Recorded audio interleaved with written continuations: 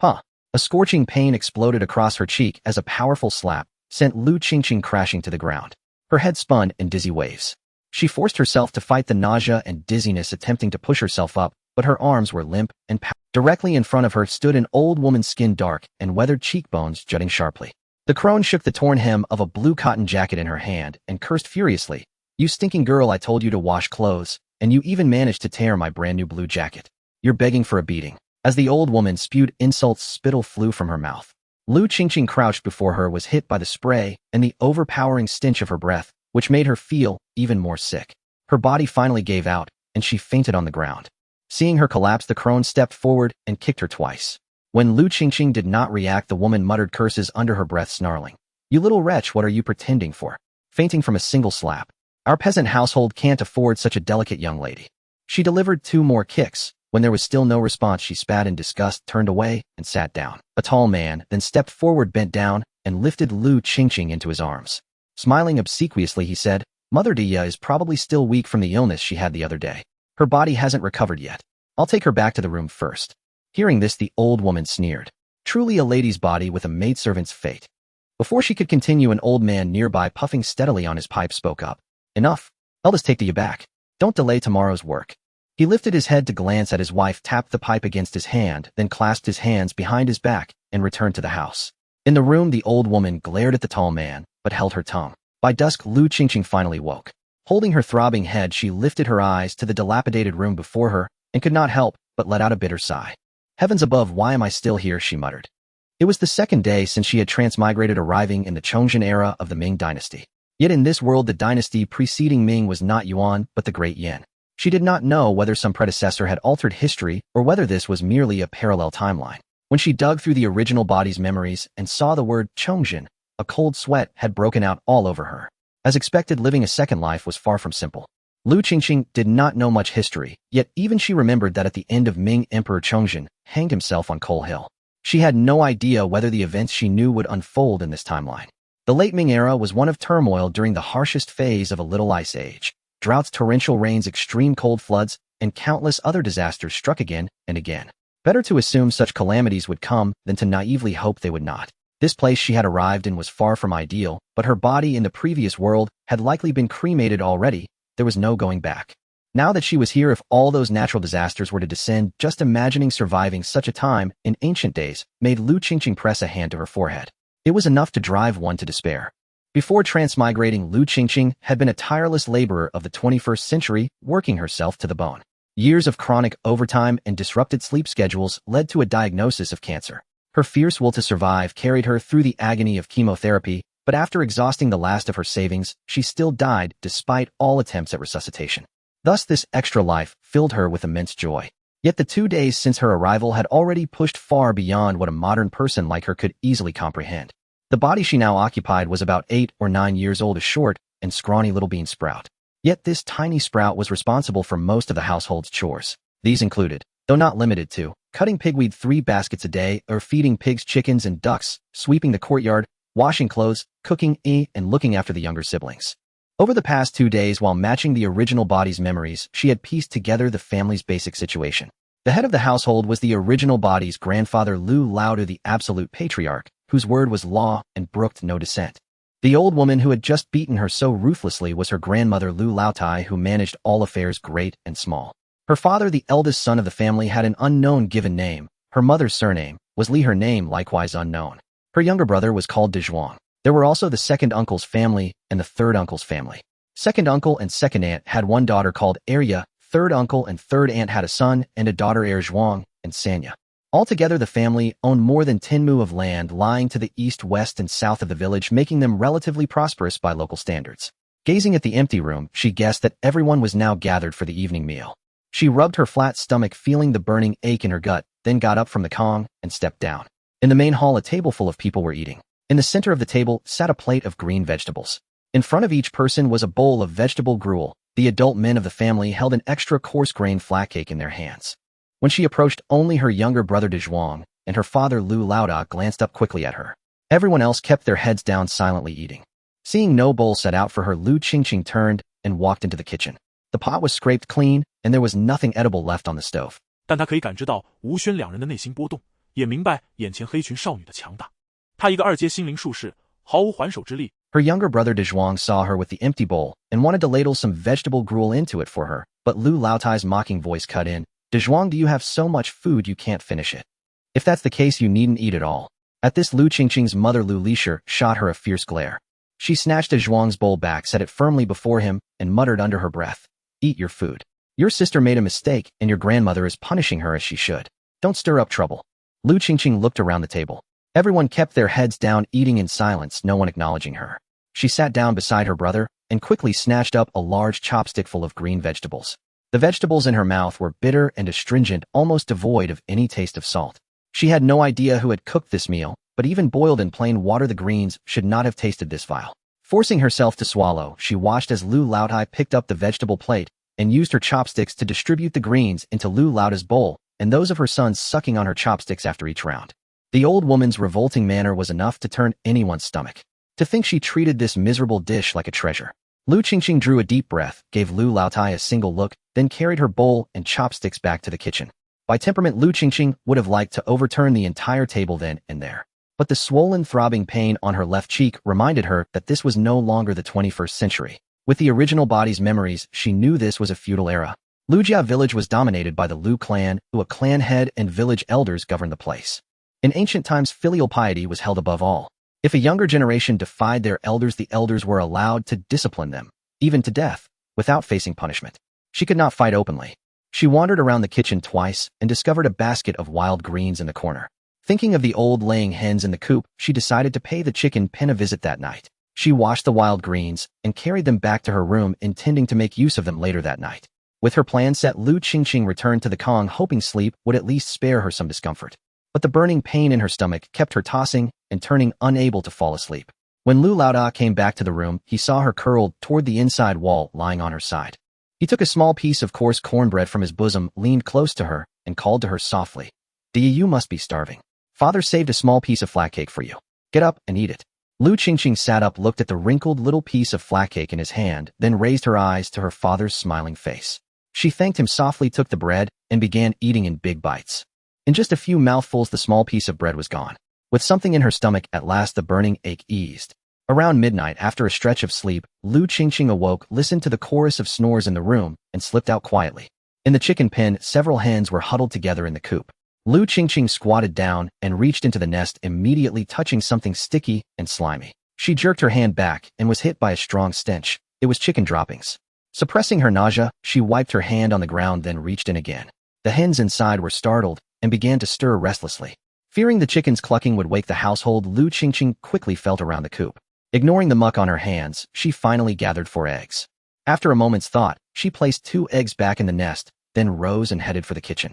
She washed her hands thoroughly and set a pot of water to boil. Before long, Lu Qingqing was sipping hot wild green sand egg soup. There was no salt to speak of, yet the fragrance of eggs alone was a rare luxury for this body.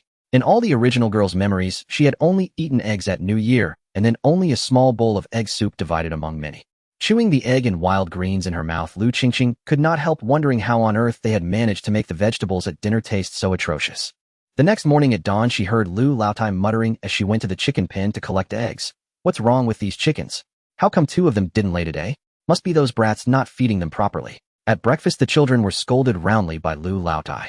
Little Sanya, only 2 years old, was frightened into loud sobs. Lu Laosan, distressed, scooped his daughter into his arms to soothe her, then tried to persuade his mother. "Ma, don't shout. You're scaring my girl. The chickens have always been fed by Dia, and Arya haven't they yet?" Seeing her youngest son doting on a mere girl, Lu Laotai curled her lips in displeasure and turned her ire on Dia and Arya, who were sitting at the side eating. "Have you 2 been slacking again, not feeding the chickens properly?" Arya, seeing Lu Laotai's dark expression, quickly protested. "Grandma Diyi has been coming back with a basket full of grass every day. I chop it all up for the chicks to eat. You can see there's still some left on the ground." Lu Laotai thought for a moment. Indeed, there were bits of uneaten fodder on the floor of the chicken pen. Still, she barked, "Enough? Say 1 word, and you have 100 more waiting. Eat your food." Under the blazing sun, Lu Qingqing took out a scrap of cloth she kept on her person and carefully wrapped up the 4 ants inside. They were a kind of sticky ant with wings that, when biting, secreted an acidic fluid. Its hind wings were membranous and could be used for flight, and when not in use, they folded up and hid beneath the forewings, so people called it the hidden wing insect. Whoever was bitten would break out in a large patch of redness, tingling and itching at once. Seeing that the back basket beside her was nearly filled with pig fodder, she straightened up and wiped the bean-sized drops of sweat from her face. She quickened the motion of her hands cutting grass. She still had to make it home to cook lunch before the sun reached its zenith. She carried the basket brimming with pig fodder back home, dumped half of it into the pigsty, and left the rest for Arya to chop up for the chickens. Then she carefully put the cloth bundle back in her own room, climbed onto a small stool, and began adding water to the pot on the stove and kindling the fire. When the water came to a boil, she poured in the washed chopped vegetables. Right after that, she emptied into the pot the coarse grains from a gourd ladle, ground millet, the kind cooked with the husk still on. She took a wooden spoon and stirred, and when bubbles rose in the pot, she hastily put out the fire, preparing to ladle the food into a bucket. Do not mistake it for pig feed. This was the midday meal for a household of more than 10 people. Seeing that no one had returned, yet Lu Qingqing swiftly used her own small bowl to scoop out the thick porridge settled at the bottom. Once Lu Lixia came to distribute the food, she would never get a share of that part. Shortly after she finished ladling the meal, a young woman's voice rang out. Is the meal ready? The voice drew nearer, and her birth mother Lu Lixia came over, anxiety etched across her blackish-yellow face. Hurry up, your grandpa and grandma are waiting. Lu Qingqing took in the woman before her, just over 1.50 meters in height, skin dark and sallow, hair dry and frizzy. Looking closely, one could still discern fairly regular features beneath it all. Since she arrived in this world, everyone she had seen was more or less the same. Thin and dried out, tan to a deep dark color, bodies bearing the marks of chronic malnutrition. Mother, the food is ready, Lu Qingqing called. Ever since she crossed over, she carried the original Buddhist memories and could speak the local dialect. The speech here sounded somewhat like the modern dialect of Shandong. Lu Lixia glanced at the amount of food left in the pot and felt it was a bit too much. She scooped another spoonful back into the bucket, then lifted the bucket of food and headed to the fields. Seeing her leave, Lu Qingqing poured her own bowl of thick porridge back into the pot and stirred it in evenly. She began ladling food for her younger siblings, giving more to De Zhuang and Arya since the two were older, helped with the household work, and felt hunger sooner. They paid no heed to the heat, merely blowing a little before wolfing down the vegetable porridge in great mouthfuls. Turning her head, she saw Sanya, beside her, eyes fixed on her own bowl, the little girl anxiously slapping her hands and babbling. Although Lu Sanshu was not much of a good person, little Sanya, that nursing baby, was still very adorable. Lu Qingqing hurried to blow on the porridge and feed her, and only when she had fed half a bowl did she begin eating her own lunch. The thick porridge scraped straight down her throat, and Lu Qingqing could not help but long for all kinds of modern delicacies. In these 2 days since crossing over, she had called out countless times for a system, a spatial treasure, a white-beard old grandpa Doryman. Any cheat she could think of. After the 777th unanswered call, Lu Qingqing bowed her head in resignation. Even with another chance at life, her days here were far too bitter. What she ate was worse than modern pig feed, and where she slept was inferior to the pens in a modern pig farm. Every day the work was endless, and with her malnourished body, she was frequently dizzy. Beaten down by life, Lu Qingqing could not help humming that classic little tune, "Little cabbage grows yellow in the field at 2 or 3, I've lost my mom." Then again, it was not quite accurate. This original body did have a mother, even if she felt no love. Forget it, there was still a pile of chores undone. With that thought, she lifted the basin piled high with dirty clothes, grabbed the washing mallet, and walked toward the village creek. She found a large rock beneath the shade of a tree, wetted a shirt that still looked relatively new, and began carefully. When she came to clothes with many patches, she merely rinsed them through the water, lifting them once the mud had washed away. In ancient households, clothing was passed from the older to the younger, patches layered upon patches, and the cotton and linen fabric was never very sturdy to begin with. Worn year after year with more and more patches sewn on, they tore even more easily. Previously, Madame Lu's garment had probably ripped because she struck it too hard with the wooden mallet, splitting open a piece of fabric. Now Lu Qingqing had no other way out, as she could not openly oppose them. If she wanted to survive in this household, she had to do all these tasks well. Just as she scrubbed clothes in resigned silence, she noticed what seemed to be a piece of translucent white stone by her hand and wondered if it might be jade. She reached out to pick up the glowing white stone, but without steadying herself properly, her fingers scraped against the rock beneath. In an instant, beads of blood welled up. Ignoring her bleeding finger, Lu Qingqing carefully examined the stone she had picked up. She found that although the stone's texture resembled jade, there was no cloudy fiber within. Instead, faint green lines ran along its surface, much like the pattern on a mouth of a well. Before she could examine it further, the stone suddenly vanished from her hand. Lu Qingqing felt a wave of dizziness sweep through her head, and within her consciousness, a new space emerged. At its center stood a well, its rim built of bluish stone, water brimming right up to the edge, as if the supply were inexhaustible, while empty ground stretched out on all sides. The sudden appearance of a spatial realm filled Lu Qingqing with wild joy. Forcing herself to repress her excitement, she cautiously surveyed the surroundings. It was the height of midday. Outside there were hardly any people around. Lu Qingqing lifted the basin of clothes and walked into the trees by the riverside, going deeper in until she hid behind a large tree trunk. After confirming again and again that no one was nearby, she decided to test whether she could enter that space. The moment she thought of going in, she opened her eyes to find herself, basin of clothes in hand, already inside. Apart from the bluestone, while the ground around was utterly bare, not a single blade of grass growing, and Lu Qingqing worried whether this soil could nurture anything. Leaving the space, she plucked 2 wild vegetable plants from the roadside, intending to test whether they could be cultivated when she returned. She hurried back to the creek, finished washing the clothes, and then rushed home. After hanging the clothes to dry, Lu Qingqing went back to her room and slipped the latch on the door. Seeing the wild vegetables already starting to droop a little, she hurried into the space to plant them. She scooped up water from the bluestone well and poured it over them, then left the space, planning to wait and see how they fared in the coming days. At noon, seeing that the children were still napping in the room, Lu Qingqing slipped into old Lu's bedroom with a scrap of cloth. After fiddling around for a while, she emerged looking perfectly unconcerned. By dinner time, ignoring Madame Lu's cold sarcasm, Lu Qingqing kept her eyes lowered and ate the porridge in her bowl in big mouthfuls. When the night's chores were finally done and she lay down, her whole body was exhausted, yet her mind was unusually alert. She wanted to examine the space she had gained that day, but with someone sleeping beside her, she did not dare to enter it. In these few days since arriving, Lu Qingqing had not eaten a single meal of solid grain. Her craving for grain had reached its peak, not to mention the many modern snacks and delicacies. Even the thought of a simple big white steamed bun made her swallow drool. She did not know what time it was in the night. The surroundings were utterly silent, broken only by the occasional chirp of insects. "Ah, it hurts me to death." A shrill voice tore through the stillness of the night. Hearing Madame Lu's anguished shrieks, Lu Qingqing curled her lips into a soundless smile. As the oil lamp flared to life in Madame Lu's room, eldest Lu and several others got up, dressed, and went over. Knowing full well she must have been bitten, Lu Qingqing pretended to be asleep and remained motionless. The night was quiet, and the voices from that room carried clearly. "Oh, my mother, what on earth bit you? Your whole face is swollen and red. Wasn't it some kind of stingy bug that fell on your face? Heaven above, what a big patch. They'll go get some garlic from the kitchen. Smearing it on should help." Everyone in the room chattered at once. The scene a mess. When they smeared on the garlic, Madame Lu howled even more miserably. The bite of the sticky ant brought on a great swollen itching patch. The more one scratched, the worse the swelling became. Garlic did nothing to relieve it. Instead, the friction made the wound even more severe. Listening to Madame Lu's cries of pain from the other room, Lu Qingqing touched her own still aching left cheek and gradually drifted off to sleep. A whole group of people searched Madame Lu's Kong bed for insects. No one knew how long they kept at it. Near dawn, Lu Qingqing woke. She listened for a while to the snoring from that room, then rose quietly and slipped outside. She went to the windows of old Lu and second and third uncle's rooms and listened for a moment at each. After all the fuss before sleep, the snoring inside was loud in every room. Lu Qingqing then walked quickly into the latrine, closed the door, and entered the space. Inside, it was still bright as daytime, and the wild vegetables that had been somewhat wilted before now stood upright and vigorous. Joy surged in her heart. This space could indeed grow things. Then she remembered that all the grain at home was locked in the cabinet in Madame Lu's room. Each day before going out, Madame Lu would ladle just 1 spoonful of ground flour for cooking, making it impossible to plant any grain for herself. Lu Qingqing resolved that the next day she would sneak into the vegetable plot behind the house and first steal a few seeds of pumpkin and cabbage radish beans and other filling foods to plant.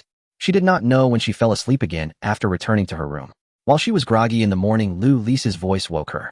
She heard Lu Lisher chatting with eldest Lu that they had found 2 sticky ants on the Kong last night. Madame Lu had pinched the ants, thrown them on the ground, and ground them viciously under her heel before she felt any relief. In the morning, when Lu Qingqing saw Madame Lu, she could barely keep herself from laughing out loud. Her dark, deeply wrinkled right cheek was puffed up in a mass of swelling that extended all the way to her eyelid. In some places, she had scratched so hard the skin broke and scabbed over. On top of that, Madame Lu could not help constantly scratching her backside, each scratch followed by a sharp hiss of pain. After a while, once she forgot the pain, she scratched again and again, each time hissing through her teeth in fresh disgust. Seeing the old lattice demeanor, Lu Qingqing felt quite pleased and took the initiative to help Lu Lisher prepare. The old man was proud and remained silent, even when he scratched his leg painfully, pursing his lips and frowning. Lu Qingqing felt a pang of guilt for inadvertently hurting him. However, if given another chance, she would still release the ants. With her head lowered, she quickly drank the vegetable porridge, finding it wasn't as bitter as before. After breakfast, the others went out to work in the fields while Lu Qingqing began her chores at home, recalling the various natural disasters that might occur during the Little Ice Age of the late Ming Dynasty. She needed to quickly stock up her space, so Lu Qingqing hastened her movements.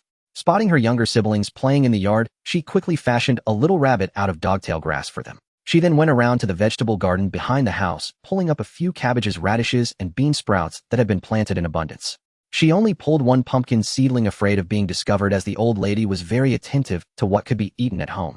While pulling the pumpkin seedlings, Qingqing was startled by the sudden sound of footsteps. Turning around, she saw it was the neighbor uncle passing by to change his hoe. She raised her head to greet him and continued her task after he walked away. After finishing in the vegetable garden, Qingqing planned to wash clothes and then head to the foot of the mountain to see if there were any edible plants, while also cutting some grass. The morning water was a bit chilly, so Qingqing silently quickened her washing speed.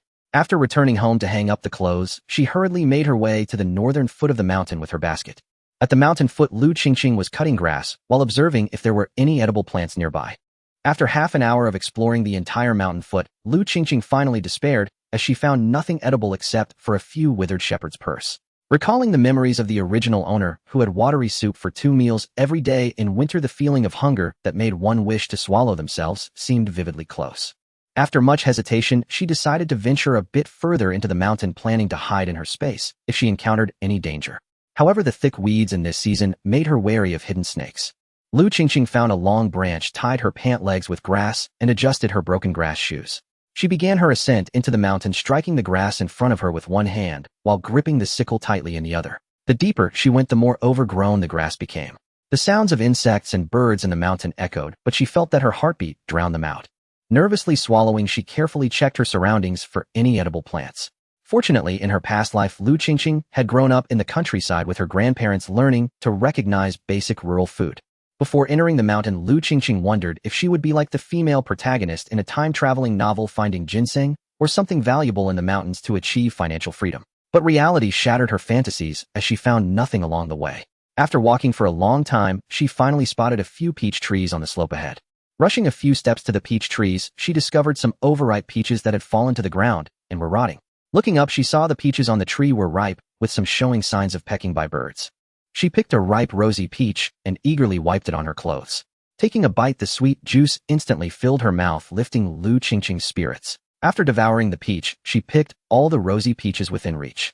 Looking at the remaining peaches, Qingqing climbed the tree, managing to gather all but a small part at the top that she couldn't reach, placing the rest by the well in her space. She washed the larger ripe peaches clean with well water, laid them on a large leaf, and sat by the tree happily eating until she was full.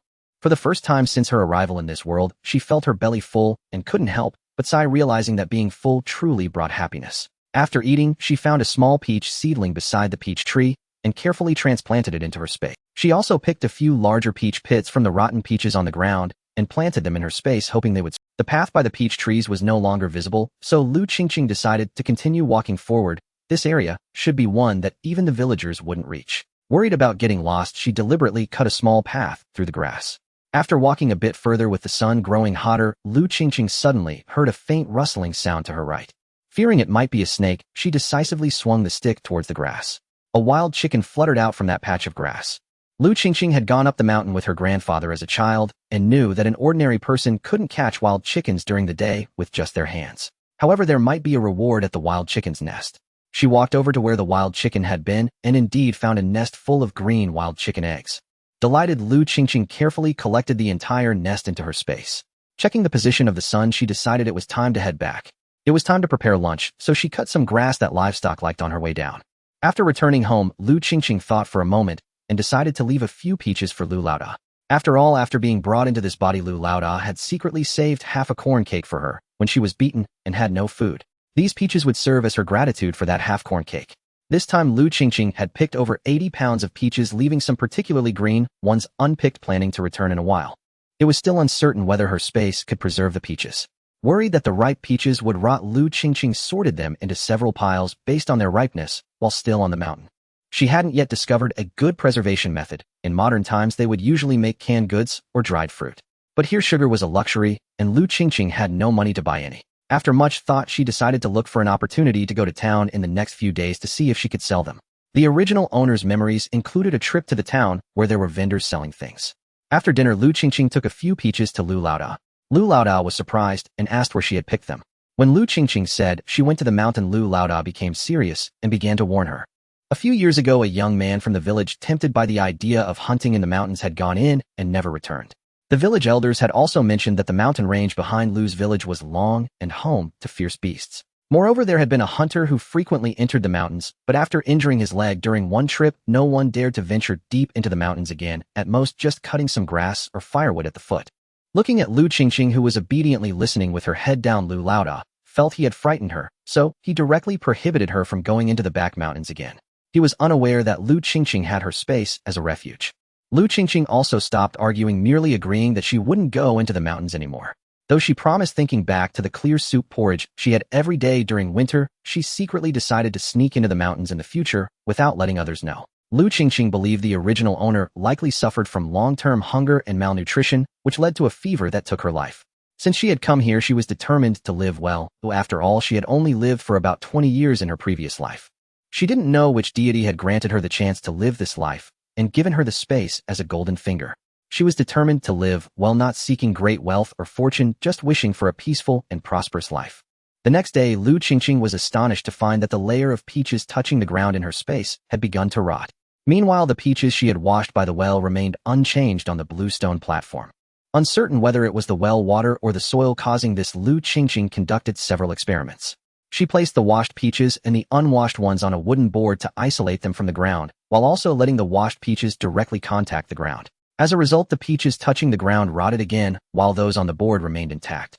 From this, she concluded that the well water did not have a preservation effect, and that isolating food from the ground in her space could keep it fresh. Lu Qingqing decided to gather more wood or flatter stones to create a shelf isolating food from the ground to maintain its freshness. She secretly examined the wild chicken eggs she had collected from the mountains under the sun. Inside there were a few dark ones that felt a bit heavy, possibly close to hatching. She placed them in her space, unsure if they would still hatch. There were also 2 eggs that, when held up to the sun, allowed light to pass through and felt quite light. Lu Qingqing secretly boiled them while cooking. Taking advantage of the time spent cutting pig grass, she secretly ate the wild chicken eggs over 2 days, licking her hands clean of any remnants. As for why she didn't share with her parents and younger brother, she could only say that in ancient times little girls had no rights. Grandma Lu tightly controlled the family's eggs, rice, flour, and other food supplies. As for her brother Dezhuang, being the eldest grandson, he was greatly favored by Old Man Lu and could occasionally enjoy the special meals prepared by Grandma Lu. As for her brother Dezhuang, being the eldest grandson, he was greatly favored by Old Man Lu and could occasionally enjoy the special meals prepared by Grandma Lu. In the original owner's memory, Grandma Lu often called her sons and grandsons into the house for special meals after dinner. After the family had dinner, Grandma Lu would send the daughter-in-law and granddaughter back to their rooms while she busied herself in the kitchen, soon filling the air with the aroma of oil and meat. When the original owner was still young, she would seek out Lu Laoda for tasty food, but after being scolded once, she no longer dared to make a fuss. As for the original owner's mother, Lu Lixia, she valued her brother Dezhuang and her maternal nephews, more often skimping on food for the original owner during good meals. Before her time travel, Lu Qingqing had also grown up being pampered by her grandparents, and her understanding of family was naturally different from that of the original owner. According to the original owner's memory, she was the only child in the family, and her father Lu Laoda had some affection for her. This was expressed in the form of leaving a little of the family's cornmeal for her and her brother during busy farming seasons. However, the special meals that Grandma Lu prepared for her sons and grandsons were not meant for her. Moreover, if any conflict arose between the original owner and her brother, Lu Laoda would certainly side with Dezhuang. As for the patience and guidance that the original owner envied in riding horses, that was exclusively for her brother Dezhuang. The most common thing Lu Lixia said to the original owner was to take good care of her brother, as he would be her support in the future. Lu Lixia had 6 elder sisters and 1 younger brother. When she was born, she almost drowned in a urine bucket and was taught from a young age that she existed for the sake of her brother Li Jinbao.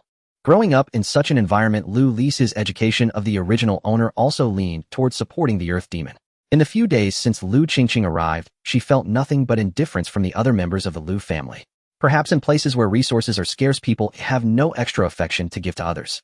Lu Qingqing was very certain that if a disaster struck now, she would be the first to be sold or starve to death in her family.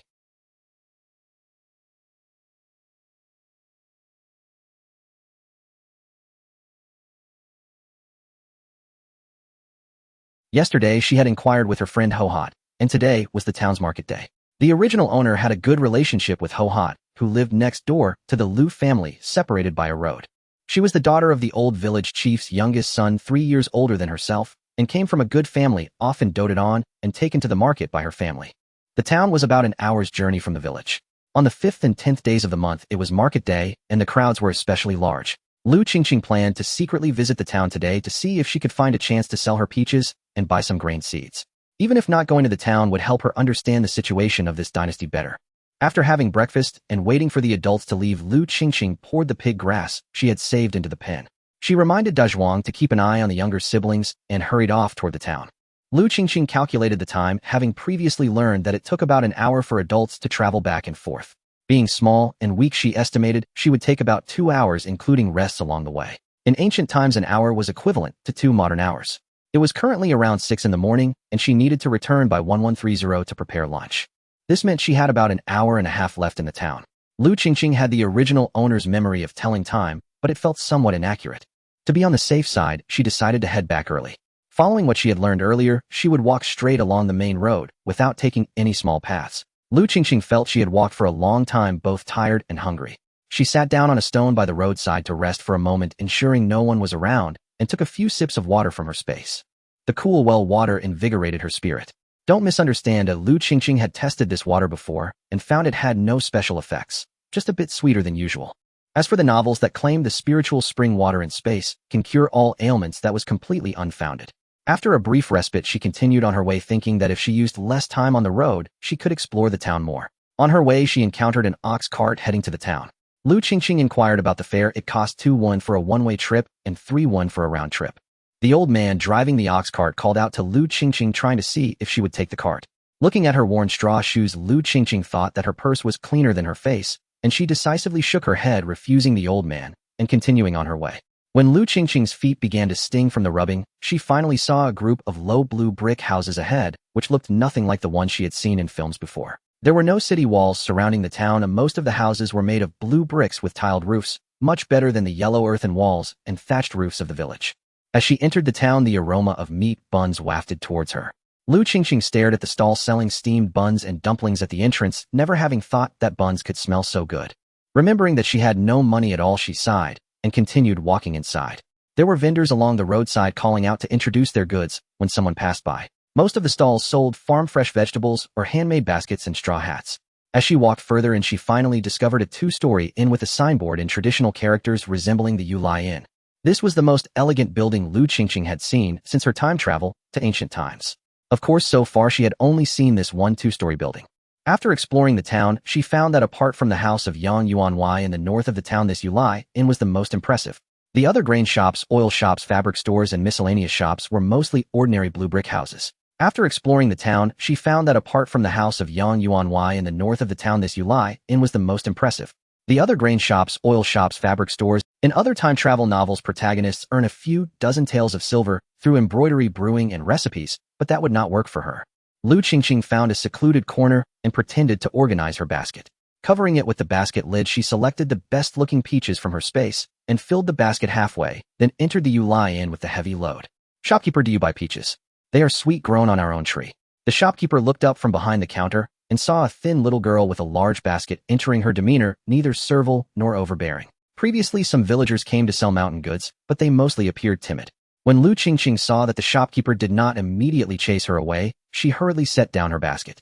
She picked a clean peach from the top, stood on her tiptoes, and handed it to the shopkeeper. "Please try this. I washed it. It's completely clean and really delicious." The shopkeeper looked at the little girl before him. Though her clothes were a bit tattered, she was quite clean. Her fingernails were trimmed short, and there was no dirt under them, indicating she was a tidy child. He took the red peach from Lu Qingqing's hand, took a bite, and tasted the sweet juice. Then he asked, "Little girl, how much do you plan to sell these peaches for?" "Shopkeeper, you are a good-hearted person. Just give me whatever you think is fair for the peaches." Before coming here, Lu Qingqing had encountered someone selling peaches at a stall for 6 per jean, and their appearance was not as good as the ones in her basket. As long as the price was not lower than 6 when she planned to sell them to the shopkeeper. The inn mainly catered to passing merchants, and besides the inn, there were hardly any places in town that would buy the peaches from her. Selling them individually would fetch a lower price and would be more time-consuming and labor-intensive, and she did not have much time to wait. As long as the shopkeeper could offer a reasonable price, she would be able to sell mountain goods here in the future. Shopkeeper Lee looked at the little girl's bright black eyes. She seemed to be quite clever. "For your peaches, I will give you 8 per jean, and I'll take all that are in your basket. If that sounds good to you, let the kitchen weigh them for you shortly." Upon hearing that he would give 8 per jean, Lu Qingqing was very satisfied and happily said, "Thank you, shopkeeper. I wish you prosperous business and abundant wealth." The shopkeeper smiled as he heard this, as doing business often requires good omens. This girl seemed clever, and he was happy to help, allowing Lu Qingqing to take her basket to the kitchen for weighing. In the kitchen, the assistant picked out the peaches and weighed them 45 jin. The shopkeeper settled the bill for 361. Several peaches that were slightly less attractive were given to the shopkeeper by Lu Qingqing as a way to foster goodwill for future transactions. The only way she had to make money now was through the back mountain, so she inquired with the innkeeper about the types of mountain goods they usually purchased. Wild products were the most popular here and commanded a higher price. Next were mushrooms, which were slightly more expensive than vegetables, followed by quality fruits, which were also bought here. After leaving the inn, Lu Qingqing decided to muster her courage and try her luck at Yang Yuanwei's house to the north. As she approached the Yang residence, she took out about 30 jin of peaches from her space. This time she went to the back door of the Yang residence. After knocking, a young servant opened the door. After explaining her purpose, she gave the servant 2 peaches, asking him to help inquire. After waiting about 15 minutes, the steward arrived. Lu Qingqing hurriedly offered him a peach to taste. As he savored the sweet and sour peach, he glanced at the basket, seeing that the peaches inside were all plump. Remembering that it had been hot lately, and the mistress had not had much appetite, he thought these peaches might be to her liking, so he decided to accept them. He offered a price slightly higher than the inn's 9 when per jin, weighing just over 30 jin in total. He paid 271. After thanking him, Lu Qingqing left and headed straight to the grain shop. Inside the shop, the price of wheat was 600 won per shur, with 1 shur being approximately 120 jin. She specifically asked the shopkeeper for seeds that could be planted, spending 300 won. While in the seeds section, she discovered corn. The shopkeeper said it was a new crop imported from the capital. The price for corn was 50 won per jin, and Lu Qingqing spent another 200 won to buy 4 jin of corn seeds. With the wheat and corn seeds, she could plant about 4 mu of land. Checking the position of the sun, she realized she could stay a little longer. After leaving the grain shop, she looked for an opportunity to store her purchased seeds in her space. She then wandered around the stalls again, noticing that the prices for vegetables were the lowest, with a large bunch costing only 1 or 2 won. Lu Qingqing wanted to see if there were any sweet potatoes or potatoes, as these 2 types were high in starch and produced a good yield.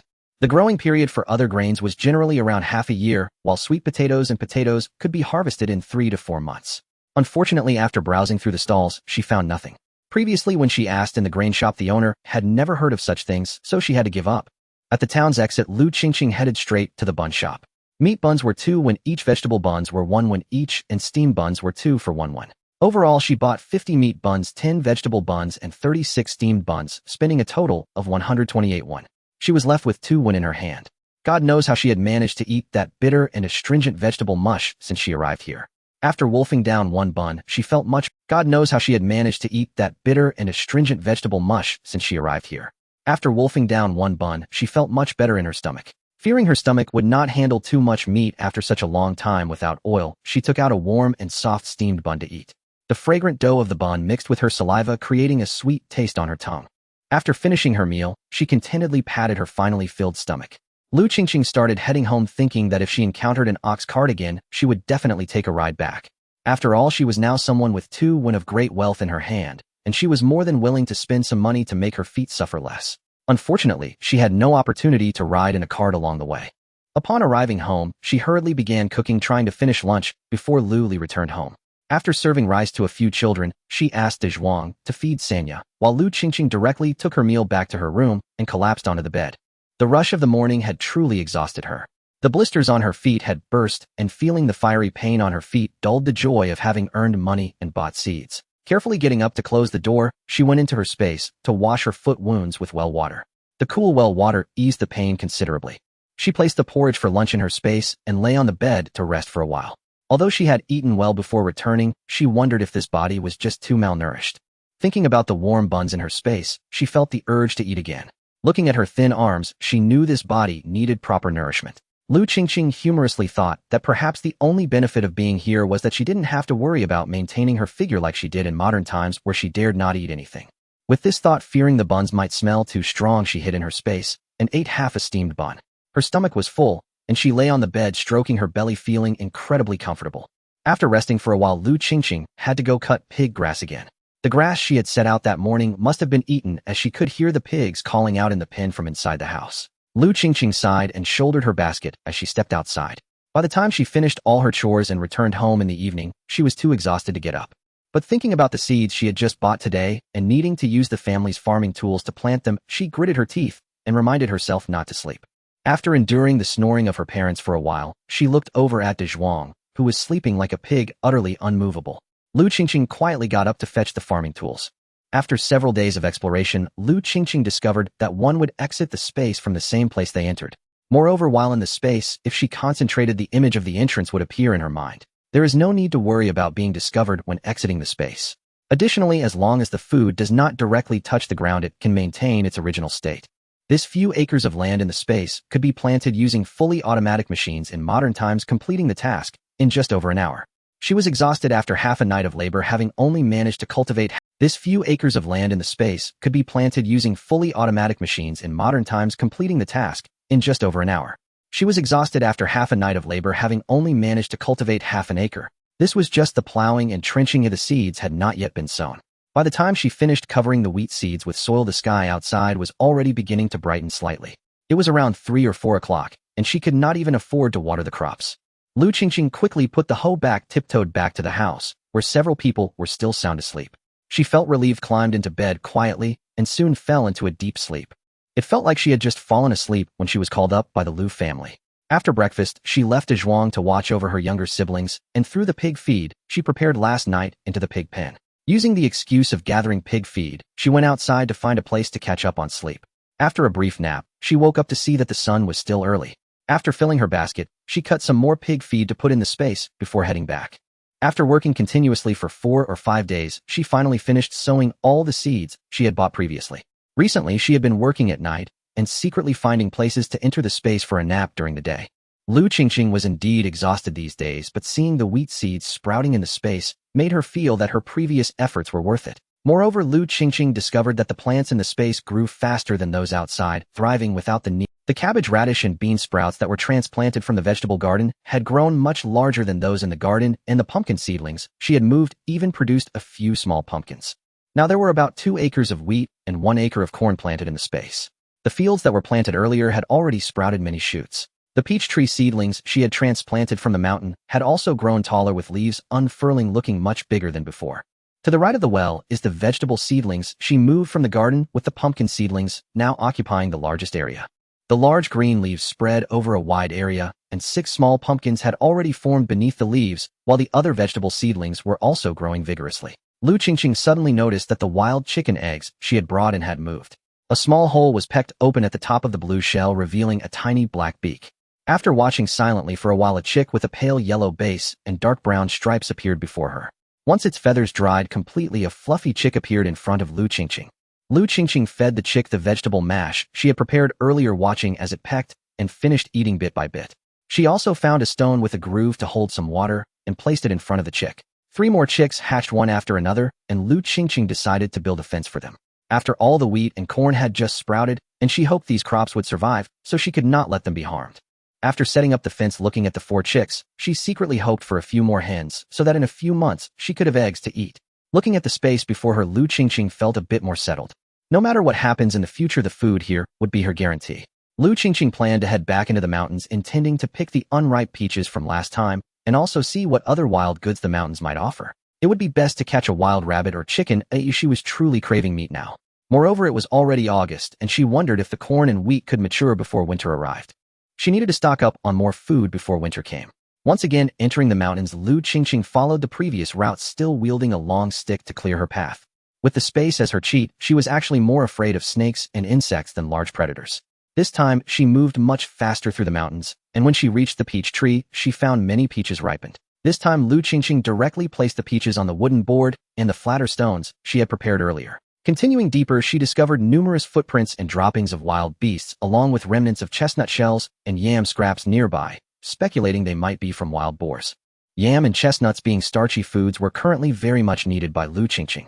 She tightly gripped the sickle in her hand, moving quietly along the traces left by the wild boar, fully prepared to enter the space at any moment. The area where the wild boars often roamed had shorter grasses, and following the track, she indeed discovered a large amount of yams not far away. This time, Lu Qingqing learned from her previous experience and brought a shovel used for digging wild vegetables from home. She first collected the yam beans from the vines, and those that had fallen to the ground into her basket, resting a bit before starting to dig up yams. This yam was shorter and thinner than what we eat in modern times. She wasn't sure if it was due to insufficient nutrition or because modern varieties had been cultivated. However, for Lu Qingqing, this patch of yams was truly a treasure. Unfortunately, being small and weak, she could only work for a while before resting. Not long after, she developed a more efficient method. After digging out a bit of yam, she pinched it and placed it directly into the space. Once this patch of yams was nearly harvested, looking at the large quantity of yams and yam beans in the space, Lu Qingqing felt as if a heavy weight had been lifted from her heart. Steaming yams in winter would ensure she wouldn't go hungry. However, a new problem arose. The boards and stones she had previously stored could not hold the yams and yam beans she had dug up. Many were left directly on the ground, so she needed to find something to store them that could keep them off the soil. Since yams are perennial plants, Lu Qingqing dug up more than a dozen yam seedlings and planted them into the space, which would grow faster than planting just yam beans alone. Thinking of the chestnut shells she had seen before, she moved forward, paying special attention to whether there were any chestnut trees. Sure enough, after walking a bit further, she found a grove of chestnut trees against a hillside. Many chestnuts had ripened and fallen to the ground, being eaten by wild boars that had trampled open their spiky shells, while more were piled up on the ground.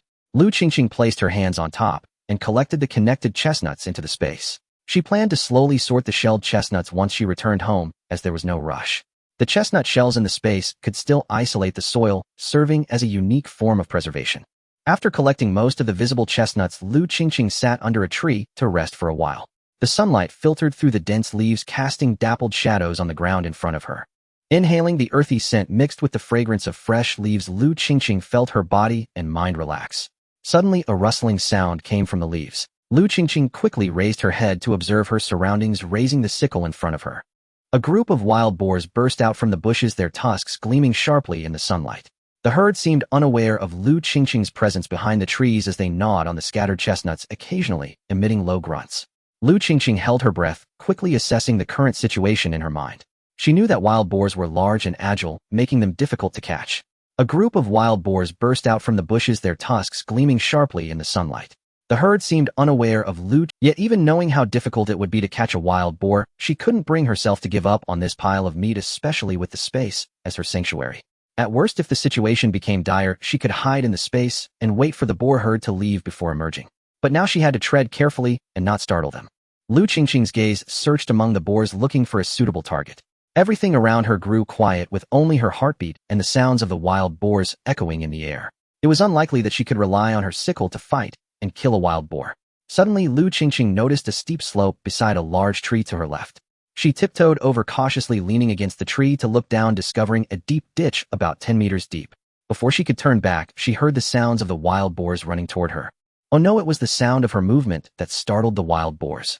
Turning around, she saw a large group of wild boars grunting and charging towards her at high speed. Leading the charge was a boar king, its sharp tusks gleaming and its massive body surprisingly fast. Lu Qingqing wished she could immediately retreat into her space, but the boar herd was still over 3 meters away. Steadying her mind, she decisively slipped into the space when they were about 2 meters away. Within the space, she focused her consciousness on the outside.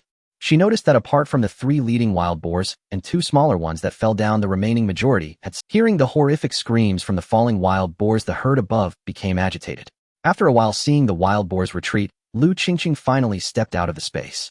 She found that the wild boars that had fallen had also ceased their cries, 5 of them lying scattered in the ditch. Lu Qingqing carefully made her way around and reached the ditch, which was only about a meter from the bottom. Except for one smaller wild boar that was still trying to get up, the others had lost their lives. She quickly stored the dead boars in the space.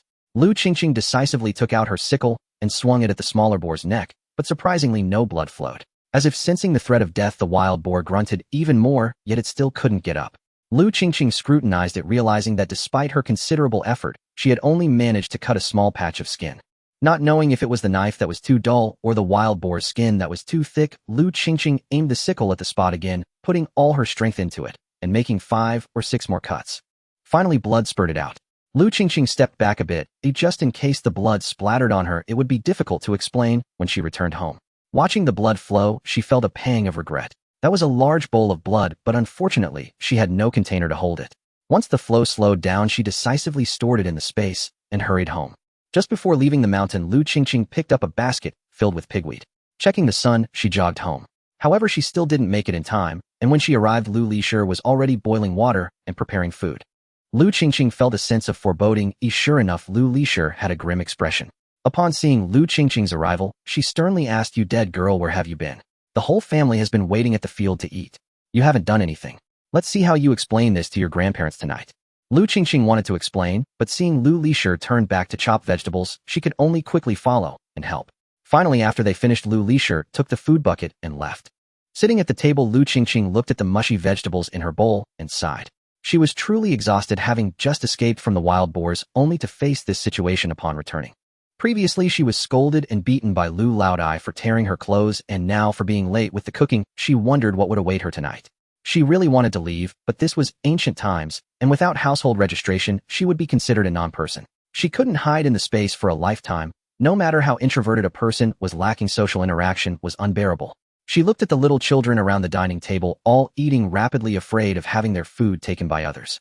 Feeling a sense of helplessness in changing the current situation, at that moment Dezhuang spoke up beside her sister. Are you afraid of being punished by Grandma tonight and not getting to eat? Don't worry, this time I will definitely save some food for you secretly, and I won't let Grandma find out like last time. Lu Qingqing was taken aback. She hadn't interacted much with this younger brother since arriving. During lunch, she had divided the food for them, and after they finished eating, she went off to work, not realizing that her brother still thought of her. Then thank you in advance, Dezhuang. Lu Qingqing smiled lightly at Dezhuang. Hearing his sister's words, Dezhuang's dark face broke into a silly grin. Big sister gave me some too before. As he spoke halfway, Dezhuang suddenly covered his mouth, recalling that they had only eaten peaches at home, realizing he shouldn't mention that. Lu Qingqing looked at her brother and felt a warmth in her heart. No matter what happened in the future, Dezhuang truly regarded her as his sister now. In fact, since she arrived, Lu Qingqing had hardly felt much kindness from the Lu family. Most of the family ignored her. The deep-rooted patriarchal mindset in this feudal society ingrained such indifference in everyone. For the Lu family, giving Dio a meal to eat without throwing her away or drowning her was an act of kindness, and they expected her to be grateful and help with household chores. When it came time for her to marry, she would have to exchange a bride price to help the family's males marry, which was the fate of most peasant girls here. In such circumstances, there were rarely any family members who would invest much affection in a girl, much like her father Lu Laodai. While he did love Dia, most of his affections were directed toward Dezhuang. After all, once a daughter married, she belonged to another family. After swiftly completing the household chores in the afternoon, she began to think about what to do at night. Last time, after washing her torn clothes, Lu Laodai had beaten her, and then had a long period of cold treatment.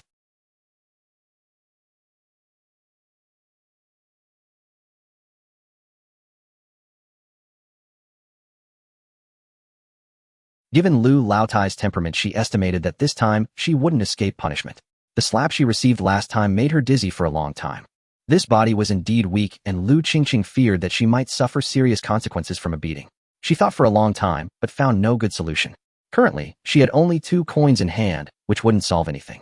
She called Dezhuang over and instructed him that if Grandma wanted to hit her tonight, he should run next door to find the old village chief. The old village chief was Lu Laodai's cousin, a fair-minded person whom Lu Laodai always feared. In fact, if it were just a punishment of not being allowed to eat, which the other children feared most, it wouldn't be much for her now. After all, she still had the buns and steamed buns she had bought in her space. What she feared was Lu Laodai hitting her. Her small arms and legs couldn't withstand that. Regardless of her worries, after finishing dinner, the Lu family still returned home under the evening glow. As soon as old Madame Lu returned, she called Lu Qingqing into the main room and asked with a gloomy expression, "You little brat, what happened at noon? What time is it? And you haven't even started cooking, making our whole family wait for you. Where were you slacking off? If you don't want to stay in this house, just get lost." Oldest Lu chimed in. "Big girl, quickly apologize to your grandma. Last time you broke my clothes with a stick, and now you don't cook again. Lately the clothes haven't been washed properly. Do you think that since I didn't take you to see a doctor when you had a fever, you're entitled to torment the family like this?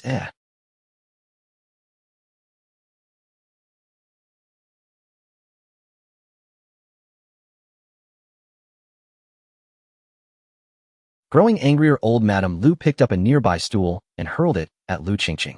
Lu Qingqing, having anticipated her move, dodged to the side as old Madame Lu bent to grab the stool. Growing angrier, old Madame Lu picked up a nearby stool and hurled it at Lu Qingqing. Lu Qingqing, having anticipated her move, dodged to the side as old Madame Lu bent to grab the stool. As soon as old Madame Lu called her in, Lu Qingqing had instructed Dezhuang to summon the village head. At this moment, before the head arrived, old Madame Lu was ready to strike. That rough stick could cause serious injury. Lu Qingqing came to a sudden stop, seeing that old Madame Lu was still a distance away from her. Turning towards old Madame Lu, she knelt down and cried out loudly, "Grandma, I know I accidentally tore your clothes last time, and you have grievances against me, but I am also a child of the Lu family. Since I was 5, I've been working on a stool, and I've never made you worry about the household chores. Today I just wanted to gather some pig feed, but I ran a bit far and ended up cooking late. Do you really want to kill me for that? Old Madame Lu, seeing her stop, swung the stick at her. Stop it, wife of Zhenhai. As soon as the village head entered, he saw old Madame Lu about to hit the girl. Having just heard Dazwang's anxious cries, he felt even more that old Madame Lu's heart was cruel. Big girl is usually such a well-behaved and diligent child. Just because of one piece of clothing you want to kill her. Zhenhai, what exactly is going on? What great sin has she committed to deserve this punishment? Old Lu, seeing his cousin arrive, immediately stood up from the stool and stammered for a long while before saying, "This child, big girl, is disobedient, being lazy at noon and delaying mealtimes, causing the whole family to wait for her. That's why her grandma is disciplining her." The village head snorted. Using such a thick stick for discipline. This child, big girl, has always been obedient and sensible. Since she was young, she has been cooking for you, and she never neglected the household chores. Can you find another child in the village who is as considerate? Even if she was a bit late this time, there must be a reason for it. Did you even ask what happened before hitting her? Is this how you want to ruin the village's reputation? If you earn a reputation for being harsh, who would dare come to marry into our village? Do you think your grandchildren won't need to marry? After the village head's tirade, old Lu and old Madame Lu hung their heads in shame. The village head glared at oldest Lu. Your mother is hitting the child, and you didn't stop her. If something happens, how can your family maintain a good reputation? As the eldest son of the family, shouldn't you keep an eye on these matters? Oldest Lu shrank his head and went to help Lu Qingqing, who, seeing this, recalled the earlier scene. When old Madame Lu was about to hit someone with the stool, oldest Lu stood right in front of Lu Qingqing. Yet he did not help to stop her and was even afraid of being hit himself, quietly stepping back a few paces. In her heart, she couldn't help but lament that she had thought oldest Lu favored boys over girls and had some feelings for her. Now it seemed that he only cared about himself. Lu Qingqing thanked the village head. He looked at the frail girl before him and couldn't help but feel some pity. He then advised old Lu, in the future, think things through and manage the household properly so the villagers won't laugh at you. After saying this, he turned and walked away. Once the village head left, the house fell into silence. Old Madame Lu glared at Dazhuang, but did not dare to speak, silently watching old Lu. Old Lu, having taken a couple of puffs from his dry tobacco, squatted at the door and stared at Lu Qingqing for a while before saying, "Big girl, in our farming family, we value hard work and being diligent. How about this? Starting tomorrow, let Dazhuang and you do the household chores, and you will follow the family to the fields." After old Lu finished speaking, Lu Qingqing felt as though she had been struck by lightning. If she went to the fields, she would have no time to nourish her space. She still had wild boars in her space that she hadn't sold. Although the space can preserve them, she urgently needed something like a curtain or wooden frame to separate them from the soil. She had originally planned to go to town the day after tomorrow to sell the wild boars, and then buy some grain and essential items, but now that was out of the question for a while. Moreover, the weather outside was scorching and her body was already malnourished. She didn't know if she would be able to. Old Lu finished speaking and did not wait for Lu Qingqing to respond before directing everyone to start the meal. When old Madame Lu distributed the food, she stared at Lu Qingqing for a while before serving her a bowl of porridge, which was mostly water with very little rice, quite thin. After quickly finishing her meal, Lu Qingqing pondered for a moment and went to the haystack behind the house. She pulled some wheat stalks to lay in a corner of her space, collecting while laying them down until they formed a thick layer. She then separated the wild boar and the previous yam and yam beans into two piles, neatly stacking them on the wheat stalks. This way they wouldn't rot by touching the ground of the space. She took out a steamed bun, quickly ate it, rinsed her mouth, and then returned to the house. Seeing Lu Qingqing come in, Lu Lisher scolded, "You little brat, you are becoming more and more outrageous. After finishing your meal, you disappear. Don't you know to help your mother tidy up the table?" Lu Qingqing glanced at Lu Lisher, who showed no maternal affection towards big girl. Whether it was the previous incident of tearing clothes, or this time cooking late, Lu Lisher showed no intention of helping her child. Lu Qingqing didn't say much, only replying that she had urgently needed to relieve herself and planned to rest. At that moment, oldest Lu's voice rang out, filled with reproach and admonition. "Big girl, remember to work hard in the fields with us tomorrow and do your share of the work. Don't be lazy or have fun again, otherwise not only will your grandma punish you, but your father will too." Lu Qingqing looked at oldest Lu for a while until she noticed him avoiding her gaze, then softly responded, "Got it." In her memories, most of the young girls in the village did not work in the fields. They stayed home to cook and do laundry. Only the poorest and most unrefined families would send their little girls to the fields. After all, in this era, girls would be betrothed by 12 or 13, mostly arranged after having seen each other, and even the prettiest ones would be wasted if they got tanned.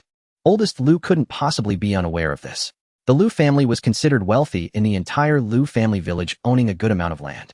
In previous years, during busy farming seasons, they even hired help. They also raised pigs, and in such a large village as Lu family village, there were no more than 5 families that raised pigs. There was no need to send an 8 or 9-year-old girl to work in the fields. It was merely that old Madame Lu and old Lu thought Big Girl was disobedient and had the audacity to seek help from the village head. They felt embarrassed after being laughed at by the village head. That's why they wanted to establish their authority in this family to maintain their status as the heads of the family. Furthermore, they had no intention of listening to her explanation regarding this matter. Despite appearing very old Lu and old Madame Lu were actually just over 50. Old Madame Lu had only recently taken over the household after her mother-in-law passed away, and she felt it was a good time to exert her authority over the family. As for oldest Lu, he neither dared nor wanted to oppose old Lu and old Madame Lu's decisions, or rather he believed that Big Girl being a girl did not deserve his opposition. Lu Qingqing stopped overthinking. After all, they weren't her real family, and she couldn't escape for now, so she would just endure for the time being. She cherished this precious life she had gained and silently reminded herself to be patient. The next day at dawn, Lu Lishur called Lu Qingqing to get up and make breakfast. Breakfast was generally rotated among the first, second, and third households, with each family taking one day. Breakfast consisted of vegetable porridge and steamed cornbread, which of course was meant for the men doing heavy work. Among the family, only old Madame Lu was allowed to eat cornbread. After years of being a daughter-in-law, this privilege was not something old Madame Lu would give up easily. After eating, Lu Qingqing went with the Lu family to the fields. The family's land was scattered across several locations. Before going to the fields, old Lu had already assigned tasks specifying who would work which piece of land and what they were. At this time of year, the majority of the work in the fields involved fetching water for irrigation and weeding. The male laborers would be responsible for fetching water from nearby rivers or wells to the fields, while the women would start watering and weeding. Lu Qingqing was assigned to work in the eastern field with oldest Lu and Lu Lishur. She was tasked with weeding. In the morning there was dew in the fields, and the temperature was relatively low before the sun rose. Before long, her clothes were soaked by the dew, and with the cold wind blowing, she shivered. In desperation, Lu Qingqing had to bend down as much as possible. Although she was exposed to more dew, the taller millet stalks could provide some protection from the wind. As the sun gradually rose, Lu Qingqing felt that the earlier cold was perhaps better. As the sun rose higher, the sunlight became increasingly scorching. Sweat soaked Lu Qingqing's clothes, trickling down and vanishing into the soil, absorbed in an instant. Lu Qingqing's hands were swollen and pale from prolonged contact with the dew, and her waist ached to the point where she could hardly stand straight. She straightened up, easing the pain in her waist, and looked around. Lu Laoda had just carried 2 buckets of water to the edge of the field, preparing to water the area where they had. Beside her, Lu Lishur was pulling weeds in the same field. Once they had finished pulling them all, Lu Qingqing and Lu Lishur were responsible for watering the field, while Lu Laoda simply brought the water over. Finally, they endured until noon for a meal. Today, it was still Lu Lishur who went home to fetch the food. After seeing Lu Lishur leave, Lu Laoda went to rest in the nearby grove, and Lu Qingqing quickly followed. She found a spot a little distance from Lu Laoda, lying down directly on the ground.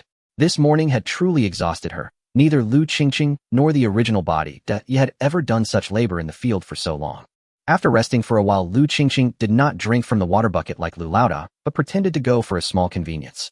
She slipped away to a corner and drank her fill of water. The water from the space was cleaner and cooler than that outside, quenching her thirst better. Most people in ancient times drank raw water directly, making it easy to become infected with parasites. On her first day here, Lu Qingqing had boiled extra water while cooking and set it aside.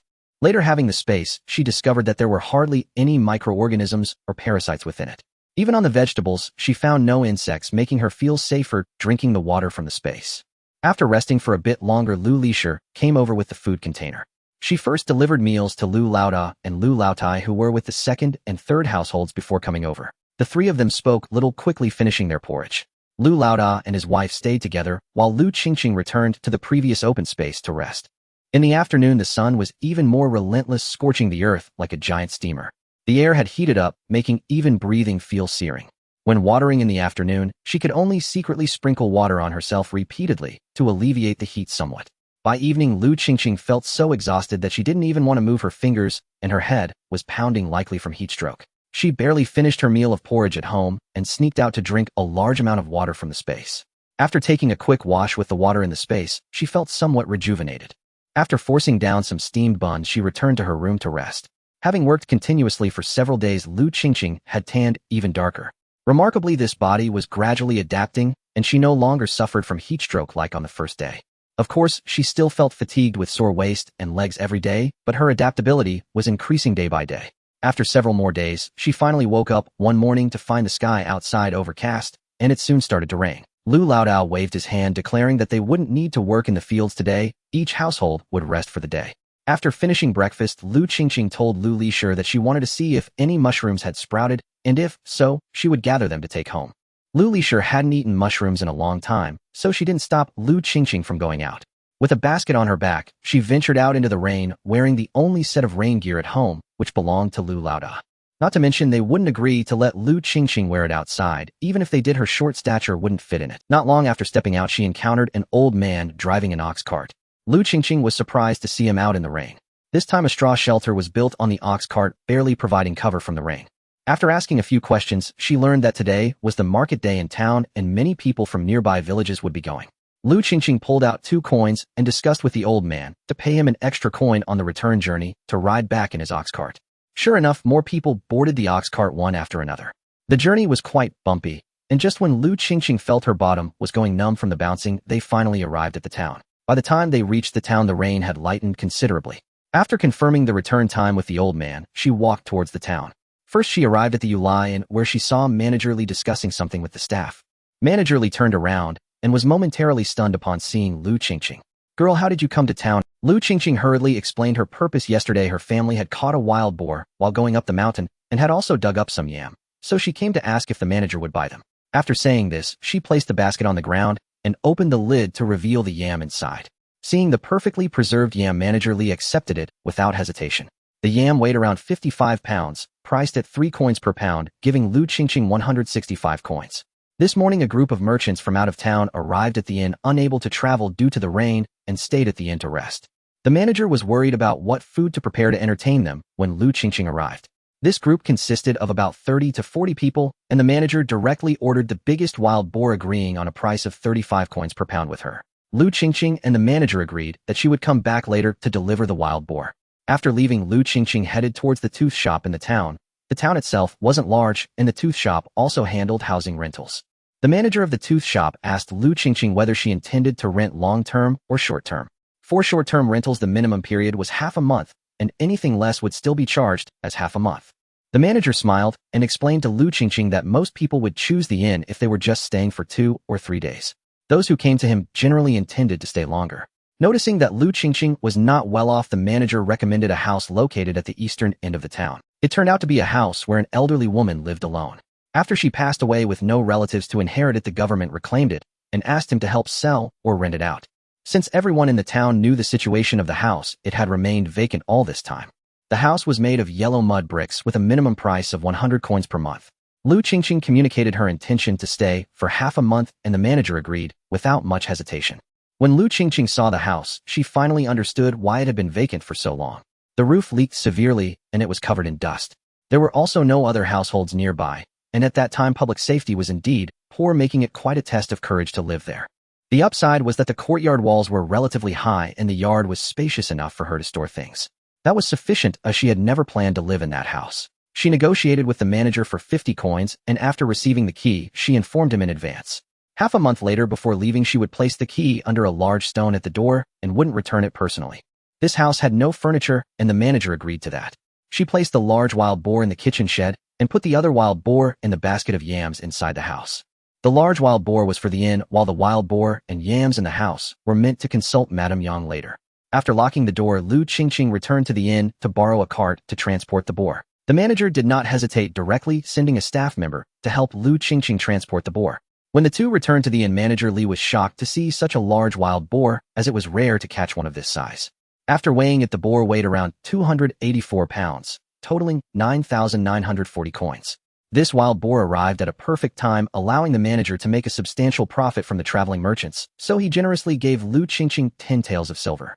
He also had the intention of fostering goodwill, thinking that the girl's family was capable of hunting game, and advised her to bring any rare game to him first in the future. Lu Qingqing cheerfully agreed and exchanged 2 taels of silver with the manager for 2,000 copper coins, keeping the remaining cash. After bidding farewell to the innkeeper, Lu Qingqing stepped out of the inn and found that the rain had lessened. Many stalls had set up their goods again. She made a beeline for the carpenter's stall at the market. Seeing a cart at the stall, she inquired about the price and was told it cost 1 tael and 2 coins of silver. It was truly too expensive. Although Lu Qingqing had just received 10 taels of silver, she had too many items to buy and did not dare to spend her money here. She communicated with the stall owner to rent a cart for the morning. The owner's son pushed the cart to help, and she paid a total of 31.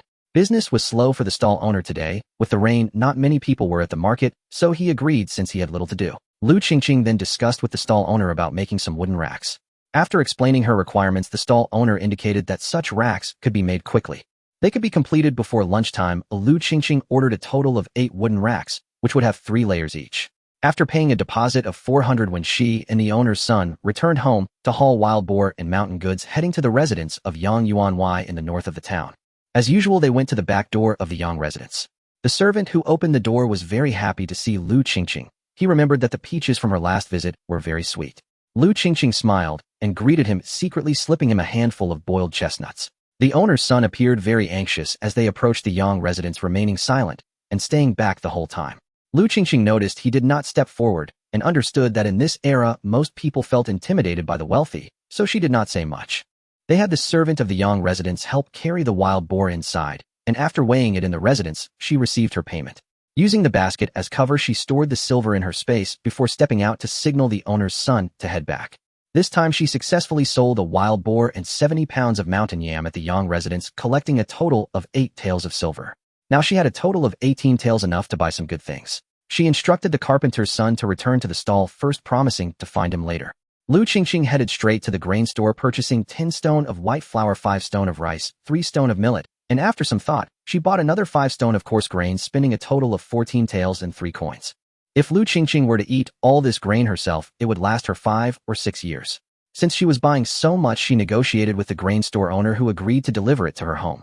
After finishing her grain purchases, Qingqing went to the carpenter's stall, finding the owner's son to take the cart to browse the market.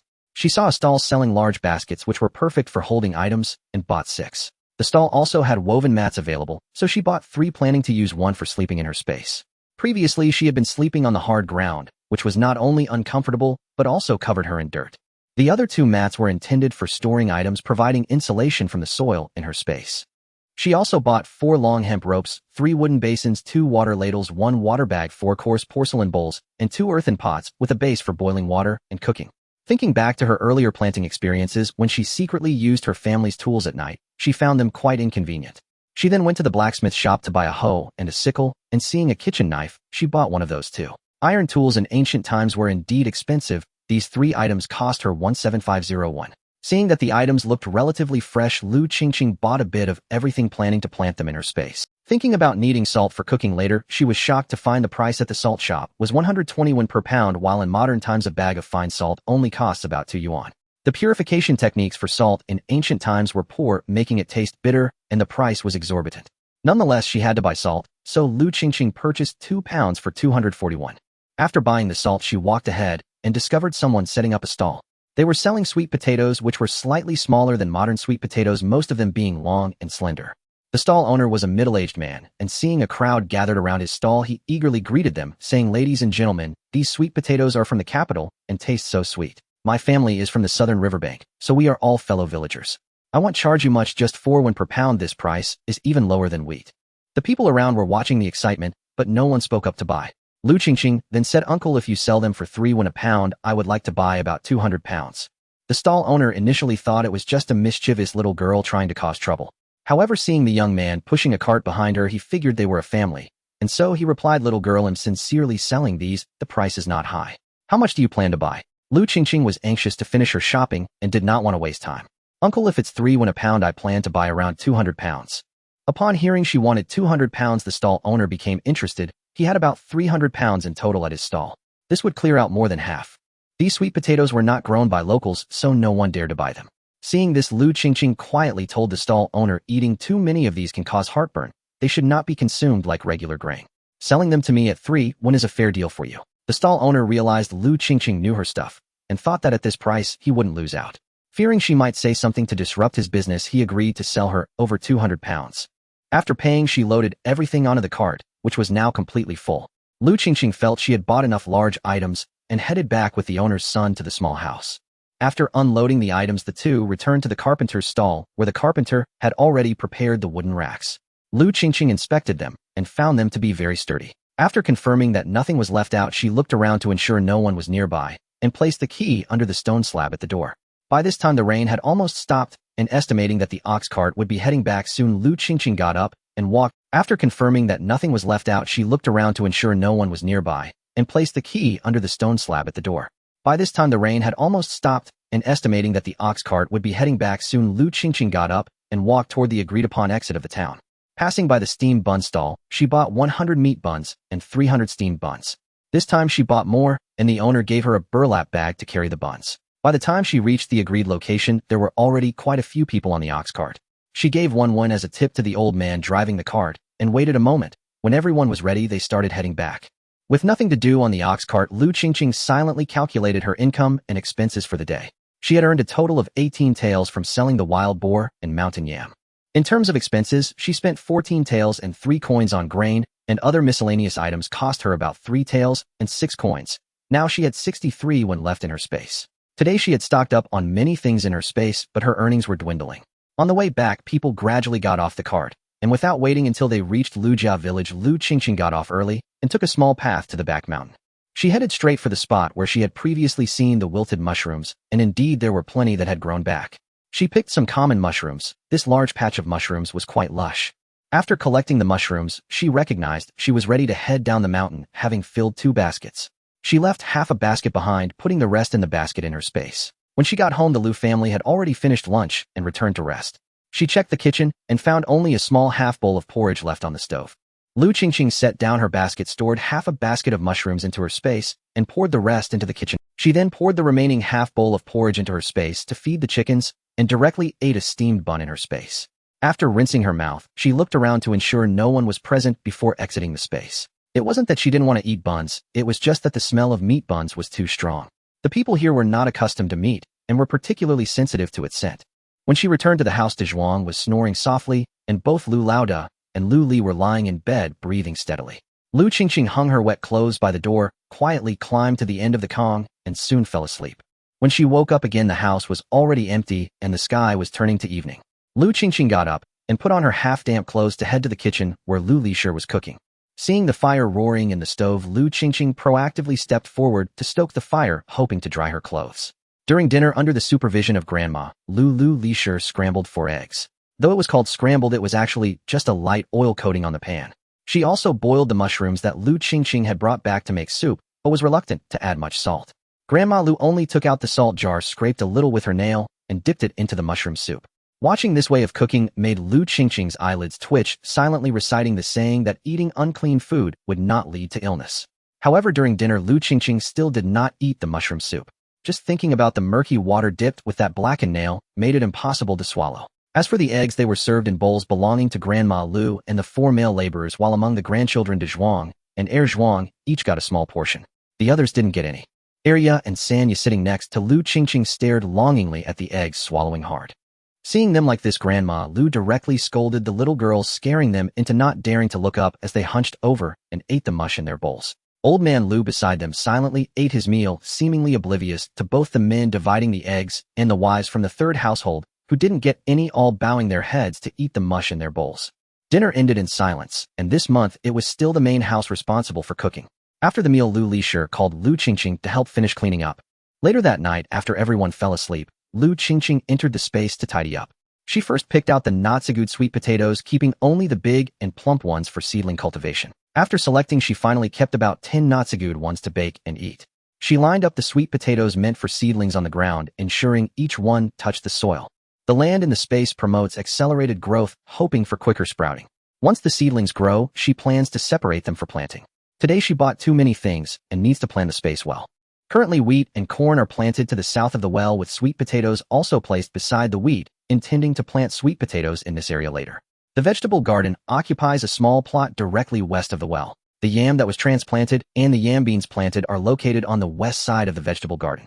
The north side of the garden is enclosed for chickens, and to the west of the chicken coop are the chestnuts that were previously scattered, which have already started to sprout. East of the well is a resting area planned by Lu Qingqing with thick wheat straw laid underneath. She spread the mat she just bought on top, lay down to try it out, and found it much more comfortable than the hard bed outside. She arranged the base for the clay pot against the north side of the well and placed the pot on it. The clay pot is conveniently close to the resting area for cooking and boiling water. East of the resting area, she placed the newly bought 3-tiered wooden rack, where she arranged the bowls, water bags, ladles, and kitchen knives she just purchased on the middle shelf. She also placed the salt and the cloth bags for buns next to the kitchen knife. The basket used for mushrooms and the yam beans she had previously collected were also placed in the basket, which she set on the bottom shelf. The yams she gathered earlier were placed on the bottom shelf, filling it to the brim. Lu Qingqing currently cannot reach the top tier of the rack and will need a stool to place things up there. However, most of the wooden racks in the space are still empty, and there is no urgency to use the top tier. She placed the 8 wooden racks around the space against the walls of the space. The baskets she bought have not been used much yet, and are all placed on the empty racks. When it's time to harvest grain, these baskets will come in handy. The area north of the well is mostly empty except for the wooden racks against the wall of the space. Any crops planted will be arranged in this area. Lu Qingqing left a patch of open land in the northwest corner of the space, planning to dig a deep pit when she gets the time. She will insert sharp branches at the bottom to create a trap. Later, if she encounters wild boars again, she can capture them directly into the deep pit in the space. After tidying up, Lu Qingqing exited the space and went back to sleep. If it doesn't rain tomorrow, she will have to continue working in the fields and needs to rest well. As it turned out, not only did it not rain the next day, but it didn't rain for an entire month after that. Now the air feels extremely dry. In about half a month, the millet will be ready for harvest. The crops in the fields are currently at the stage of grain formation, and lacking water is absolutely detrimental. These days, the entire Lu family has been quite exhausted. From dawn to dusk, they have been fetching water to irrigate, and in the hot weather, moisture evaporates even faster. The whole family has been working tirelessly to water the fields almost from dawn to dusk, with even the slightly older De Zhuang, an area coming to help in the fields. Lu Qingqing felt dizzy from the sun, noticing they were far from the field's edge, and wanting to conserve energy to fetch water. So she secretly put some water into the bucket from the space, but was soon discovered by Lu Lishir. With the same bucket of water, Lu Qingqing had managed to water a bit farther than her. Lu Lishir thought Lu Qingqing was slacking off watering less, and after telling Lu Laoda, she scolded Lu Qingqing. Naturally, Lu Qingqing didn't dare to act sneakily again and honestly followed along with the work. That night during dinner, she heard that the village had begun to quarrel over water issues. Recently, the water level in the river ditch in Lu's village had dropped significantly, and today the river bend in the southwest had completely run dry. Villagers from the southwest went to fetch water from the river bend south of the village, and the villagers on both sides directly started to fight. When the village chief went to mediate, neither side was willing to budge. In the end, reluctantly, they had to let the villagers from the southwest fetch water from the river in the north of the village. This river flows down from the mountain northeast of the village, running west through Lu's village. Although the water flow in the river had also decreased significantly, at least there was still water available for irrigation. However, fetching water from the southwest would be quite a distance. But food is the lifeline for farmers, so they had to spend more time rushing back and forth to fetch water. Fortunately, the 3 plots of land belonging to the Lu family are adjacent to the river. Only the southern plot might soon need to fetch water from a distance, as the bend in the south is already running low on water. After dinner, the village chief called the heads of each household to the ancestral hall. The Lu family belongs to Old Man Lu.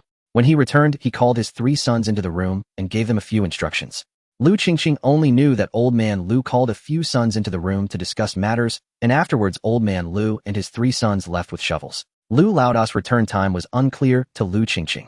Having been laboring in the fields recently and needing to enter the space to work at night, Lu Qingqing basically collapsed into bed to sleep. One morning, while Lu Qingqing was still watering the fields, she heard the sound of a gong. Lu Laoda shouted for Lu Qingqing to bring farming tools and follow him, and everyone on the road ran toward the village and with their implements. As Lu Qingqing rushed over, she saw the villagers of Lu family village in a tense standoff with the villagers of Li family village downstream. If I hadn't come to check today, I wouldn't have known that you blocked half of the water from upstream. You left us no way to— The village chief of Li family village shouted loudly, clearly agitated. The village chief of Lu family village was not to be outdone. We only blocked a small section, and there is still water flowing to your village. What nonsense are you talking about? Is the little water left enough for you to wash your feet? Originally, your village benefits from being upstream. You blocked our water. You need to ask if the men of Li family village agree. As soon as the village chief of Li family village finished speaking, the men of Li family village responded loudly, we disagree. The village chief of Li family village, seeing the rising momentum in the village, raised his voice even higher. Blocking our water is tantamount to taking our lives. Although your village has more people, don't think we can be easily bullied. An old man with a wrinkled face from Li family village stepped forward. Old Lu, your village is being unreasonable.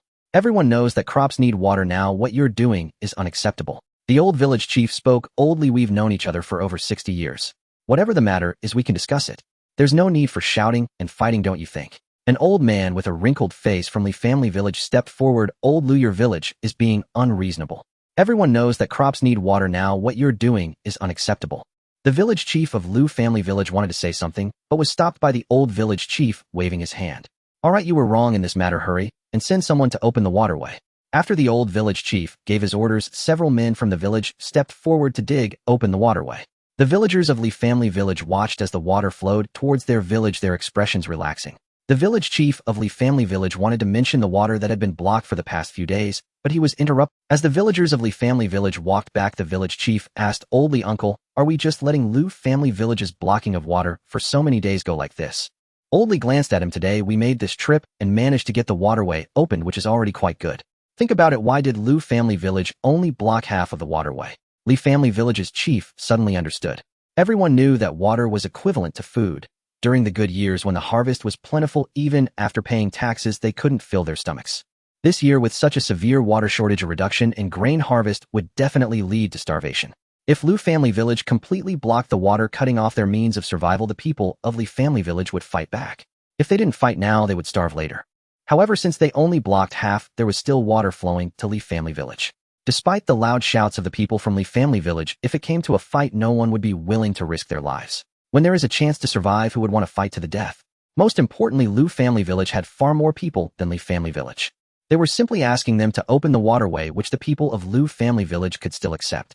But if they wanted compensation, whether in water or grain, the people of Lu family village would never agree. The clan elders of both villages were also unwilling to fight. Regardless of the outcome, there would definitely be injuries. Furthermore, the autumn harvest was approaching, and no one wanted unnecessary complications. This water retention incident passed without major incidents. Lu Qingqing speculated that this water retention event was most likely planned by the old village chief and other elders with the initial intention of just storing a bit more water. Even if the villagers were intent on preserving more water, within a few days the village's water bay had run dry. The river was nearly dried up, and when the villagers checked, the water source in the back mountain had ceased to flow. That evening, the clan elders of Lu family village gathered all the villagers to take advantage of the remaining water in the river and transport it for irrigation overnight. If they let the water sit another day, this little water would evaporate. That night, everyone from Lu family village worked tirelessly to fetch water. To seize the water, even the women went to the river to fetch water, busy all night. By dawn the next day, Lu Qingqing noticed that everyone had stopped. The water in the river had completely run out. However, Lu Qingqing discovered that old Lu had secretly filled a few buckets of water and stored them at home. It was likely that other families had done the same to preserve some water. The old village chief and several clan elders walked around the village looking at the millet in the fields, which had not yet matured and were shriveled. But with the current weather, without water to irrigate, the millet wouldn't survive for 2 days. All nearby water sources had dried up, and only the village well still had water, but the water level there was also dropping rapidly. This well was used for drinking water for the entire village, and without water to drink, people couldn't last long. The old village chief and several clan elders reluctantly decided that starting tomorrow the whole village would harvest the millet. Old Lu arranged for several of his sons to secretly water the eastern fields at night, hoping to increase. This well was used for drinking water for the entire village, and without water to drink, people couldn't last long. The old village chief and several clan, with limited sickles at home, the men would cut the crops at the front, while the women and older children would stack and bundle the harvested millet. The younger children followed behind, picking up scattered grains from the ground, ensuring that no grain would go to waste. While binding the crops, Lu Qingqing secretly stored some in her space. After all, she had been working hard for so long, it was only fair to collect some interest. The family worked tirelessly for 2 whole days, and finally managed to bring everything back. Next, it was time for the village to queue up to thresh the millet. As the villagers of Lu family village gradually finished threshing and returned home, the atmosphere in the village grew increasingly somber. This year's yield of millet per acre was about half of previous years. After paying the taxes to the government and reserving seeds for next year, many families wouldn't even have enough to eat for the entire year, even if they exchanged all their millet for coarse grains. On the day Lu family finished threshing, old Lu's face was so dark it was frightening. That day's dinner was just a vegetable soup for everyone. There were no coarse grain buns left. From that day on, old Lu arranged for the women and children at home to start foraging for wild vegetables and drying them. The vegetables in the garden had also withered due to lack of water. Regardless of whether the remaining vegetables were ripe or not, they were all pulled out, dried into vegetable jerky, and saved for winter. The village's well was now being monitored, with each household allowed to draw 1 bucket of water per day for less than 10 people. For every additional 5 people over 10, they would receive an additional half bucket of water. Due to increasingly strict water control, most families in the village started to dispose of their livestock. The pigs of Lu family were still small. They originally planned to raise them until the end of the year to sell for some money, and also have pork to eat at home. But now even humans had difficulty finding water, let alone livestock, and no one in the village could afford to buy pork. In the past few days, the millet had been dried and processed, reserving what needed to be paid as tax. Old Lu planned to go to the town today to exchange all the remaining for coarse grains. He also arranged for 3 of his sons to tie up the pigs and chickens at home, preparing to see if they could sell them at the big market. I heard that some fleeing refugees have already arrived in the town. Concerned about the family's food supply for this year, fearing problems on the road, Old Man Lu not only contacted familiar families in the village, but also mobilized all the members of the Lu family. After the members of the Lu family left, Lu Qingqing took the opportunity to forage for wild vegetables and entered the space to find a place. She selected some of the plump millet she had previously collected and planted it. Recently, the vegetables such as cabbage and radishes planted in the space had matured, and she had already harvested them and placed them on the shelves in the space. Now the wheat and corn in the space had also ripened. Calculating the time, Lu Qingqing discovered that the growth rate of plants in the space was about twice as fast as that in the outside world. In just over 2 months since planting, the wheat field was already a golden yellow with plump ears of wheat. The corn in the cornfield had also grown to a size comparable to modern corn. The sweet potatoes she had previously sprouted were also starting to grow shoots the next day after germination. Lu Qingqing snapped off the long sprouts and planted them, and now the sweet potato vines in the field were particularly lush. Recently, Lu Qingqing often plucked some sweet potato leaves, chopped them up, and fed them to the chickens, which had also grown significantly. Now it was already clear that there were 3 hens and 1 rooster. After raising them for another 3 months, they would probably be able to eat eggs. Having been too tired recently, the wild boar in the space had not been dealt with, and the place where she had planned to dig traps had also remained untouched. Now with the harvest of wheat and corn approaching, she could only wait a little longer. After finishing her steamed buns, Lu Qingqing wrapped her hands and face, took a sickle, and began to harvest the wheat. After a busy morning, she had only managed to cut less than half an acre of wheat. Lu Qingqing patted her aching waist, bundled the cut wheat, and placed it on a mat. She then washed up by the well and tidied herself before heading home. After cooking dinner at home, Lu Qingqing waited a long time, but still did not see the Lu family return. Typically, the market would disperse by noon, and seeing that it was nearly 1 o'clock in the afternoon, she grew anxious. 3-year-old Sanya was crying out of hunger, so Lu Qingqing served a bowl of porridge to a few of the younger ones to eat first. While tidying up in the kitchen after they had finished, she saw Old Man Lu and Oldest Lu hurriedly return. Old Man Lu went straight into the house, while Oldest Lu waited outside, looking very pale. Without waiting for Lu Qingqing to ask, Old Man Lu stuffed keys into his coat pocket with one hand and held a bundle in the other, calling out that Oldest Lu had left. It was only by evening that the Lu family returned. The first to enter were Old Man Lu and Old Lady Lu, both with grim faces, while everyone else looked lost and disoriented. Lu San was in a daze, limping as he walked, his face swollen and bruised from being beaten. And San Ani Lu Qin had not returned. Where was the family's grain? Everyone returned empty-handed. After Oldest Lu and Lu Li returned to the house, they complained about how Lu San's family had squandered all their money. When Lu Qingqing inquired, she learned the whole story. It turned out that after arriving at the market in the morning, Old Man Lu found a spot and had Lu San and his 3 daughters-in-law watch the stall selling livestock. Old Man Lu then went with the others to the grain shop to exchange for grain. Not long after Old Man Lu left, Lu San urgently needed to relieve himself and went to find a place. At that moment, a well-dressed young master approached the stall. Against the backdrop of the surrounding people with yellowish-black skin, he immediately spotted Lu Qin, who had fair skin and a delicate appearance. Lu Qin was a rare beauty with fair skin. Even after working in the fields every day, her complexion remained flawless, with red lips and white teeth, resembling a young lady from a wealthy family. The young master spoke provocatively, making Lu Qin so embarrassed that she wished to hide away. However, the more she tried to evade him, the more interested he became, beginning to touch her inappropriately. Lu Qin sought help from her 2 sisters-in-law, but they were both women and were no match for the young master's servants. Just as the 2 sides were entangled, Lu San returned. Seeing a stranger pulling at his wife, he immediately panicked and rushed forward without thinking. The young master was certainly no match for a strong laborer, and before his servants could intervene, Lu San landed a punch on his face. Watching the young master spit out a mix of teeth and blood from the punch, Lu San was momentarily stunned. At that moment, the guards around also moved in to subdue Lu San, beating him severely. Afterward, Lu San lay on the ground like a dead pig, while Lu Qin was so frightened that she forgot to cry. When Old Man Lu and the others returned, they saw the young master ordering his servants to take Lu San and Lu Qin away. Seeing her youngest son beaten to the point of unconsciousness, Old Lady Lu rushed over, throwing herself onto her son. Old Man Lu repeatedly begged for mercy, asking what offense they had committed against the young master. The wealthy young master let out a cold huff and said, "My father is Yang Yuanwei in the town, and my uncle is the governor of Laizhou. You muddy-legged peasants dare to hit me. You truly seek death." Upon hearing this, old man Lu and his two sons were even more frightened and bowed their heads repeatedly. To them, the highest official they had ever encountered was the constable in town. Needless to say, if the governor were to take action, it would be as easy as pie to deal with them. As the young master prepared to take away the unconscious youngest son, old man Lu looked at his son dragged along the ground on the verge of death.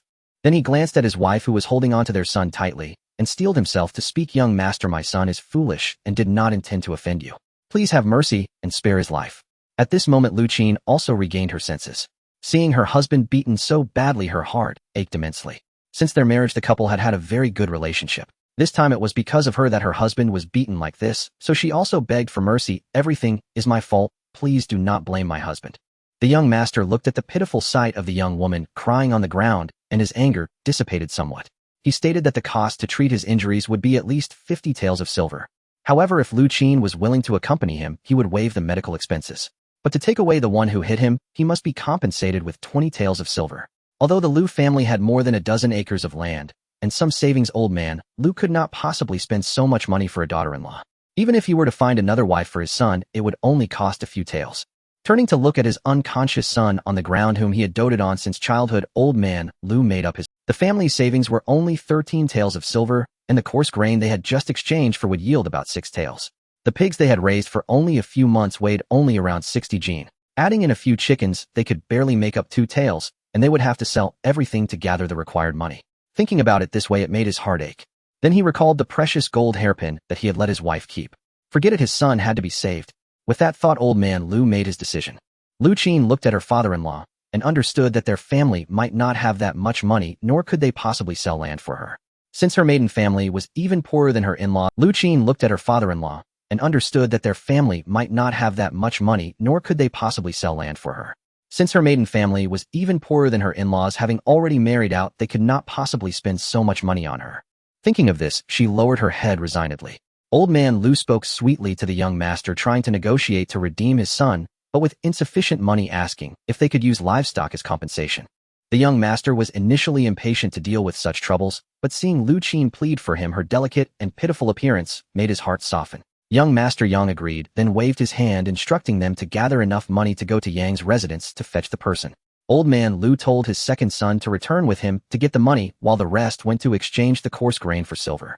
They would meet at the gate of Yang Yuanwei's residence. By the time he gathered enough silver to redeem Lu Laosan, he had already awakened. Knowing that his wife had been taken away and that his family had lost 20 taels of silver because of him, he felt a bit deranged. This is the norm in a feudal society. The lower class can only swallow their grievances to survive. As for complaining, in this era, officials and merchants collude. If Lu Laosan wanted to file a complaint, he might not even make it to the county. Entering the county town requires a travel permit, which must be issued by the local government. When Lu Qingqing heard that the Lu family had sold all their food to compensate for the 20 taels of silver, she sensed trouble. It was only early autumn, and the grain they were supposed to exchange today was meant to last the family until next year's harvest. Now that all the food at home was sold, old man Lu probably only had about a tael left. Even if they exchanged it all for coarse grains, it would only amount to about 3 stones, which would still be insufficient no matter how frugally they lived. The livestock at home had already been sold, so aside from the land, the only valuable assets left were the people. The Lu family had spent generations accumulating these 10 acres of land.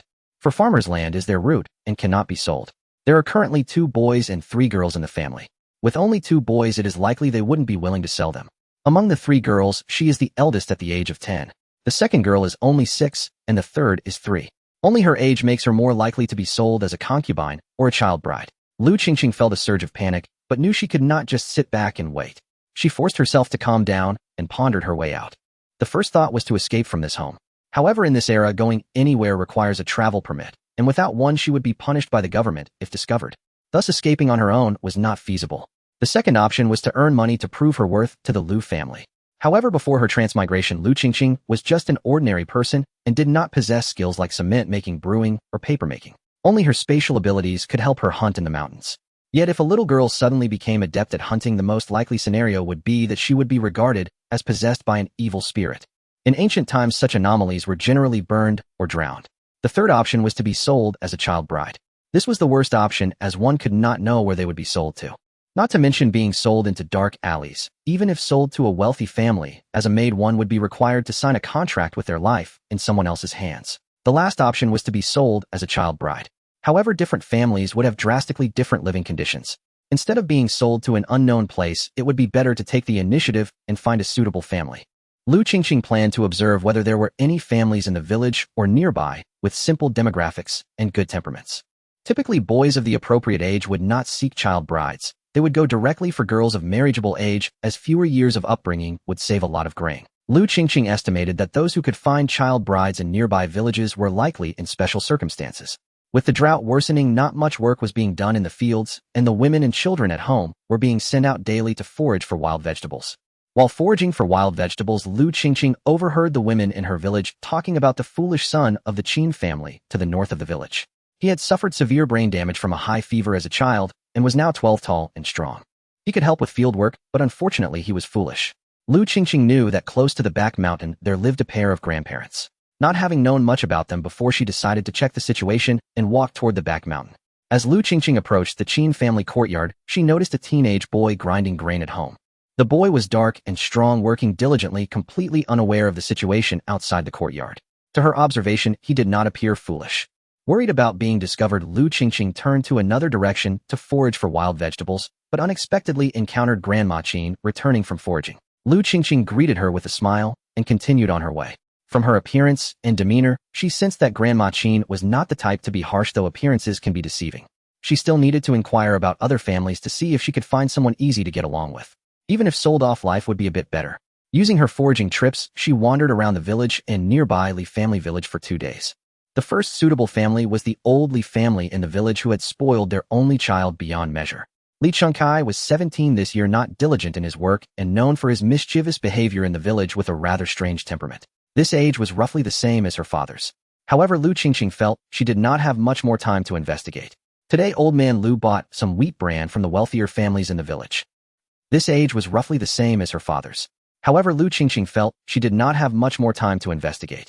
Today, old man Lu bought some wheat bran from the wealthier families in the village. While cooking, the meal was made with a mixture of coarse grains, wheat bran, and vegetable mush. At the dinner table, she could clearly feel old man Lu observing her. Typically, he would not pay attention to his granddaughter, and this unusual behavior made Lu Qingqing even more anxious, prompting her to act quickly. In the afternoon, she went to the back mountain near the Qin family to forage for wild vegetables, but saw the foolish boy returning with water. A group of small children surrounded him, throwing stones, but he carefully dodged them as he walked home. Seeing this, Lu Qingqing chased away the little brats, and noticing the foolish boy staring at her, awkwardly asked, "Do you want to go forage for wild vegetables after you finish getting water? There's a spot over on the east side of your house." Seeing that the foolish boy was just staring at her without speaking, she added, "I have sweet, delicious sweet potatoes. If we play together, I'll share some with you." The foolish boy's eyes lit up as he smiled foolishly, saying, "Sweet? Is it candy? Then wait for me." He hurried home to drop off the water bucket and quickly ran back out. Lu Qingqing told him to bring a basket, and the two went to the hollow in the mountain. Once they arrived, Lu Qingqing pretended to take out the roasted sweet potatoes she had made earlier, still warm. She handed a large one to the foolish boy, and seeing him eat it with delight, coaxed him, "My name is Dia. If you eat my sweet potato, does that mean we are friends? What's your name?" The foolish boy mumbled with a mouthful of sweet potato, "I'm Qinglang. Will you still give me sweet potatoes in the future?" Lu Qingqing felt that Qinglang's intelligence was like that of a 5- or 6-year-old child, yet he could communicate normally. She coaxed him, "Only your wife will always be with you. I'm going to be sold off by my family soon, and once I'm sold you won't see me again, and there won't be any more sweet potatoes for you. Don't let them sell you, we are friends," Qinglang said anxiously, putting down the sweet potato in his hand. He unconsciously raised one hand to touch the little wooden pendant hanging around his neck. It seemed to be a teething stick made for a child when he was teething. After years of handling, it had turned a brownish-yellow color and was very smooth on the surface. Feeling guilty, Lu Qingqing continued to coax him, "If you marry me as your wife, we can always be together, and you will always have sweet potatoes to eat." Lu Qingqing taught him how to tell his grandmother when he went home, repeating it several times. When she asked if he remembered, she saw Qinglang nodding earnestly. After confirming that he had no problem saying it, she wiped the sweet potato residue from Qinglang's mouth, and the two returned home separately. The next morning after breakfast, old man Lu called Lu Laoda into the house and whispered something. The voice was too soft, and Lu Qingqing could not hear what was said through the door. But when she saw Lu Laoda's expression of guilt and evasion as he left, she felt a sense of foreboding. Soon after Lu Laoda left the house, Lu Qingqing felt anxious, unsure whether Qinglang had mentioned her to his grandmother or if she would agree if he did. It was not until the morning when Grandma Qin arrived at the Lu family that Lu Qingqing felt a bit more at ease. After a brief conversation with Grandma Lu and Mrs. Lu, Grandma Lu sent Lu Qingqing out. Lu Qingqing was anxious, but could only wait for the outcome. When the three of them finally came out, she saw a joyful expression on Grandma Lu's face. Grandma Qin still had a calm expression concealing her true emotions. However, she smiled faintly. Lu Qingqing guessed that things had likely gone well. Indeed, as soon as Grandma Qin left, Grandma Lu called Lu Qingqing back into the room. Big girl, you know our family's current situation. Just now Grandma Qin came to propose marriage for her grandson to you. Although Qin Lang is a bit simple-minded, he is quite handsome, and it wouldn't be a disgrace for you. Lu Qingqing just nodded her head in response. Seeing her obedient, Grandma Lu was in a good mood and let her return. When Old Man Lu came back and heard that Grandma Lu had privately agreed to the marriage of the big girl, he angrily scolded Grandma Lu. Old Man Lu heard that in previous years a little girl from another village sold for 2 taels of silver. He asked oldest Lu to inquire in town. Before he returned, the big girl had already been promised to that foolish old woman. Just as Old Man Lu was about to lose his temper, oldest Lu came back. Old Man Lu hurriedly called him into the room. When he heard that the previous girl had been sold to the family of Yang Yuanwei, he immediately abandoned that thought. After the previous incident, he wished that young Master Yang would forget their family altogether. Hearing that the Qin family offered a cart of grain as a bride price, Old Man Lu was still satisfied, as selling the big girl would only fetch that much grain. Bringing the big girl to the Qin family as a child bride, although his own wife demanded more grain, everyone knew that this grain essentially meant selling the big girl to the Qin family. At least they were from the same village, and no contract was signed, making it sound better in name. When oldest Lu returned home, Mrs. Lu mentioned that the Qin family had given so much grain. Then she urged oldest Lu to ask for some from home. Her younger brother and nephew had recently sent word. Mrs. Lu was heartbroken, saying her eldest nephew hadn't had solid food in a long time and had become thin. Oldest Lu was actually not keen on his parents selling the big girl. The third son of the family had caused trouble, yet they wanted to sell his daughter. However, in the morning his father called him into the room alone, earnestly explaining the family's difficulties, saying that as the eldest son, he would have to support the family in the future. His younger brothers were not as capable as he was, and his parents would rely on him in the future. Most of the family land would definitely be divided among them, and if they sold the land, now the family fortune would diminish. Selling a daughter was not ruining her. With no food at home, life would be hard, but going out would at least ensure she had enough to eat. After this conversation, oldest Lu actually began to think his father was right, and thus he went to town to find someone to marry the girl. However, the marriage brokers in town were selling to the Yang family. Reluctantly, when he returned, he heard that his parents had promised the big girl to the foolish Qin family in the north of the village. Oldest Lu thought it wasn't too bad, since the Qin family was at least in the same village. In the future, if anything happened in the family, the big girl could come back to help, since she would be so close. However, to his surprise, his parents had taken the bride price for the big girl, and he had seen none of the grain that was received. Listening to his wife's incessant nagging, oldest Lu felt extremely annoyed. He also wanted to ask for some grain, but thinking of his parents' stern faces, he didn't dare to do anything. Therefore, no matter how much Mrs. Lu urged, oldest Lu consistently refused. Sometimes when he got fed up with her nagging, he would even hit Mrs. Lu.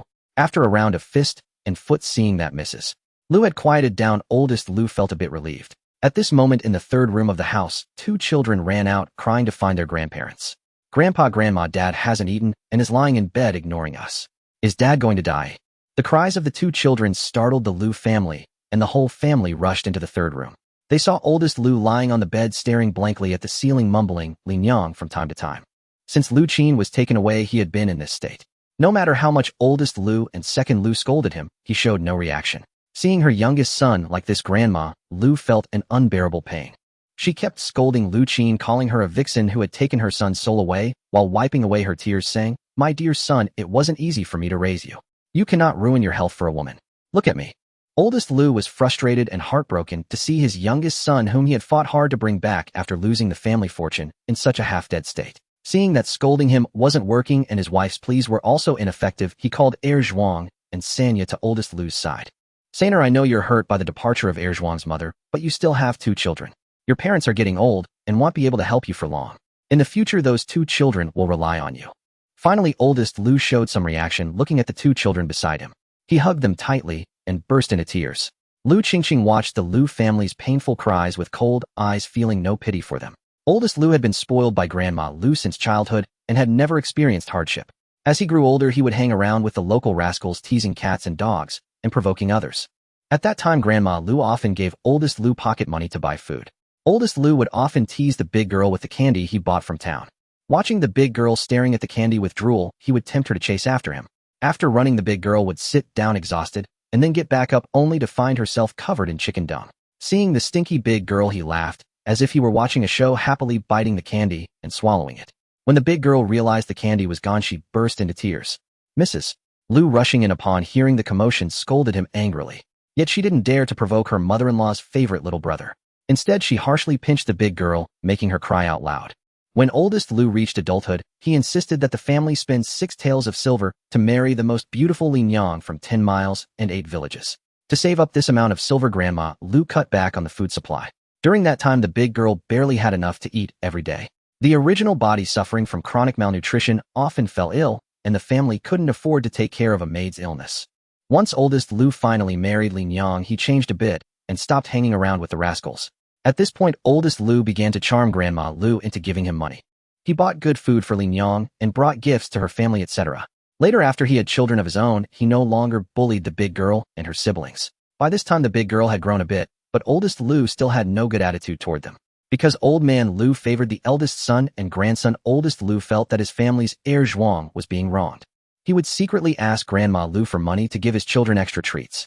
Because of old man Lu and Grandma Lu's favoritism, the relationship among the 3 families in the Lu household was always tense.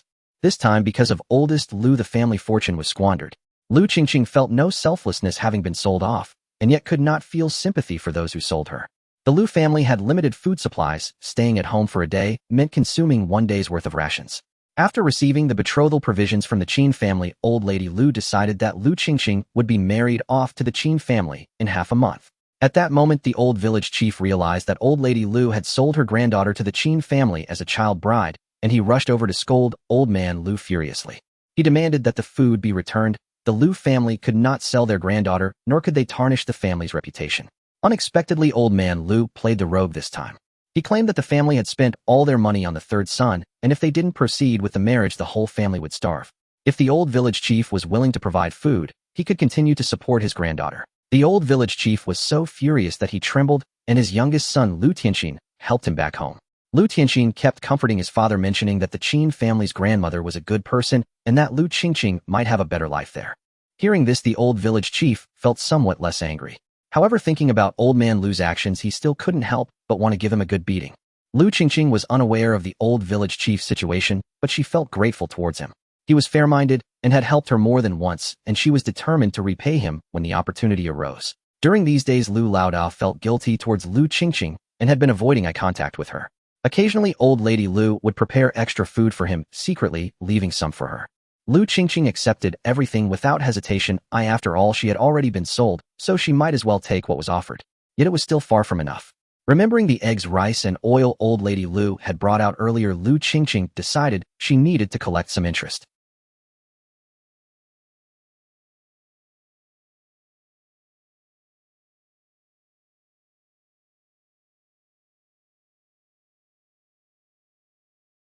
Taking advantage of the moment, she slipped into old lady Lu's house, where a large cabinet stood by the Kong. Remembering the eggs, rice, and oil old lady Lu had taken out, she presumed they were locked inside this cabinet. There appeared to be no other places to hide things in the room, so they must all be kept together.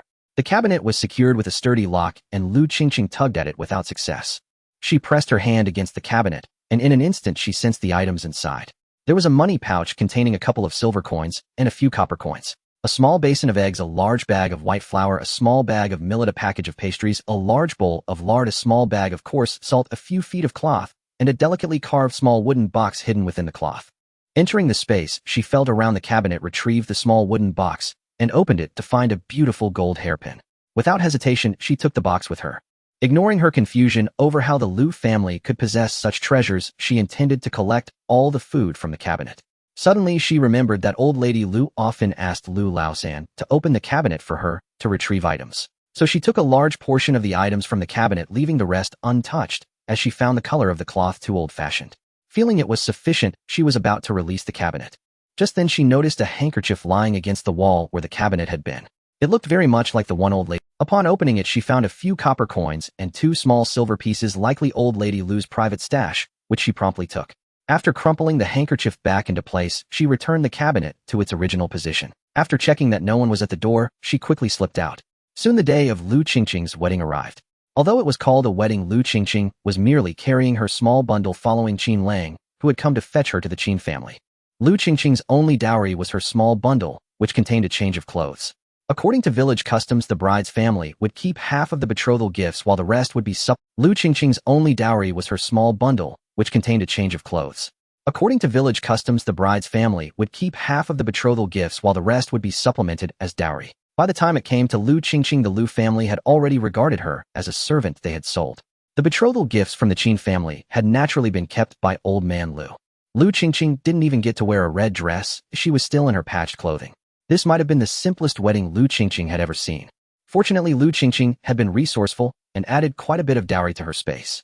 On the day of her wedding, only De Zhuang from the Lu family came over to hug her, reluctant to let her go, but soon was pulled away by Lu Lixi, who had rushed over. No one cared that Lu Qingqing was marrying with empty hands, and whether she would be mistreated. Before the wedding, Lu Lixi even held her and reminded her not to forget her family after marrying, saying that her brother De Zhuang would be her support in the future. Lu Qingqing didn't wish to argue with them today, she merely nodded in silence. Yet she understood clearly that no matter what they did in the future, those who sold her would no longer have anything to do with her. On the day she married into the Qin family, they set 2 tables of dishes inviting the village chief, the old village chief, the clan elders, and several familiar families. During the meal, Grandma Qin had Qinglang bring her a large bowl of food along with a coarse grain bun. Lu Qingqing hardly ate anything that day. People kept coming in and out of the room, and she couldn't find the opportunity to eat. Now seeing the food, she immediately began to eat heartily. There was still plenty of meat in the bowl. She picked up a piece of pork belly, and after taking a bite, she felt utterly satisfied. By evening, after all the guests had left, Lu Qingqing came out to help Grandma Qin clear the table. Watching this diligent girl, Grandma Qin felt that the betrothal gifts spent were indeed worth it. Although she hadn't brought much of a dowry, as long as this girl could live well with her grandson and eventually have more children, this family could also develop like others. That night, Lu Qingqing lay on the Kong, unaware that Grandma Qin was already thinking about having her bear more children in a few years. She couldn't help but sigh, having crossed over for so long. She finally had the good fortune to choose a kind family. Indeed, today Lu Qingqing was sleeping alone.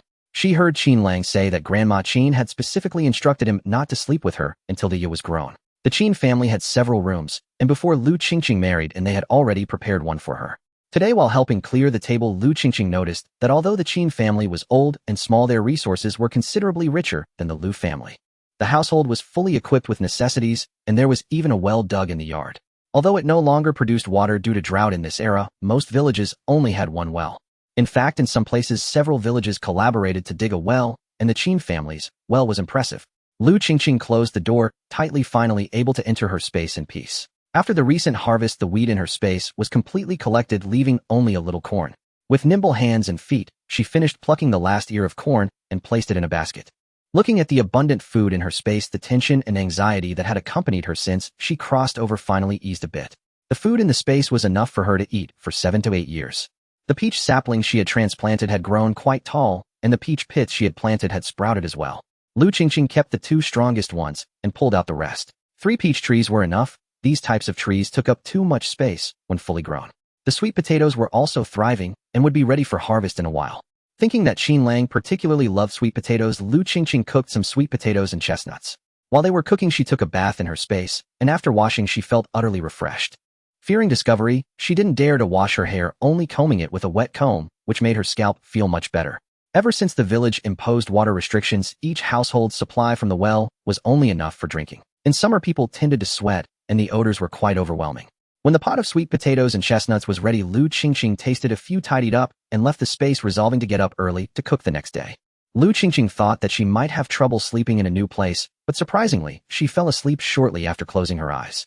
That night, she dreamt of nothing, and the next day, Lu Qingqing woke up early, intending to prepare breakfast. Just as she stepped out of the house, she saw Qinglang standing in the courtyard practicing with a sturdy stick focused on his movements. Lu Qingqing did not disturb him. At the stove there were leftover dishes from yesterday, and a few coarse grain buns remained, so she added some water and warmed them up.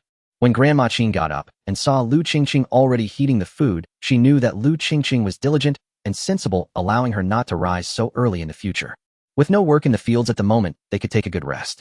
After preparing breakfast, Qinglang had finished his practice and came over to wash up before eating. Qinglang had a huge appetite. He ate more than Lu Qingqing and Grandma Qin combined, which explained how he had grown so tall. After the 3 finished breakfast, Lu Qingqing took the initiative to clear the table.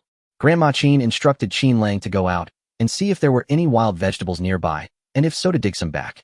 Hearing this, Lu Qingqing quickly finished her task and followed Qinglang out. Looking at Qingqing, who appeared so innocent beside her, completely different from when he was practicing martial arts in the morning, Qingqing took the initiative to speak. Qingqing, were you practicing martial arts this morning? Qingqing nodded seriously. Yes, my grandpa used to practice with me in the mornings. After he passed away, Grandma told me to continue practicing, saying that being strong could protect the family. As he spoke, he looked down at Qingqing with sparkling eyes. Sister De, would you like to practice with me? My grandpa said I learned it really well. I can teach you. Can this be taught to others? Qingqing worried that this might be the Qin family's secret martial arts, not meant to be shared.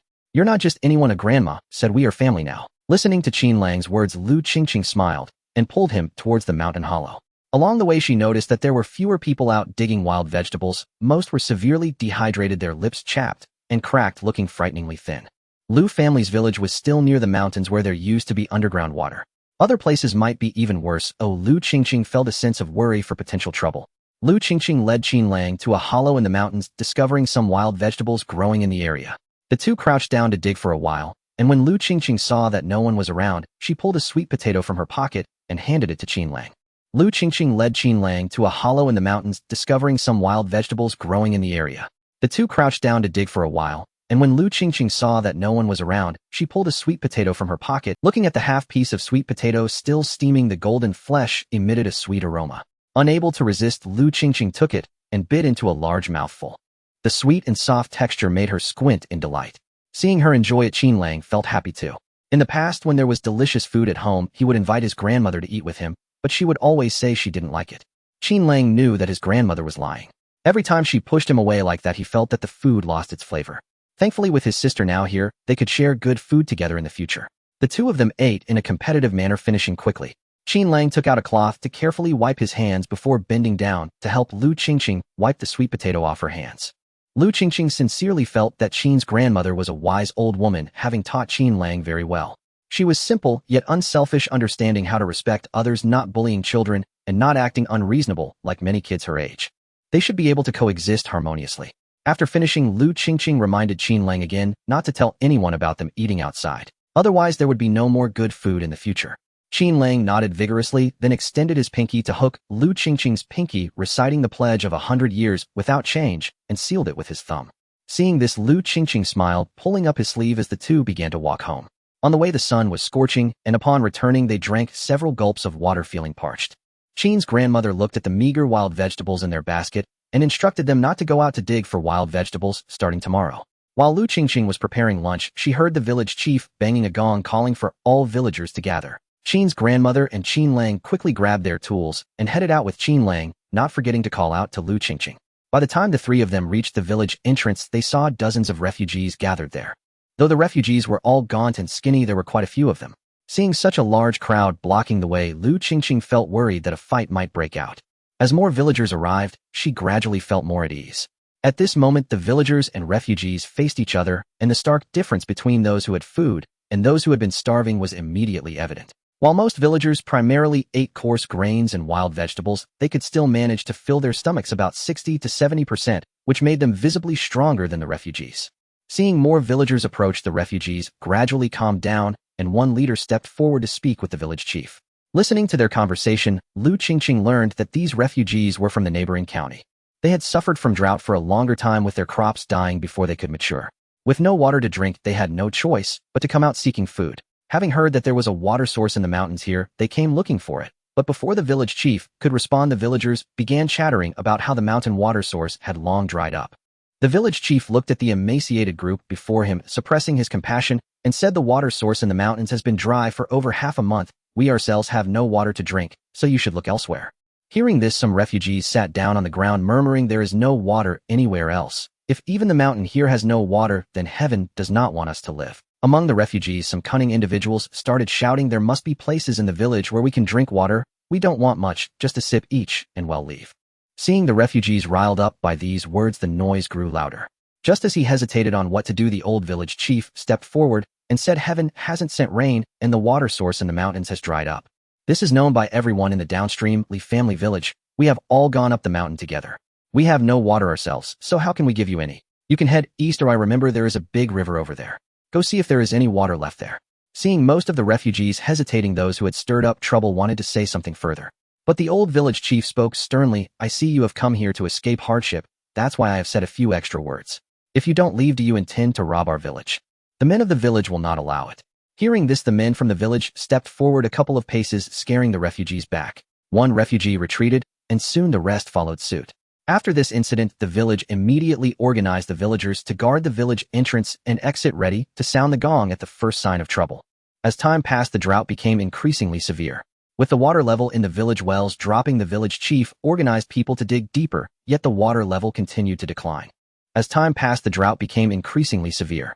With the water level in the village wells dropping, the village chief organized people to dig deeper, yet the water level When Sheen's grandmother started to ration water in the village, she saved up all the water. Now the 3 water buckets, jars, and basins at home were still full. The Qing family still had water for cooking, but they used it very sparingly. Periodically, waves of refugees would arrive, but fortunately their numbers were not too large, and they did not dare to attack Lu's village. The refugees, each looking gaunt and emaciated, wandered eastward like walking corpses when they could not obtain food and water. Coming and going, the refugees revealed that there had been families in town selling water, but that had also ceased. It was evident that conditions outside were dire, and the villagers no longer held any objections to the village chief's water rationing.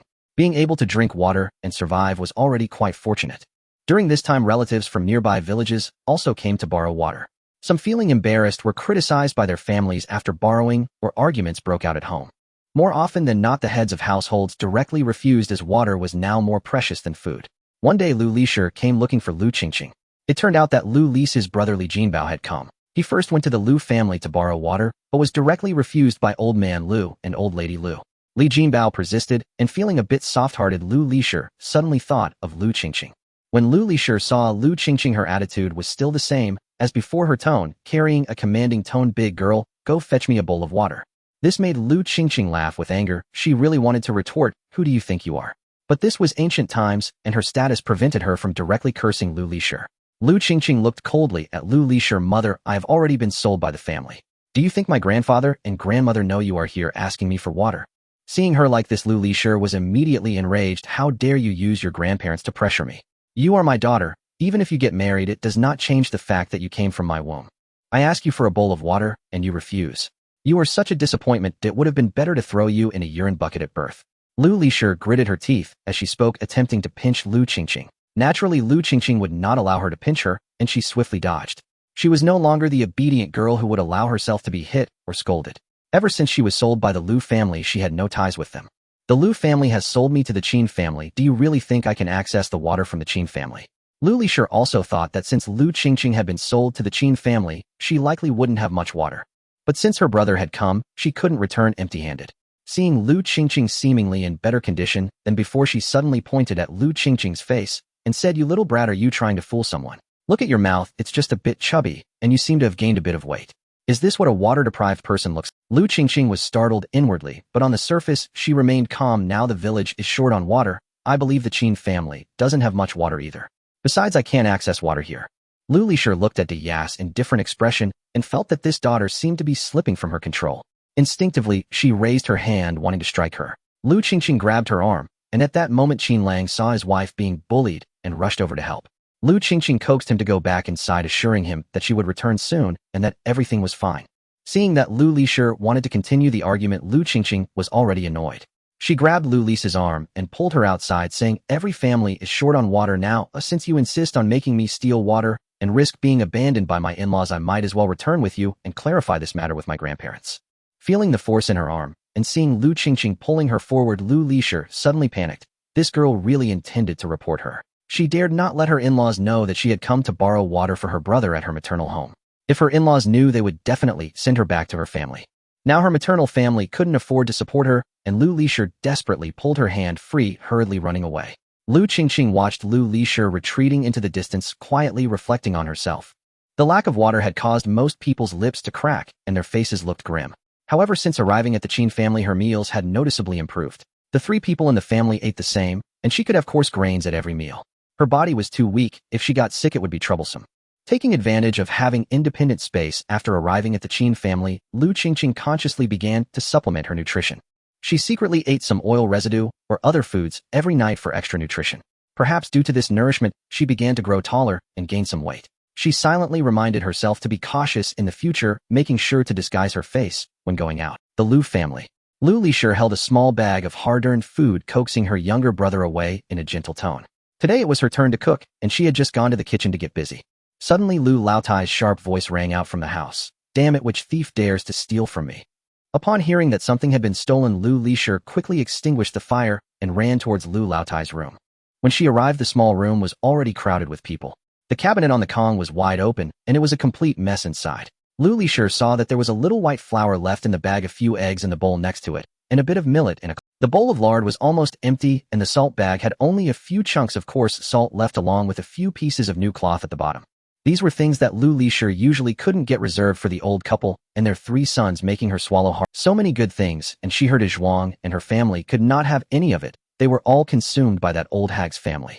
Lu Lishir cursed Lu Laotai repeatedly in her heart. In the room, Lu Laotai sat helplessly on the ground wailing. "I had a whole cabinet of good stuff. Who the hell could have stolen it? You shameless glutton, why didn't you choke to death?"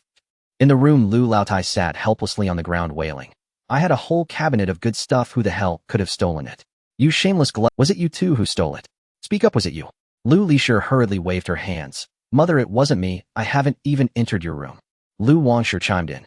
Yeah, mother, I haven't been in your room either. It wasn't me." Lu Laotai was about to ask again when Lu Laotu interrupted her. "Old woman, enough, stop shouting. Think back to when the cabinet was last opened. Oh, was there anything left then?" Lu Laotai squinted her old eyes and thought for a moment, then said, "The last time was when the 3rd son had his accident. Didn't you come back to open the cabinet to take money then? Later on the family ran out of money, so we stopped eating these things. Right when you got married, we didn't have a feast, but I had the 3rd son take a few eggs from the cupboard for an extra meal in the evening." Lu Laotai looked at her youngest son at this point, and Lu Laosan, hearing this, had a confused expression. "Mother, last time I took your key, I only took a few eggs from the bowl. Oh, I didn't touch anything else. You don't suspect me, do you?" Lu Laosan spoke increasingly urgently, feeling wronged as he noticed Lu Laotai's suspicious gaze. In the past, he had also taken some food from the cabinet with his mother's permission. Although he occasionally took a bit more this time, it truly wasn't him. Lu Laotu looked at his 3rd son, his expression also filled with suspicion. "3rd son, what was in the cabinet when you took things last time?" "Father, it was dark when I took it last time, or I didn't look closely, I just touched the eggs and went out." After Lu Laosan explained, he noticed everyone around him looking at him suspiciously, which made him even more agitated. "Why are you all looking at me like that? Lin Yang is gone. Even if I took money, who would I spend it on? Mother, please say something for me." "Ooh, I really didn't take anything this time. I didn't touch the wooden box in the cabinet. The money inside must have been stolen by someone else." Upon hearing this, Lu Laodai and Lu Laoer immediately looked at Lu Laotai with suspicion. Their mother had always favored the 3rd son, secretly giving him money for treats since he was a child, and after he married, she continued to support him secretly. They had tolerated the past, but now even the hiding place for family money was known so clearly by the 3rd son. Lu Laodai was particularly furious. Their father had said that most of the family would belong to him in the future. Yet he didn't even know where the family's hidden money was. Clearly he was not regarded as the eldest son. He had even sold his daughter for this family. Not only had he received no food, but even the family's money had been stolen by the 3rd son. Lu Laodai was firmly convinced that the money had been stolen by Lu Laosan. Only Lu Laotai and Lu Laotu had keys to the cabinet. Now that the lock hadn't been broken, it must have been Lu Laosan who stole it. Lu Laoer also suspected that Lu Laosan was the thief. Lu Laodai was a bit foolish, easily coaxed by their father with a few words, not needing money to persuade him at all. Given their mother's current commotion and expression, it seemed that the money truly was gone, and it wasn't just a performance. It could only be Lu Laosan, that good-for-nothing Lu Laosan for whom the family had spent 20 taels of silver, now stole all the family's savings. The more Lu Laoer thought about it, the angrier he became. He lunged forward and punched Lu Laosan in the face, cursing as he hit. "Good for you, Lu Laosan. The family has already spent 20 taels to keep you safe. This was 3 acres of prime farmland. You greedy one, have you also stolen all the remaining money from the family? Are you trying to starve the whole family? Watch me not beat you to death, you homestealer." Lu Laoer hit him fiercely. Lu Laosan, after receiving a couple of hits, came to his senses and began to fight back. At that moment, Lu Laodai also came forward to help, and the 2 brothers began to beat Lu Laosan together. In just a few moments, Lu Laosan was beaten to the ground, unable to fight back. Lu Laotai wanted to intervene, but was supported by Lu Lishir and Lu Wangshir. Though they said they were afraid Lu Laodai would get hurt, they were actually preventing her from helping. At first, Lu Laotu also thought to just give Lu Laosan a few hits to vent his anger, but seeing Lu Laosan lying there without moving, he feared he might be beaten to death, and hurriedly went forward to pull Lu Laodai and Lu Laoer away, but was brushed aside by an agitated Lu Laodai. Unprepared, Lu Laotu fell to the ground at his age. His bones were brittle, and he hit his tailbone, instantly causing him pain and rendering him unable to move. Seeing her husband fall, Lu Laotai shook off the two daughters-in-law and rushed to help him. As soon as he moved, he cried out in pain, which frightened her. With a loud shout, Lu Laotai startled both her sons. The brothers then finally stopped fighting and rushed to Lu Laotai's side to show concern. Lu Laotai asked his two sons to help him to the Kong, waving his hands to indicate that they should go back. But he saw that Lu Laotai and Lu Laoer were still standing in front of the Kong, insisting on searching Lu Laosan's room. Left with no choice, Lu Laotai had to agree. He had originally planned to let the two sons go back, and then he and his wife would search Lu Laosan's room themselves. After finding the gold hairpin, they would hide it away. It was a family heirloom. He thought that since Lu Laosan hadn't gone out during this time, the gold hairpin must still be at home. As for the food, although it was distressing, at least it was his own son eating it, so it wasn't wasted. Now if the two sons insisted on searching, then let them search. It was merely placing the gold hairpin in plain sight, making it known to the children. But who knew that Lu Laosan's room would be nearly torn apart, and Lu Laotai and Lu Laoer wouldn't find the gold hairpin. Lu Laotai was truly anxious now. He called Lu Laosan into the room alone and tried to coax and threaten him. Seeing that it was ineffective, he pressed him for answers, and when Lu Laosan still refused to speak the truth, he was so furious that he could barely catch his breath. Lu Laotai and Lu Laoer gave Lu Laosan another good beating, but no matter how Lu Laosan defended himself, everyone believed he was the thief. The Qin family. Unaware of the big drama caused by Lu Qingqing, she was now troubled by the issue of insufficient water at home. That evening, while Qin grandma was busy inside the house, Lu Qingqing filled water from the space into the well. After a while, she saw that water was slowly accumulating in the well. Having gathered enough for about 2 buckets, Lu Qingqing hurried into the house to call Qin grandma to come and see. Qin grandma was also shocked to see water in the well, hurriedly closing the door and letting Qin Lang draw the water from the well. The walls of the Qin family's courtyard are quite high, built that way due to their proximity to the back mountain, as they feared wild beasts might enter. Now it has conveniently allowed Lu Qingqing to act without worrying about being seen. From that day on, Lu Qingqing secretly poured water into the courtyard's well every day, then had Qin Lang draw it. The water level in the village has almost bottomed out, and now water is distributed every 5 days, with each person receiving only enough for 1 day, while those on duty at the village entrance get a little extra. Thanks to the extra water from the courtyard, while the containers at the Qin household are full. To prevent waste from evaporation, they have even started making rice porridge to consume. Lu Qingqing took a sip of the fragrant porridge complemented by stir-fried vegetables, feeling her stomach relax. This evening it was time for water distribution again. Although the Qin family was not lacking water, to avoid suspicion, she had to go collect it. Lu Qingqing told Grandma Qin that she would go to fetch water today and applied some dry dirt to her face in advance, but felt it didn't work very well. So mimicking many of the village women, she took a cloth and wrapped it around her head and face. Looking into the basin of water, she felt it looked acceptable. Now they were distributing water for 5 days, with each person getting only 1 portion per day. Lu Qingqing took the small clay pot from home and went to queue. Just a few steps and she saw Qin Lang jogging over. Since marrying into the Qin family, Qin Lang has been particularly attached to her. Aside from sleeping separately, they are practically inseparable every day. Lu Qingqing looked at Qin Lang's dark eyes sparkling as he gazed at her, and thought his face was still too clean. Now that there was plenty of water at home, all 3 of them would wash their faces and hands with it each morning. Lu Qingqing felt it unnecessary to dirty Qin Lang's face further and sent him back. Qin Lang pouted, unhappy, but obediently returned. Grandma had said he should listen to the older girl. When Lu Qingqing arrived, she found a long line already formed by the well. She was puzzled to see that many families sent 2 or 3 people to collect such a small amount of water. During the queue, she overheard people chatting and learned that many families in the village were in an uproar over the water collection. Some had been secretly drinking a bit on their way back after fetching water. When the water was distributed in larger amounts, it was harder to notice any discrepancies. Now, with each person receiving just 1 portion daily, even a slight reduction could be detected, causing disputes at home. Now everyone was worried that those fetching water would sneak drinks. Most of the collectors were men from each household, and several people from each family came to supervise the water being taken home. While waiting in line, Lu Qingqing saw the 3 Lu brothers coming to collect water. It was clear that Lu San was being ostracized, walking at the back with his head down, his face bruised and limping. After all, they were nominal relatives, and with so many villagers watching, Lu Qingqing still greeted them. Upon seeing her, Lu Da's expression visibly stiffened. After all, they were nominal relatives, and with so many villagers watching, Lu Qingqing still greeted them. Finally, one day the villagers discovered that the well had run dry. Even sending people to dig deeper was futile, as the sand they unearthed was all dry. It wasn't that Lu Qingqing was unwilling to pour water into the village well, but since the drought began, the well had been locked, and without a key, it couldn't be opened.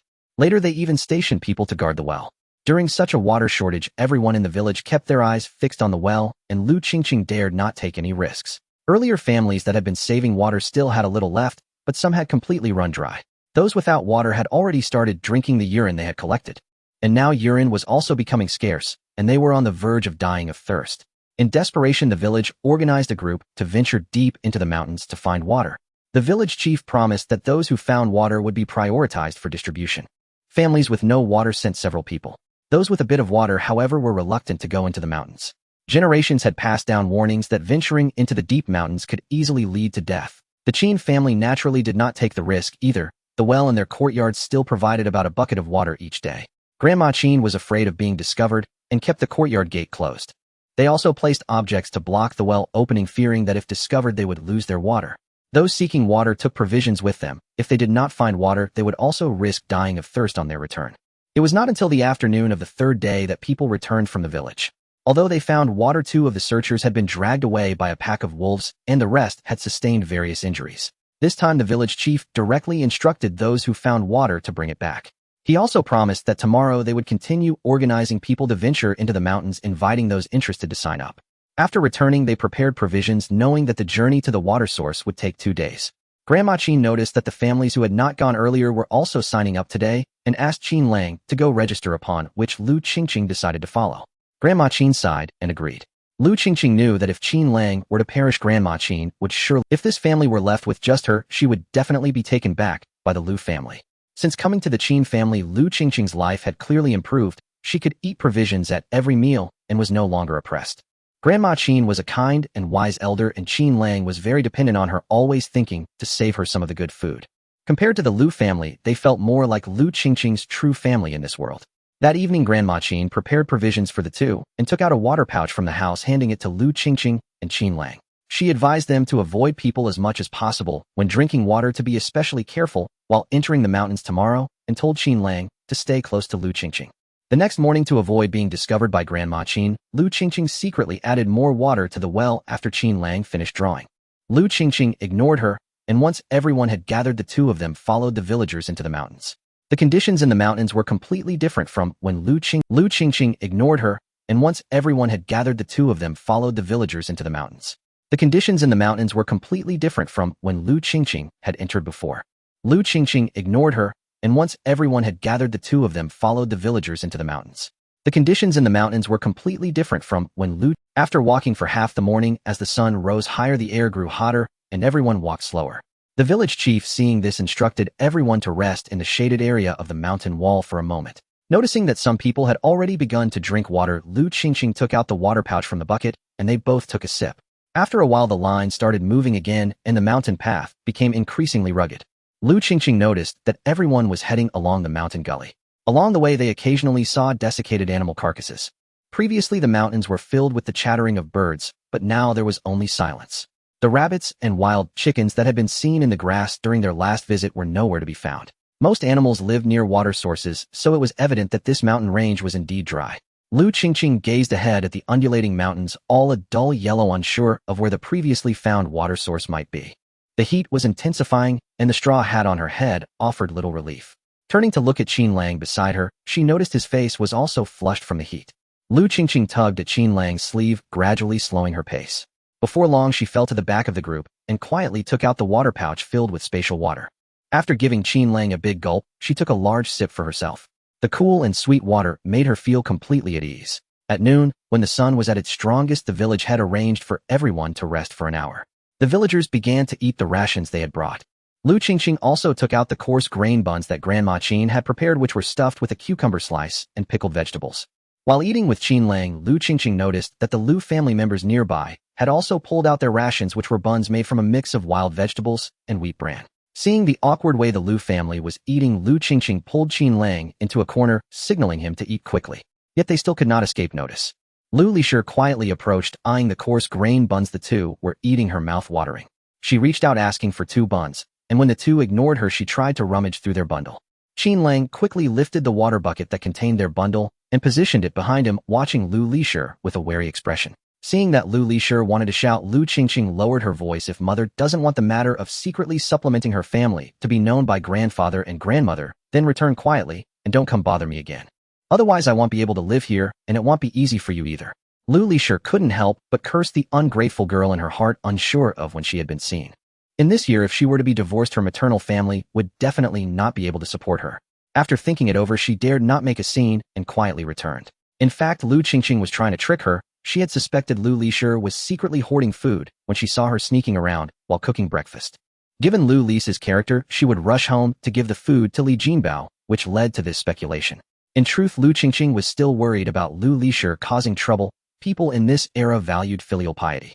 If Lu Lixi insisted on taking the buns, Lu Qingqing would not give them to her, which could lead to gossip and exclusion from the villagers. Fortunately, this time, it was just Lu Lixi looking for trouble. If the disasters worsened, she feared that old man Lu would come looking for trouble, and he wouldn't be so easily deceived as Lu Lixi.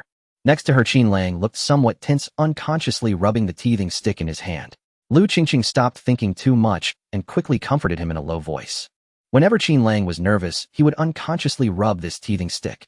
After a while, he finally relaxed, and the two lay down to rest after finishing their meal. After setting off in the afternoon, they walked until nightfall without encountering any incidents. As darkness fell, the village head led everyone to find a place to settle down, arranging for people to take turns keeping watch. In the middle of the night, while everyone was sleeping soundly, the two on watch suddenly screamed about wolves. Many wolves. Awakened, the villagers quickly got up and grabbed their weapons for self-defense. Lu Qingqing and Qinglang were armed with a machete and a hoe. In the dim moonlight, they could faintly see the wolf pack approaching in the distance. The villagers faced the wolves in a tense standoff, and at that moment one man from the village unconsciously stepped back 2 paces. Seeing others retreat, the rest of the villagers also thought of backing away.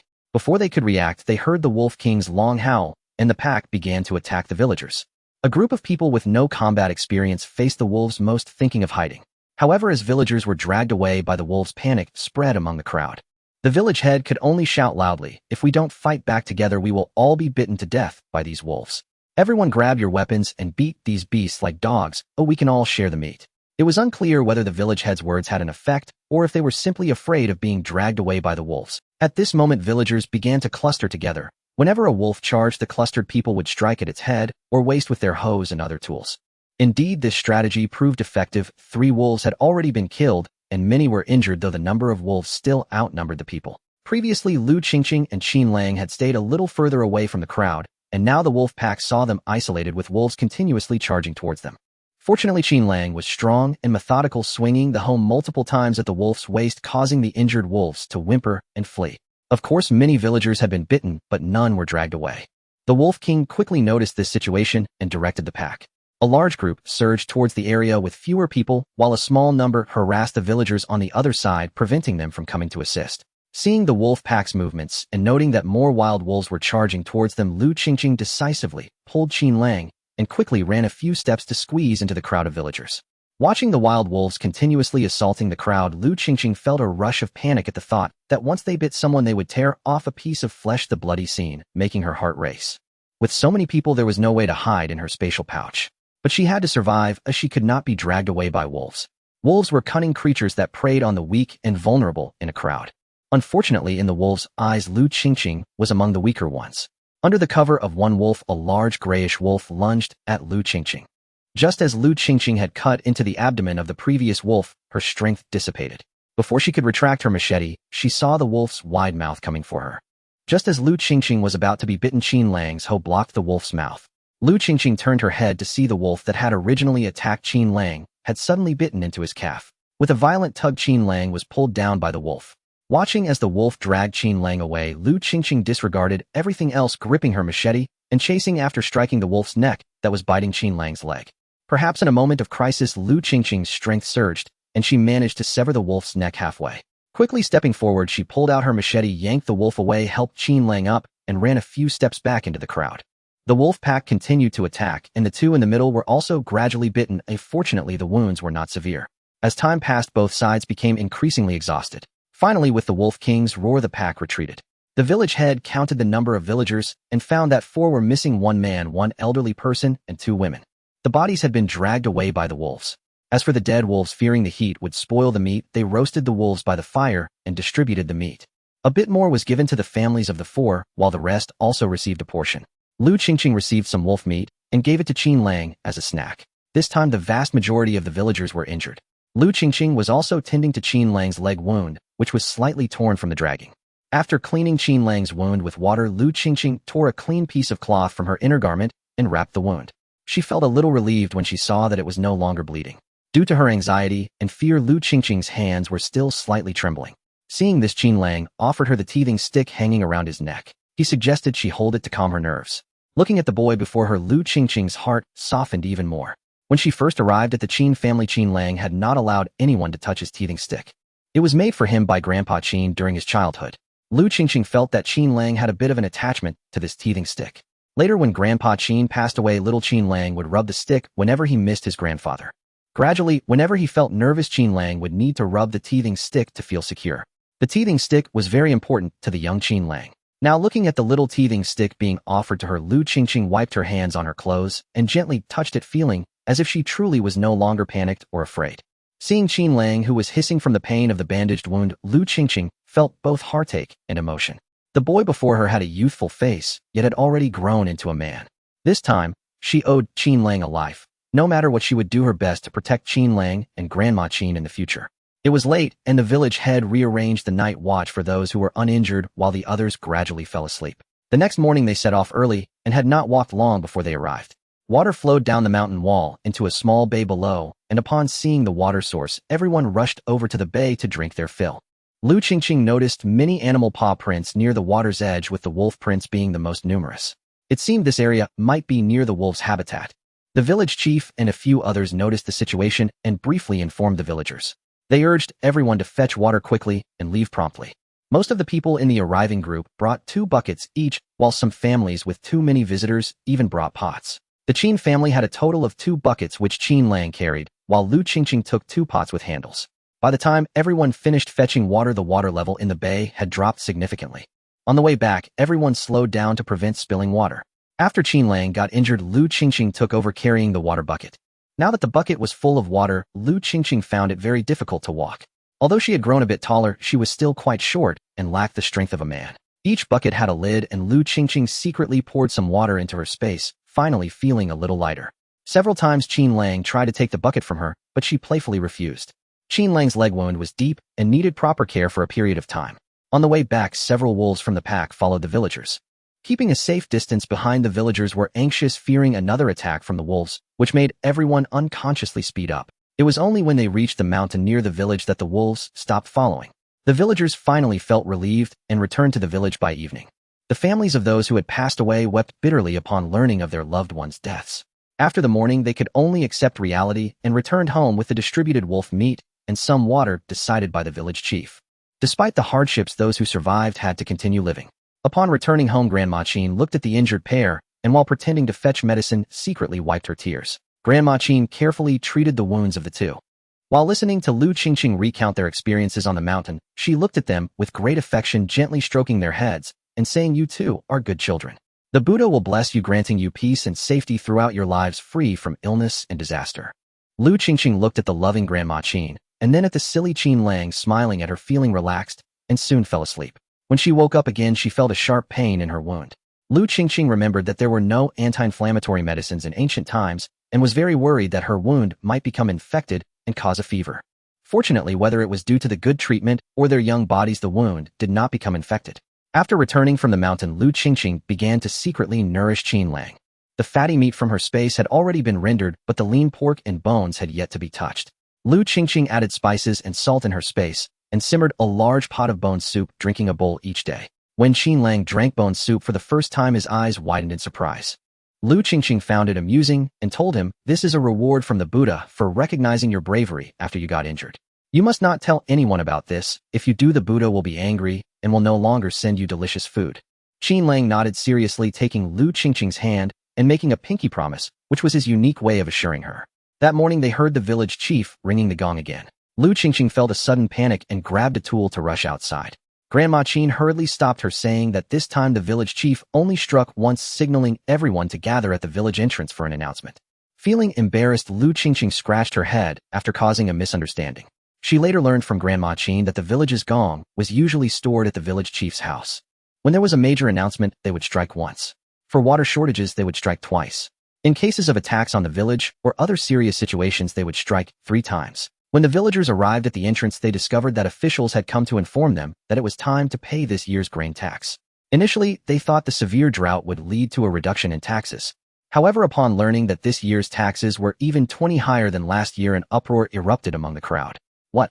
Do you have objections to the court's tax collection? The tax collector shouted loudly, accompanied by a constable who immediately drew his broadsword. The cold gleam of the blade paired with the constable's fierce expression instantly silenced the crowd. Villagers in the front row tried to back away, and seeing this, the village chief could only smile and step forward to explain, "Your Excellency, please don't misunderstand. We are all from the same village. Our county's clerk Lu Tianming is my cousin. I wonder if you know him."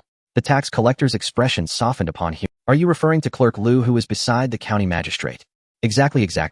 Lu Tianming is the son of our uncle. He even returned to the village to pay New Year greetings last year." The village chief hurriedly replied as he saw the tax collector's expression soften. The tax collector's demeanor immediately became friendly. This is indeed a case of the flood washing away the Dragon King's temple. Brother, it's not that I want to make things difficult for everyone. This year's grain tax is a direct order from the governor. I heard that." As he spoke, his voice gradually lowered. "In the north there have been invasions by barbarians, and the court has not yet provided reinforcements or supplies, which is why the grain tax has increased. The county magistrate knows how hard life is for the people this year, but the orders are difficult to comply with. Brother, please understand our position as messengers."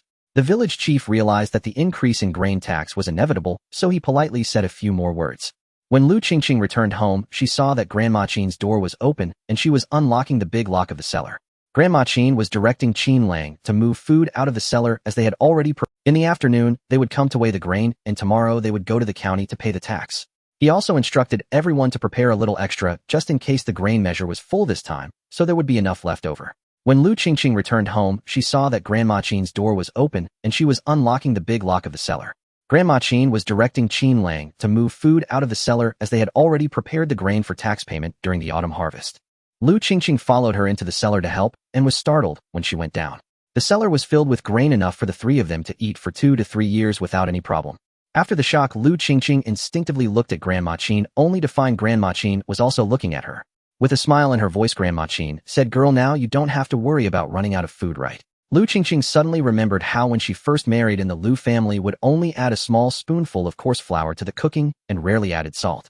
She would unconsciously cook according to the Lu family's method, and during meals Qin Lang would complain that the food was not salty enough, asking if she had forgotten to add salt, and afterward, he would say he was still hungry.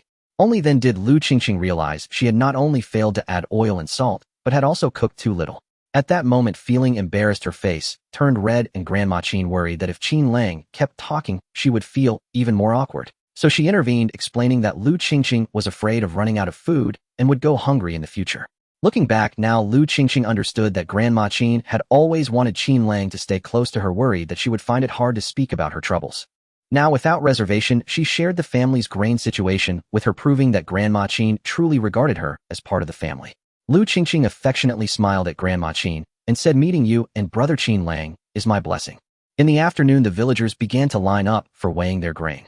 When Lu Qingqing and Qin Lang arrived with their grain, there were already quite a few families queuing ahead. The weather was still hot, and most people were queuing in the shade by the roadside. While Lu Qingqing was in line, she suddenly heard the village chief shout, "Scoundrel," loudly ahead. Looking forward, she discovered that the notorious troublemaker Lu Tianfu and his mother were arguing with the village. Lu Tianfu leaned to one side, one hand propping up a sack of grain, looking nonchalant, as he said to the village chief, "Big brother, when uncle was the village chief in previous years, we always paid our grain like this."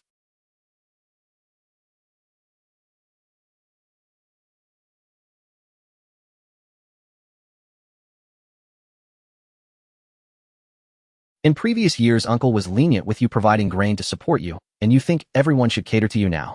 He then grabbed a handful of the grain and loudly addressed the villagers nearby. "Everyone come and see, this Lu Laowai is bringing undried grain to pay tax. It's a deliberate attempt to harm us. The officials will definitely refuse to collect our village's grain tax with this kind of grain." The villagers nearby also came forward to grab a handful of grain to feel it, criticizing Lu Tianfu for being unreasonable. With this undried grain, he could pay significantly less. But if the officials refused to accept it, he would have to pay even more when he had to deliver grain again.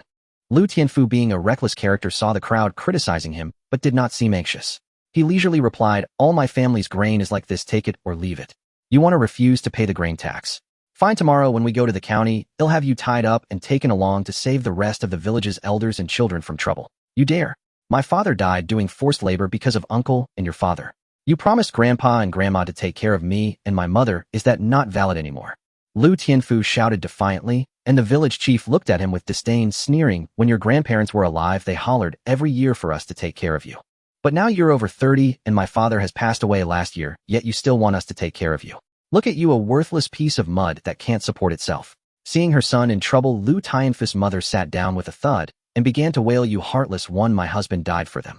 When my parents passed away, they promised to look after us orphans, and now you want to honor that." As the crowd around them grew larger, the village chief felt even more humiliated. This was his first year in office, and the collection of grain taxes was turning into such a mess. If he let this slide, he would lose all his authority in the village. Thinking this, he directly ordered the villagers to tie up Lu Tianfu.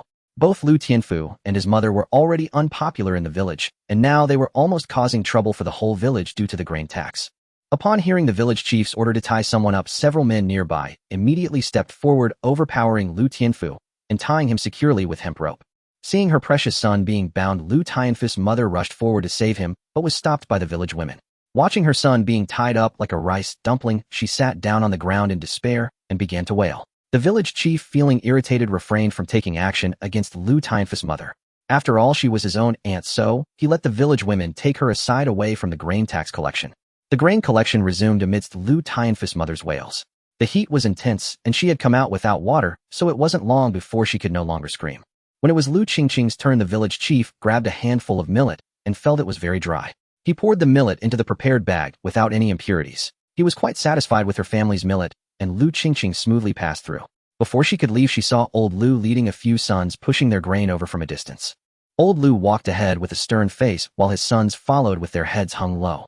Lu Qingqing had accompanied the Lu family during the autumn harvest, so she was well aware of how much grain they had harvested this year. Even if they switched to coarse grain, the whole family would have to tighten their belts to make ends meet.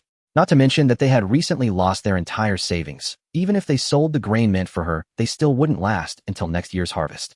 Moreover, with the increase in grain tax, this time the extra burden would likely be covered by next year's grain seeds. However, the Lu family's affairs had nothing to do with Lu Qingqing anymore, since she had already been sold to the Qin family as a child bride.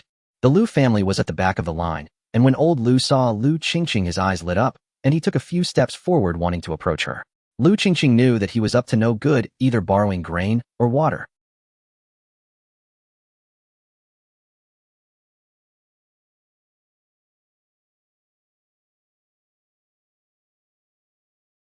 Old Lu, seeing his eldest son standing foolishly by the queue, felt embarrassed and pulled him back into the line.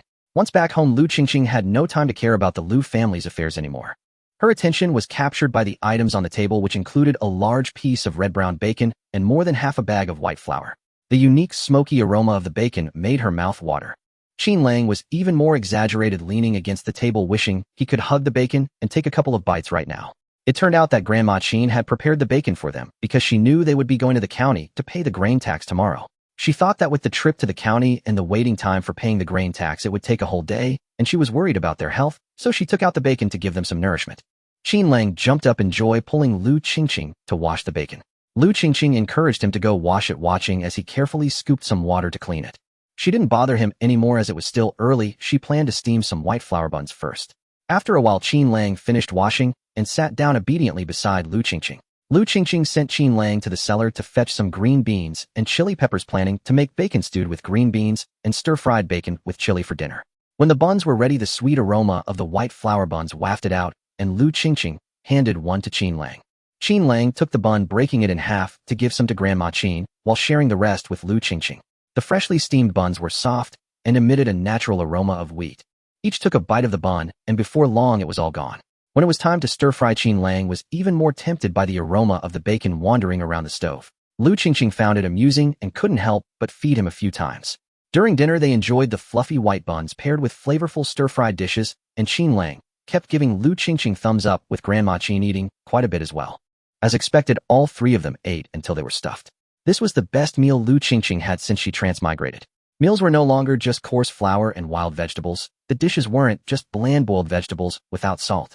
Feeling her full belly, she silently sighed. This was what a person's life should be like. The next day, the three members of the Qin family woke up early. Today, the able-bodied villagers would collectively escort the grain to the county to pay the grain tax. Grandma Qin had already prepared the dry food, clean water, and some tools for self-defense, such as knives and hoes for the two of them. Before leaving, she stuffed Lu Qingqing with a couple of silver coins, asking her to buy some cloth and needles in the county so she could make her a new set of clothes when she returned. Lu Qingqing hurriedly waved her hands to refuse, but she could not decline. By the time the two arrived at the village entrance, most of the villagers had gathered.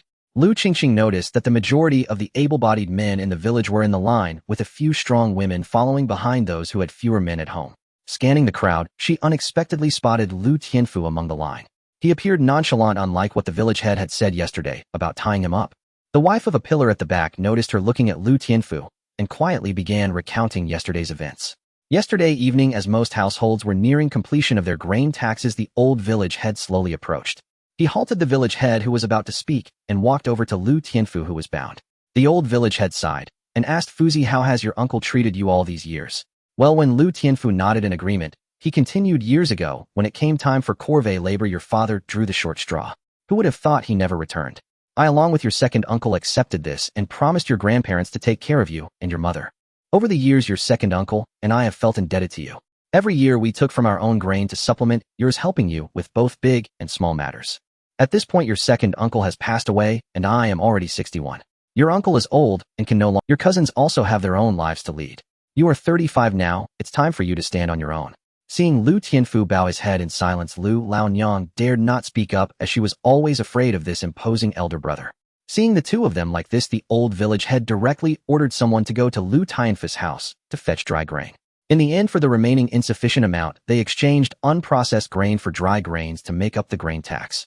Lu Qingqing couldn't help but sigh again. The old village head was truly a person of deep feelings and loyalty. From childhood to now, he had helped her original self many times, and after she transmigrated, the old village head had also assisted her. The Qin family had migrated to the village later and were not very closely related. If there was an opportunity, she could mention it to her grandmother, suggesting they build a good relationship with the old village head's family. While Lu Qingqing was still pondering, the village head saw that most people had arrived. Just before setting off, he rallied the crowd, saying, "Everyone, today we are going to pay our grain tax. Currently, there are many groups of refugees robbing outside, but they generally do not dare to attack large groups. This time, everyone should bring suitable weapons. If we encounter any robbers, do not run around." As per the arrangement, every 5 households will guard a cart filled with grain. If anyone attacks, strike them down. We must protect the grain. Everyone knows the situation of this year's autumn harvest. Many cannot even pay the second grain tax. If you do not want to be captured and punished, you must protect the grain. Did everyone hear that? Seeing the young and strong villagers respond vigorously, the village head felt reassured and called for everyone to set off.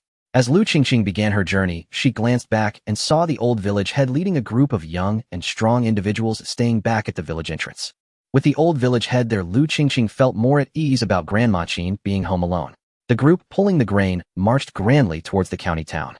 As they left the village, everyone became tense, unconsciously gripping their weapons tighter.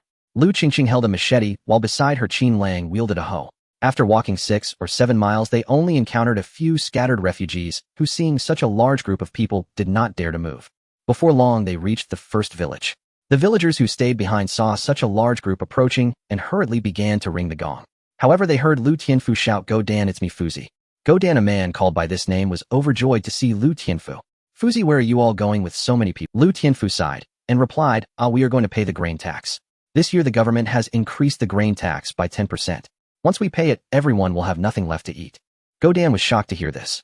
"Can your village still gather enough grain tax?" "Our village's harvest this year is insufficient to pay the tax. We ran out of water early and the grains didn't grow." Hearing this, Lu Tianfu felt a tightening in his heart and put on a sorrowful expression. "It's the same everywhere. We ran out of water early too. Our grain tax was made up from last year's old grain. We didn't keep any seeds." After lamenting to each other for a bit, Lu Tianfu quickly rejoined the group. They passed several more villages, and most villagers were similar, sunburnt and thin with cracked and peeling lips. As the sun climbed higher, even with Lu Qingqing wearing a straw hat for shade, she still felt dizzy from the heat. Turning to look at Qin Lang beside her, he too was flushed red from the heat. Taking out her water pouch, Lu Qingqing took several large gulps, instantly feeling refreshed, and then handed it to Qin Lang beside her. The group had now reached a low hillside, and Lu Qingqing noticed something glinting on the opposite slope that caught her eye. Before she could react, she heard the village head shout loudly, "There are refugees attacking. Everyone protect the grain. If they come, strike them down without hesitation." Before them, a horde of ragged refugees rushed down the opposite hillside. Most of them carried farming tools like hoes and sickles, but their eyes gleamed with a greedy desire for the grain. The refugees let out a thunderous roar as they charged at the convoy. Even though Lu Qingqing knew that their side outnumbered the refugees, she still felt a twinge of fear at the sight of the furious onslaught. Qingqing grabbed Lu Qingqing's arm, pulling her behind him, holding his hoe in a martial stance. Before long, several refugees rushed close to their cart, panting heavily from the long sprint. Without waiting for the refugees to approach, the young and strong villagers beside the cart swung their weapons, striking down at the refugees. The difference between those who had been hungry for a long time and those who had just enough to eat was starkly revealed at that moment. Most villagers were stronger than the refugees, and their numbers far exceeded those of the refugees. This battle for grain concluded after half an hour. Dozens of refugees lay dead on the ground with blood spilling everywhere, and those who could run had already fled. Some villagers had also been injured, but fortunately their wounds were not severe. Seeing the bodies on the ground blocking the road, the village head decided to let everyone take a short break. The injured tended to their wounds while the uninjured were responsible for carrying the bodies to the side of the road into the woods. Lu Qingqing and Qingqing were both unhurt this time, so they lifted a body together. They were carrying a man with a full beard, and as they tossed him into the woods, Lu Qingqing noticed something green peeking out from his ragged clothes. Seeing that the villagers had not yet arrived, Lu Qingqing quickly reached out and retrieved a jade pendant, swiftly storing it in her space. She whispered to Qingqing not to mention this matter, and after he nodded, she returned. Once all the bodies had been disposed of in the woods, the village head called for everyone to continue. The group covered in blood appeared fierce, and they did not encounter any more refugees daring to attack along the way. As noon approached, everyone finally saw the county town's walls. At the city gate, they formed a line for inspection of their passes, with the village head leading the villagers in line waiting to enter the city. When it was the turn of the Lu family villagers, the village head hurriedly stepped forward to present their passes, explaining that they were there to pay the grain tax. The guards looked at the Lu family villagers, noting the blood and wounds from the fight. After carefully confirming that there were no issues with the passes, they allowed them to enter the city. There was no queue when they arrived at the county office to pay the grain tax. The guarding officials, upon seeing that they were there to pay taxes, treated them fairly well. Hearing that the village head knew the county bookkeeper, his attitude became even more courteous, warmly inviting the nearby officials to report to the county bookkeeper. Lu Qingqing was waiting at the door when she saw a middle-aged man with a beard dressed in an official robe walk out. The man, upon seeing the village chief, was quite pleased. "Tian Li, this year you led the villagers to pay the grain tax. How was the journey? Was it smooth?" "Eldest brother, we encountered a wave of refugees on the road. Fortunately, there weren't too many of them, and since many villagers came out this time, it wasn't a big problem." Lu Tianming sighed softly after hearing this. This year the drought in the whole prefectural city is severe, and the refugees are fleeing and causing chaos everywhere. There are too many cases, and the officials can barely maintain order in the county town. Fortunately, our village is a bit farther from the county, and several nearby villages have been completely slaughtered by the refugees. He said no more and led everyone to pay the grain tax. With the clerk following, the grain scales were mostly even, leaving quite a bit of grain.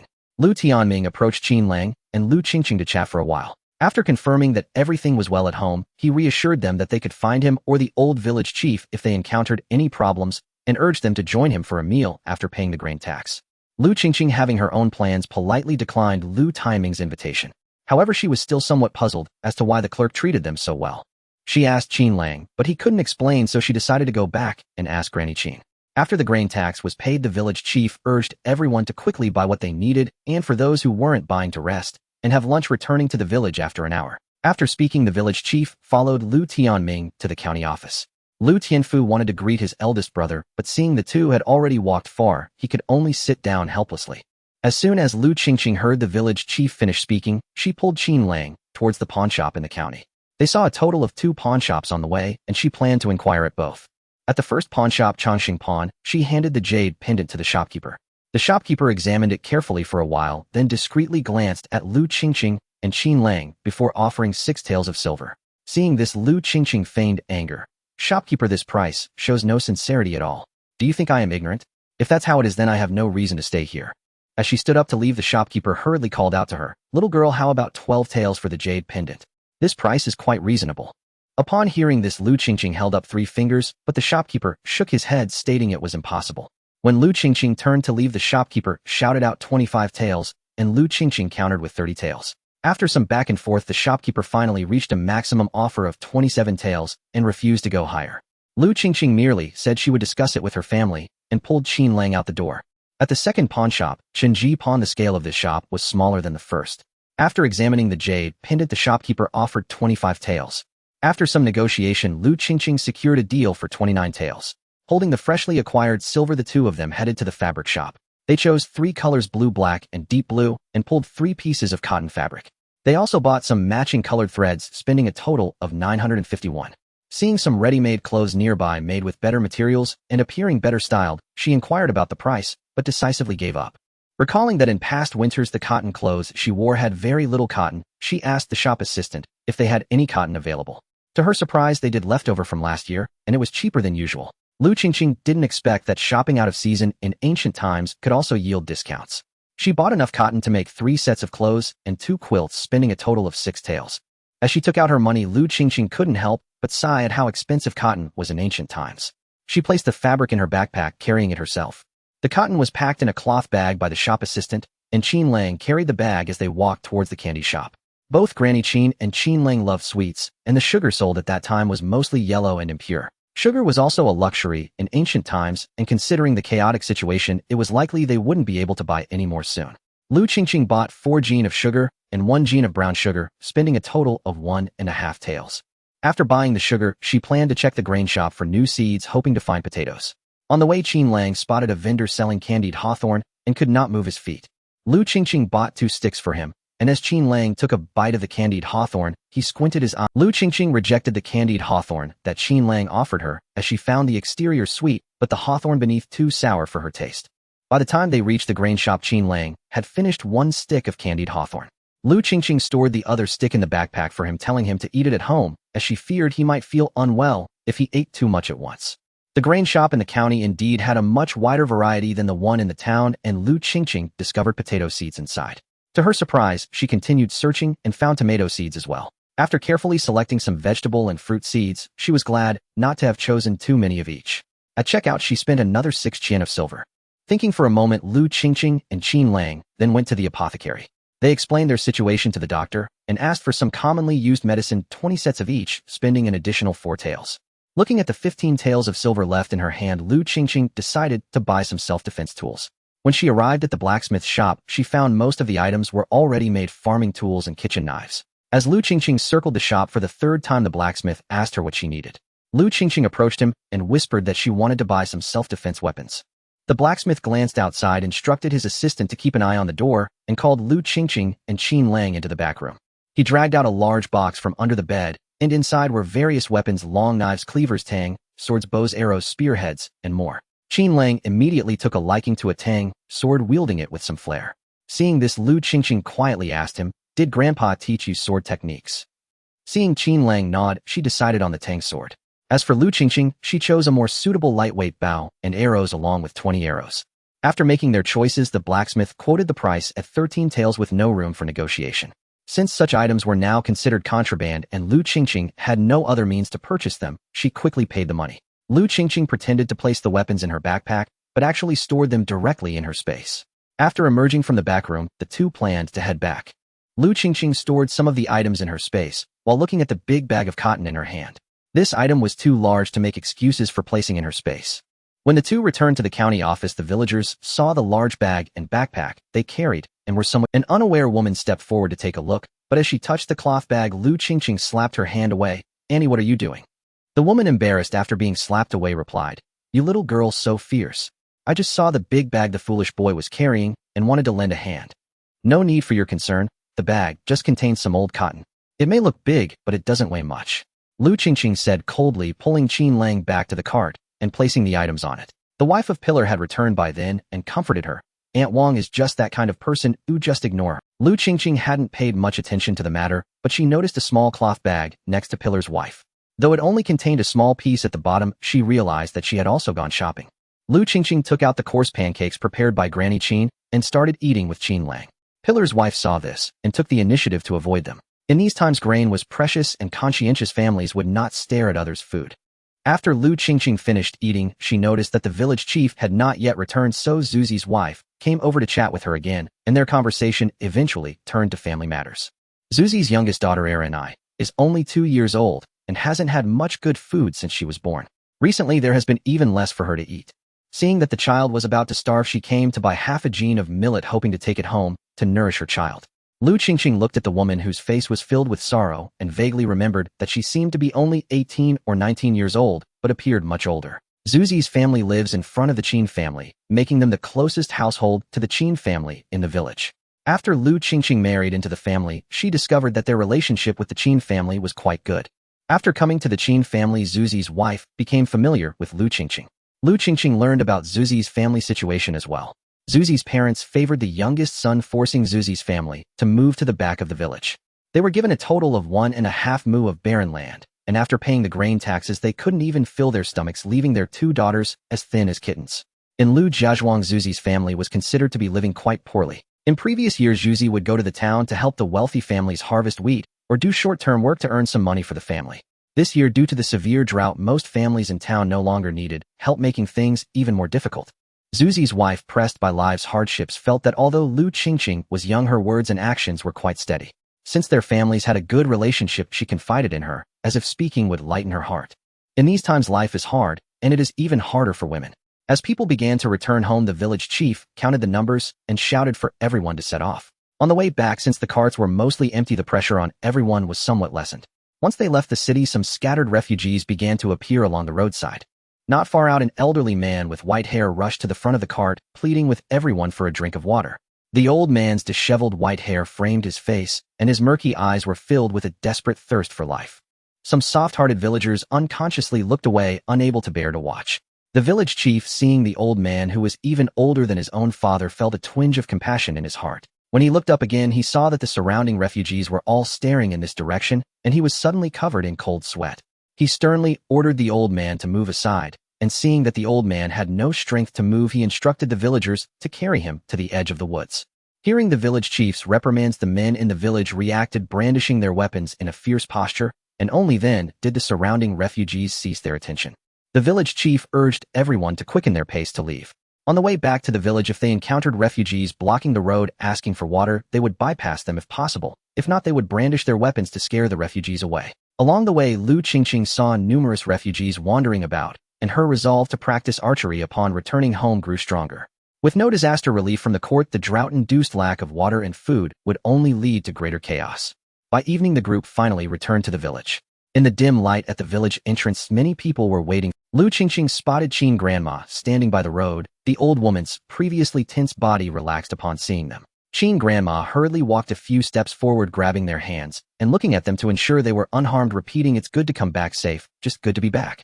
Lu Qingqing and Qin Lang pulled the cart as the 3 of them began walking home.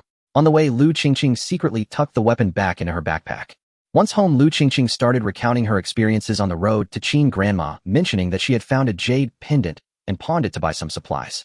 She was worried that Qin grandma would scold her for spending money recklessly, so she emphasized the chaotic situation caused by the refugees outside. After hearing this, Qin grandma examined the items Lu Qingqing had brought back. Her gaze lingered on the bow and arrow and the tang knife, recalling the large knife and bow that her husband used in earlier years. Unfortunately, those were left behind in the mountains after her husband was injured. Thinking of this, she praised Lu Qingqing for making good purchases of weapons. In such chaotic times, having weapons is essential to protect one's wealth.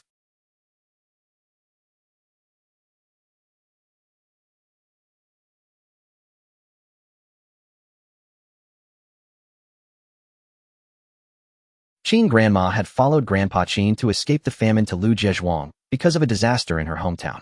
The old Qin family home was very far from here, located further south.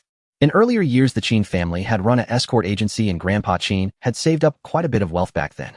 They lacked neither land nor grain, making them one of the wealthier families in the area. When Qin grandma and the others returned to the Qin family home, they found that most of their belongings had been washed away and several rooms had collapsed. There was still the family's grain and livestock were swept away and soaked by the flood, and many who couldn't escape drowned in the water. When the flood receded, the ground was littered with mud, branches, and various corpses, emitting a foul stench. When Qin grandma and the others returned to the Qin family home, they found that most of their belongings had been washed away and several rooms had collapsed. There was still some grain buried under the mud in the granary, but the scattered grain particles were no longer safe to eat. After the flood, those who survived were forced to become refugees. To survive, it became common for refugees to burn, kill, and loot. Back then, Qin grandma had 2 sons on the road to escape. The younger son was killed while trying to protect them. The elder son, who was Qin Lang's father, also succumbed to severe injuries during that incident. Only Grandpa Qin, Grandma Qin, and the pregnant daughter-in-law survived, relocating to Lu Jiazhuang to live. This village was chosen by Grandpa Qin. It was backed by a mountain which had a water source, providing a place to hide in case of trouble. After the Qin family moved to Lu Jiazhuang, the elderly couple sold part of their gold and silver valuables. They built this house and purchased a few acres of land in the village, thus settling down in this place. However, not long after Qingqing's mother gave birth to him and died from excessive bleeding. The elderly couple then lived their lives with their little grandson with the yield from a few acres of land, just enough for the three of them to eat and drink. Grandpa Qin often ventured into the mountains to provide for his grandson. The house was built far from other villagers. Whenever they caught rabbits, wild chickens, or other small game, they would quietly eat them to supplement their diet. If they caught large game, they would secretly transport it to the county to sell at night. In this way, they gradually accumulated some savings plus the original valuables, making their family wealthier. When Qingqing fell ill, although they spent some money thanks to Grandpa Qin's occasional hunting, their lives remained relatively affluent. Having experienced the calamities, the elderly couple understood the horrors of disaster better than others in Lu Zhezhuang, and they always kept a stock of food sufficient for 2 to 3 years. Although Qingqing's high fever in childhood caused his intellect to remain at the level of a 5 or 6-year-old, he practiced martial arts with Grandpa Qin from a young age, making his body stronger than that of ordinary people with surprising strength. Until 5 years ago, when Grandpa Qin was injured on his last trip into the mountains, he passed away not long after returning. At that time, Qin grandma took care of her little grandson alone, and fearing that it would attract the envy of the villagers, they became even more low-key. Speaking of which, I remembered that not long ago Qingqing returned home and told Grandma Qin that he wanted to marry Diya as his wife. Being raised by her, she knew the child. Well, how could he understand what marriage entailed? Sure enough, after a few words, it was revealed that the Lu family intended to sell Diya. This young girl, having no way out, came to charm her little grandson into marrying her. Over the years, Grandma Qin had lived in the village and understood the temperament of most villagers. She knew that Old Man Lu's family was greedy but had a good impression of Diya, considering her kind-hearted and hard-working. Grandma Qin felt that this girl was perceptive. She was growing old and her health had deteriorated over the past 2 years. Having a kind and clever person to accompany her little grandson gave her peace of mind. Watching her grandson happily munching on a candied hawthorn skewer and glancing at Diya, who sat quietly listening to her speak, Grandma Qin felt her heart settle. Before bedtime, Grandma Qin secretly gave some of the candy she had bought to Lu Qingqing. She kept the rest away, specifically instructing not to let Qingqing see. Qingqing, like Grandma Qin, loved sweets, but every time he ate too many, he would get a toothache. Early the next morning, Zuzi's wife ran over to inform that the village head was organizing villagers to go into the mountains to fetch water. It had been 7 days since the last water-fetching trip. The first batch of families that went into the mountains had already consumed all their water, and the later batch had little left.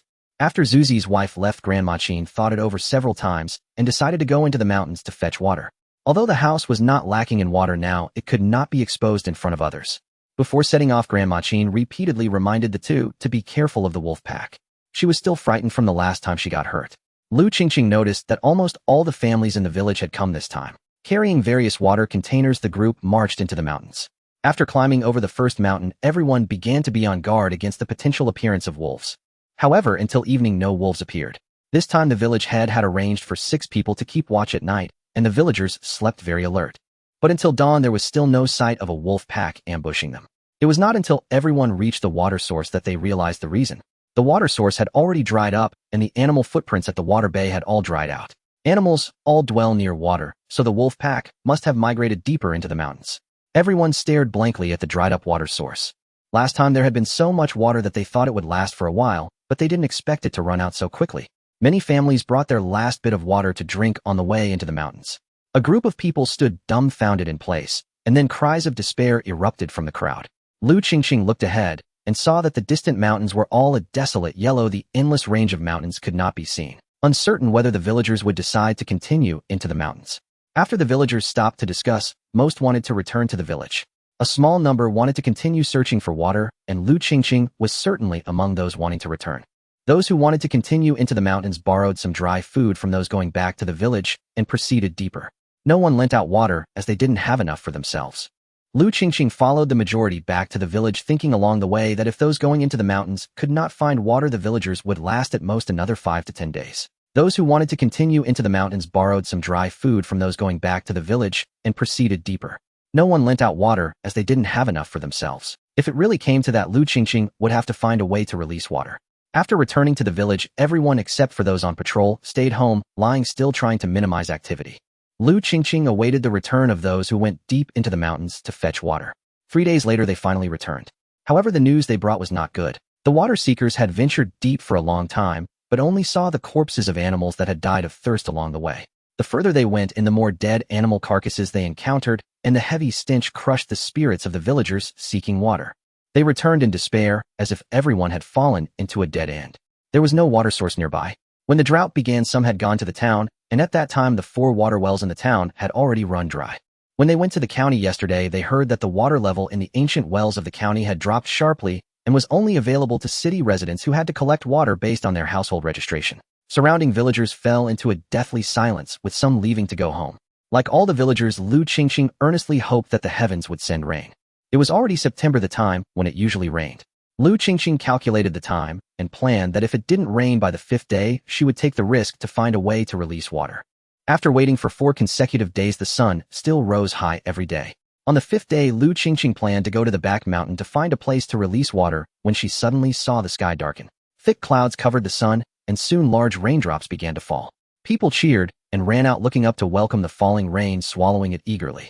After a while, those who had come to their senses began to take out their household vessels and place them outside to collect rainwater. Under the eaves, various pots, jars, and copper pots filled with rainwater were quickly filled.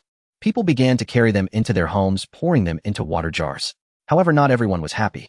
A man in the village was weeping while holding his mother's corpse. The old lady, in order to let her little grandson survive, had secretly saved the water allocated to her family when water could not be found in the village. She fed it to him when he came over every day and endured until yesterday, when she passed away from thirst. The man cried out in regret, lamenting that if only he had waited one more day. If he had cared more for his mother, she wouldn't have died of thirst. In these few days, 3 families in the village lost members, all elderly people who died of thirst due to saving water.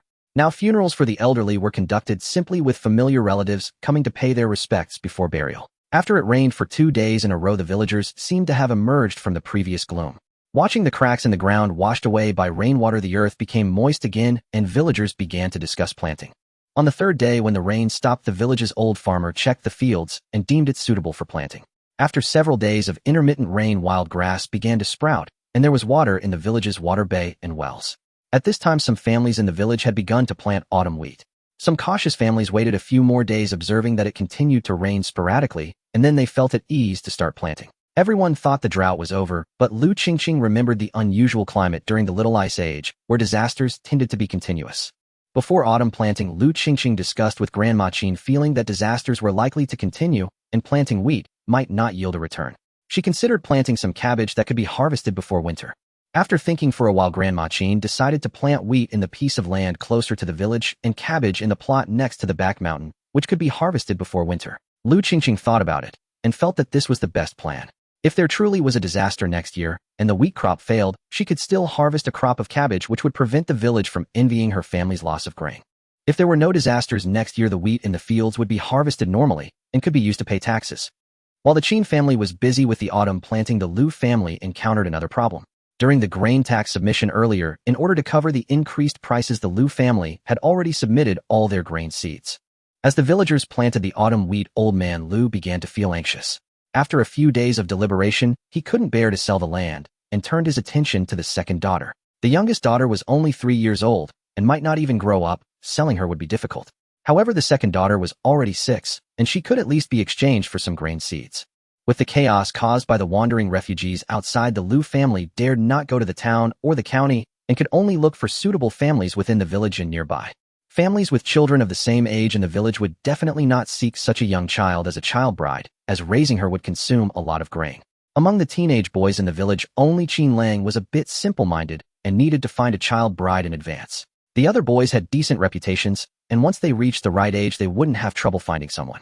After some searching, they settled on Li Chengcai, a 17-year-old street ruffian whom Qingqing had noticed before. This time, old lady Liu went personally, and it was Li Chengcai's mother who received her. It was unclear what the two discussed, but the next day, Li Chengcai's family brought grain seeds to the Liu family and took the second daughter back. The villagers said that the Liu family had completely cast aside their dignity and sold the second daughter to the Li family. The Li family even asked the village head to write a document, but they couldn't go to the government office to register it for now. When the Li family was about to take the second daughter away, her mother refused to let go, holding onto her tightly. No matter how she pleaded, the second daughter was still taken away by the Li family. After the second daughter left, Mrs. Liu had a huge quarrel with Liu Erlang, but ended up being beaten to the point where she couldn't get out of bed. A few days later, the village gradually stopped talking about this matter and instead began discussing how the second daughter was being beaten.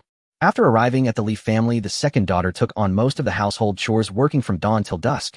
The only task she couldn't handle was fetching water due to her small strength. Li Qingqing's mother increasingly felt that she had made a bad deal, lamenting how much grain they had spent to buy this trouble. Although Li Qingqing had a way with the village women, he was not interested in a little girl like the second daughter and would not bother about how his mother treated her. Not long after the second daughter arrived, she began to be beaten by Qingqing's mother. At first she was somewhat restrained, but as she saw that there were no repercussions, she became increasingly reckless. Most of the village women were soft-hearted and would gossip about how pitiful the second daughter looked when she was beaten. Somehow this reached Mrs. Lu, who, dragging her injured body, insisted on going to the Li family. Upon seeing the second daughter with a bruised face, she was heartbroken and immediately wanted to take her home. Originally, Qingqing's mother had felt a bit guilty seeing Mrs. Lu, but she quickly stepped forward and grabbed the second daughter. Hey, we spent grain to buy her, what do you want to do? Mrs. Lu, however, was unwilling to leave the second daughter behind, as she had only given birth to this one daughter. After 6 years without getting pregnant again, she cherished this daughter like a treasure. Unlike Li's family, who held biases against girls, she truly loved the second daughter. After the Lu family sold the second daughter, Mrs. Lu was pushed to her limits. During their tug-of war, Li Qingqing and his father returned. Seeing that she couldn't take the second daughter away, Mrs. Lu refused to leave and held her daughter tightly. Qingqing's father saw this and didn't want to forcefully pull Mrs. Lu, so he went directly to the Lu family to call for help. When old lady Lu and Lu Erlang arrived, they were worried that the Li family might regret their decision and ask for the grain seeds back, and they forcibly dragged Mrs. Lu home. In an instant, the wailing cries of the woman and the sharp screams of the little girl blended together, and the nearby families all heard it. More and more people gathered to watch, and the village head also came over. After understanding the situation, he instructed the villagers to disperse and return to their own homes. He disapproved of old man Lu selling his granddaughter, but ultimately it was their family matter, and he couldn't interfere. He still remembered old man Lu's harsh words to his uncle. He certainly couldn't provide grain for old man Lu to raise his granddaughter. His own family was struggling, and his wife was frugal, which is why they hadn't gone hungry. At this point, they could only let the Lu family and the Li family sit together to discuss the matter. Mrs. Lu immediately stated her intention to take her daughter back. However, old lady Lu firmly disagreed with returning the grain seeds, stating that they had no seeds left to return. Furthermore, since the Li family had spent grain to buy the child, they were even less likely to let her go for free. As the situation reached a stalemate, the village head proposed a compromise solution. Although the second daughter had been sold to the Li family, they were still from the same village, and the Li family could not beat or scold her at will in the future. If they heard of the Li family mistreating the second daughter, the clan would handle it. As for the Lu family, especially Mrs. Lu, they could not disturb the Li family's life without cause. After old lady Lu and Qingqing's mother agreed, it seemed that the matter was resolved, yet no one thought to ask the second daughter how she felt. Moreover, no one noticed that Mrs. Lu was glaring at old lady Lu and Lu Erlang with eyes full of hatred. As the autumn harvest was completed in the village, the temperature gradually began to cool. After obtaining permission from Grandma Qin, Lu Qingqing now woke up early every day to practice with Qinlang. They practiced the simplest staff techniques, primarily to build strength first. Once they gained more strength, they would practice archery. This year's cold weather arrived earlier than previous years, and Lu Qingqing was worried it would be very cold, so she started collecting firewood early. Due to the drought, the plants on the mountain had all died from the sun. Although it rained a little, it didn't significantly affect firewood collection.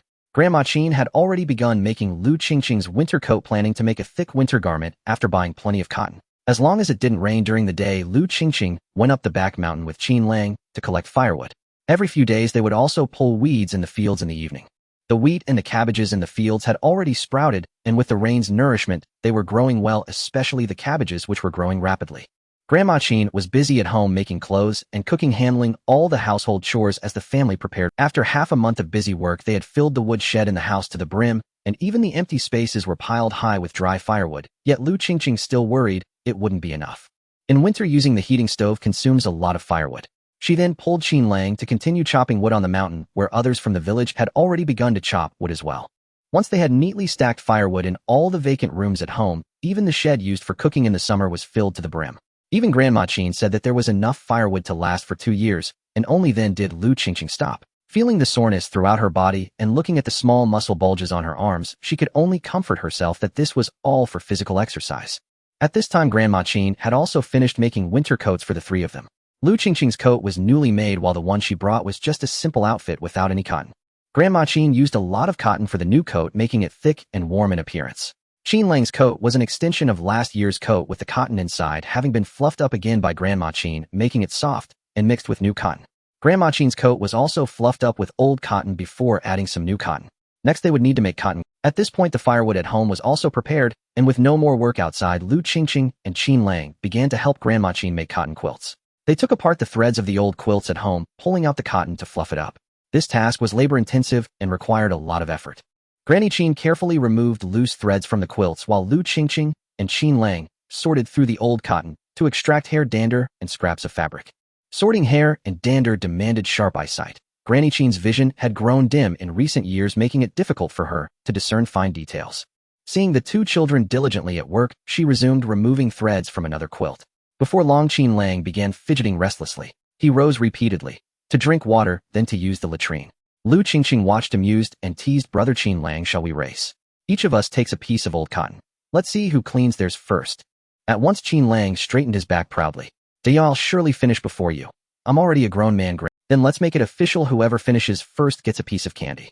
Lu Qingqing glanced at Granny Qing, who chuckled warmly at their playful banter and nodded in approval. Hearing that victory meant candy, Qin Lang fell silent and sat on his small stool, swiftly yet meticulously sifting through the cotton. Whenever he spotted even a tiny thread, he would part the fibers carefully to extract it. Lu Qingqing occasionally glanced up, noting his earnest concentration before returning to her own task. By noon, she had finished, but deliberately left a single strand of hair on Qin Lang's cotton before rising to go to the latrine. When she returned, she found Qin Lang standing triumphantly beside Granny Qing, declaring he'd finished first. Dia's cotton still has a long strand of hair on it. At noon, Lu Qingqing retrieved Granny Qing's pickled radish sour green beans and stir-fried young soybeans from the cellar. Together with steaming coarse-grained pancakes, at noon, Lu Qingqing retrieved Granny Qing's pickled radish sour green beans and stir-fried young soybeans from the cellar. Together with steaming coarse-grained pancakes, the three savored a hearty, satisfying meal.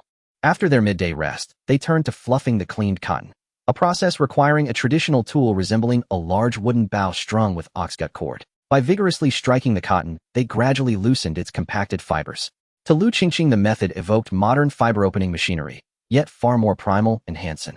Both Lu Qingqing and Granny Qing lacked sufficient strength, needing frequent pauses after only brief. Noticing this, Granny Qing called out to Qin Lang, "Still sorting cotton, Xiao Lang? Fluffing cotton is men's work. Neither Dia nor I have the strength. Come, lend us your strong arms." At once Qin Lang dashed over, seized the oxgut cord, and struck the cotton with robust energy. Within moments it swelled into soft, airy fluff. Lu Qingqing had long observed Qin Lang's exceptional strength and once asked Granny Qing about it. She replied that the men of the Qin family had possessed extraordinary physical power since their great-grandfather's generation. Indeed, Grandpa Qin had been recruited by a local escort agency master for his strength and trained rigorously in martial arts. Once the old cotton was fully fluffed, Lu Qingqing combed it further. Using a long rod to tap and shake the fibers, she rendered them uniformly light and voluminous. By then the cotton was thoroughly prepared. Lu Qingqing and Granny Qing then laid the combed cotton into new net-like layers of desired size and shape, securing it firmly with fine twine woven tightly across both directions. Once shaped and secured, the quilts were spread beneath the sun for an entire day. Sun-dried, the cotton retained gentle warmth and exuded a crisp, clean, sun-kissed fragrance. After refluffing all the household's old quilts, Granny Qing and Lu Qingqing began stuffing them anew with the freshly prepared cotton. Their original quilts had already been thick. Now refilled, they grew even more substantial. Lu Qingqing tested one. The dense weight pressed comfortably upon her. By the time all three quilts were completed, winter's chill had deepened markedly. Granny Qing, having spent her youth in southern China, was accustomed to damp cold, but at least their temperatures remained milder than in the north. Though she had lived here many years, she still shivered fiercely in the cold.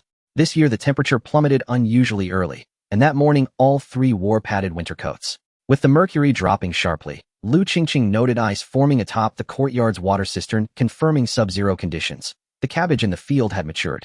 Without delay, she and Qin Lang set off to harvest it. In the field, the outer leaves of the cabbages had frosted and softened, yet the inner leaves remained vividly green. They wasted no time. Using sickles, they severed the roots and stacked the heads neatly. After a full day's labor, every head of cabbage had been brought home. A portion was set aside for pickling, the rest were stacked with care inside the cellar. The cellar now brimmed with grain and cabbages. On corner shelves rested Granny Qing's homemade pickles, and gazing at the overflowing cellar, Lu Qingqing recalled an old saying, "Fill the granary well, winter will pass with ease." That day meals began being cooked indoors beside the kitchen hearth connected directly to the heated brick beds in the bedrooms, leaving them pleasantly warm through the night.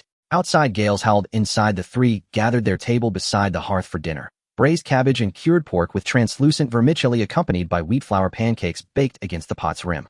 The rich aroma of wheat flour, the tender chew of vermicelli, the savory depth of cured pork, and the fresh, earthy sweetness of cabbage blended into a harmony so deeply satisfying that all three ate with unreserved delight. After dinner, Lu Qingqing felt deliciously warm throughout. As she headed back to her room, she remembered the hearth fed both her chamber and Granny Qing's, but Qinglang's current room lacked such heating. Just as she pushed open her door, she saw grandmother and grandson standing before Granny Qing's doorway. Qinglang clutched his bedding, sulking, stubbornly refusing to enter, and insisting he sleep into Ye's room instead. Granny Qing murmured soothing words until, lips pouting, Qinglang finally stepped into her room. Glancing up and spotting Lu Qingqing, she smiled gently and urged her to retire for the night. At dawn the next day, after their morning exercises, Lu Qingqing and Qinglang found Granny Qing had already prepared breakfast. Once they'd eaten, they divided tasks. The day's mission: fermenting enough sour cabbage to last the entire winter. Granny Qing processed the cabbages, stripping away outer wilted leaves, cutting off the stems, and discarding any spoiled ones. Lu Qingqing beckoned Qinglang. "Brother Qinglang, will you help me wash the large fermentation crocks in the cellar?" He nodded eagerly. Farm chores had long been part of his responsibilities under Granny Qing's guidance. Together, they descended into the cellar to clean the crocks.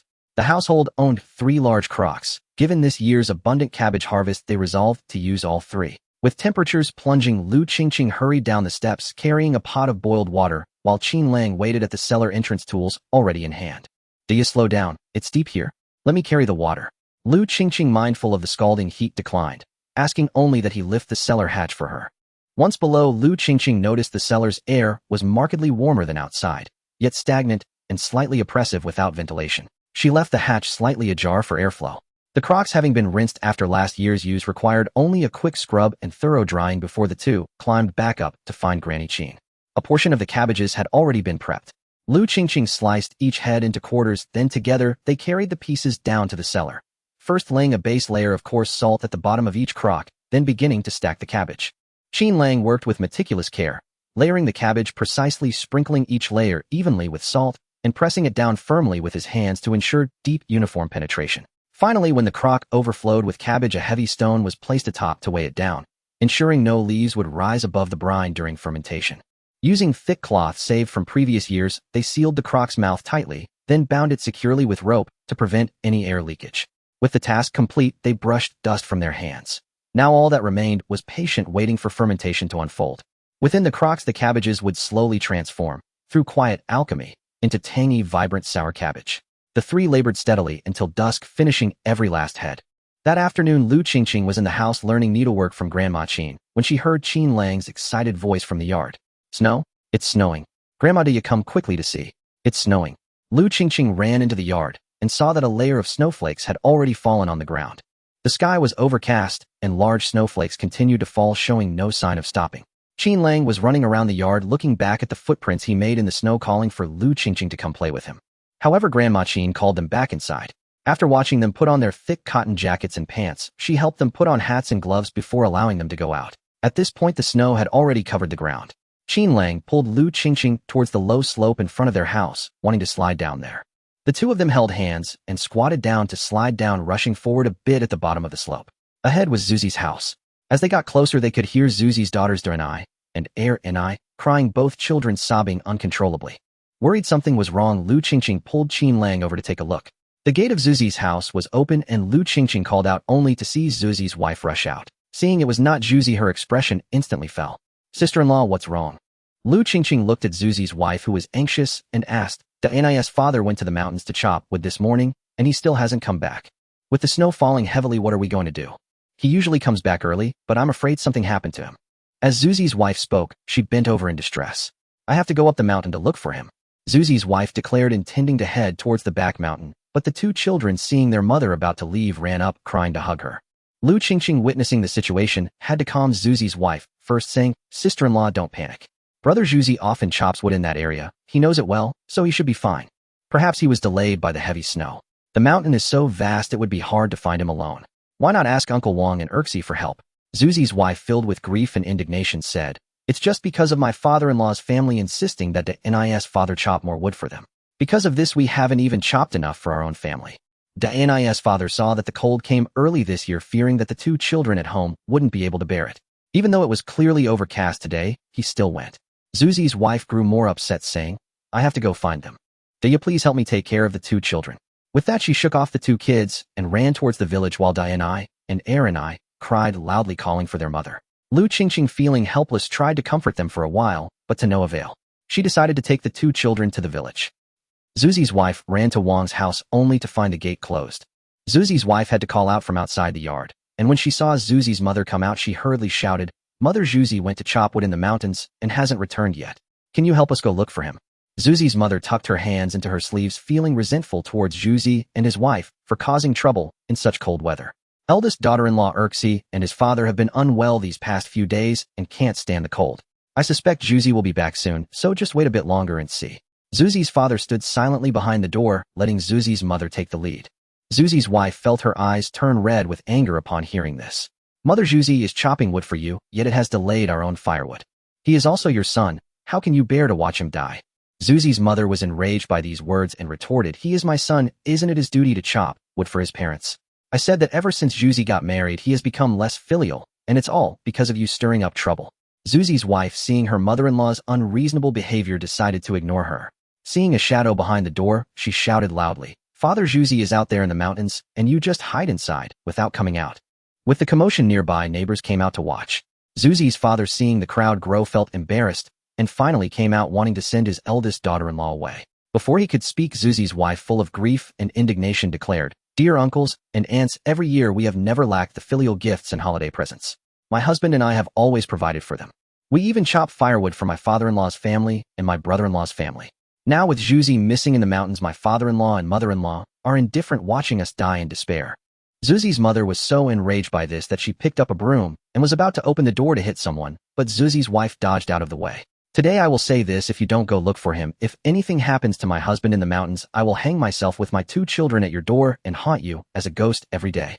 Zuzi's wife glared at them, her face filled with resentment. "Wang Youcai, what are you making a fuss about again?" The old village chief walked over with his hands behind his back, looking displeased at Zuzi's father. "With such heavy snow, Zuzi is still missing in the mountains. As his parents, you should go find him." Wang Youcai felt a bit guilty when the old village chief spoke and came out to explain, "I never said not to look for him. My wife spoke in a rush, which made the eldest daughter-in-law misunderstand." Saying this, he turned to his younger son Erxi. "Erxi, quickly get ready. We're going up the mountain to search for your..." Erxi, who had been watching from behind his parents, suddenly frowned reluctantly, went back inside to change clothes. Seeing this, the old village chief called a few young men from the village, asking them to help search for Zuzi up. Zuzi's wife felt grateful hearing the old village chief's words and kept thanking everyone, saying they would express their gratitude properly when Zuzi returned. Before departing, Zuzi's wife took Dianai and Aranai to the Qin family, entrusting them to help look after the children. Grandma Qin and Lu Qingqing quickly agreed, assuring her to go without worry. Until late at night, the villagers finally brought back the unconscious Zuzi. Hearing the noise, Lu Qingqing got up, glanced at Dianai and Aranai, who had already fallen asleep, and quietly put on her clothes to go outside. At that moment, Grandma Qin also got up. Hearing that Lu Qingqing wanted to go take a look, she nodded and got up to get her a torch. As they stepped outside, the cold air hit Lu Qingqing's face, making her shiver. The temperature had dropped rapidly. When Lu Qingqing arrived at Zuzi's house, the young men from the village had already gone home. Zuzi lay on the bed unconscious, while Zuzi's wife was using a hot towel to wipe his hands and face. Seeing Lu Qingqing come in, Zuzi's wife wanted to greet her, but momentarily lost her balance and almost fell. Lu Qingqing quickly supported her, saying, "Sister-in-law, there's no need to be polite. I heard the noise and came to see how brother Zuzi is doing." Zuzi's wife glanced at the unconscious Zuzi, wiped her tears, and said, "He was frozen in the mountains for most of the night and only managed to say a couple of words before passing out." Taking a deep breath to calm her emotions, she continued, "We searched for a long time in the area where he usually chops wood, but we couldn't find him. I remembered my husband mentioning a small path, so I thought to check it out. Thankfully, we found him. He had fallen into... When we got close, he was nearly unconscious from the cold, but was holding on. When he heard us, he shouted loudly, and that's how we found him." Zuzi's wife looked at Zuzi lying on the bed and said, "Fortunately, we found him, otherwise I really wouldn't know how we three would survive." Lu Qingqing stepped forward and patted her back, comforting her. "Sister-in-law, everything will be fine. You are very tired today, so you should rest for a bit. Doanai and Aranai are with me and are doing well, so don't worry." Zuzi's wife looked at Lu Qingqing gratefully and said, "Dia, thank you so much. I panicked this time, and it was thanks to your reminder that I went to look for Dani's father, otherwise I wouldn't have known if I could find him." Lu Qingqing waved her hand, telling her not to be so polite. When she returned home, the living room was lit by an oil lamp and Grandma Qin was waiting for her. Early the next morning, snowflakes were still falling from the sky, and the ground was already covered with a thick layer of snow. As Zuzi's wife braved the snow to come over, the Qin family was having breakfast inside. The two children, holding coarse grain pancakes accompanied by pickled vegetables and salty porridge, were enjoying their meal. Upon seeing their mother approach, they happily jumped off their stools and ran over. Seeing that the children were already having breakfast at the Qin family, Zuzi's wife felt grateful, yet a bit embarrassed. With food being so precious now, she had originally thought of bringing the children back home early. To her surprise, the Qin family had already eaten and the children were being treated to such wonderful coarse grain pancakes. After expressing her thanks to Grandma Qin and Lu Qingqing, she called the two children to go home. Danny and Ernie quickly put down the pancakes. Your mother has made food at home, so hurry back with me to eat. Danny and Ernie, both only 2 or 3 years old, had not had such delicious pancakes for a long time, so naturally they were reluctant to let go. Seeing their mother coming over to take them away, they hurriedly hid the pancakes behind their backs. Grandma Qin, seeing this, quickly called out to Zuzi's wife. Oh dear, the children are just having a meal. What are you doing? We are family, don't be so distant. Didn't you often come to help me when you just got married to Zuzi? After the passing of Grandpa Qin, when Qin Lang was still young, Grandma Qin had difficulty fetching water by herself, so Zuzi's wife frequently came to help her. You have a hard time now and need to take care of Zuzi, so just leave the children here for a few days and I'll look after them for you. Hearing Grandma Qin's words, Zuzi's wife couldn't hold back her tears any longer. After Zuzi's incident, the tension she had been holding on to finally eased. After calming herself down, she wiped her tears and expressed her gratitude to the 3 members of the Qin family. Yet she still took the 2 children back with her. At this time, every family was short on food, and she couldn't take advantage of the Qin family. Grandma Qin sighed as she watched Zuzi's wife's figure. Both Zuzi and his wife are honest people, but unfortunately, they have encountered such blood-sucking parents. Dia, our family is small, so in the future we should maintain a closer relationship with Zuzi's family. We used to have some connections with them. When we encounter troubles, you can help them out, and later when we need help, they can assist us too. Lu Qingqing nodded upon hearing this. The Qin family had few members, and to establish themselves in the village, they indeed needed to build good relationships with more families. Late at night in the space, Lu Qingqing pulled out the last potato plant, unearthing the potatoes buried in the soil and placing them in a basket beside her. She straightened up and dusted off her hands. Looking at the round and plump potatoes before her, it felt as if she could already taste the delicious dishes like spicy potato shreds, potato stew with ribs, braised potato slices, and sweet mashed potatoes. Having bought only a small amount of potato seeds earlier, Lu Qingqing had not been willing to eat them, using them all for planting. Now she finally harvested them and quickly gathered all the potatoes from the field to place on the shelf. She took 2 large potatoes and picked a bright red tomato from the vegetable garden, preparing to make a late-night snack for herself. In the space, she wasn't worried about the noise escaping, so she quickly sliced the potatoes into shreds with a kitchen knife. Her knife skills were average, resulting in somewhat thick potato shreds, but she didn't mind since it was just for herself. She cut the tomato into chunks to set aside. Skillfully, she heated the pan, added oil, and after the scallions became fragrant, she poured in the potato shreds, stir-frying until they were nearly cooked before adding the tomato chunks. As the dish was ready, she ladled it into a bowl. Seeing the oil sizzling at the bottom of the pan, Lu Qingqing, who had grown accustomed to hard days, couldn't bear to waste any, so she took a warm steamed bun to wipe the pan clean. Taking a bite of the large bun alongside the refreshing potato shreds was truly a perfect match. Lu Qingqing savored her meal, rubbing her round belly and squinting her eyes in satisfaction. Although the potatoes were cut a bit thick, it didn't affect the taste. Looking at the clean bowl, she rinsed it briefly with water and placed it on the shelf. The shelves she had previously bought were all full, and adjacent to the resting area, there was only one layer for daily necessities and cooked food. The vegetables she had picked separately filled one long shelf, while the remaining shelves mostly contained grains. Even the highest shelf, which had previously been unused, was now filled to the brim with items placed on top of wooden stools. Anything that couldn't fit was placed on the empty space on the northern side of the area with a thick layer of straw underneath. Now the potatoes and sweet potatoes in the space had all been harvested. The newly planted wheat and corn were only half a person tall, and the vegetables in the garden had already been harvested twice, with only a small portion of tomatoes not fully ripe. The yam and yam beans were maturing in succession, and the fallen yam beans often sprouted new plants due to not being picked in time. During this time, the yam had spread increasingly, and Lu Qingqing had no choice but to dig up some of the yams. Not knowing if it was due to the breed, they were not as plump as the chickens seen in modern times. Lu Qingqing occasionally let them roam into the yam field she had fenced. Not knowing if it was due to the breed, they were not as plump as the chickens seen in modern times. Lu Qingqing occasionally let them roam into the yam field she had fenced off, where they pecked at the fallen yam beans on the ground. The chestnut and peach trees were also growing lushly. Given the growth rate in the space, it would probably take another year or 2 for them to bear fruit. The trap in the northwest direction of the space had been deepened. It was now over 3 meters deep. At the bottom, she inserted some sharpened branches in case of danger. Again, she could trap them inside the space's trap. Compared to the outside world, the current space felt like a paradise. The chestnut and peach trees were also growing lushly. Given the growth rate in the space, it would probably take another year or two for them to bear fruit. The trap in the northwest direction of the space had been deepened. It was now over. On one hand, the food in the space was enough for her for a long time. More importantly, harvesting wheat and corn was too uncomfortable. The pointed spikes of the wheat ears pricked her all over, and the corn leaves were even sharper. A careless brush against them would leave a bloody mark. After finally completing the harvest, peeling the wheat and grinding the flour posed another challenge for Qingqing. By chance, she found an abandoned grinding stone in the village, repaired it a bit, and started grinding flour and cornmeal. Fortunately, after arriving at the Qin family, she had her own room, allowing her more time to work. Qingqing planned to take a break for a few days before planting another batch of potatoes and sweet potatoes, as these two crops were much easier to harvest and simple to eat. She picked some ripe tomatoes from the garden, throwing a few that had split into the chicken coop, causing the wild chickens to scramble and peck at the food. After washing up, Qingqing shivered as she stepped out of the space. It was too cold. Hearing the howling wind outside, she tightened her clothes and went to the window to look out. Outside was a wide expanse. The snow on the ground reflected light, barely allowing her to see the situation outside. The wind swirled large flakes of snow, making the courtyard gate sway and creak. The path cleared in the courtyard had been covered again with accumulated snow, and a thick layer of snow had also piled up on the well cover in front of the house. Qingqing returned to the heated bed and touched the still warm surface. She went outside to add firewood to the stove and sealed the stove's opening before returning to sleep. In the morning, when Qin Lang called her up for exercise, the snowfall had decreased significantly, and Qin Lang had already cleaned the courtyard of snow. Due to the cold weather and snowfall, after breakfast, Qingqing was inside the house learning to make shoes with Grandma Qing.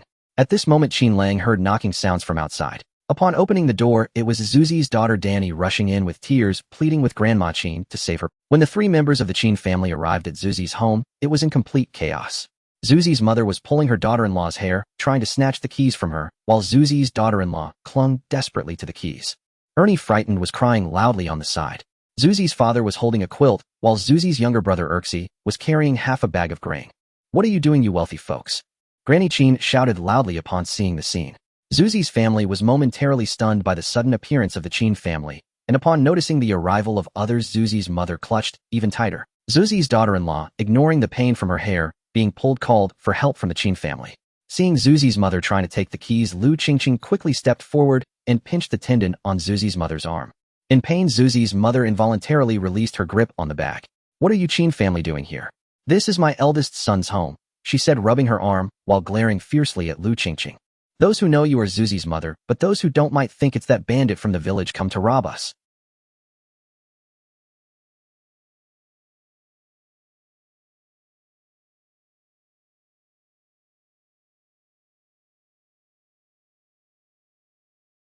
"You all have so many packages. What are you planning to do?"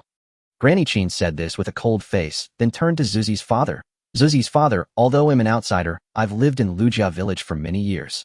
You used to have some interactions with my family, so don't be shy and come over to say a few words." "You're talking nonsense. This millet was bought by my father for me and Ernie to eat. There's nothing else to eat at home, and you come to rob us. You are all bad people." Dana's small face was filled with hatred as she glared at Wang Yukai's family and loudly rebutted. Zuzi's father's face stiffened, and he exchanged a glance with Zuzi's mother. "You little money-losing brat, how dare you eat such good millet?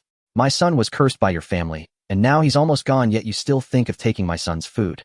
Zuzi's mother spat angrily, trying to hit Danny, but Zuzi's daughter-in-law quickly reached out to hold Danny and Ernie. "Father-in-law, mother-in-law, the children's father isn't dead yet, and you are already thinking about robbing food. The food in this house was all grown by my own hard work. The money Zuzi earned from doing short-term work has already been taken by you. I thought about giving the leftover medicine from when Ernie had a fever back to him to boil and give him to eat. Who knew I wouldn't get the medicine back, but instead brought back this pack of wolves." Zuzi's daughter-in-law said this and turned to Zuzi's father. "Father-in-law, when you separated our family, we were given only 1.5 mu of barren land out of the 8 mu of land in the family. You didn't give us any tools for the separation, and this house is still the thatched cottage built by Uncle Qin. Every year during the festivals, we sent you gifts early, not to mention the work we've done for you. I haven't lied about any of them." Zuzi's father's face was tense as he mumbled, "It's all in the past, why bring it up now?" Granny Qin stepped forward upon seeing this. "Zuzi's father, we have all been living in this Lujia village for decades. You know very well that any little thing in this village spreads quickly. Your eldest grandson is 4 years old now. He will need to be matched for marriage soon. It doesn't look good for the parents to have caused their son and daughter-in-law's family to suffer." Upon hearing this, Zuzi's mother wanted to curse, but was silenced by a look from Zuzi's father. Granny Qing continued, "Moreover, Zuzi has always been honest and dutiful to you all since he was young. If he gets through this, he will continue to be dutiful to you all." Zuzi's father, hearing this, relaxed his expression and said, "Since we can't help Zuzi, we will head back now." Upon hearing this, Erxi, who understood that he wouldn't gain anything today, planned to secretly slip away with the grain. Just as he reached the door, Lu Qingqing stepped forward and closed the door. "Erxi, the bag you're carrying belongs to Zuzi's family, so there's no need to bother taking it to the kitchen. Just leave it here," she said as she stepped forward and snatched the bag away. Seeing this, Zuzi's father quietly placed the quilt on the edge of the Kong and called for Zuzi's mother to leave. But then he heard Granny Qing speak up, "Since Zuzi didn't finish the medicine I bought for Erxi before, let him take the rest back to Zuzi. When Zuzi wakes up, he will feel grateful for the kindness of his parents and brothers. Dia, you go with Erxi to get the medicine in this cold weather. Don't make them run another trip." Lu Qingqing obediently agreed and followed them as they walked toward the village. Seeing this, Qinlang hurriedly ran over to catch up. On the way, Zuzi's mother still wanted to mock Lu Qingqing and the others a few times. As she started to speak, Zuzi's father pulled her harshly, and she immediately became obedient. When they returned with the medicine, Zuzi's daughter-in-law was holding Granny Qing's hand with red-rimmed eyes, clearly having cried. Lu Qingqing helped prepare the medicine, and as Zuzi's daughter-in-law was feeding it to Zuzi, he woke up. Looking at his wife's reddened eyes and hearing the cries of Danny beside him, he understood what had happened.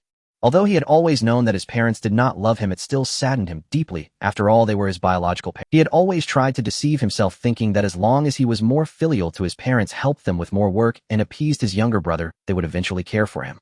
This brush with death made him realize that he truly had no connection with his parents. He had heard villagers talk about how during childbirth his mother had difficulty due to his large head, which caused her to suffer for years without having another child. Not long after, a wandering monk came to the village and predicted that he would bring misfortune to his family, which his parents believed. Especially his mother, who had been very sick since she became pregnant with him and nearly died during childbirth. Fearing that he would bring disaster, she wished he would have an accident and disappear. No matter how hard he tried to please his parents and younger brother, they never regarded him as family. "It's all right, Zuzi, we don't need to say these things between us. You just need to focus on healing. We will head back now." On the way back, Lu Qingqing recalled that Zuzi's father seemed a bit afraid of Granny Qing. "It's all right, Zuzi, we don't need to say these things between us. You just need to focus on healing. We will head back now." On the way back, Lu Qingqing recalled that Zuzi's father seemed a bit afraid of Granny Qing. Granny Qing noticed the confused look in Lu Qingqing's eyes and explained, "Zuzi often went hungry as a child, wandering around the village because he was starving. Granny Qing felt sorry for him and often brought him some food. Over time, they became familiar, and Grandpa Qing thought Zuzi was a simple and grateful child. Seeing his potential, he decided to teach him martial arts. He thought that the Wang family might not mind the apprenticeship gift and suggested Zuzi inform his parents to make it official. Unexpectedly, upon learning this, Zuzi's father specially prepared a gift to come over, but it was for his younger son Erxi to seek apprenticeship with Grandpa Qing. At that time, Old Man Qing was considered a capable person in the village skilled in martial arts. The mountain bandits were rampant, and the old village chief specifically sought Old Man Qing to escort his son Lu Tianming to the imperial examination. Along the way, Old Man Qing saved Lu Tianming and his classmates multiple times, earning great gratitude from the old village chief's family. The old village chief's family had lived in Lu family village for generations and were relatives of most villagers, holding great prestige as the long-serving village chief. After this incident, the Qin family also established a firm foothold in Lu family village. Old Man Qing saw that Erxi, spoiled by his family, lacked diligence and did not possess good potential like Zuzi, so he politely declined. Zuzi's father made several trips and saw that Old Man Qing truly did not want to take in Erxi, so he began to explore ways to make money through Old Man Qing. At that time, Lu Tianming had just passed the examination and started his official career at the county office. Some influential and wealthy families in the county needed martial artists for escorting, and they recommended Old Man Qing. There were also 2 strong men from the village who occasionally accompanied Old Man Qing, and when they returned, their families were very pleased seeing that they had earned money. Zuzi's father also wanted to join, but he had no martial skills and was not strong, so Old Man Qing naturally refused him again. This time, Zuzi's father had a devious idea and told the village chief that Old Man Qing had agreed to let him go because he had been visiting the Qin family frequently and Zuzi had been accepted as a disciple by Old Man Qing. The old village chief did not suspect anything. When they arrived at the county, Old Man Qing discovered that the main family had already counted the number of people and was ready to depart. At this point, he could only let Zuzi's father follow, but it was during this trip that Zuzi's father caused trouble. On the way, when they encountered bandits, Zuzi's father, out of excessive fear, accidentally alerted the bandits, causing the main family to suffer significant losses. Upon returning, the main family insisted on punishing him and also blamed Old Man Qin detaining him. Fortunately, Lu Tianming intervened and used his influence to secure their release. When they returned to the village, the old village chief was furious and wanted to expel Zuzi's father and his family from Lu family village. The Wang family pleaded for him, which is why they were not expelled. However, Zuzi's father was severely punished, and he was so frightened that he still trembles upon seeing the old village chief. Since then, Old Man Qin treated him with disdain, throwing him out whenever he entered the Qin family. Zuzi's father vented his anger on Zuzi, who often came home injured during that time and could barely eat. Eventually, he had no choice but to stay at the Qin family for a while. It wasn't until Zuzi grew older and Zuzi's parents saw that he could work that they coaxed and threatened him into. Later, when Old Man Qin passed away, Zuzi, despite his parents' objections, insisted on helping Grandma Qin with the arrangements, sending Old Man Qin off for the last time. In the years since, Zuzi has often come to help with the work at the Qin family. Hearing this, Lu Qingqing felt a sense. The old village chief's family had a good relationship with her own, and Zuzi's family was also close to her, so in the future, they would have someone to rely on in times of trouble. A couple of days later, Zuzi's wife came to deliver news Zuzi's fever had broken and he could now get out of bed. They felt somewhat reassured upon hearing this, knowing that Zuzi's family was short on firewood. Grandma Qin even gave Zuzi's wife a large bundle of firewood. Knowing that their grain supply was insufficient, Grandma Qin also gave Zuzi's wife half a bag of grain. Zuzi's wife could not refuse and took it home. Upon hearing this, Zuzi was even more grateful. Outside, the snow continued to fall and the temperature dropped lower and lower. It had now reached over 20 degrees below zero, a temperature never seen before in previous years. Grandma Qin had been coughing for the past few days, and Lu Qingqing wanted to brew some medicine for her wind cold, but Grandma Qin insisted that it was just a slight chill and refused to waste medicine. Lu Qingqing had no choice but to brew a large pot of ginger tea with some brown sugar, hoping it would help her feel better. As Grandma Qin was elderly and feared the cold, Lu Qingqing now kept the Kong heated to a scalding temperature and did not allow Grandma Qin to go outside. As the snow fell heavier outside, the family had to go out to shovel snow every day. The Qin family's roof was still tiled, offering better support, but it still needed to be cleared twice a day. Many households in the village that used straw roofs had to shovel even more frequently to prevent their roofs from collapsing.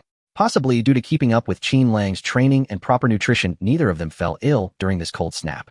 Lu Qingqing now followed Qinlang every day to shovel snow off the roof and transport the accumulated snow from the yard. With daily exercise, her strength had increased significantly, and she no longer felt strained holding the bow. Now, apart from cooking and shoveling snow each day, the two spent time in Grandma Qin's room. Whenever Qinlang felt bored, he would demonstrate a set of sword techniques for Grandma Qin. With a tang sword dancing fiercely, Grandma Qin would occasionally become lost in thought, as if reminiscing about something. Since yesterday, Lu Qingqing had also found a piece of wood to carve circles for target practice and started practicing archery. She consistently missed the target, which amused Grandma Qin. Embarrassed, Lu Qingqing scratched her head thinking of it as a quirky way to entertain Grandma. With Qinlang's guidance, after numerous missed shots, she finally managed to hit the target board with an arrow. Lu Qingqing was surprised to discover how impressive Qinlang truly was. Usually he had not shown any practice in archery, yet when he picked up the bow, his accuracy was astonishing. While the Qin family was harmonious, the Lu family was in disarray. Ever since Arya was sold, the usually silent and timid Aunt Lu heir had turned gloomy. Previously, because she had not given birth to a son, she was often bullied by Old Lady Lu and Lu Lishir, making her afraid to speak. That day, Lu Lishir used the excuse of feeling unwell to push the lunch duties onto Aunt Lu heir. This time, however, Aunt Lu heir did not remain silent, but glared at Lu Lishir, suddenly standing up and kicking the stool beside Lu Lishir far away. This action startled Lu Lishir, and when she recovered, she wanted to make a scene. Aunt Lu heir stared at Lu Lishir, slowly approaching her. Seeing Aunt Lu heir like this, Lu Lishir screamed and ran toward Old Lady Lu's room, shouting as she ran, "Mother Old Second's wife has gone mad. She's gone crazy and wants to hit people." Old Lady Lu, irritated by the clamor from the eldest daughter-in-law, scolded her with a face full of impatience. "What's wrong with you again? You make a fuss every day." Lu Lishir, terrified, dashed into Old Lady Lu's room, looking back at Aunt Lu heir, who was approaching step by step, and she instinctively hid behind Old Lady Lu. "Mother, it's nothing. The eldest sister-in-law said she was unwell and asked me to help her make dinner. After I got sick last time, I haven't had the strength, so I didn't agree." After Aunt Lu heir approached, she glanced at Lu Lishir and spoke to Old Lady Lu. Old Lady Lu glared at the two. "I think you are just too full and still have the energy to make a scene. From now on, mind your own business and don't bother me. If you make a fuss again, you'll go hungry for a day." Old Lady Lu irritably shooed them away, as they were already struggling with hunger in these days of cold without enough food. In truth, Old Lady Lu knew that the eldest family was bullying others, but the eldest daughter-in-law had given her a big grandson. She usually spoke sweetly to her, so Old Lady Lu turned a blind eye. As for the second family's affairs, they were of no consequence. Whenever there were dirty or tiring tasks, the two daughters-in-law would not be useful, so they let Aunt Luer do them. Old Lady Lu couldn't care less about the small schemes between them. If they were foolish enough to be bullied, it was their own fault. Lu Lisher, being shooed away, did not dare to stay with Aunt Luer and hurried back to her room. After shutting the door, Lu Lisher leaned on the window to look outside, only to see Aunt Luer still staring ominously at their house, scaring her into climbing onto the Kong to confide in oldest brother Lu. Old Lu waved his hand impatiently after hearing a couple of sentences. The second wife has always been quite honest, hasn't she? Recently the second girl was sold, so she must be in a bad mood. Just don't provoke her. After saying this, he turned over and continued sleeping. Seeing her husband like this, Lu Li's wife angrily slapped the quilt. Afraid of waking him and getting beaten, she had no choice but to lie down helplessly. At this moment, Aunt Luer, returning to the house, looked at Luer, who was sleeping soundly on the bed, her eyes filled with hatred. In the middle of the night, it was Luer's turn to go up to the roof to sweep the snow, and Aunt Luer brought over the ladder. Watching Luer climb up step by step, just as he was about to reach the roof, his foot slipped, and he fell backward. Thud! He fell heavily to the ground, and faintly the sound of bones cracking could be heard as Luer clutched his leg and wailed. Seeing him in such pain, Aunt Luer felt a wave of satisfaction in her heart. It's worth it, as she had been looking for opportunities to steal oil and polish the ladder for days. When Aunt Luer learned that the second girl was being beaten in the Li family, she had pleaded with Luer more than once. He shrugged nonchalantly, saying, "Which woman doesn't get beaten when they become someone's wife? As long as she isn't dead, it's fine." But it was her daughter who was being beaten. She was still so young and so obedient. Her daughter was almost beaten to death by that group of devils from the Li family, and her husband, the father of the second girl, actually said it was fine as long as she wasn't dead. At that moment, she began to hate Luer, and now she finally found an opportunity. During these days of cooking, she had been secretly sneaking out oil. At night, while sleeping, she had smoothed out the soles of Luer's shoes and polished the top section of the ladder when no one was around. Finally, the chance arrived. That night, it was Luer's turn to sweep the snow on the roof, and she smeared oil on the polished section of the ladder. Watching Luer fall and break his leg, Aunt Luer stood in place, feeling quite pleased. Did he finally taste the pain his daughter felt? When she heard a commotion from inside the house, Aunt Luer quickly stepped forward, helping Luer, who was clutching his leg and shouting in pain, to slowly make his way back to his room. At this point, old Lu had also come over, watching his second son cry out in pain. He reached out to touch him and sighed, saying that his leg was broken. Old Lu found 2 planks and tied Luer's leg, giving it a simple treatment. Luer, fearing he would become a cripple in the future, pleaded, "Father, please find a doctor. I'm still so young. What will I do if I become a cripple?" Old Lu looked at his second son and sighed. "Luer, there is no money at home to pay for a doctor." It was then that Luer remembered that all their money had been lost because of the third brother. "Father, I'm still young. I don't want to be a cripple. Please think of a way."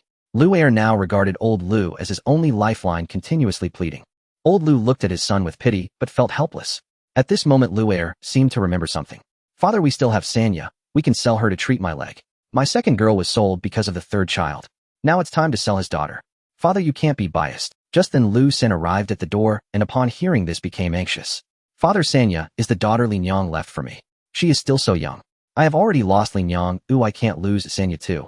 Second brother Arya was allowed to go to the Li family because the family needed to change the grain seeds. "Don't speak recklessly. Why did we need to change the grain seeds? Isn't it because of you that we lost all the money at home?" Old Lu looked at the quarreling brothers and painfully scratched his head. "All right, stop arguing.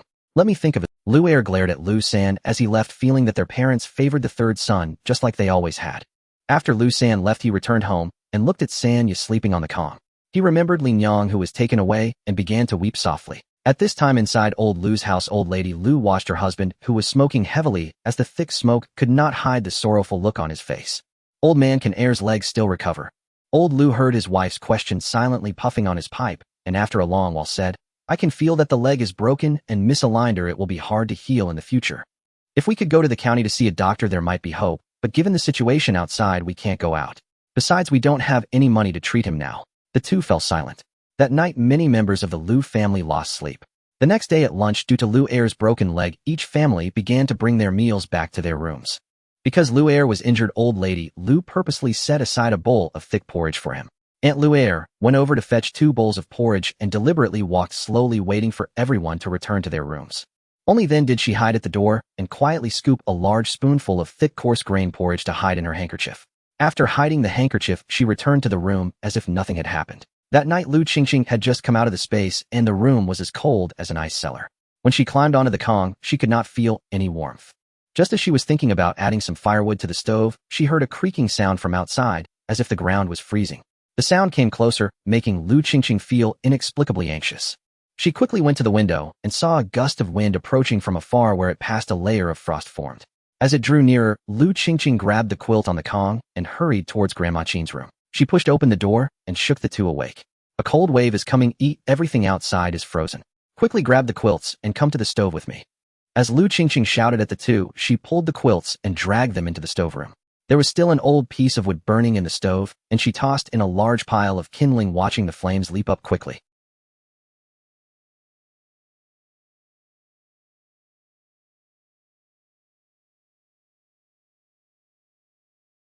Without the time to explain much to them, she urged Grandma Qing to add wood to make the fire burn hottest. The stove room was smaller, so she asked Qinglang to quickly take out extra quilts from the wardrobe and block the windows and door. Lu Qingqing quickly set up 2 bonfires surrounding the 3 of them. Qinglang was still laying out the quilts at the door, and Lu Qingqing heard the creaking sound of freezing getting closer. She pulled Qinglang back, and the 3 of them huddled under the quilts. The bottom was covered with 3 thick layers of quilts, and on top, they piled 3 thick quilts together, finally feeling warm again. She added some straw, and the flames before her surged high. Looking towards the door, the cold wave had arrived, and a layer of frost had already formed on the quilts at the entrance. The cold wave spread rapidly inside the house, visibly coating the walls with a layer of frost, followed by the water tank at the door. As the frost approached them, Lu Qingqing felt her heartbeat almost stop. At that moment, the fire in the bonfire was also slightly suppressed.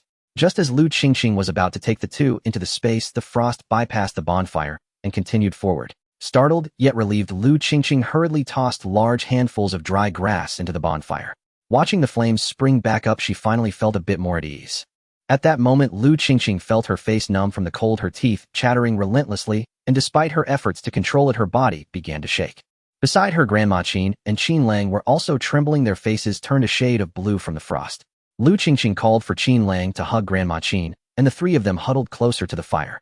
After adding a handful of wheat straw, the flames leaped up, making them feel a little better. It took quite some time to get all 3 fires roaring, and only then did Lu Qingqing begin to recover somewhat. It seemed that this wave of cold had passed. However, Grandma Qing still couldn't stop trembling, so Lu Qingqing hurriedly set a pot on the fire to make a large batch of ginger syrup. After the 3 of them drank a few bowls of the hot liquid, they finally felt a bit more comfortable. Not knowing if another cold wave would come, they dared not sleep again. They tended the 3 wood piles to keep them burning brightly, feeling as though they had endured for a long time before dawn finally broke. The door was frozen shut with frost. Lu Qingqing knocked a few times with all her strength before managing to open it. A biting cold wind rushed in, causing her to shiver. Looking around, the entire farmyard was covered in a layer of frost, as if they had entered a world of ice and snow. The snow on the ground held the shape blown by the wind, with layers of rippled patterns extending in the direction of the breeze, frozen in place during the cold wave, creating a regular design. In the yard, the previously dead parasol tree was adorned with frost on its branches. The trunk bore circular ice patterns like rings of time, recording the low temperatures of the cold wave. On the roof, the accumulated snow had frozen into a solid sheet of ice, maintaining the shape blown by the wind. Concerned that it might collapse the roof, Lu Qingqing settled Grandma Qing comfortably and began to clear the ice and snow from the roof with Qinglang. Qinglang tapped the snow with a board, and the ice made a crisp cracking sound, breaking apart and falling to the ground in pieces. The snow in the yard had already frozen solid, so the 2 had to use hose and other farming tools to break it apart, pushing the chunks of snow into the ditch in front of the door. When the 2 returned to the house after clearing up, they noticed that Grandma Qing looked a bit unwell. Lu Qingqing was concerned and touched her forehead, finding that she did not have a fever. Thinking that eating something warm might help, Lu Qingqing cooked a pot of millet porridge. After Grandma Qing finished eating, she seemed to be in slightly better spirits. Qinglang watched over the bedridden Grandma Qing, afraid she might vanish like Grandpa. Grandma Qing looked at Qinglang and gently comforted him. Just then, the sound of a gong echoed through the village, calling the villagers to gather. Grandma Qing wanted Qinglang to go with her to see what was happening, but Lu Qingqing refused, stating that Qinglang's emotions were not right and that someone should stay at home to take care of Grandma Qing. So she set off to the village alone. The snow on the ground was frozen solid, and she slipped several times while going. At Zuzi's house, she saw Zuzi and his wife clearing the snow from their roof, the thatched roof sagging slightly. When they saw Lu Qingqing approach, they were very happy. "Dia, how is your family? Is Grandma Qing and Qinglang?" Zuzi's wife brushed off the ice crumbs from her clothes and replied, "And I has been coughing these past few days. Last night, I stayed up late to take." Zuzi's wife brushed off the ice crumbs from her clothes and replied, "And I has been coughing these past few days. Last night, I stayed up late to take care of her. As soon as it got cold, we lit a fire, and that's how the whole family survived the ordeal. Seeing that Zhuzi and his wife still had to tidy up, Lu Qingqing headed towards the village. The few households in the northern part of the village were very quiet. From behind the low courtyard walls, she could directly see the houses with no traces of footsteps in the snow. Lu Qingqing didn't dare to think much. As she passed by the old village head's house, she was relieved to see that the door was open and she could hear voices coming from inside. Lu Qingqing breathed a sigh of relief, saw the old village head's wife was tidying up, and after greeting her followed the old village head and the others towards the village entrance. At the village entrance, the situation was somewhat better than Lu Qingqing had anticipated. Over 200 young men and women from the village had gathered, while the elderly and children were few in number. It was unclear whether they had stayed away due to the cold or had perished. Seeing that no one else was arriving, the village head began to assign groups of people starting from the south of the village, checking every house that had not opened its door. Lu Qingqing teamed up with Zhuzi and another young villager to search. Their first stop was at the home of an elderly widower in the village who had lost his wife and child years ago and lived alone. Zhuzi climbed over the courtyard wall to open the door, and when he pushed open the house door, even though Lu Qingqing was somewhat mentally prepared, she was still startled. By the stove, the old man was curled up under a tattered quilt, still holding a motion to light a fire, having collapsed beside the stove. His entire body was covered with a layer of frost, and his face bore an expression of terror. The firewood in the stove was unlit, and judging by the old man's actions, it could be inferred that he had woken up frozen when the cold wave arrived. But he moved too slowly and couldn't manage to ignite the firewood before his body was numbed by the cold. The fire never started, and he leaned against the stove for a short while before passing away. The group wrapped the old man in a mat and placed him in the main room before moving on to the next house. Passing by a house with its door wide open, Lu Qingqing glanced inside to see a row of mats and quilts. There were 6 in total. She remembered that while fetching water, she had met this family's aunt, who had greeted Lu Qingqing with a smile, happily announcing that her daughter-in-law was pregnant. And that woman and her child were now among those 6 mats inside. Lu Qingqing didn't dare to look any longer and hurried forward, hearing the sounds of people weeping along the way. This cold wave had taken many lives in the village regardless of age, infants, young people, and the elderly. It wasn't until near noon that they had searched every household in the village. The village head tallied the numbers, and this cold wave had claimed a total of 213 lives. Most of the deceased were solitary elderly individuals or entire families who had perished in their sleep. Yet there was one household where the young people survived while their parents had frozen to death. This household had already split. The parents lived with their youngest son, Lu Lianghe. The eldest son, Lu Liangjiang, was currently grabbing his younger brother by the collar, punching him repeatedly in the face and body, crying and yelling as he beat him. Lu Qingqing remembered this family. The eldest son was simple-minded, while the youngest son was sweet-tongued, managing to win their parents' favor. In the village, the custom was for the eldest son to inherit the family, and thus the family assets were primarily divided among the eldest son. This family, in order to give the youngest son more inheritance, had forced the eldest son's family out. However, the youngest son was a coward. When the cold wave hit last night, he didn't dare to cross the courtyard to wake his parents. The elderly couple had thus perished in their sleep, and upon seeing his parents frozen to death, while his brother's family was fine, the eldest son erupted in anger and started fighting. Lu Qingqing did not pay attention to this any longer. She was worried about Grandma Qin's health and hurried back. When they arrived home, Grandma Qin lay on the kong with her eyes closed, occasionally coughing and sporting an unnatural flush on her cheeks, clearly losing consciousness. Lu Qingqing hurriedly approached to feel Grandma Qin's forehead, which was burning even hotter. Qin Lang sat beside her, patting her back with one hand while unconsciously rubbing a wooden teething stick with the other. Lu Qingqing knew that Grandma Qin's illness made Qin Lang even more anxious. She quickly searched for herbs to treat the cold and started to brew them in the kitchen. After feeding Grandma Qin the thick herbal soup, worried that the two of them might also fall ill, she added water to the remaining herbs and boiled them. The herbal broth this time was much lighter in color. Initially thinking she would have to coax Qin Lang to drink it, she was surprised when he glanced at the bowl, picked it up, and drank it all in one go, grimacing at the bitterness. Seeing Lu Qingqing watching him, he said, "Grandma said to obediently take your medicine. If you don't get sick, you can take care of the family. Big sister, you also need to obediently take your medicine." He then bent down to pat Lu Qingqing on the head. Lu Qingqing closed her eyes and quickly drank it all, her mouth filled with bitterness. It wasn't until the afternoon that Grandma Qin finally regained consciousness. Seeing the two with red-rimmed eyes leaned against the kong, she gently patted their heads and comforted them, saying, "Grandma is fine, don't worry."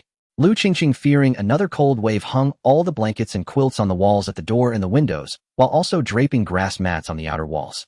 With few blankets, Lu Qingqing moved into Grandma Qin's room, so all three could sleep on the same large kong to keep warm. Several fire pits were lit in the room, making it much cozier. However, Grandma Qing's illness continued to linger intermittently.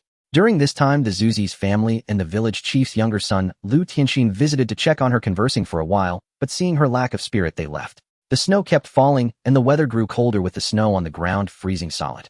In the village, families that had previously cleared the snow from the streets had to stop. After being outside for a short while, hands and feet felt numb from the cold. It was all too easy to suffer frostbite, and families began to clear their rooftops and yards. The snow on the road continued to pile up, getting thicker.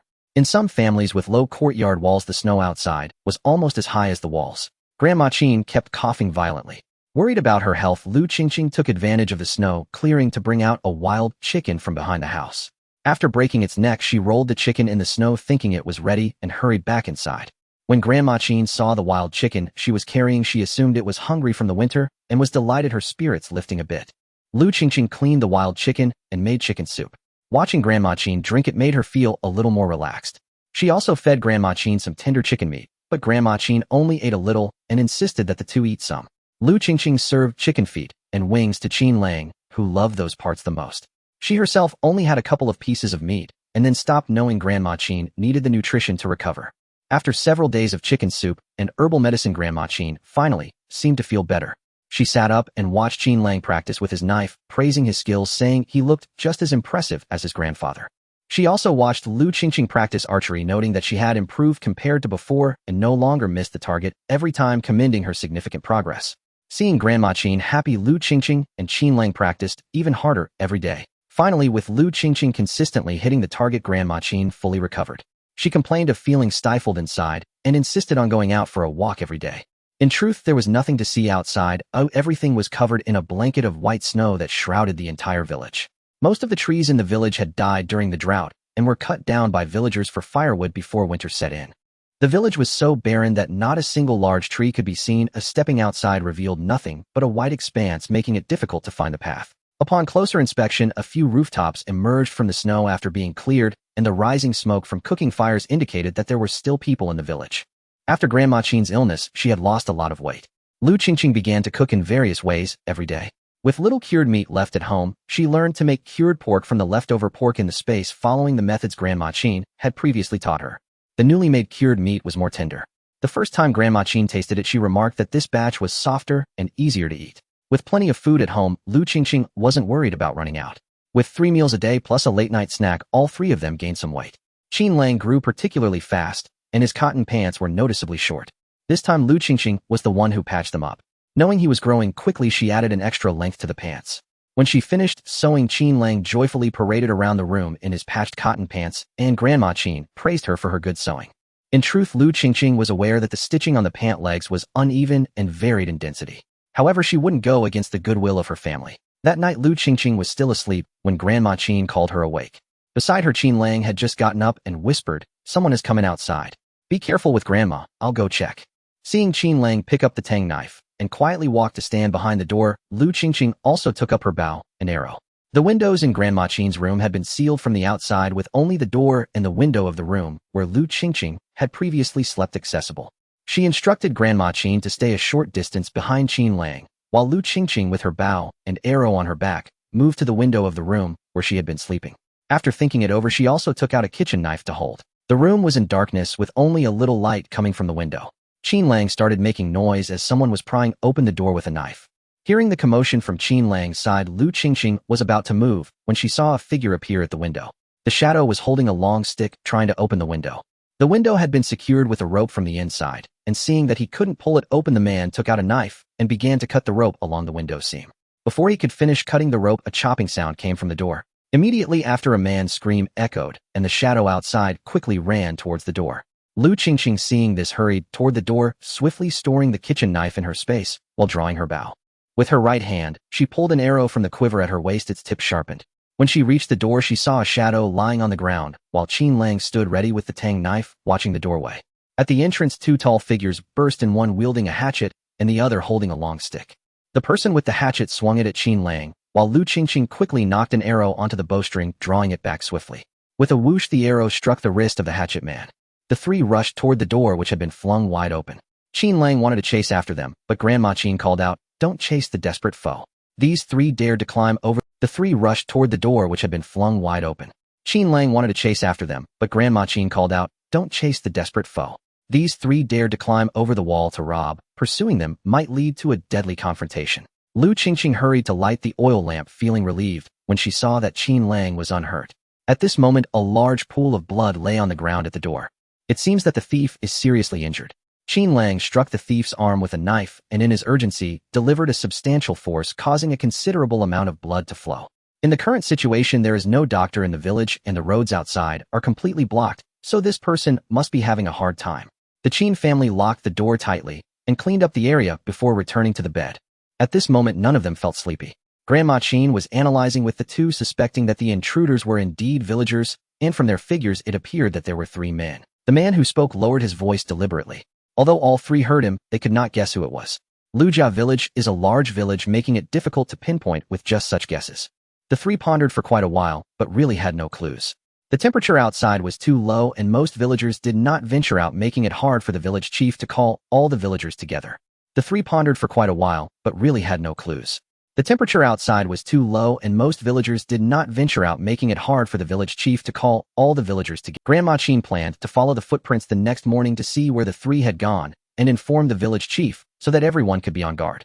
During the night, none of the three could sleep soundly.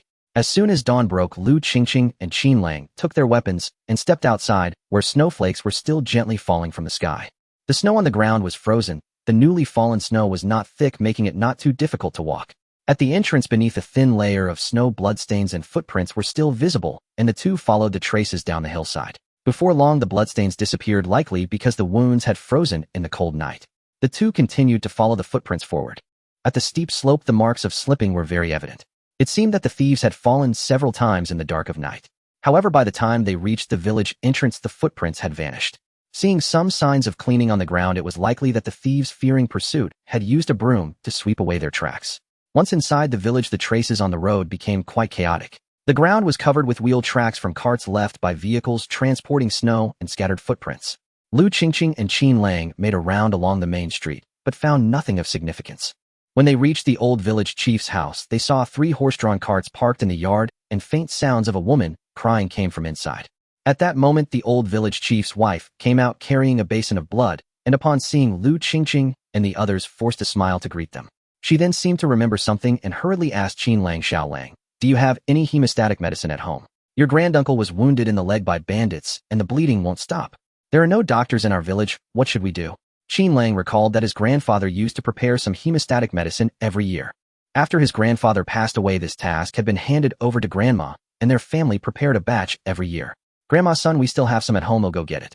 When the two ran back home and told Grandma Qin, she rummaged through a wooden box on the comm. She took out a small box of powder, and after thinking for a moment, pulled out a porcelain bottle and poured 2 pills onto a cloth. She instructed Lu Qingqing that the powder in the box was for application on the wound to stop bleeding, while the pills wrapped in the cloth were for oral intake, to nourish and promote blood production. When the two arrived at the old village chief's house, his wife was still waiting at the door and quickly pulled them inside. Inside the room, several well-dressed individuals were seated on the nearby chairs. On the Kong, Lu Tianming looked quite disheveled with a long wound on his left leg, still bleeding. The flesh rolled back, making it look quite horrific. Seeing the two, Lu Tianming wanted to greet them, but as soon as he moved, the pain from his wound twisted his face. Lu Qingqing hurriedly handed the medicine to the old village chief at the bedside, explaining its usage. Upon seeing this medicine, the old village chief's expression brightened. He had seen Qin Grandpa use it before. When he had been escorting goods and got injured, it was this medicine that had been applied, which had a great effect in stopping the bleeding. When they first arrived home, they had already treated the wound. Now he was busy sprinkling the powder on his eldest son's wound, and soon the bleeding was stopped. Lu Tianming's expression softened considerably, and he smiled at Lu Qingqing and the others, saying, "Uncle Qin's medicine is truly effective. I feel like my leg doesn't hurt as much anymore." Seeing the situation improve, the old village chief's family breathed a sigh of relief and invited Lu Qingqing and the others to sit down. At that moment, the original master's friend Hohot entered with tea, and upon seeing Lu Qingqing, she was momentarily taken aback. She did not expect that Dia, after going to the Qin family, had actually grown taller. Her face had filled out a bit and her skin had become fairer. Combined with her delicate features, she now had the makings of a beauty. Dressed in a thick, clean cotton coat that clearly looked newly made, Dia was indeed different from her previous appearance at the Lu family. Thinking of this, she looked down at her own brand new coat, recalling the silver hairpin her father had bought for her during his last trip to the county. She felt she was still better off than Dia in terms of clothing. Then she thought about how she had inherited her mother's flat nose, and no matter how much she tried to protect her skin from the sun, it was still somewhat dark and yellow, which made her feel a wave of frustration. After Hohot finished serving tea to the guests, she stood beside her father Lu Tianxing. Her gaze swept towards Qin Lang's direction, and she noticed his dazed expression, a flicker of relief passing through her eyes. No matter how much better Dia looked than her, she was still marrying a fool destined to live a life with him. Her father loved her dearly and would surely find her a good match. Once the guests were seated, Lu Tianming then began to speak about the injury he had sustained. During the autumn harvest, most areas of the entire prefecture suffered from drought, and there were no crops to be harvested. Villagers fled to escape starvation, leading to a multitude of refugees. A portion of the refugees gathered in the nearby mountains and became bandits, continuously absorbing more refugees into their ranks, rampantly robbing nearby villages and wealthy households. When the cold wave struck, a large number of refugees froze to death. The remaining ones, seeing that there was no food left in the mountains and the temperature was low, grew resentful towards the townsfolk and gathered the nearby bandits to rob the county town. In the early hours, the bandits attacked the city gates. Due to the cold night, most of the city guards had gone to warm themselves, allowing the bandits to break open the city gates. A large number of bandits surged into the city, first robbing the wealthy households, and upon seeing mountains of grain in the rich families, the bandits, reminded of their starving relatives, became even more ruthless. They killed almost everyone in sight, and after robbing, they set fire to the houses. In the chaos, the poor families in the city also began to follow behind and seize food, silver, and jewels. The city was thrown into chaos in an instant. The county office was breached by the bandits, the county magistrate's family was slaughtered, and the defending troops of the county city were almost all killed. When Lu Taiming's family heard the commotion, they quickly packed their belongings and food and rushed out the door. Fortunately, they left early. Just after exiting 2 streets, they saw their own courtyard ablaze. They turned back to glance at their burning home, not caring about their sorrow, and hurriedly drove their cart out of the city. On the road, many residents from the city were either driving carts or pushing handcarts, all rushing towards the city gates. As they neared the city gate, they saw a group of bandits slaughtering at the entrance. The closed city gates caused a throng of carts to be blocked at the entrance. Witnessing the bandits rampantly robbing and killing ahead, under the flickering flames, the ground was covered in blood and corpses. Some families ahead, unable to care for their belongings, abandoned their carts and fled back, nearing their position. Meanwhile, from behind, a continuous stream of residents from the city continued to rush towards this direction, realizing they could not retreat. In a moment of desperation, Lu Tianming yelled for his son to join him, brandishing a large knife as they exited the cart. Upon exiting, they saw the family of County Deputy Yao on their left. County Deputy Yao and his 3 sons also held weapons, standing guard in front of the cart. Upon meeting, the 2 families decided to escape together. The weapons in their hands were much better than those of the bandits. After taking down a few bandits, the city residents saw hope and no longer hesitated, rushing forward. Most of the bandits had previously been ordinary people. Seeing the situation turn against them, they began to falter, and there were far fewer obstacles in their way. Seeing that companions were rushing from behind, the mountain bandits regained their courage and charged forward to kill. The carriages of the Lu and Yao families stood out among the others, being larger and more extravagant, and they were targeted. Before the 2 families could leave the city gate, mountain bandits charged in. To protect the women and valuables in the carriages, the men of both families fought fiercely against the bandits. Lu Taiming's son drove the carriage while Lu Tianming took care of the aftermath. Just as they were about to exit the city gate, Lu Tianming was chased down by a bandit with a scarred face who struck him on the leg. Yao family's eldest son happened to be next to Lu Tianming. Seeing this, he struck the bandit with a knife in the neck, and after watching the man fall, he helped Lu Tianming onto the carriage. After several people left the city, they drove the carriage for some distance before dismounting to discuss their destination. The Yao County magistrate's family had been residents of the city for generations, but with the county being attacked, they had nowhere to go. Lu Tianming had a good relationship with the Yao County magistrate, and since Yao family's eldest son saved him this time, Lu Tianming decided to bring Yao's family back with him. Upon hearing this, the old village chief hurriedly thanked the Yao family. After some formalities, Yao County magistrate asked the old village chief, "Uncle Lu, are there any vacant houses in the village where our family can temporarily stay for a while?" Indeed, there were many vacant houses in the village, but they were all the homes of families who perished during the cold wave. The old village chief felt uncomfortable mentioning such houses. Seeing this, Yao County magistrate understood there were difficulties and took the initiative to speak. "Uncle Lu, given the current situation with bandits rampaging outside, our Yao family truly has nowhere to go. We are grateful for Brother Lu's care, but we are adding to your troubles by coming here. As long as there are vacant houses, you can help me communicate with the owners. We can negotiate regarding the payment." The old village chief realized he had been misunderstood, waved his hand. "It's not a matter of payment. There are indeed many vacant houses in the village, but they are from families who tragically perished during the cold wave. This is truly inappropriate." Suddenly recalling a place, he said, there is a vacant house to the north of the village. It belonged to a family that prospered a few years ago and moved to the state capital. The village took care of it, and at the beginning of winter when it snowed, we often went over to clear it. The materials used for the house are quite good, and even after these years it has held up fine. However, it has not been inhabited for a long time. Upon hearing this, Lu Tianming also recalled and pointed to Qinglang brother Yao. The house is located behind the village not far from my nephew's home. I will have Tianqing take you to have a look. If it's suitable, you can stay there for a while until the situation in the county becomes clearer, then we can plan further. Yao County Magistrate took his eldest son and followed Tianqing to see the house. Guifei saw them leave and walked over to Lu Qingqing holding her hand with a concerned expression. Big girl, how have you been at the Qin family? You seem to have grown taller than before. Lu Qingqing felt a bit uncomfortable with such sudden intimacy and vaguely replied, I have been doing all right. In her memory, the original owner was silent and had few friends in the village, only interacting with Guifei, who would often come looking for her.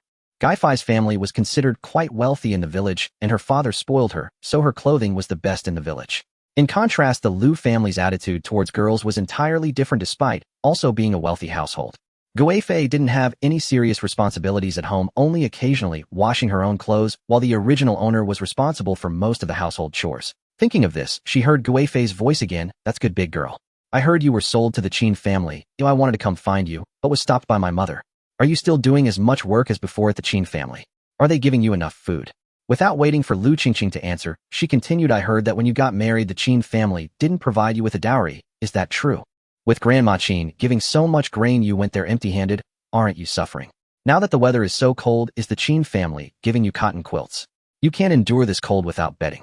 Listening to Guifei's concerned words, Lu Qingqing felt that Guifei's expression did not reflect genuine concern, but instead occasionally revealed a hint of smugness. Grandma Qin treats me all right. I didn't bring much of a dowry, so I have to work harder to ensure I have enough to eat. Not wanting her to continue prying into her affairs, Lu Qingqing took the initiative to ask Guifei, how have you been recently? After Lu Qingqing finished speaking, she closely observed Guifei's expression. She noticed that Guifei seemed proud upon hearing that Lu Qingqing would still have to work as before, and when she asked about her life. I am still the same at home. My father rarely lets me do chores, afraid I might hurt my hands and not be able to learn sewing. Once it gets cold in winter, my father has my mother refurbish last year's cotton quilt. Though it is a bit cold now, I'm still doing all right at home. Qin Lang had been playing with the tips of his shoes in boredom while listening to the ongoing conversation. He wanted to go home with big girly grandma, must be waiting for them, and thinking of this, he tugged at Lu Qingqing's sleeve. Seeing this, Lu Qingqing didn't want to delay any further and said, Guifei, you are truly lucky to have such loving family members. Oh, I just remembered I still have chores left to finish at home, so I won't talk to you anymore. I need to hurry back. After saying this, Lu Qingqing ignored Guifei, bid farewell to the old village chief's family, and continued walking back with Qin Lang after giving the village chief a reminder. On the way back, Qin Lang suddenly spoke, I don't like Guifei, big girl, please don't play with her, okay? Lu Qingqing was startled by his words and blurted out, why not? She is not good, she doesn't truly like you unlike me. Upon hearing this, Lu Qingqing couldn't help but laugh. Qin Lang was a child with a sensitive nature more attuned to people's emotions. Guifei's impression on Lu Qingqing was indeed different from what the original owner remembered. In her memory, the original owner was often scolded and bullied by her family, and Guifei frequently came to comfort her. Guifei felt like a true friend to the original owner. However, Lu Qingqing sensed that Guifei was more pleased to see the original owner's suffering, using it to highlight her own good fortune. Regardless of Guifei's true nature, Lu Qingqing had no intention of interacting with her for the time being. Seeing that Qin Lang, who had been waiting for a response, was becoming a bit unhappy, Lu Qingqing held his hand. I won't be friends with her, we are the best friends. Upon hearing this, Qin Lang, who was already smiling broadly, firmly held Lu Qingqing's hand, and the two hurried home. As they approached home, they encountered Lu Tianqing and the Yao family returning from viewing the house. Uncle Tianqing, have you finished looking at the house? Lu Tianqing saw Lu Qingqing and Qin Lang, and replied cheerfully, yes, brother Yao thinks the house is quite good, but there is too much accumulated snow. Additionally, the house needs some repairs. We plan to pay someone from the village to help. As he spoke, suddenly remembering something, he turned to Yao County Magistrate and said, brother Yao, what do you think of my nephew?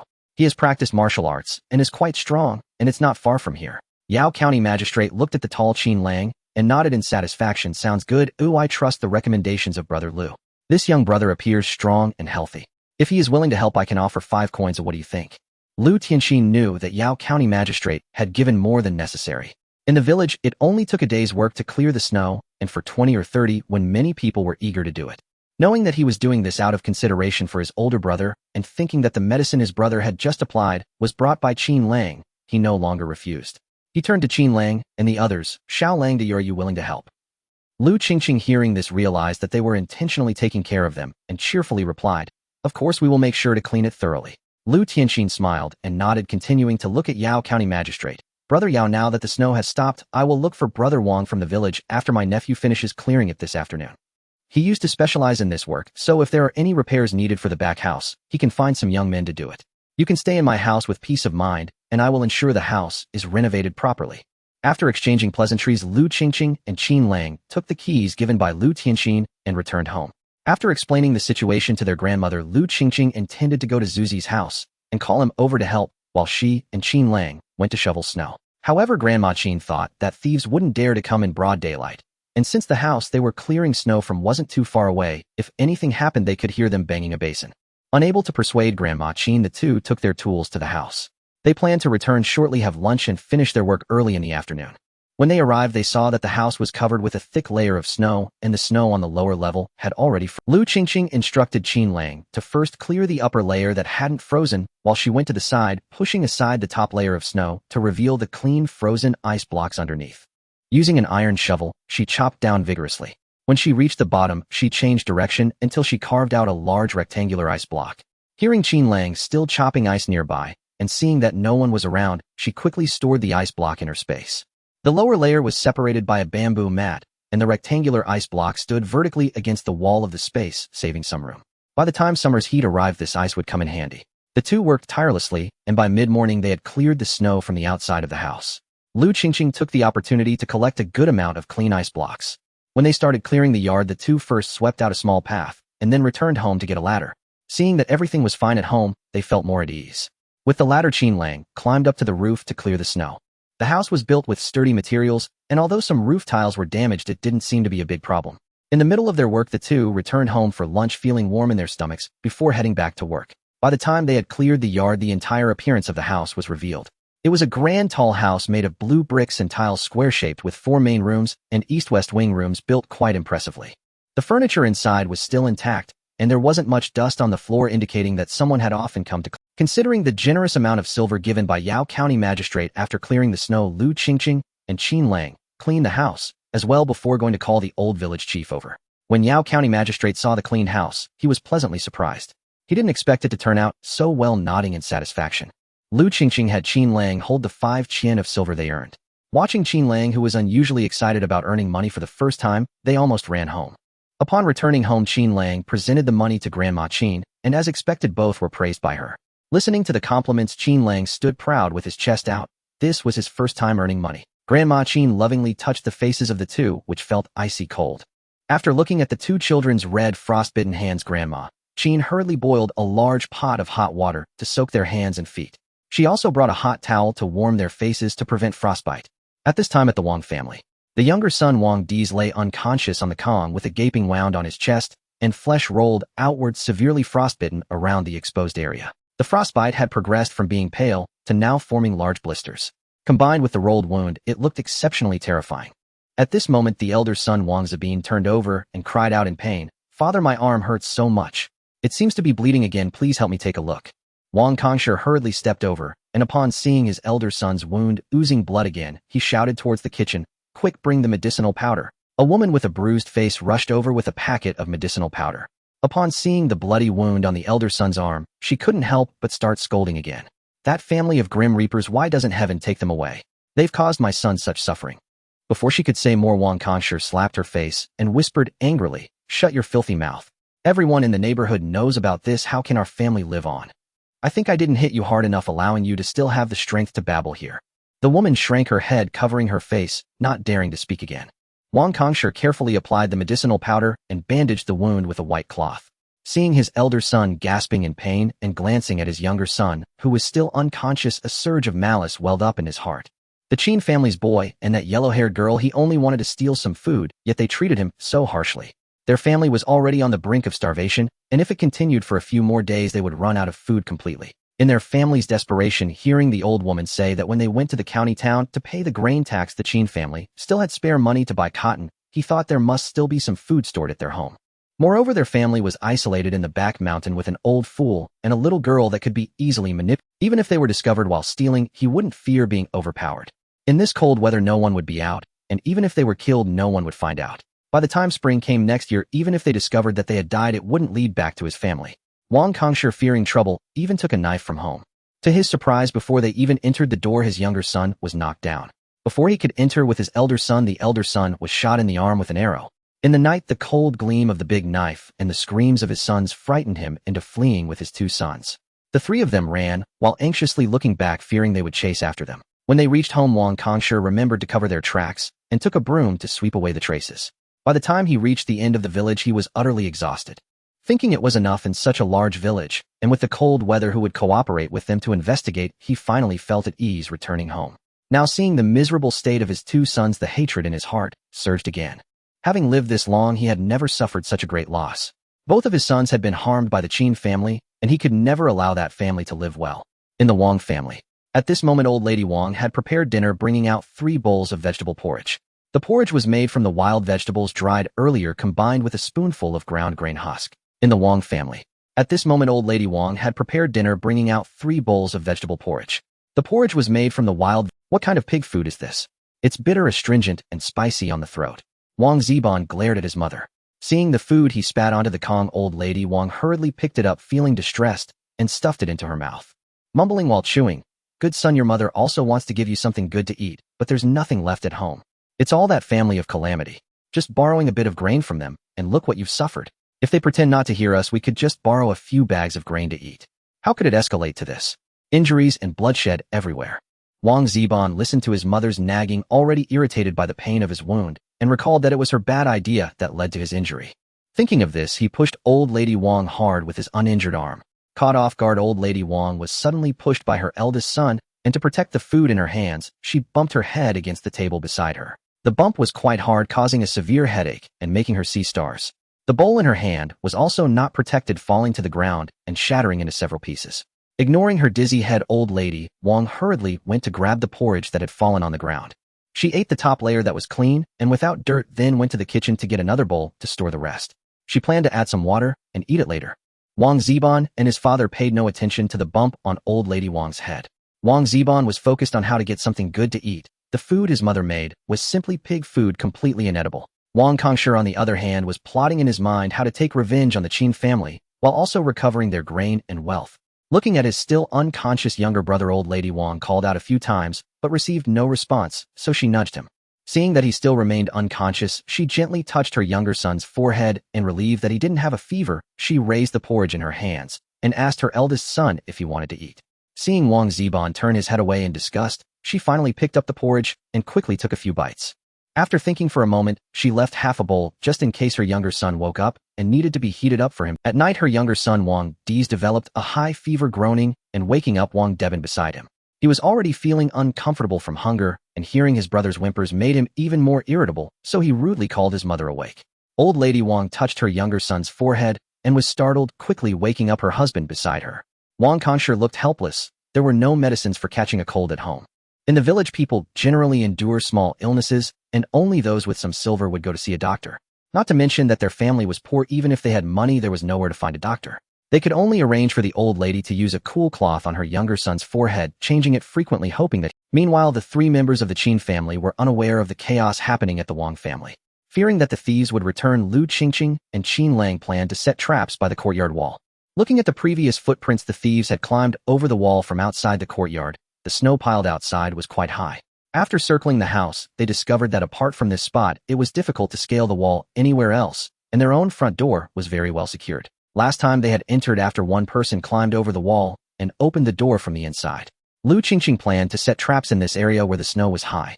They inserted sharpened bamboo stakes inside the courtyard wall, and on the wall top, they used broken bowls from home, placing the sharp parts facing up and freezing them in place with water. Worried that they wouldn't be fixed well, they poured a few more layers. Wearing thick gloves, they tugged and felt that they couldn't move them before considering it finished. They also found 2 sturdy sticks, planning to prop them inside the door at night. Previously, they had used a door plank to secure the door from the inside at night. They had to prop up 2 more wooden sticks to ensure that it couldn't be pushed open from the outside. Grandma Qin found the bell that Qin Lang used to play with when he was young and directed the 2 to hang a rope around the trap perimeter, tying on the bell. After trying several times, as long as someone touched the rope, the bell would start ringing, producing a clear sound that could be heard inside the house. After setting up the trap, Lu Qingqing sharpened the arrowheads in her hands, making them gleam. At dinner, Grandma Qin made dumplings with pickled vegetable and vermicelli filling, thin-skinned and generously filled, where the unique taste of pickled vegetables flooded the mouth with every bite. Drinking a sip of the hot dumpling soup was truly a delight in the cold winter.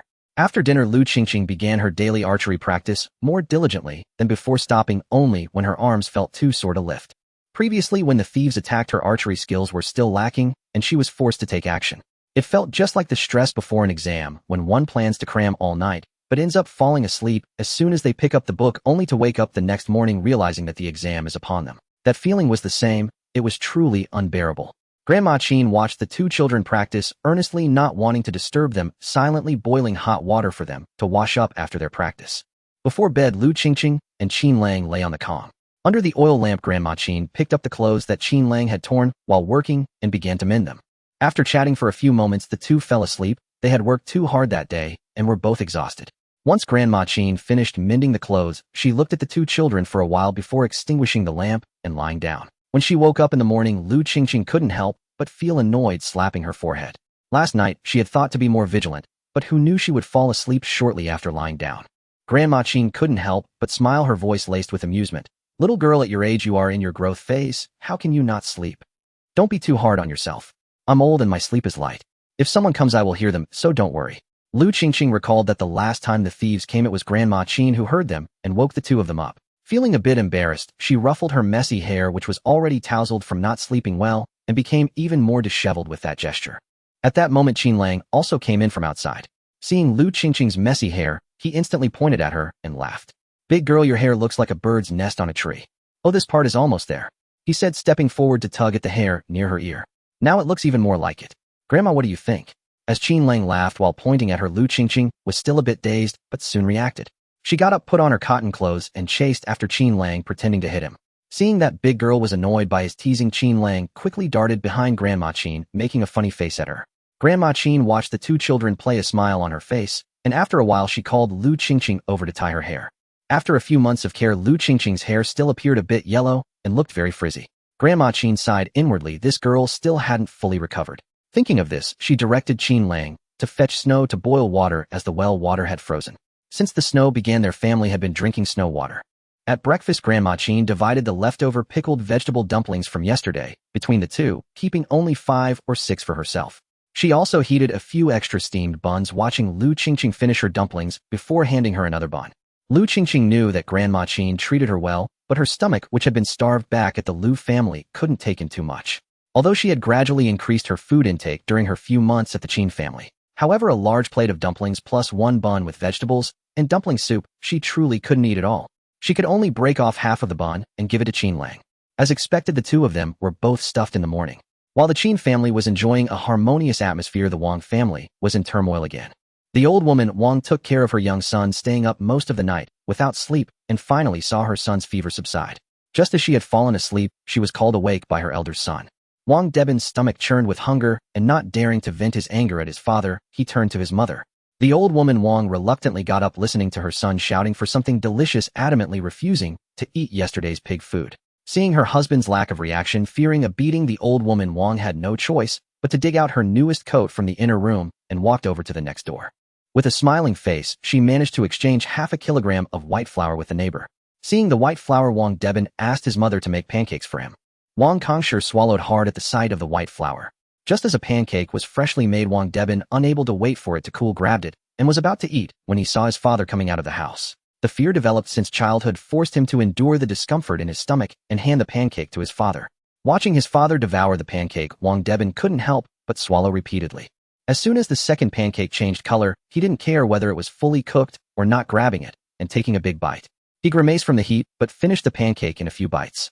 Seeing that only 1 pancake was left, Wang Debin still wanted to eat more, but then heard his father say, "Debin, your brother hasn't eaten yet. He's seriously injured, we need to save some for him." Hearing this, Wang Debin reluctantly returned to the house.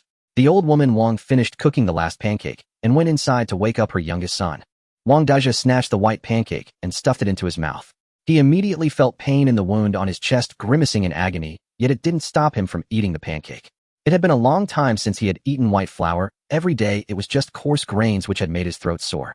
Recently, the coarse grains at home had almost run out, and they began to mix wild vegetables into the coarse grains. The bitter taste of the vegetable mush was truly unbearable for him. Meanwhile, the old woman Wang watched her youngest son eat the pancake with great appetite, making her swallow hard, savoring the aroma of the white pancake. Seeing her son choking after finishing, she hurried to fetch him water to drink. Only then did she go to the stove, looking at the half bag of coarse grains left in the house, carefully scooping out a bit more and cutting a small handful of dried vegetables to throw into the pot. As the pot boiled, she hurriedly extinguished the fire beneath it.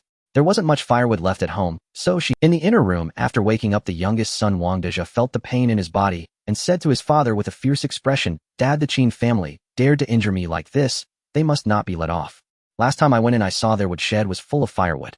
I couldn't find the cellar in the yard, or it must be hidden inside the house. That foolish boy from the Qin family is tall and strong, so they must have plenty of food. He is incredibly strong. If that knife had gone a bit deeper, I would have lost my life." Wang Kongshi looked at his youngest son's pale face with great concern and gritted his teeth, saying, "This cannot be left unresolved. We must settle this score. Initially, I just wanted to retrieve some food, but now that I'm going back, they cannot be left alive." He then glanced at his two sons lying on the Kong. "You both take good care of your injuries during this time, especially the second one, who is severely hurt. The knife that boy from the Qin family used was too sharp, and that nasty girl of theirs can shoot arrows. I need to come up with a plan." After pondering for a while, Wang Kongshi still felt that the three of them couldn't manage it alone. They needed help. "Even if we have to share some of the Qin family's belongings, we must eliminate those three people." Thinking this, he began to consider who in the village could assist with this matter.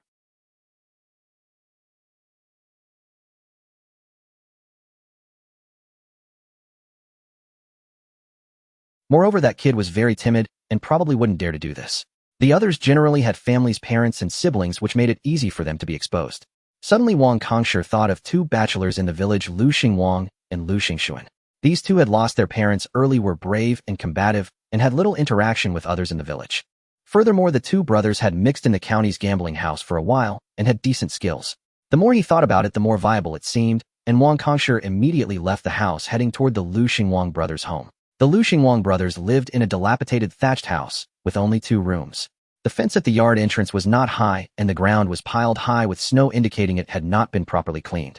The yard gate was simply an ordinary broken wooden door, and it wasn't even shut tightly. Wang Kongshi shouted a couple of times in the yard and soon heard a man respond. Before long, a tall man, tightening his shabby cotton coat, walked out. "Hey, Brother Wang, what wine blew you here? You can't go to the county to play now." Lu Xingwang scratched his greasy hair, revealing a somewhat lewd smile. As they spoke, the two entered the house, and the dimly lit room exuded a foul smell. Upon entering, they found the stove where a bowl of leftover rice was already frozen. "Besides, our family is almost out of food, so there's no money to spend on those tavern girls. This time I came to tell you about a good opportunity to make money." As they spoke, the two entered the house, and the dimly lit room exuded a foul smell. Upon entering, they found the stove where a bowl of leftover rice was already frozen. The pot was uncovered, containing frozen porridge. There wasn't much firewood left in the house, and it was all messy. Wang Kongshi couldn't help but wrinkle his nose upon entering, thinking that a family really needed a woman. In their youth, the three of them had looked at a girl from the neighboring village known for her ample backside and good childbearing. These brothers were better looking than him and had caught her eye. Unfortunately, their families were too poor, and the girl's parents disapproved. Even though they could earn more than him, looking at their current lives, it was still worse off than his. Though his wife wasn't particularly good-looking, she could handle both indoor and outdoor chores and had given him 2 strong sons.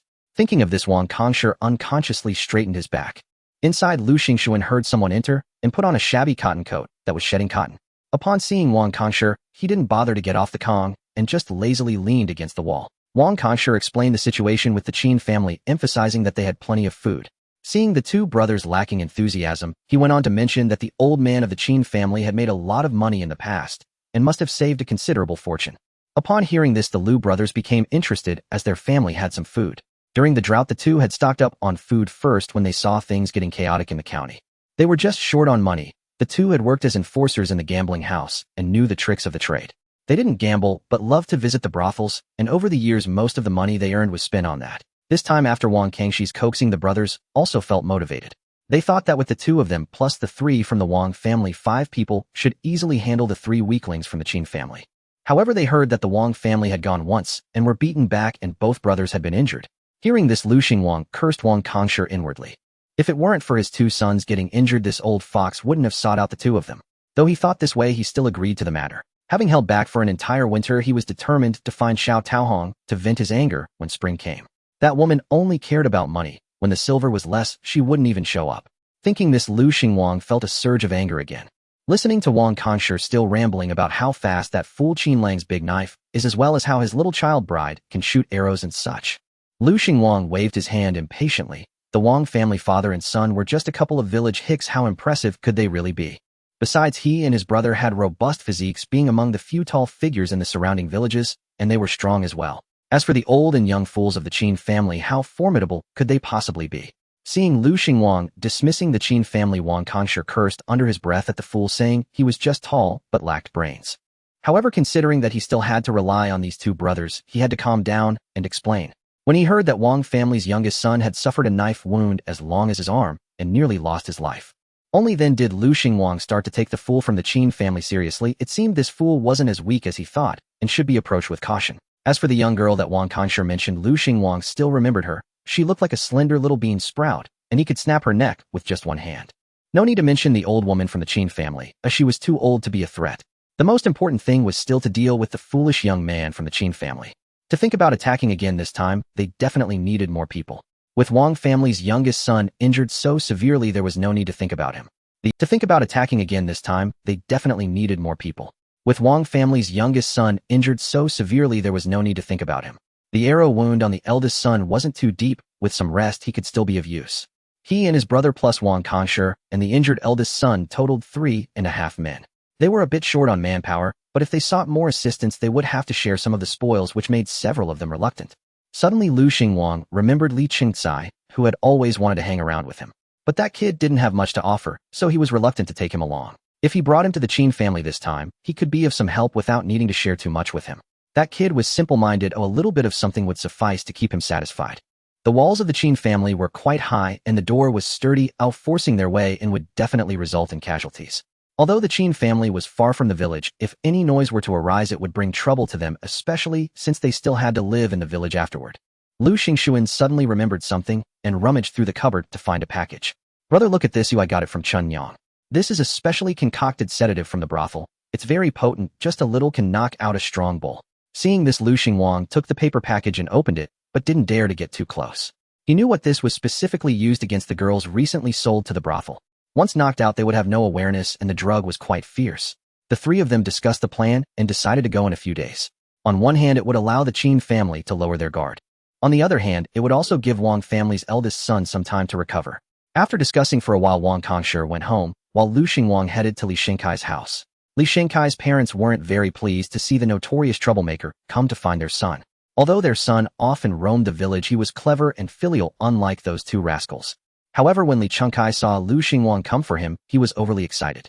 Brother Xingwang worked for old man Xiong, and he had been trying for a long time to get brother Xingwang's attention. Li Chengkai sweet-talked his mother out of the room and closed the door, bringing out the treasured tea leaves from his home to brew a cup for Lu Xingwang. Lu Xingwang took a sip of tea, a musty taste from the old tea, and immediately wrinkled his nose in disgust. Qingcai, I know you've always wanted me to introduce you to old man Xiong, but he doesn't take in weaklings.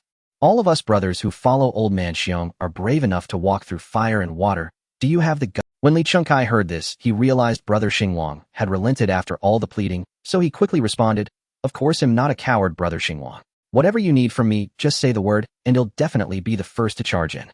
He even patted his skinny. Lu Xingwang looked at that bony little figure and forcibly turned his gaze away. Do you know the Qin family at the foot of the back mountain? They have offended our brothers, and we plan to raid their house at night to borrow some money and food. Upon hearing this, Li Chengkai froze for a moment. This was a theft, a serious matter. But if he didn't participate this time, Lu Xingwang would probably stop inviting him in the future. Thinking of this, he gritted his teeth and said, "Brother Xingwang, what do you say we should do? They'll follow your lead." Lu Xingwang saw this kid was still reasonable and patted his shoulder. "We'll gather at the village end at the second hour of the day after 5 days, and then we'll go to the Qin family together. Are we just a few of us? Are we only stealing valuables and food? What if we wake up the Qin family?" Li Chengkai asked upon hearing the meeting time, remembering the possible scenario of waking up the Qin family and feeling a bit worried. "Don't worry, with the 5 of us, the only obstacle is that foolish young man from the Qin family. The rest are not worth considering, so why worry? Besides, when have I ever done something without certainty? Don't worry, I've prepared the sedative in advance. I'll blow it in through the window, ensuring they sleep until noon the next day. Once the deed is done, there will be benefits for you. But one thing, this matter must not be leaked, otherwise you know my..." When Lu Xingwang said this, a fierce look appeared in his eyes. Outside the window, the eavesdropper area was so frightened that she shivered. She didn't dare to listen anymore and quietly tiptoed back to the nearby woodshed. When Lu Xingwang came out, he saw the little girl huddled in the stack of wheat straw in the woodshed and disdainfully curled his lips. I don't know why your mother bought such a little girl for you, as she's so thin and shriveled, and you still have to raise her for many years. Are you letting her be so bare all these years? You know Xiao Taohong, right? That figure with a waist and a backside, now that's a woman. You look like you've never tasted that experience. Once this matter is settled, they'll take you out to play in the spring. Li Qingqing nodded eagerly as he sent Lu Xingwang off. Upon entering, he saw Arya and spat, cursing as he returned to the house. Upon hearing this, Arya was terrified, huddled in the wheat straw, trembling all over. The days spent in the Li family had been tough. During the day, she had to work. At night, she only had a tattered quilt to cover herself and often couldn't sleep due to the cold. A few days ago, when a cold wave hit, she had not yet fallen asleep when she sensed something was wrong and ran to the kitchen to start a fire. The noise of starting the fire woke up the Li family. Feeling the temperature drop, they added several more wood piles to survive the night. Afterward, Qingqing's mother ordered her not to enter the kitchen again and scolded her a few times before finishing. Thinking back on her days in the Li family, she missed her time in the Lu family even more. Although she also had to work back then, Sister Daya took good care of the younger ones and helped them with many tasks. During the drought, Sister Daya even had to Zhuang give her water. She remembered that water was very sweet. No, she needed to find a way to tell Sister Daya that Li Qingqing and that troublemaker from the west of the village wanted to harm her. Qing family.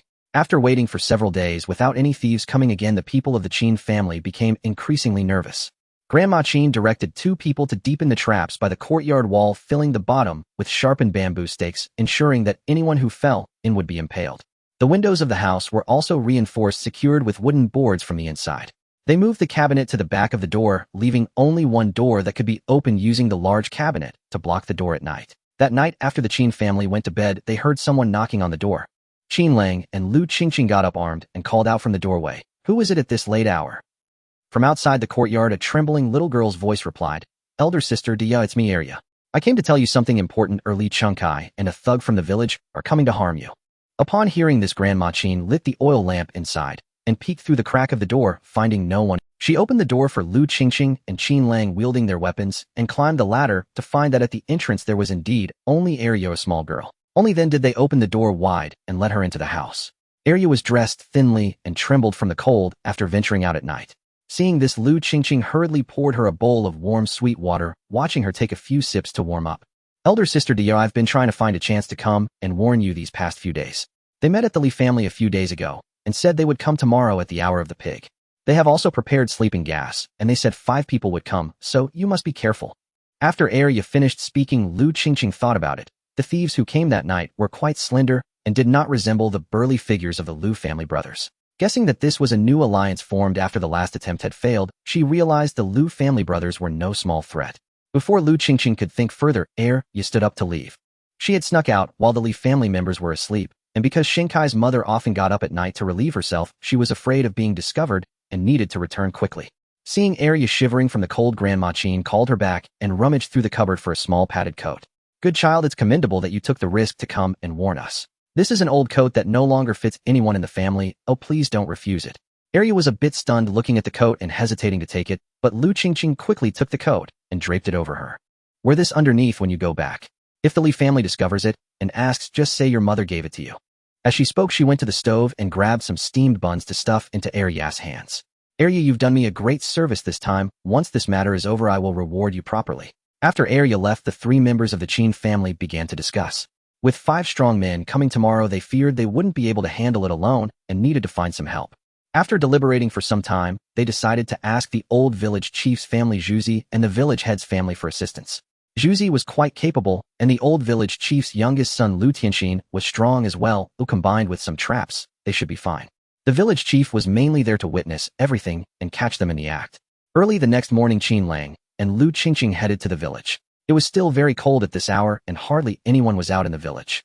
After inviting the 3 back to the Qin family and explaining the situation, the village chief was initially skeptical.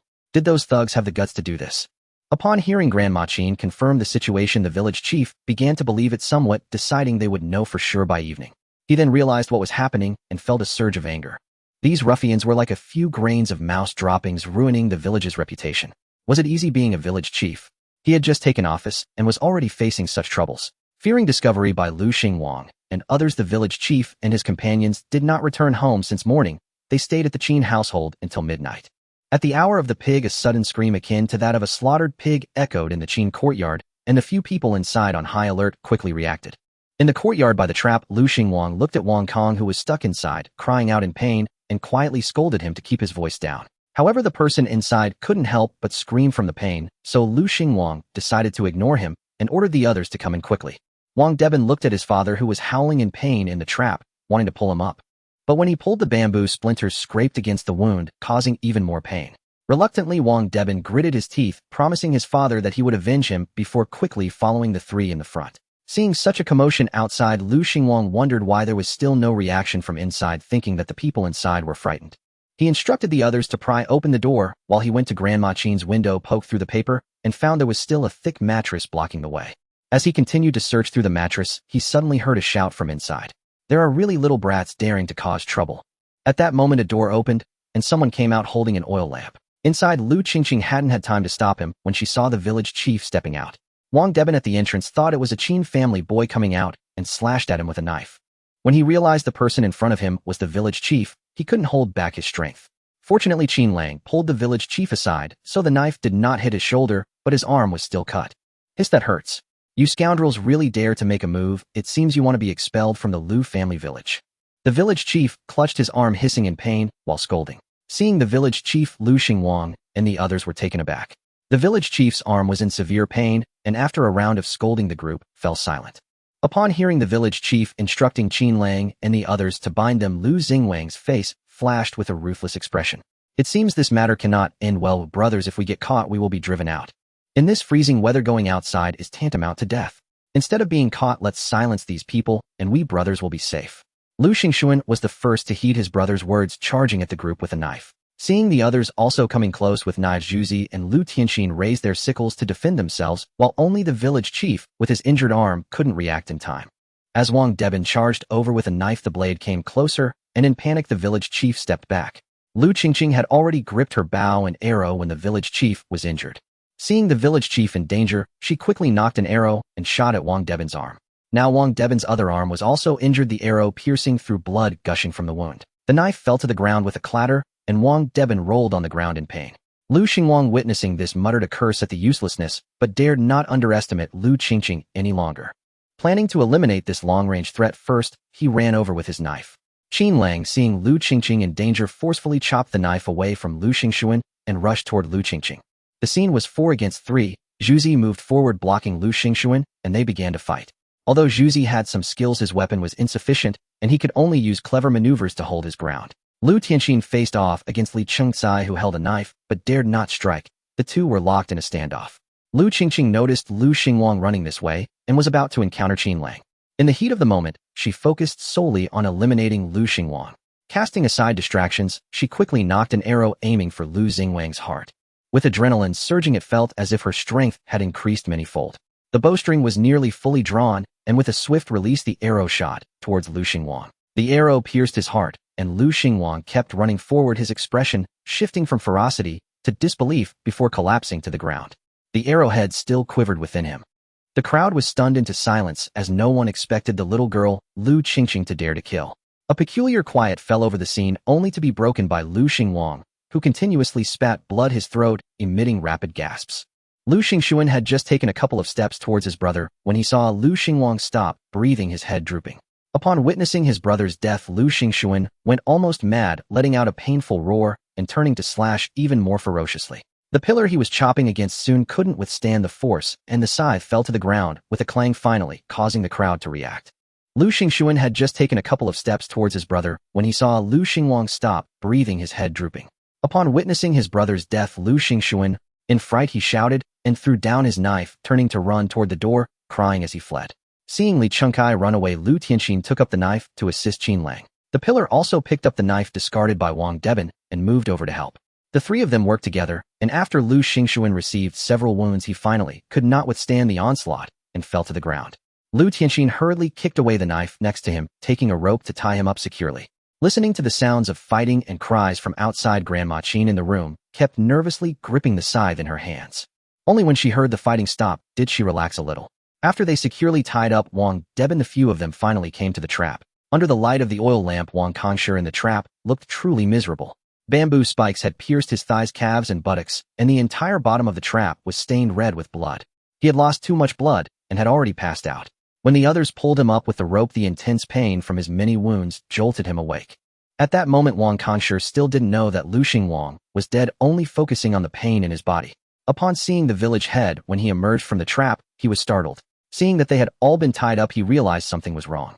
With a quick thought, he tried to shift the blame onto Lu Xingwang's brothers, claiming he had only acted under their influence. Wang Deben, seeing his father still arguing, knew that it was useless to say anything this time. He had harmed the village head himself, and if it hadn't been for that fool's intervention, he might have struck the village head's neck. Moreover, he had heard Lu Xingwang's words behind him, wanting to kill everyone to eliminate witnesses. This time they were truly done for. The village head did not listen to Wang Kangshi's defense at all. After tying them up, he threw them into the firewood room along with the dead Lu Xingwang. The village head's arm was injured, the wound somewhat deep. The pillar had also been cut on the thigh during the fight, and Grandma Qin hurriedly fetched some medicine. By the time she finished treating the wounds of the two, it was already the early hours. Seeing the night deepening, the village head decided they would all sleep at the Qin residence, leaving everything to discuss for the next day. As for how those imprisoned in the firewood room would fare in such cold weather, no one cared. The next day, as dawn broke, the Qin family members were all up. The village head instructed Lu Tianxin, the pillar, and Qin Lang to summon the old village head and the clan elders from the village, as they needed to handle this matter. Lu Qingqing felt a bit anxious. Although Grandma Qin had reassured her the night before that according to custom, Lu Xingwang, who attempted to rob the main family's possessions and kill to silence witnesses, would not be punished if killed during the main family's resistance. Nevertheless, Lu Qingqing's heart was still in turmoil. She hadn't slept since yesterday, and the image of Lu Xingwang's death kept replaying in her mind. Before long, the clan elders from the village had all arrived. Upon seeing the chaotic and bloody scene in the Qin family's courtyard, they frowned. In the firewood room, Wang Kangshi was already in a coma, his lips pale, with only the slight rise and fall of his chest indicating that he was still alive. Lu Xingxuan, with swollen and inflamed wounds, was also in a state of unconsciousness. The clan elders assessed the situation at the scene and listened to the village head recount last night's events. Upon hearing that Lu Xingwang had intended to kill to cover up the crime, they couldn't help but furrow their brows. They also learned that when Wang Deben was about to strike the village head, it was Lu Qingqing who shot an arrow to save his life. The clan elders nodded, as these elders were mostly from the Lu family. The village head elected by them represented all the members of the Lu family in the village. In the middle, Lu Qingqing mentioned that 3 people had come to ambush them at night previously, and after being injured they fled. It was suspected to be Wang family's 3 sons. One had been injured in the arm and another in the chest. Wang Kangshi wanted to take his youngest son out and shift the blame onto himself. However, Wang Deben felt unjust. His brother had also participated, so why should he escape unscathed? Successfully pulling Wang Di's into the mix, Wang Kangshi was nearly out of breath from his eldest son's actions. After hearing the details of the incident, which involved a homicide case, it was difficult for the village to punish the individuals. But at this point, not only could they not go to the county, but the county office had also been occupied by mountain bandits. The old village head recalled that the Yao County magistrate's family brought back by his eldest son was none other than the deputy of the county magistrate, and they could try to ask him. Before long, Yao County magistrate and Lu Tianming were invited over. During the time when the mountain bandits were rampant, villagers often reported murders, and most cases had gone through Yao County magistrate. The two discussed first deciding to capture the suspects. The clan elders arranged for some young men to go to Wang Di's and Li Xingkai's homes to take them. At that moment, at the Wang family, old lady Wang, seeing that her husband and eldest son had not returned home for a long time, initially thought they might have too many things to carry back, feeling somewhat pleased. But as the day broke and they still hadn't returned, she began to feel anxious. Looking at her youngest son, who was sleeping like a dead pig, old lady Wang contemplated waking him up to discuss it, but hesitated. Feeling as if her heart was on fire, she anxiously paced around the house, waking Wang Di's and receiving a barrage of complaints. When the village head led the young men from the village to their home, old lady Wang panicked, her speech faltering. The village head briefly explained the situation, and upon hearing that their actions had been exposed, old lady Wang collapsed to the ground. The village head cast a disdainful glance and signaled the young man beside him to take them away, intending to take Wang Di's. Seeing them about to take her youngest son as well, old lady Wang rushed over to hug him, refusing to let go no matter what. In desperation, they had to take old lady Wang along. At Li Xingkai's house, Li's parents had been awake since their son returned last night. Looking at their terrified son, they hurriedly inquired what had happened. Li Xingkai was in a daze, responding only after a long time. It took them a while to understand. He explained how the brothers of Lu Xingwang and Wang's family had brought him to the Qin family intending to rob, but instead wanting to kill to silence him.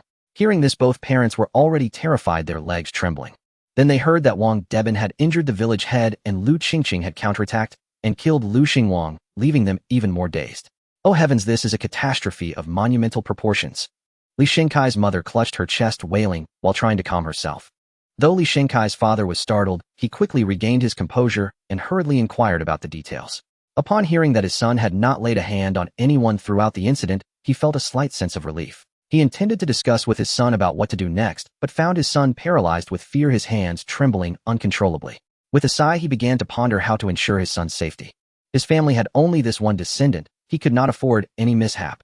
After much contemplation, he decided to seek help from the clan elder of the Li family. As dawn broke, Qingkai's father set off with a bag of grain to the home of the Li clan elder. There were not many Li families in the village, as most had migrated to Lujia village later. Fortunately, after years of living in the village, they had established roots, and the Li family had produced a clan elder. However, upon arrival, he learned that the clan elder was already out. He heard that the elder had been summoned to the Qin family, and Qingkai's father felt a sinking feeling in his heart. He had arrived too late. With no other options, he left the grain at the elder's home and requested her to speak on their behalf when she returned. On his way back, he encountered Lu Tianqing leading a group to arrest someone. Despite Qingkai's mother's frantic crying, Li Qingkai was still taken away. Qingkai's parents accompanied their bound son to the Qin family. Neighbors had heard the commotion and came out to see. Upon learning of a murder case in the village, they were shocked and rushed to the Qin family, their curiosity ignited as they crowded at the door, peering inside. Inside, the Qin family county magistrate Yao and Lu Tianming sat in the central seats with the clan elders flanking them on either side. Li Qingsai, Wang Deben, and Wang Diz knelt on the ground, while Wang Kongshi and Lu Xingxuan lay unconscious nearby. Wang Pozi was held back by the village women, preventing her from causing a disturbance. Meanwhile, after failing to plead with the clan elder for mercy, Qingkai's parents stood anxiously by, observing the situation. After a thorough investigation, County Magistrate Yao promptly rendered a verdict. The case was clear-cut with solid evidence and witnesses present. Lu Xingwang, Lu Xingxuan, and Wang Deben had assaulted others with intent to kill, and they were sentenced to death after the autumn. Wang Kongshi, Wang Diz, and Li Qingsai, who intended to kill but did not harm anyone, were sentenced to exile. After discussing with the clan elders, Magistrate Yao decided to confine all of them in the ancestral hall, with the families covering the costs for village guards. Lu Xingxuan and Wang Deben, who were already injured, were confined to the ancestral hall. If they survived, new appointments from the county would come in spring, and they would be handed over for further processing. The damage caused at the Qin family was assessed at 1 tael of silver in compensation. The injured village head and Juzi were each awarded 1 tael for medical expenses. Lu Tianming felt that since his brothers were not injured, to avoid suspicion, he did not impose any penalties. Upon hearing that her son was to be exiled, Li Xingkai's mother fainted immediately. Since earlier, Qingkai's father had been signaling the clan elder with his eyes, but it was an awkward time for her to speak. In a rush, Qingkai's father knelt in the hall, pleading tearfully for the magistrate to be lenient. Magistrate, my son did not strike anyone, he was merely influenced by Lu Xingwang. Turning to Lu Tianming, who was sitting nearby, he continued, Tianming, we grew up together. I beg you to intercede on his behalf. You have seen Qingkai when he was young. He was such a clever and bright child with no malicious intent. Magistrate Yao, witnessing this, turned to Lu Tianming, who cleared his throat, and said, Li Xinghuai, do not make emotional appeals here. Your son has committed a grievous mistake. Though he is not the principal offender, they have indeed harmed others. Look at the injuries on the village head and Juzi. Qingkai's father glanced at the village head, who had his arm in a sling, and Juzi, whose wounds were visibly bandaged, and he lowered his head, feeling somewhat guilty. He then thought of his son and mustered the courage to plead with both men. I know it was my unworthy child who hurt you, and I apologize for that. I am willing to offer more silver. I beg you, I only wish to save my son's life. He is the last remaining descendant of the Li family. If he is gone, my lineage will be severed. Seeing Qingkai's father pleading with tears in his eyes, the village head, who had grown up with him, felt a pang of sympathy. He thought about how Li Qingkai truly had not dared to strike anyone last night, but the main family here was the Qin family, and he could not speak out. At this moment, the Li clan elder also spoke up. Magistrate, do you think we can offer more silver to compensate the injured village head Juzi and the Qin family? My Li family truly lacks descendants. There are only a few children among the younger generation. If Qingkai is truly exiled, he will not survive. We would be willing to compensate more to provide them with some. Magistrate Yao did not respond, but merely looked at the 3 victims. The Li clan elder noticed Juzi beside him and recalled that his family was struggling, so he hurriedly said, Juzi, we are willing to offer more grain and silver. Would you be willing to show mercy, since Qingkai did not dare to strike anyone last night?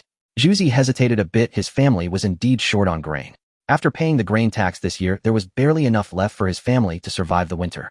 He had planned to forage for wild vegetables, but the drought had left even those scarce. However, this matter still had to be decided by Granny Qin. He could not make the call. Seeing Zhuzi and the village head hesitating, Shanghai's father realized the decision rested with the Qin family, and he suddenly knelt before Granny Qin, saying, "Annie, my Chunkai has wronged you all. You may punish or penalize him as you see fit. We are willing to compensate for any losses as long as you can." At this point, looking at Qin Lang beside Granny Qin, he added, "Annie Chunkai played with Qin Lang when they were young. He even ate at your home. Back then he came back saying you were a kind person who even gave him candy." Granny Qin felt her heart soften. This boy had been so clean and well-behaved when he was little, always knowing to greet people. She could not understand how he had grown into a troublemaker. Lu Qingqing observed the three men beginning to soften and glanced at the kneeling Li Chunkai. He was such a coward that he had run away at the sight of blood last night. But Arya was still in his family, and life was not easy for her. This matter had to be resolved while the opportunity was ripe. Lu Qingqing tugged at Granny Qin's sleeve and softly uttered ya, prompting Granny Qin to instantly grasp Lu Qingqing's intent. Seeing this, Lu Tianming understood there was a chance for a turnaround and spoke up. "Li Chunkai is an accomplice. He did not play a major role in this incident. If the victims are willing to show mercy, a more lenient sentence can be considered." Shanghai's father, upon hearing this, looked at Granny Qin with eager eyes. Granny Qin, noticing this, spoke up, "Magistrate, this boy Qingkai truly did not injure anyone last night. If the village head and Zhuzi are willing to forgive, I would also agree." Shanghai's father was overjoyed, repeatedly bowing to Granny Qin and the others while pulling Li Chunkai along. Nearby, Wang Pozi also wished to plead for mercy. Her eldest son had been sentenced to death, while her younger son and husband were exiled. How would she manage alone from now on? However, just as Wang Pozi began to speak, the village head coldly snorted, "Last night, I nearly had my head chopped off by that scoundrel Wang Deben. If it weren't for Qin Xiaozai pulling me back, I would probably be lying in a coffin awaiting burial right now." Wang Pozi was rendered speechless by the village head's words, and recalling her younger son had not participated, thought to plead for him instead. "Andy, my younger son did not participate this time. I beg you to spare him this once." Granny Qin's expression turned cold as she replied directly, "Last time, it was your son who came sneaking into my Qin family at midnight leading the charge with a knife. If it weren't for my grandson having learned some skills and my granddaughter-in-law being able to draw a bow, my family might not have seen the light of day again." Wang Pozi fell silent, left with nothing more to say. As for Lu Xingxuan, no one pleaded for him. He was still unconscious. His parents had died early, and all the relatives in the village had long been offended. Seeing that the matter had come to this point, Lu Tianming directly issued a judgment. Lu Xingxuan and Wang Deben were sentenced to death. Wang Kongshi and Wang Diz were exiled. Li Qingcai, for his misconduct, was sentenced to rectification within the village for a year. During this year, he was responsible for helping 3 families with miscellaneous tasks, including, but not limited to, clearing snow, chopping wood, fetching water, and other household chores. Supervised by the village elders, if he violated any rules, the matter would be handed over to the county for punishment. After stating this, he allowed a few families to go back and collect compensation money. Shanghai's father hurried back to fetch the money, but Wang Pozi faced difficulties as there were only a few copper coins left in her house. Given that Lu Xingwang had died and Lu Xingxuan was in a coma, the money in their family was taken by Lu Tianxin and his group. They searched the house thoroughly and found only 5 coins, so they had to bring back the grain from the house. When the families returned with the money and grain, everyone looked at the compensation from the several families. Shanghai's father knew he couldn't offend the old village chief's family, and moreover, Lu Tianming had just helped greatly. Although he did not order compensation to be paid to Lu Tianxin, he still prepared to chip in. Shanghai's father made a significant contribution, this time, with each of the 4 families compensating 2 taels of silver and also providing a bag of grain each. Wang Pozi, on her side, truly had no money or grain left, and in desperation, had to dig out the land deed from her home. The Wang family had a total of 2.5 mu of land. That half mu could be sold for 3 to 5 taels of silver, so they provided the deed for that half mu of land. After some discussion, they decided to give the half mu of land to Zhuzi. Zhuzi then took out 2.5 taels of silver, giving 2 taels to Wang Pozi, with the remaining 5 coins considered as money for buying grain. Zhuzi felt he had benefited and also took out some grain to share with the 3 families. The grain and silver from Lu Xingwang's family added up to 1 tael, which was then equally divided among the 4 families, with the remaining grain placed in the ancestral hall for Lu Xingxuan to eat and drink. The village chief arranged for a family near the ancestral hall to supervise the 4 individuals, taking a portion of the grain collected from the 3 families as compensation for the supervising family. This matter was considered temporarily resolved, but for a long time thereafter it became more and more mysterious in the village. Some said the Qin family's foolish young man was extraordinarily strong, splitting Wang Diz in half with a single knife, surely a reincarnation of the overlord of Chu. In this lifetime his soul had not yet returned to its place, lacking a soul fragment, which left him in a daze. Others claimed that the Qin family was a land of feng shui, and Lu family's eldest daughter, who was merely a yellow-haired girl, could shoot arrows with perfect accuracy only after entering the Qin family. Regardless of how the story spread, the Qin family became famous in the village, with most people believing that the two young individuals from the Qin family were formidable figures.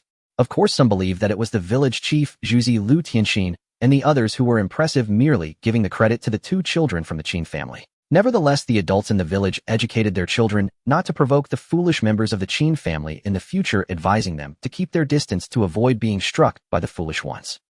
In the ancestral hall, Lu Xingxuan woke up staring blankly at the tablets enshrined above. He recalled the scene of his brother being pierced by an arrow that night, and a deep resentment flashed in his eyes.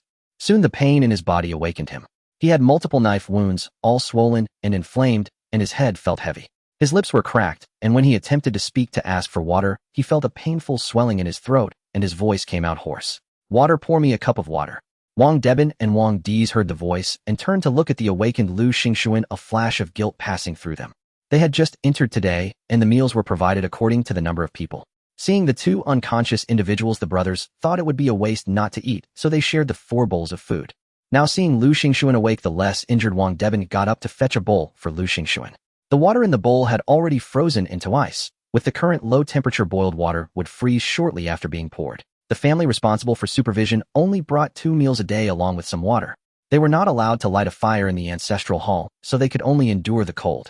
Seeing the ice in the bowl, Lu Xingxuan was stunned for a moment, then felt a surge of anger. Although his brothers were idle, they had never endured such suffering. But now he had no strength to resist. He could only bite off a piece of ice and swallow it after it slowly melted. The temperature in the ancestral hall was already low, and that piece of ice felt like it chilled him to the bone. Lu Tianjun silently vowed in his heart that he would definitely take revenge for his brother and make these people pay the price.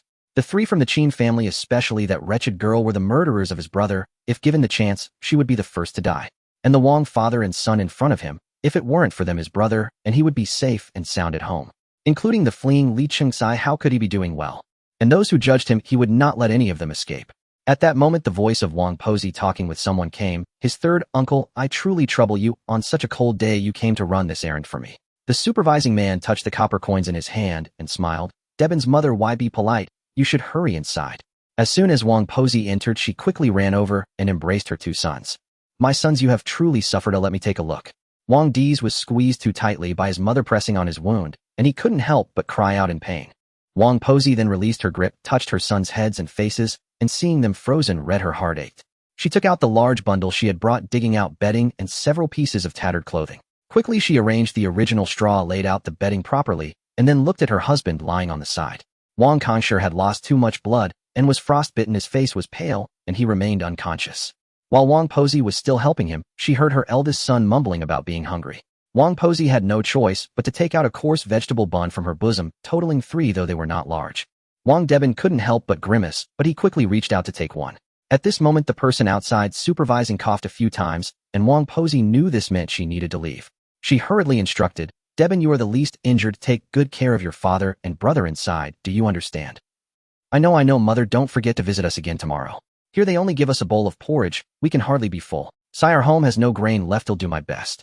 Wang Pozi's face was filled with helplessness. The person outside supervising was getting impatient. In this cold weather, he was outside watching them freezing like a dog, while they inside were not hurrying up. Wang Pozi answered quickly and hurriedly walked out, exchanging a few polite words with the supervisor before leaving. Qin family. After everyone had dispersed, the 3 generations of the Qin family tidied up the courtyard. Grandma Qin looked at the large jar that had shattered during the fight, feeling distressed, as it was used when the old man was still around. Qin Lang and Lu Qingqing tidied the courtyard again, reprocessing the trap, and reinserted new bamboo spikes at the bottom.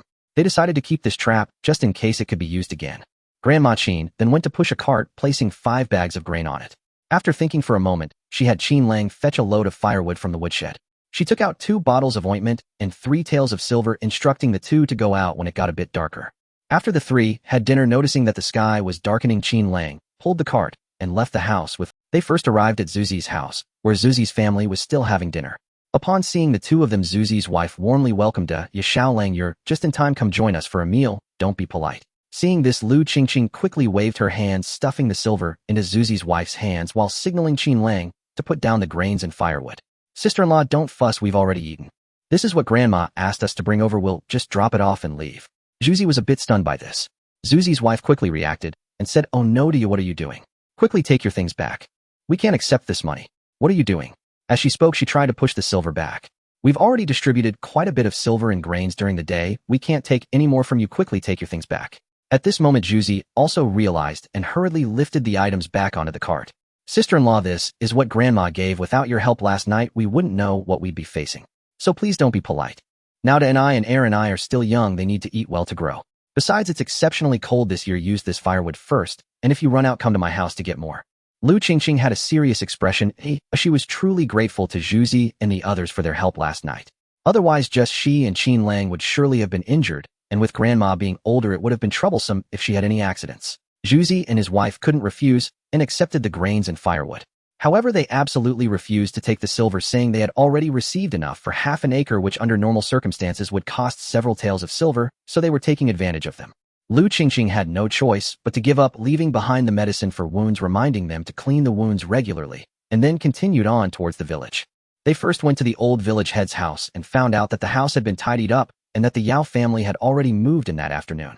Lu Tianming's wound was no longer serious, and the medicine sent last time was still not used up. The two of them wanted to leave the grains and silver, but similarly they were refused by the old village head and Lu Tianxin.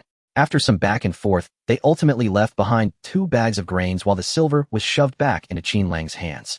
The old village head watched the two walk away and couldn't help but sigh. "The children raised by Qin's sister-in-law are all good. You should look after them more in the future. They already distributed quite a bit of silver and grains during the day, and now they are sending more grains. We are really taking advantage of them." What the old village head didn't say was that his eldest son's family had returned, bringing the Yao family with them.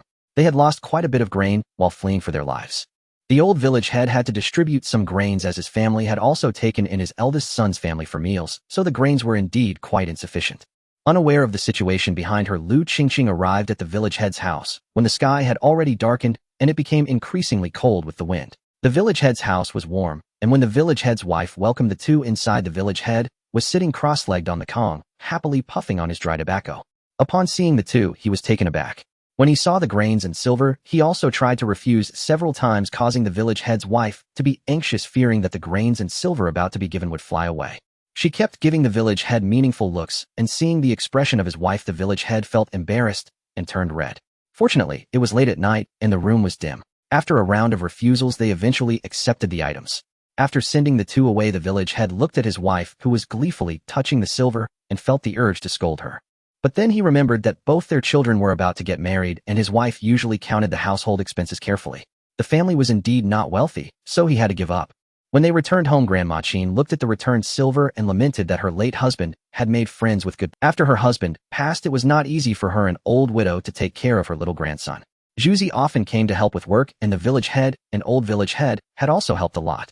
Hearing that the Yao family had already moved in, and since it was late, Grandma Qin instructed the two to go over tomorrow just in time to deliver the grains as a congratulatory gift for their housewarming. The next day after breakfast, the two went to the Yao family to deliver the grains. Upon hearing that it was a congratulatory gift for their new home, the Yao family accepted it, and even sent a beautifully packaged box of pastries in return. Madame Yao was very gracious, showing no disdain for the rural folks, and warmly entertained the two, inviting them to come over to play whenever they had time, since they were about the same age as her children. When they returned to the Qin family, Li Chengkai was already outside the yard clearing the accumulated snow. Upon seeing the two, he was startled and stepped back.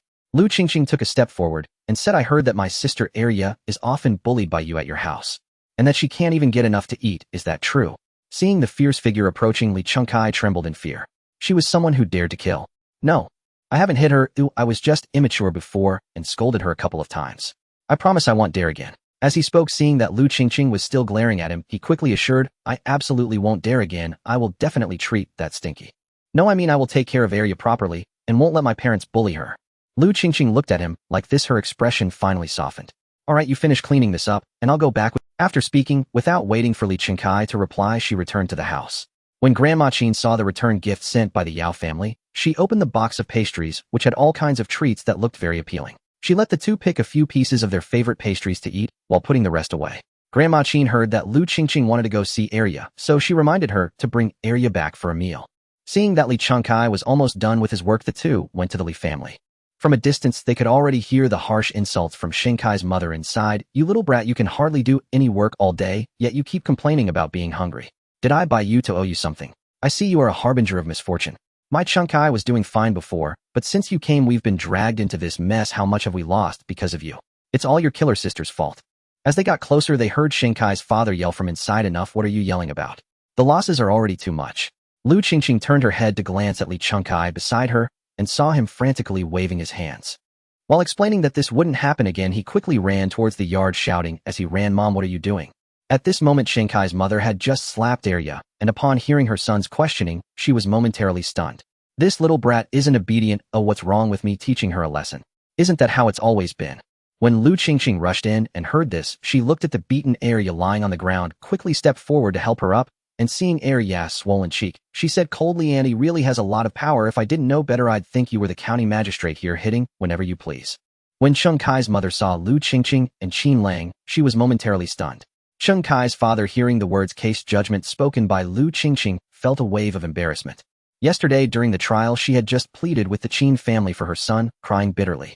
At that time, the situation was urgent, and she couldn't be concerned about anything else, but now it had become awkward. Yesterday, during the trial, she had just pleaded with the Qin family for her son, crying bitterly. At that time, the situation was urgent, and she could. If you look for trouble again, I will beat you. Qingqing's mother, seeing her husband's fierce demeanor, immediately became submissive and dared not speak. Qingqing held Arya in her arms, coldly observing the Qing family before her. Uncle Li, although Arya has become your family's child bride, she still has her own family. No matter what, she will always be my sister. Annie, how can you resort to beating her and not even give her a bite to eat? Are you trying to kill her? Our Lu family village is governed by the laws of the court. The principle of life for a life has always existed. With the clan elders and the village chief to arbitrate, no one will be wronged. Qingqing's father, noticing the cold severity in Qingqing's expression and hearing the phrase a life for a life, recalled that he was facing someone who dared to kill. He hurriedly smiled and explained, oh dear, it's just that my wife has a bad temper. I will definitely teach her well from now on. We will treat Arya like our own daughter in the future. We will definitely take good care of her, you can rest assured. When Li Qingqing entered the house and saw his mother daring to hit Arya, he was already frightened. This was Arya's own older sister. He feared that he would be finished. When he saw his father explaining, he quickly followed suit, saying, yes, we will definitely take good care of Arya in the future and will not bully her again. Uncle Li, it's winter now, and there isn't much work at home. In the future, when Qingqing comes to my house, let Arya come along too. What do you think? Qingqing stared at Qingqing's father. As soon as she finished speaking, she saw him nodding repeatedly, saying, all right, there really isn't much to do this winter. His mother can handle it herself, and Arya can go play at your place. Qingqing looked down at Arya in her arms and asked Arya, which room do you live in? They'll carry you back to the bed for a while. Arya pointed to the nearby woodshed, and Qingqing glanced towards it. Inside the woodshed there was a nest made of straw, without even a bed or quilt. The door to the woodshed was merely a broken board pieced together, and even when closed it let the wind through. Li Qingqing saw the displeasure on Qingqing's face and hurriedly said, it was my ignorance before. In the future, Arya will sleep in the room I used to sleep in. That bed is warm, and I will sleep in the same room as my parents from now on. Qingqing looked at the shivering Arya, picked her up, and walked into the house. Looking at the dirty quilt on the bed, she forcefully pulled it to the side. Her gaze turned to Li Qingqing, who hurried to the cabinet to take out a thick quilt. He then ran to his parents' room and brought over a new mattress, quickly spreading it out while eagerly watching Qingqing place Arya on it. Go get a bowl of hot water. Hearing Qingqing's order, Li Qingqing hurried outside to find his mother to boil water. After feeding Arya some water and seeing her recover, Qingqing finally felt relieved. Little Arya buried her face against her waist, sobbing as she thanked her. Looking at the frail little girl before her, Qingqing felt a pang of heartache and quietly contemplated the possibility of buying Arya back from the Li family. After thinking for a while, she felt it was not feasible. Even if the Li family temporarily feared her and allowed her to buy Arya away from them, once Arya returned to the Qin family, old man Lu would definitely come to make trouble. As her cousin, her status was certainly not as good as Arya's parents and grandparents. With the Lu family relying on filial piety, they would take Arya back. But would Arya have a better life if she returned to the Lu family? The Lu family's grain supply was likely running low, and given old man Lu's temperament, he had a penchant for selling his granddaughter, showing no regard for face. If Arya were sold again, who knows where she would end up? She feared that her life would be worse than in the Li family. After pondering for a while, she concluded that staying with the Li family was currently the best choice for Arya. The Li family feared her now, and as long as she took good care of Arya, they would not dare to do anything to her. Moreover, Li Qingqing was working at home. During this year's observation and adjustment period, if his family was dissatisfied, Li Qingqing would still face misfortune. Later, she would go back to get a lock and lock this door. From now on, she would let Arya come over more often so she could When Qingqing returned and explained the situation, Qin Lang clenched his fist and said whoever bullies little Area, I will beat them up. Big sister, don't worry, I will protect you and not let you be bullied like her. Lu Qingqing looked at Qinlang's serious expression and felt warmth in her heart. Big sister, let's take more care of Area in the future. This child has had such a hard time by herself, yet she still thinks of helping us. She is a kind-hearted good child. Qin's grandmother said this and got up to take out some leftover fabric from the cabinet. This fabric can still make a set of clothes. I see that child doesn't even have a proper piece of clothing. It's very cold now, so I will help her make a set in the next couple of days, adding some more cotton to ensure it's warm. Lu Qingqing looked at Qin's grandmother, who wore a loving expression, and stepped forward to hug her. This short old lady resembled her grandmother from her past life. Qin's grandmother gently patted Lu Qingqing's back, and seeing this, Qinlang also came over to hug both of them. During lunchtime, Lu Qingqing helped Qin's grandmother prepare a table full of dishes before going to find Area. When the little girl arrived and saw the large spread of dishes, she was evidently startled. In her panic, she instinctively looked at Lu Qingqing beside her. Little Area, don't look at your big sister. Today is a special invitation for you from this old woman. Last time you took such a great risk to report to us, and you really helped us a lot. If it weren't for you, we wouldn't be able to stand here and talk to you safely. Stop being dazed, quickly sit down, and let's eat and chat. Qin's grandmother gestured for Area to sit down. Seeing Lu Qingqing and Qin's grandmother smiling kindly, Area finally took a seat. The little girl was small, and Qin's grandmother worried that she couldn't reach the dishes, so she specially moved a slightly higher stool for her, placing most of the meat and vegetables around her. When Area first sat at the table, she felt a bit self-conscious and didn't dare to reach for the meat and vegetables. Seeing this, Lu Qingqing continued to serve her food. Gradually, Area began to relax. She had never eaten so much meat in her life.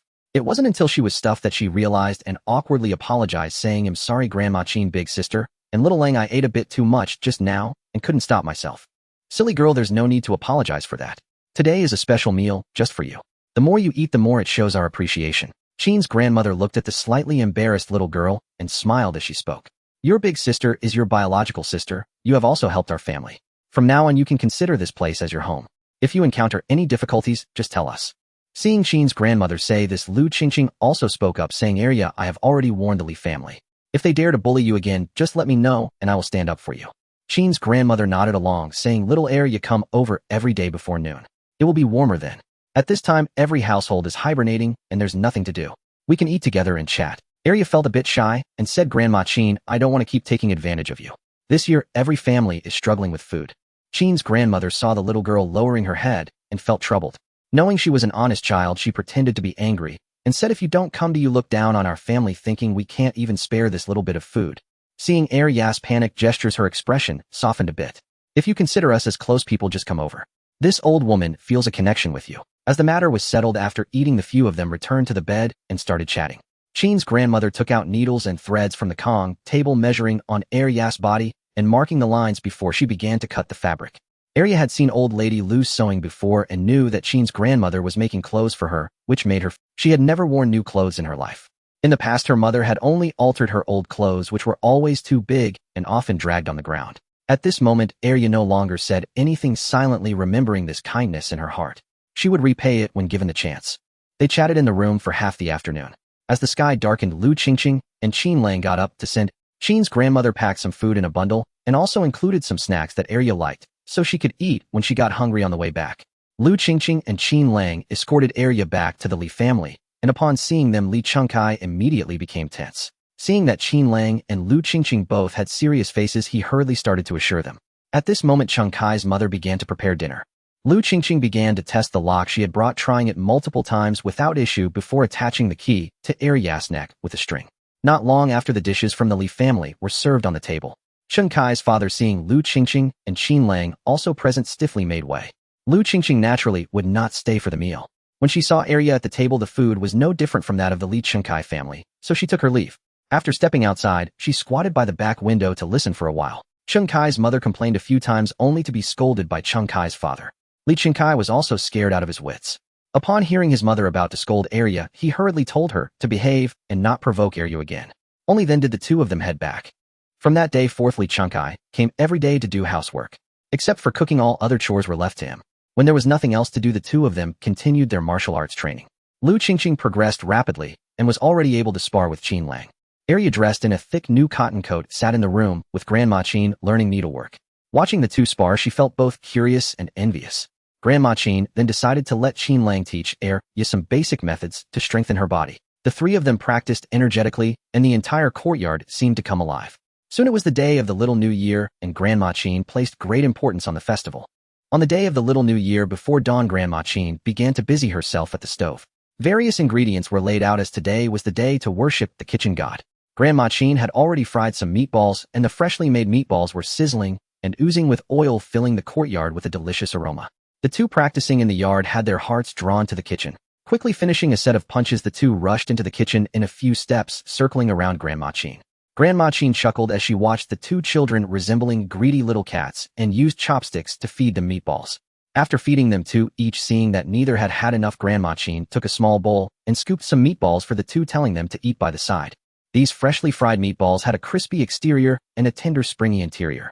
With each bite, the savory flavor blended with the spices burst on the tongue, making it hard for anyone to stop eating. In no time, the small bowl was finished. Grandma Qing noticed that there were not many left, as they needed to be kept for the kitchen god.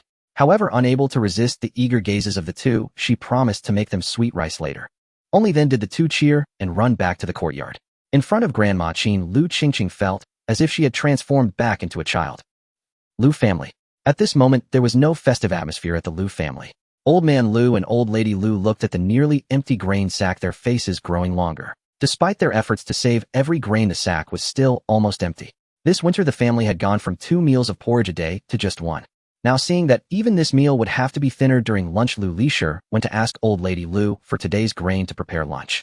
Thinking that it was the Little New Year, she hoped her mother-in-law would surely provide something good. She might even be able to sneak a little to eat, as she was extremely hungry. However, looking at the little grain left, it was even less than usual. Wondering if there was more not taken out, she hesitantly asked, "Mother, is there anything else to eat today besides this porridge?" However, looking at the little grain left, it was even less than usual. Wondering if there was more not taken out, she hesitantly asked, "Mother, is there anything else to eat today besides eat? All you know is to eat. Where would the grain come from to fill your bottomless pit? Be content with what little you have to eat. Go cook already, don't stand here in my way." Saying this, she irritably turned to go back inside. After a moment's thought, fearing that the eldest daughter-in-law might secretly take some grain, she turned back and followed her to the kitchen. Lu Lisher entered the kitchen with a bag, intending to secretly grab a little grain, but upon hearing footsteps outside, she was startled and let go of the grain.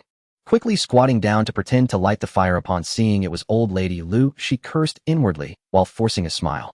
After cooking, Old Lady Lu was responsible for distributing the porridge. The bowls of the elderly couple and their 3 sons still had some grains, while the grandson's bowl had even less, and the 2 daughters-in-law's bowls were nearly filled with water. The first and second rooms were for Lu Lisher and Lu Wansher to come for their porridge, while the third room could only be Lu Laosan coming alone for his share. Carrying the bowl back, Lu Laoda saw that today's porridge was even thinner than usual. Thinking that Lu Lisher had stolen some to eat again, he angrily prepared to strike. Lu Lisher jumped up in fright and dodged outside, hurriedly explaining, "Husband, I didn't steal any food." After being discovered by Lu Laoda, she had received a beating that had left her unable to get out of bed for several days. Since then, Lu Lisher had not dared to touch anything in Lu Laoda's bowl.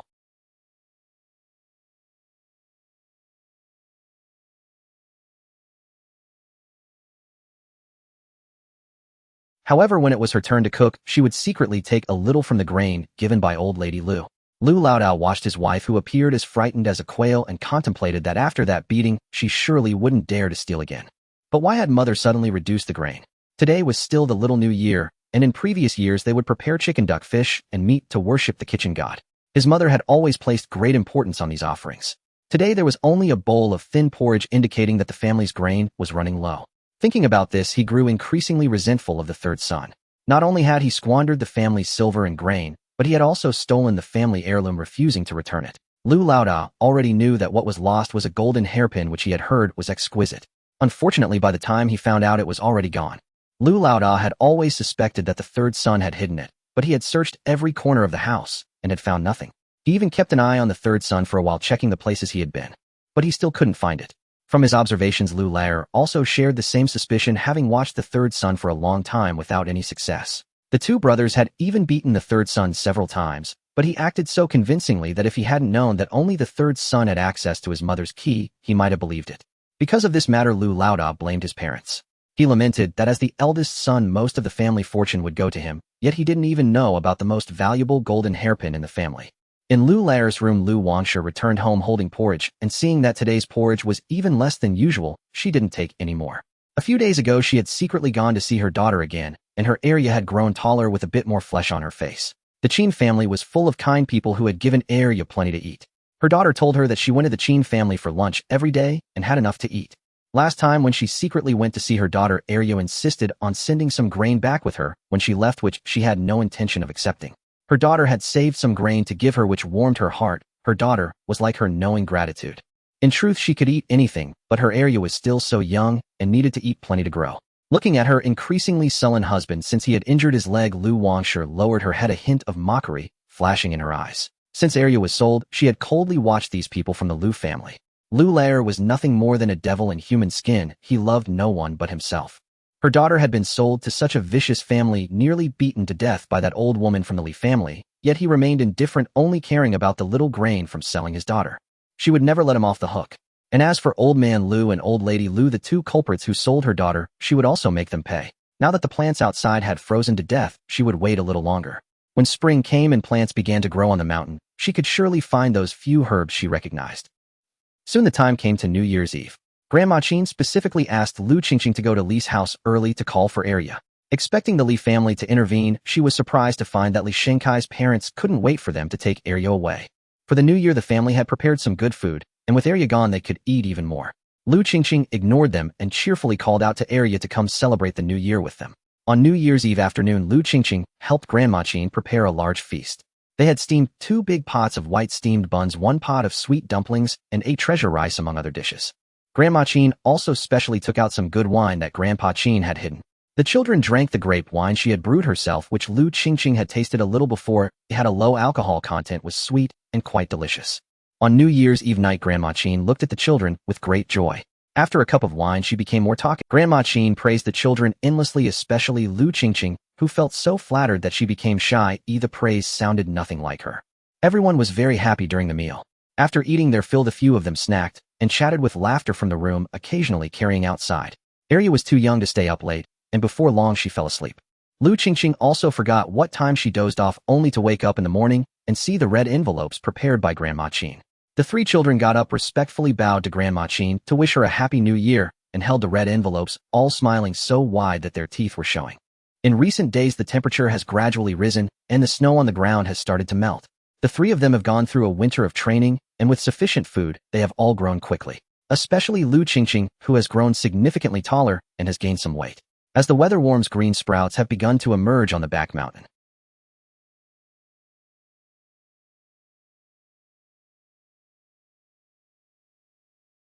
This is the time to eat wild vegetables, so Grandma Qin sent the 3 of them to dig up some tender shepherd's purse to make dumplings with meat for lunch.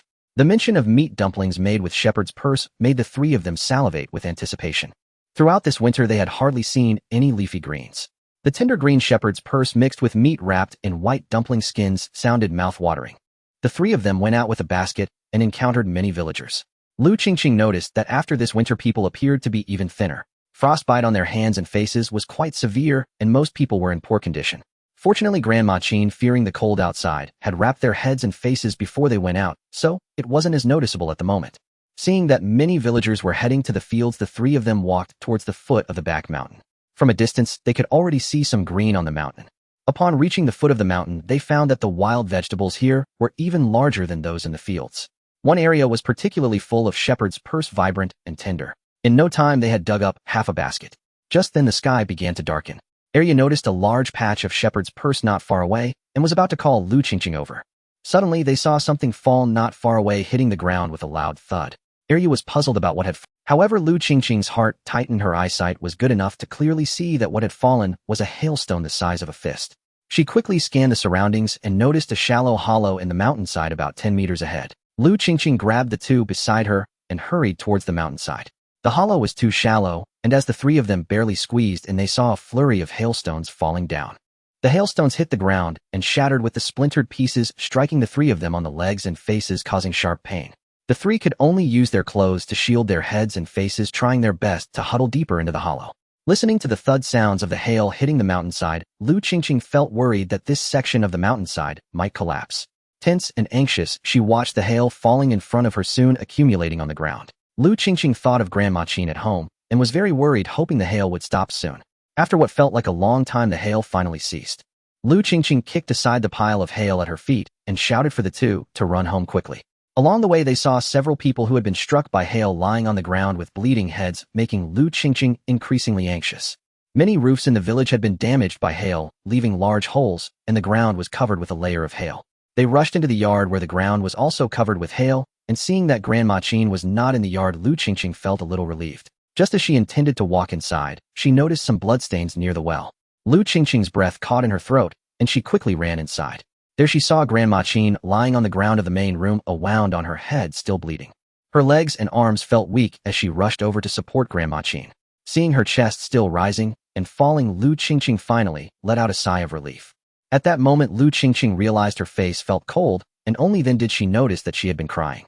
Just then Qin Lang and Arya also rushed in. Seeing Grandma Qin injured, Qin Lang was suddenly reminded of his childhood when his grandfather had also come back injured, bleeding a lot, and not long after he had gone to the heavens. He rushed over in a panic, hugging Grandma Qin tightly, without saying a word. Lu Qingqing quickly went to fetch medicine, calling out several times before Qin Lang finally heard her and made space for her. With trembling hands, she sprinkled the hemostatic powder onto the wound, but it was soon washed away by the blood. In her panic, Lu Qingqing poured the entire bottle of medicine onto the wound, then quickly covered it with a cloth, finally stopping the bleeding. The pain from pressing on the wound awakened Grandma Qin. Seeing the three children crying, Grandma Qin made an effort to smile and comfort them, saying, "Don't be afraid, Grandma is fine." However, Grandma Qin's face was somewhat pale, having lost a lot of blood, and it was difficult for her to speak. She soon fainted again. Lu Qingqing was in a state of panic, urging Qin Lang to carry Grandma Qin to the bed while she quickly went to fetch the nourishing medicine. She stuffed a pill into Grandma Qin's mouth, but even after several attempts with water, she couldn't swallow it. Lu Qingqing was so anxious that tears fell, crying and pleading with Grandma Qin to take the medicine quickly. It was as if Grandma Qin heard her voice. She opened her eyes, made an effort to swallow the pill, and then fell asleep. Qin Lang had been lying beside Grandma Qin, while Lu Qingqing went to find the medicine she had bought earlier, retrieving a nourishing herbal decoction. This was the prescription that the doctor had given specifically for Grandma Qin's condition. Normally, Grandma Qin was reluctant to waste it, and had not allowed Lu Qingqing to brew it. Lu Qingqing hurried to brew the herbal medicine, while Arya volunteered to watch the fire, telling her to attend to other matters. Lu Qingqing then prepared a bowl of rock candy water, slowly feeding it to Grandma Qin. In the afternoon, the old village chief came to check on the situation. Seeing Grandma Qin injured, he brought some rock sugar and millet and informed Lu Qingqing about the current situation. This time, many people in the village were injured or killed. An elder of the Lu family had died, who was also Lu Qingqing's great-grandfather from the side, and had a good relationship with Grandpa Qin. Recently, the temperature has risen quickly. The village is worried that the high temperatures will breed epidemics, so they decided that the deceased should be kept in mourning for 3 days and then buried together after that. By evening, Grandma Qin finally woke up, and her complexion seemed to improve somewhat. Knowing that this incident had scared them, she softly comforted the children, saying, "Don't be afraid. Everyone goes through such a thing in life. I've lived nearly 60 years, I've already lived enough. Even if I go, you don't need to be sad." Qin Lang's voice was choked with tears, and his eyes were red. "Grandma, please don't leave me." Grandma Qin looked at her grandson, her eyes filled with nostalgia, seeing how tall and strong little Lang had grown. Oh, he really resembled her eldest son. "Little Lang, if I go, it's just to find your grandfather. I will be reunited with your grandfather, parents, and uncle in the heavens. You don't need to be sad. We will be watching over you from above. You have to live well with day, you understand?" The children just shook their heads, hoping for Grandma Qin to recover. Fearing that Grandma Qin might have a fever at night, Lu Qingqing moved back to Grandma Qin's room from her own. Just a few days ago, after the weather warmed up, Lu Qingqing had just moved back. Fortunately, Grandma Qin did not develop a fever that night. In the morning, after having a bowl of nourishing herbal medicine, Grandma Qin's complexion improved significantly. After getting up, she had the energy to talk to them, but still felt weak and had difficulty moving. Seeing that Grandma Qin was feeling better, Lu Qingqing spoke about the situation in the village. Grandma Qin couldn't help but sigh. Many people in the village had been lost this time. She then reminded Lu Qingqing and Qin Lang to attend the funeral. The elder who had passed away was considered Lu Qingqing's great-grandfather from the side. When the Qin family had just moved here, he had taken good care of them. With him gone, it was appropriate to pay their respects. Lu Qingqing was somewhat worried about Grandma Qin's health and felt uneasy leaving her alone. Grandma Qin thought that it was just half a mourning and there was nothing much to worry about. Lu Qingqing thought for a moment she was only going over to say goodbye. The custom here was for the men to carry the coffin during the funeral, and she could return early. Looking up at the hole in the roof, she realized that they needed to repair the roof today, as the hail had damaged several places. Although the weather was not as cold, it was essential to fix it soon, and they did not have any spare tiles at home. So she moved the tiles from the woodshed to the bedroom for use, while temporarily propping the woodshed with thick straw curtains. With the heat of the weather, all the snow from winter had melted, filling the river bend with water, and the air had become humid. After replacing the tiles, Qingqing was uncertain if there would be more hail, so she wove a thick layer of straw curtains to cover the tiles. If there were more hail, hopefully, it would be effective. From that day forth, Qingqing came every day to do housework. Except for cooking, all other chores were left to him. When there was nothing else to do, the two of them continued. On this day, several families in the village held funerals together, the cries echoing through the air. Qingqing watched with a heavy heart, and after bidding farewell in the mourning hall, she hurried home, while Qinglang followed the men to the burial. Upon arriving home, Qingqing unlocked the door and called out for her grandmother, but received no response. Assuming her grandmother might be asleep, she headed toward Grandma Qing's room. Pushing open the door, Qingqing found Grandma Qing lying on the bed with a dagger stabbed into her chest, blood soaking the bedding. Her mind went blank as she rushed over to embrace Grandma Qing, feeling that her body was still warm. Blood smeared on Qingqing's hands and arms. She trembled as she checked for a pulse, but there was none. Grandma Qing's eyes remained open, filled with a hint of terror.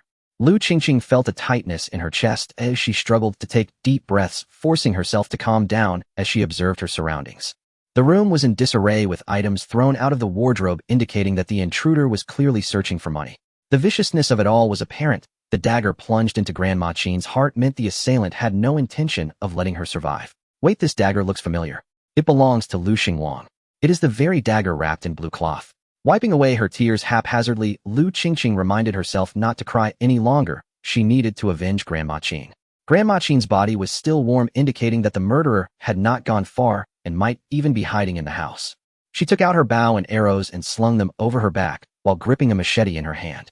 With one hand clutching the knife, she opened the cabinet doors in the room, but found no one inside. In Grandma Qing's room, aside from the cabinet, there were no hiding spots. Qingqing gripped her knife and walked toward her own room. Pushing open the door, she noticed that all the cabinet doors inside were closed, making her heart skip a beat. Moving quietly, she approached the largest cabinet, gripping her knife tightly, and used the machete to pry open the cabinet doors, but there was no one inside. She moved to another cabinet, slowly approaching while holding the machete. Before she could open the cabinet door, it swung open suddenly. A fierce-looking man with a knife lunged at her. It was Qingqing dodged to the side, narrowly avoiding the strike, and without looking back, she swiftly swung her knife backward. The blade struck Lu Xingshun's arm, eliciting a pained cry from him. Yet he continued to attack Qingqing with ferocity. In recent days, Qingqing had practiced sparring with Qinglang, and it proved useful now. As they exchanged blows, despite Qingqing being physically weaker than Lu Xingxuan, her clever techniques allowed her to gain the upper hand. After Lu Xingxuan was injured yet again, he retreated toward the outside. Seeing him flee, Qingqing quickly knocked an arrow aiming for Lu Xingshun's heart and shot. However, at that moment, Lu Xingxuan turned around and, frightened by the arrow, dove forward, causing the shot to miss its mark and strike him in the waist instead. He was still wearing a cotton coat, so the injury was not severe. With the arrow embedded in his waist, Lu Xingxuan fled toward the back mountain, while Qingqing hastily followed. She aimed and shot several times, but he managed to evade her arrows using the obstacles around him. Lu Xingxuan, tall and long-legged, soon left Qingqing far behind. Qingqing chased for quite a distance, but ultimately lost him. She followed every direction, searching thoroughly, but found no trace of him, frustration boiling over as she struck a nearby dead tree with her knife. Determined, Qingqing resolved to return and call Qinglang, then come back to chase him down. She must kill Lu Xingxuan to avenge her grandmother. As she forcefully pulled out her knife, memories of her time with Grandma Qing flooded back and tears began to flow uncontrollably. After Qingqing arrived at the Qin family, Grandma Qing took care of her in every way possible. Worried that she might have trouble but unable to say it outright, she secretly instructed Qinglang to take good care of his older sister.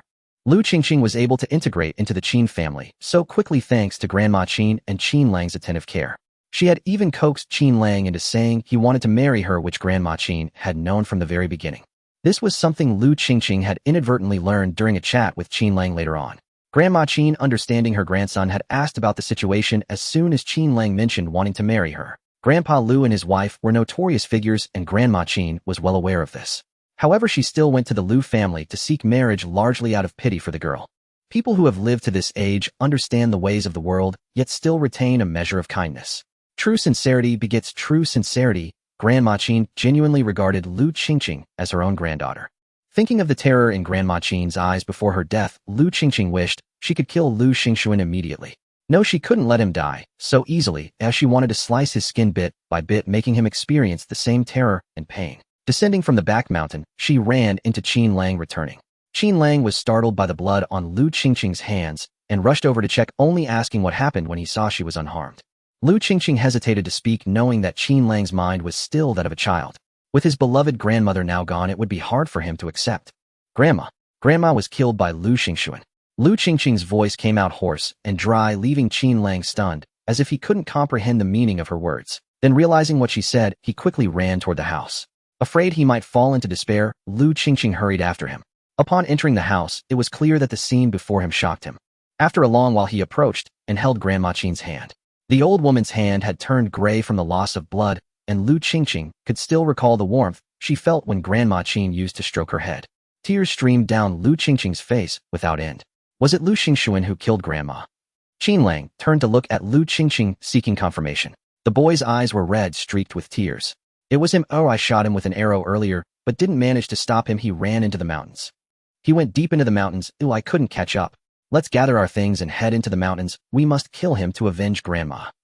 The hatred in Lu Qingqing's eyes was palpable. She first went to find a pillar to guard at the foot of the mountain, instructing him not to let Lu Xingxuan escape if he came out. Then she took all the arrows they had prepared at home, while Qinlang sharpened the tang knife, its blade gleaming coldly. With some dried food and water, the two set off quickly into the mountains, heading to the place where they had lost him before. Qinlang carefully observed the surroundings, searching each path meticulously, and after walking quite a distance, he finally found the footprints left by Lu Xingxuan as he fled. As they continued, they tried every route until they found more traces, then pressed on. By the time darkness fell, the ground was heavy with dew. Now they could not afford to fall ill. Before setting out, Lu Qingqing had thought it through. Carrying extra luggage would slow them down, so she only brought weapons, food, and water. At this moment, she took out some straw and mats from her space. Qinlang did not find it surprising. He knew that Diyo was a person blessed by the gods. He had realized this when they drank bone soup earlier. The two rested for the night. Although it was called rest, neither of them actually slept. In the middle of the night, Lu Qingqing heard Qinlang get up to sharpen his tang knife at a distance. As dawn broke, they quickly gathered their things and continued their search. Finally, around noon, they spotted Lu Xingxuan's figure from afar. Upon seeing the two chase him so far, Lu Xingxuan, terrified of Lu Qingqing's arrows, began to flee deeper into the forest as soon as he spotted them. Lu Qingqing struggled to keep up with him, worried about losing him, so she let Qinlang chase ahead while she marked the path, planning to catch up later. After more than an hour of pursuit, Lu Xingxuan finally slowed down. When Lu Qingqing arrived, Qinlang was already engaged in a fierce fight, with Lu Xingxuan quickly knocking him to the ground. Lu Qingqing instructed Qinlang to leave him one life, tying him up with ropes and securing him to a tree. At this point, Lu Xingxuan remained defiant, thinking that Lu Qingqing would not dare to kill him, only tying him up while cursing incessantly. However, Lu Qingqing ignored him entirely and took out the very dagger he had used to kill Grandma Qin. She sized up Lu Xingxuan, contemplating the best place to strike. Lu Qingqing's expression was disturbingly calm as she methodically began to cut into him one slice after another. As Lu Xingxuan's demeanor shifted from fierce mockery to terror and pleading, he began to curse loudly again when he realized his pleas were in vain. Feeling the pain and the blood oozing from his body, the sensation of helplessness and terror overwhelmed him, causing him to beg for mercy once more. Throughout it all, Lu Qingqing's expression remained unchanged. To her, Lu Xingxuan was nothing but a beast. He was the demon who had killed Grandma Qin. Having trained in martial arts, Lu Qingqing had also learned about acupuncture points in the human body and understood the distribution of blood vessels, carefully avoiding major arteries and vessels that would cause excessive bleeding. It wasn't until deep into the night that Lu Xingxuan succumbed to his fears and died. As she witnessed him take his last breath, Lu Qingqing felt a sense of relief wash over her as she slumped to the ground. Qinlang came over to embrace her, and Lu Qingqing returned the gesture. The two children, both having lost their grandmother, held each other tightly, finding solace in their shared grief. Early the next morning, as the two descended the mountain, they encountered Zuzi's wife bringing food. Lu Qingqing thanked them, and Zuzi, noticing the bloodstains on their clothes, chose not to inquire about losing. Looking at the lying Qin Nainai, this kind-hearted elder had left just like that. Lu Qingqing couldn't help but weep, crying for a long time before finally calming down a bit. Struggling to open her swollen, tear-stained eyes, she saw Qinlang holding onto Qin Nainai's hand, motionless. Lu Qingqing called out to him several times, but he did not respond. Feeling somewhat anxious, Lu Qingqing approached Qinlang and softly comforted him. Qinlang, we avenged Nainai. Do you remember? Nainai said that after she leaves, she will go to the heavens to accompany Grandpa. Yet Qinlang still showed no reaction, tightly holding onto Qin Nainai's hand. Lu Qingqing felt a deep ache in her heart at the sight of him. However, in this era, burial is taken seriously. Qin Nainai had prepared her coffin and burial clothes long ago. She certainly wanted to leave in grandeur. Realizing she knew nothing about ancient burial customs, Lu Qingqing would have to trouble the old village chief. Before she could seek him out, the old village chief had already arrived, sent by Zuzi's wife. Seeing her swollen eyes from crying, the old village chief couldn't help but feel pity. From now on, the old Qin family was left with just these two children. What's the point of living long if you have to watch familiar faces depart one by one? These two children from the Qin family probably didn't understand the matters of funerals. Given their years of friendship, he had to ensure the old sister's departure was handled well. With this in mind, he told Lu Qingqing he would help them with the funeral. Lu Qingqing asked the old village chief to ensure everything for Nainai's funeral was done to the best standards. She was willing to trade food for anything that could be used. The old village chief, knowing the child was filial, agreed, and then sent his children and grandchildren to call others to help the Qin family complete the funeral arrangements. However, just before the coffin was to be closed, Qin Lang stubbornly refused to let go, tightly grasping Qin Nainai's hand. No matter who tried to persuade him, he remained unresponsive and would not loosen his grip. Lu Qingqing knew he was heartbroken, and at that moment she could only advise him. Qin Lang, you are holding too tightly. Nainai's hand will hurt. Hearing that Nainai would feel pain, Qin Lang seemed to awaken, suddenly releasing his grip. Yet he still stayed close to Qin Nainai, following beside the coffin. Qin Nainai's funeral was conducted with great solemnity. All the families who had a good relationship with the Qin family came. Even the family of the county magistrate came to pay their respects. During the funeral procession, a large crowd made their way to the burial site. Qin Lang remained in a daze, not crying or making noise, just silently following beside the coffin. Lu Tianfu, seeing this from the side, scoffed. What a fool, he doesn't even know to cry when Nainai has died. This remark successfully provoked Lu Qingqing, who quickly stepped forward and slapped Lu Tianfu hard across the face. The blow, delivered with all her strength, sent him spinning, his teeth mingled with blood as he spat it out. Glaring fiercely at Lu Tianfu, Lu Qingqing warned, "You uncultured trash, dare to speak nonsense again, and I'll tear your mouth apart." Lu Tianfu was stunned by the slap, disoriented. Just as he was about to retaliate, he looked up and saw Lu Qingqing's fierce gaze, causing him to feel his hair stand on end as he took 2 steps back in fear. He didn't realize that Lu Qingqing had just been in a bloody situation, and her aura unconsciously radiated from her. Seeing her son being struck, Lu Tianfu's mother rushed forward, cursing and trying to pull him away. Receiving a kick from Lu Qingqing to the stomach, Lu Tianfu was sent flying back 2 steps, landing on the ground, clutching his stomach and groaning in pain. With Qin Nainai's passing, Lu Qingqing had been holding back her anger and did not hold back this time. The old village chief rushed over from behind, and seeing Lu Tianfu and his mother causing trouble, was so angry he almost wanted to hit them again. However, since this was not a good time to create a scene, he scolded them a bit. Once they calmed down, he followed the procession to leave. Lu Qingqing paid no attention to Lu Tianfu and his mother behind her, continuing to walk with the group. As the coffin was lowered into the ground, Qin Lang stared blankly at the small grave mound, and after a long while he uttered, "Is Nainai going to live here from now on?" Lu Qingqing looked at Qin Lang with a pained expression and softly replied, "Yes, Nainai will live here from now on. Look, that place is Grandpa's dwelling. Over there is father and mother's resting place. They will all be together from now on." Qin Lang followed Lu Qingqing's pointing finger, observing the graves all lined up together. "Big sis, can we come to visit them often in the future? Of course, this place is not far from our home. We will come to visit them often from now on." Lu Qingqing stepped forward to hold Qin Lang's hand, looking into his eyes and earnestly making a promise.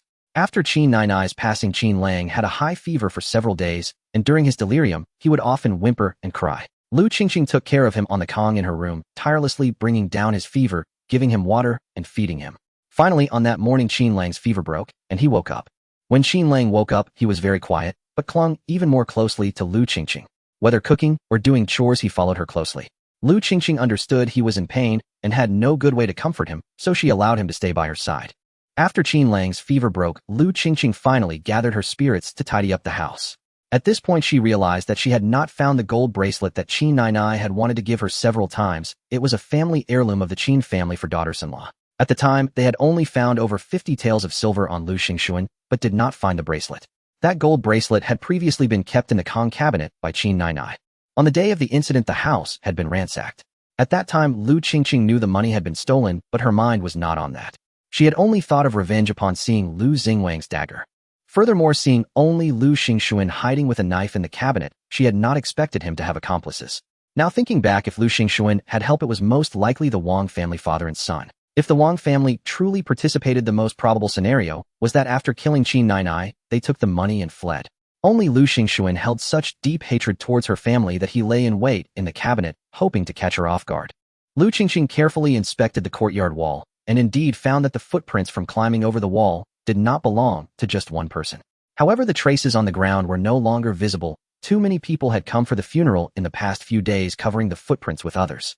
With Lu Qingxuan already dead, if she wanted to find out the truth, she could only start with the Wang family father and son.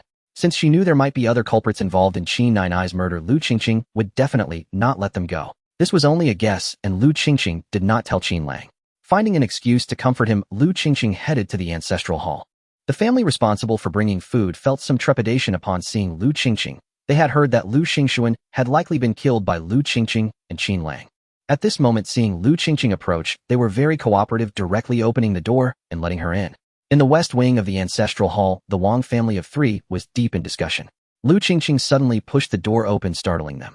Wang Diz and Wang Debin instinctively shifted back, watching Lu Qingqing warily. Wang Kongshi, having lived a few more years, showed no emotion on his face.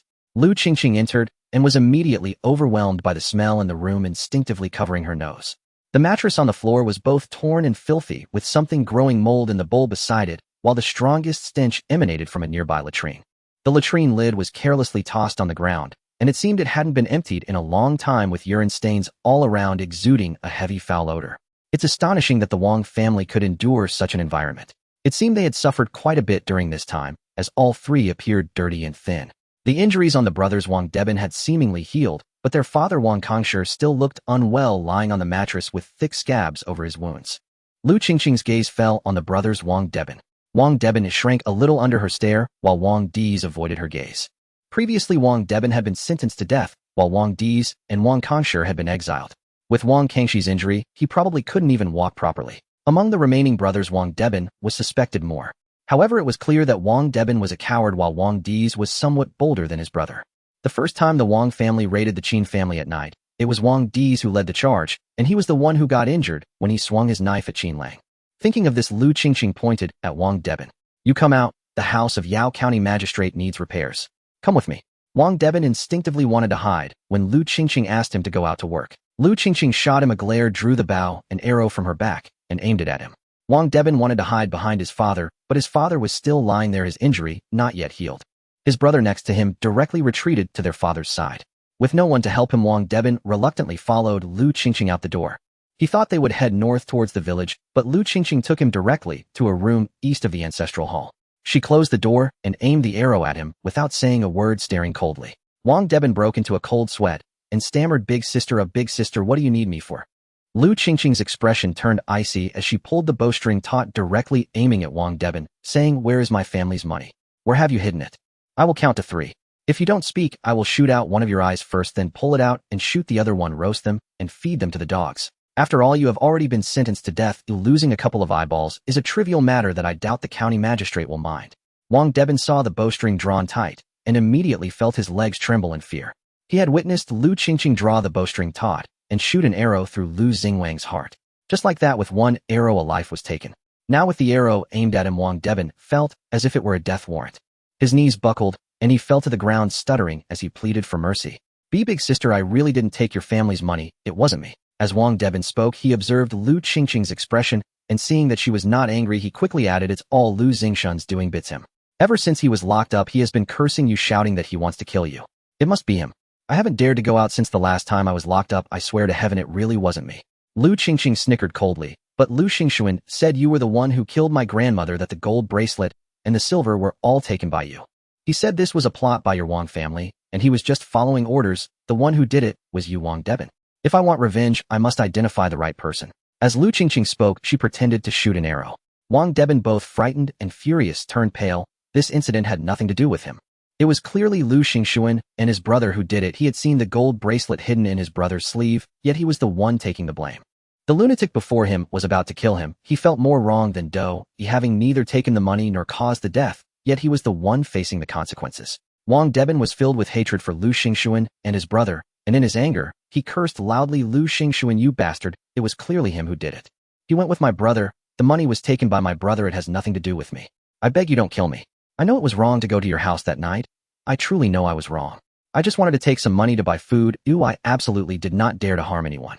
Really, the incident with Granny Qin has nothing to do with me. Please spare my life." As he spoke, he kowtowed, weeping bitterly, tears and mucus streaming down his face. Lu Qingqing's eyes flashed with killing intent. Indeed, Wang Diz was involved. However, even if she found witnesses and evidence, Wang Diz wouldn't die immediately. The Yao County magistrate's family had gone to the county recently, and the mountain bandits had not yet retreated. If the matter dragged on, it would easily lead to complications, but what if the Wang brothers ran away? With such a vast world, where could she find them? The best way was to let them escape, then kill them outside, without anyone knowing. Thinking of this, Lu Qingqing put on an angry expression. What evidence do you have to prove it was not your brother? Wang Deben hurriedly explained, it was really Lu Xingxuan and my brother who went to the Qin family. The gold bracelet is still hidden in my brother's chest. At that time some silver was also divided, and my father collected it, hiding it under the mattress he lies on. Please let me go, I can help you get the things out. The two returned to the west wing of the ancestral hall, and the Wang family was puzzled as to why they returned so quickly. Wang Deben rummaged through his father's mattress and tossed him aside. Before Wang Congsher could stop him, he hurriedly came over with a handful of silver. Seeing that Lu Qingqing was holding the bow and arrow with both hands, and had nothing to hold it in, he quickly ripped a piece of cloth from his clothes to wrap the silver. Wang Congsher was stunned by his son's actions, finally reacting and pointing at him, scolding, you fool, you. Wang Deben paid no attention to what his father said. His own life was the most important at this moment. He placed the silver at Lu Qingqing's feet and then rushed to his brother. Wang Di's instinctively covered his chest, but Wang Di's quickly pulled his hand away and took out the gold bracelet. Wang Di's wanted to snatch it back, but he saw his brother pointing at Lu Qingqing, saying, second brother, if you don't want an arrow in your body, hand over the bracelet to me. Wang Di's turned to look, and Lu Qingqing had already readied her bow, prepared to shoot. Seizing this opportunity, Wang Deben quickly returned the gold bracelet to Lu Qingqing.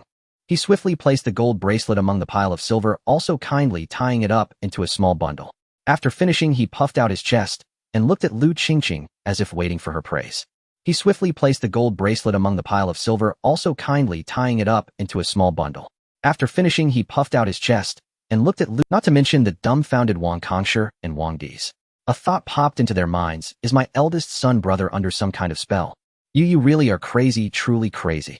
Wang Dizhe stammered in anger, glaring fiercely at his elder brother. Your elder brother has already confessed it was you and Lu Xingxuan who killed my grandmother. Now there is irrefutable evidence, both witness and material. Your fate is sealed. Yao County official has received a notification from the county town that the court has quelled the bandits in the mountains. It's just waiting for the constables to come and escort you to the county. Lu Qingqing fixed her gaze on Wang Dizhe, and indeed saw a flash of panic cross his face. Meanwhile, Wang Deben, who was standing nearby, also grew anxious and pleaded with Lu Qingqing, sister, please. Sister, considering my contributions despite my crimes, could you help me plead for leniency? I can work for you like Li Chengsai, help with farming or anything else, just spare my life, and we can discuss anything else.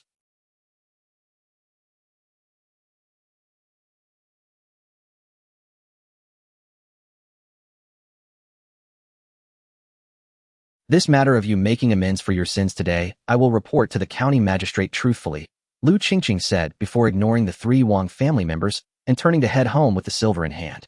The task of keeping watch at night was bound to involve Qin Lang, and he had the right to know the truth.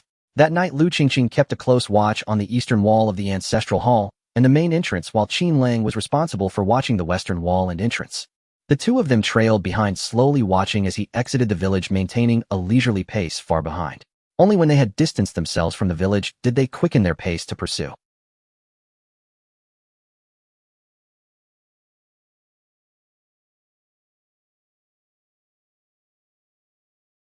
Before long, Wang Dizhe heard footsteps behind him, turned around, and saw Lu Qingqing and Qin Lang.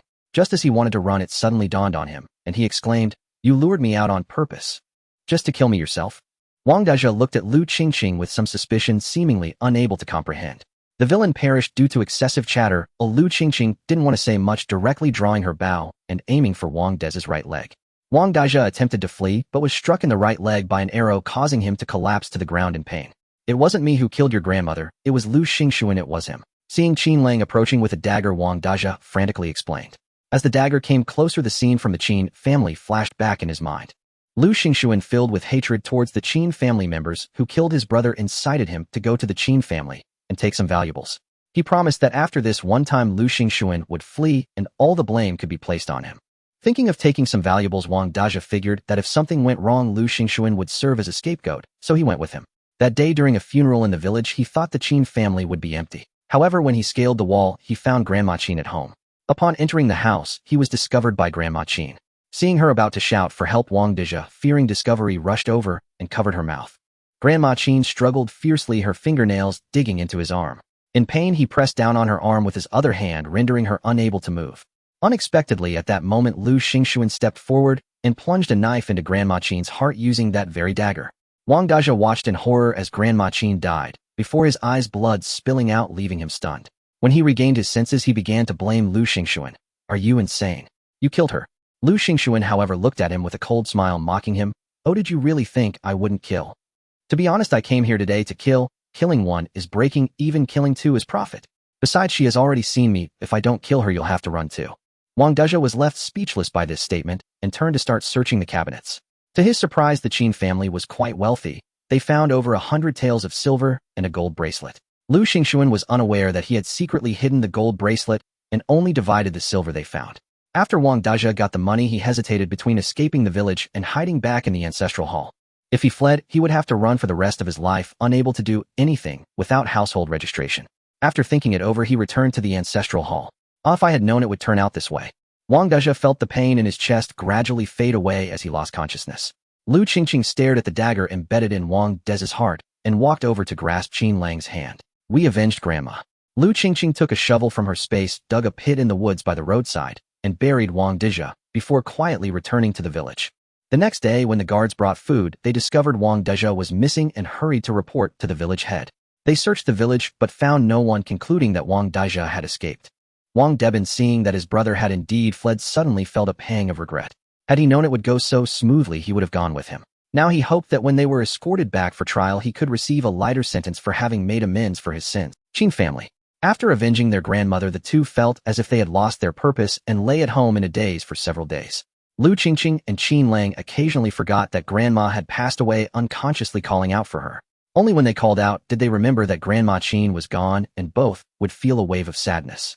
One day, Zuzi's wife came over. She had visited several times since Grandma Qin's passing. Worried that the two children might face difficulties after Grandma Qin's departure, she came to help.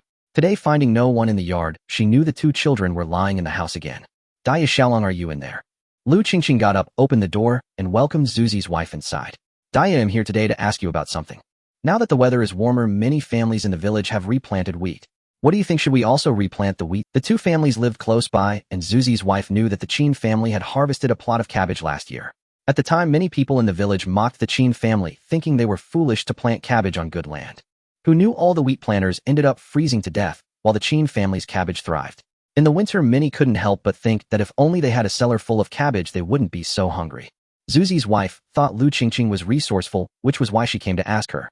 When the winter cold wave hit, the wheat in the fields had already frozen. A few days ago, there had been a hailstorm completely ruining the crops in the fields. In the days following the hail, some villagers didn't even dare to go outside. Gradually, as they noticed the weather had cleared, the villagers grew bolder. Now some families in the village had begun to plow the ground, planning to replant crops. Lu Qingqing couldn't tell Zuzi's wife about the minor ice age disaster. After thinking for a moment, she said, I think we should wait and see for now. Oh, it just hailed a few days ago. The weather has been so unpredictable these past 2 years, we should wait and see. Besides, it's still early. Planting later won't delay anything. Zuzi's wife felt Lu Qingqing's reasoning was sound. They had already kept little grain seed, and if something happened again, there would truly be nothing left to plant. Zuzi's wife chatted for a while longer, but seeing Lu Qingqing's lack of spirit, she bid farewell and left. That morning, the sky was overcast. Lu Qingqing was practicing archery indoors when she suddenly heard a dull sound of something hitting the ground outside. Peering through the window, she saw hailstones of various sizes falling with a patter, relentlessly striking the ground. Lu Qingqing pulled Qin Lang and hid in the cupboard, listening to the wind outside mixed with the sound of hailstones crashing down, while the confined space made their breaths distinctly audible. Occasionally, the sound of tiles breaking could be heard from the roof, followed by the thud of hailstones hitting the floor inside. After a while, the sounds from outside gradually subsided. Lu Qingqing opened the cupboard door to find some hailstones on the floor. Some tiles on the roof had broken, and the hailstones had come in through the gaps in the straw mat. At this time, many villagers were busy in the fields.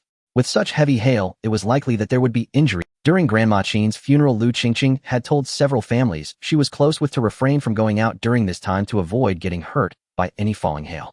She wondered if they had heeded her advice.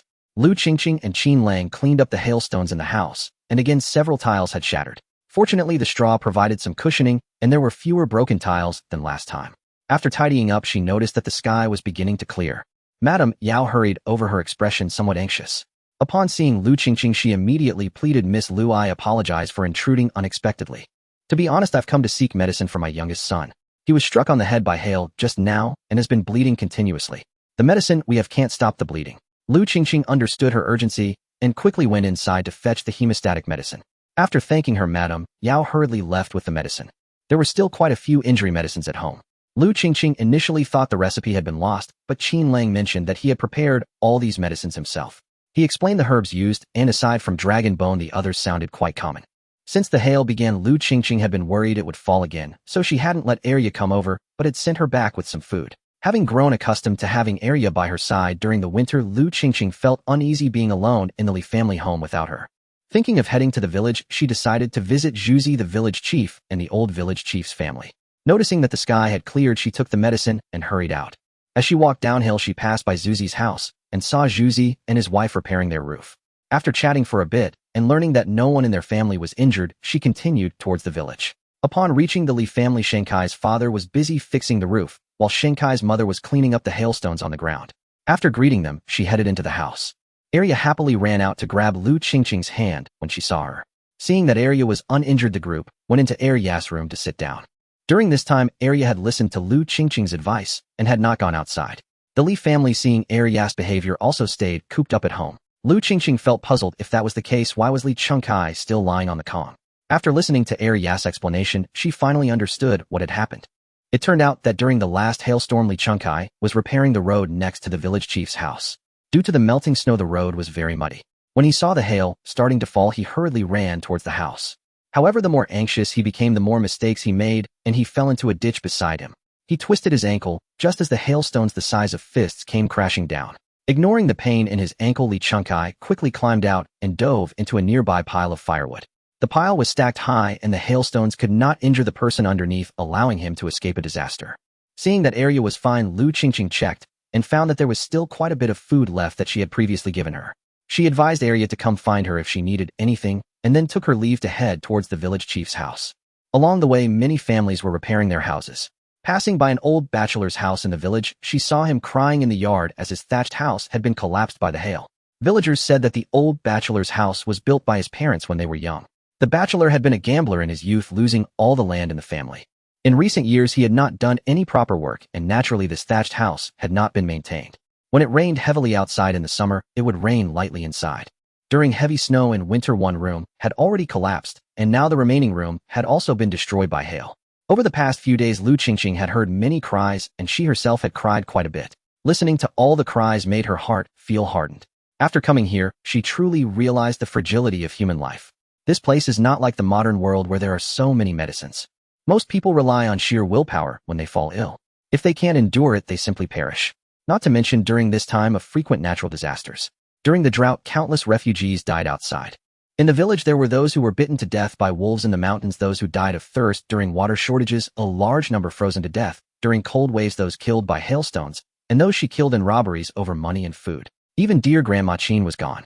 It seemed that Qinlang sensed her emotions as he tightly held her hand. Lu Qingqing looked at Qinlang beside her. After this winter, he had grown significantly taller.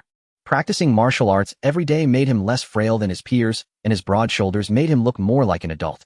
Lu Qingqing adjusted her emotions and continued walking towards the village, the cries of the old bachelor fading far behind. When Lu Qingqing arrived at the village chief's house, the village chief and his son were repairing the roof. Upon seeing Lu Qingqing, the village chief hurriedly called his wife out to receive her. When Lu Qingqing arrived at the village chief's house, the village chief and his son were repairing the roof. Upon seeing Lu Qingqing, the village chief hurriedly called his wife out to receive her. Once inside, Lu Qingqing discovered that the village chief's little daughter Lu Shuyun was lying on the Kong with a head injury. Fortunately, the injury was not serious, and the village chief's wife had already treated it with plant ash. Lu Qingqing examined the wound. The abrasion was small, primarily consisting of swelling and bruising from the impact. She left a portion of the injury medicine for the village chief's family, and amidst their grateful thanks, took her leave. Before she could reach the old village chief's house, she saw De Zhuang running out from a distance. Upon seeing her, De Zhuang, who had initially intended to run to the old village chief's house, turned around and ran towards her. He was crying as he ran, shouting, "Sister, Dad is going to kill Mom. You have to save her." Lu Qingqing caught De Zhuang, who was covered in dirt, his face and head also smudged. As he cried, the tears washed away the dirt on his face, leaving 2 clear streaks. "What happened, De Zhuang?" De Zhuang sniffed, his voice quivering as he replied, "Mom stole food for Uncle and was caught by Grandma and Grandpa. They want Dad to kill her. Sister, you have to go save Mom." Saying this, he tried to pull Lu Qingqing towards their home. Lu Qingqing held De Zhuang back, suggesting there's nothing I can do even if I go. Grandpa is most afraid of the old village chief. Seeing De Zhuang dash off towards the old village chief's house, Lu Qingqing followed closely behind him. As soon as they entered, they saw De Zhuang pulling the old village chief outside. Dad, they don't want you to go. You'll just attract trouble if you do. Lu Tianxin chased out from the house, and as he spoke, he caught sight of Lu Qingqing and the others suddenly feeling somewhat awkward and falling silent. Lu Tianxin invited the two to sit inside the house, and Lu Tianming, hearing the sound, quickly came out. He greeted Lu Qingqing and the others warmly, and upon learning that all was well, he felt relieved. After Grandma Qin left, he worried that the two would not fare well, so he had his mother bring things over a few times. Grandpa Qin had done him a great favor, and now that only Qin Lang remained of the Qin bloodline, he naturally had to protect them more. Seeing his elder brother chatting with Lu Qingqing, Lu Tianxin finally breathed a sigh of relief.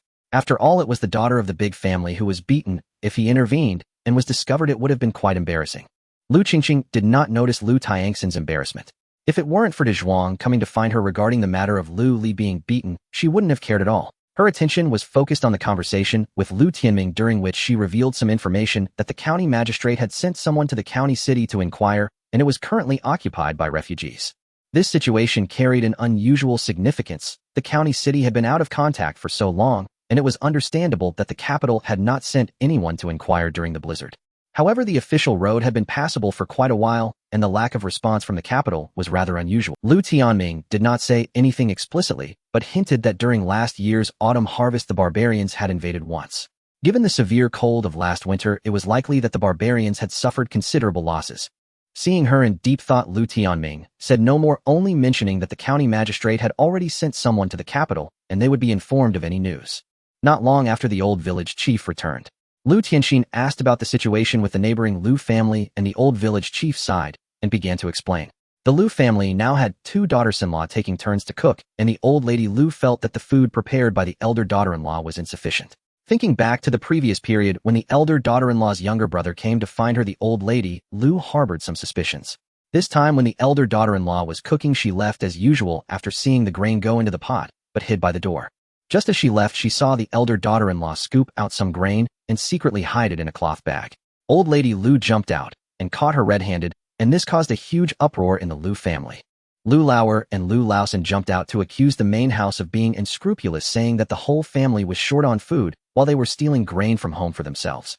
Lu Laodao felt very wronged as he hadn't eaten the grain that Lu Li had hidden. Seeing that his parents and brothers were blaming him because of his wife, Lu Laodao was instantly furious and glared at his wife, questioning her about where the food had gone. Seeing that the matter was exposed, Lu Li initially wanted to argue, but after being hit a few times, she stammered that she had given it to her younger brother. Lu Lao and old lady Lu were already worried sick about the impending food shortage, and now there was a thief in the house. They insisted that Lu Laodao send his wife back to her family. Lu Li knew that if she was sent back to her family, she would have no way to survive. In desperation, she saw De Zhuang and immediately clung to him like a lifeline, crying that she had given birth to the Lu family's first grandson.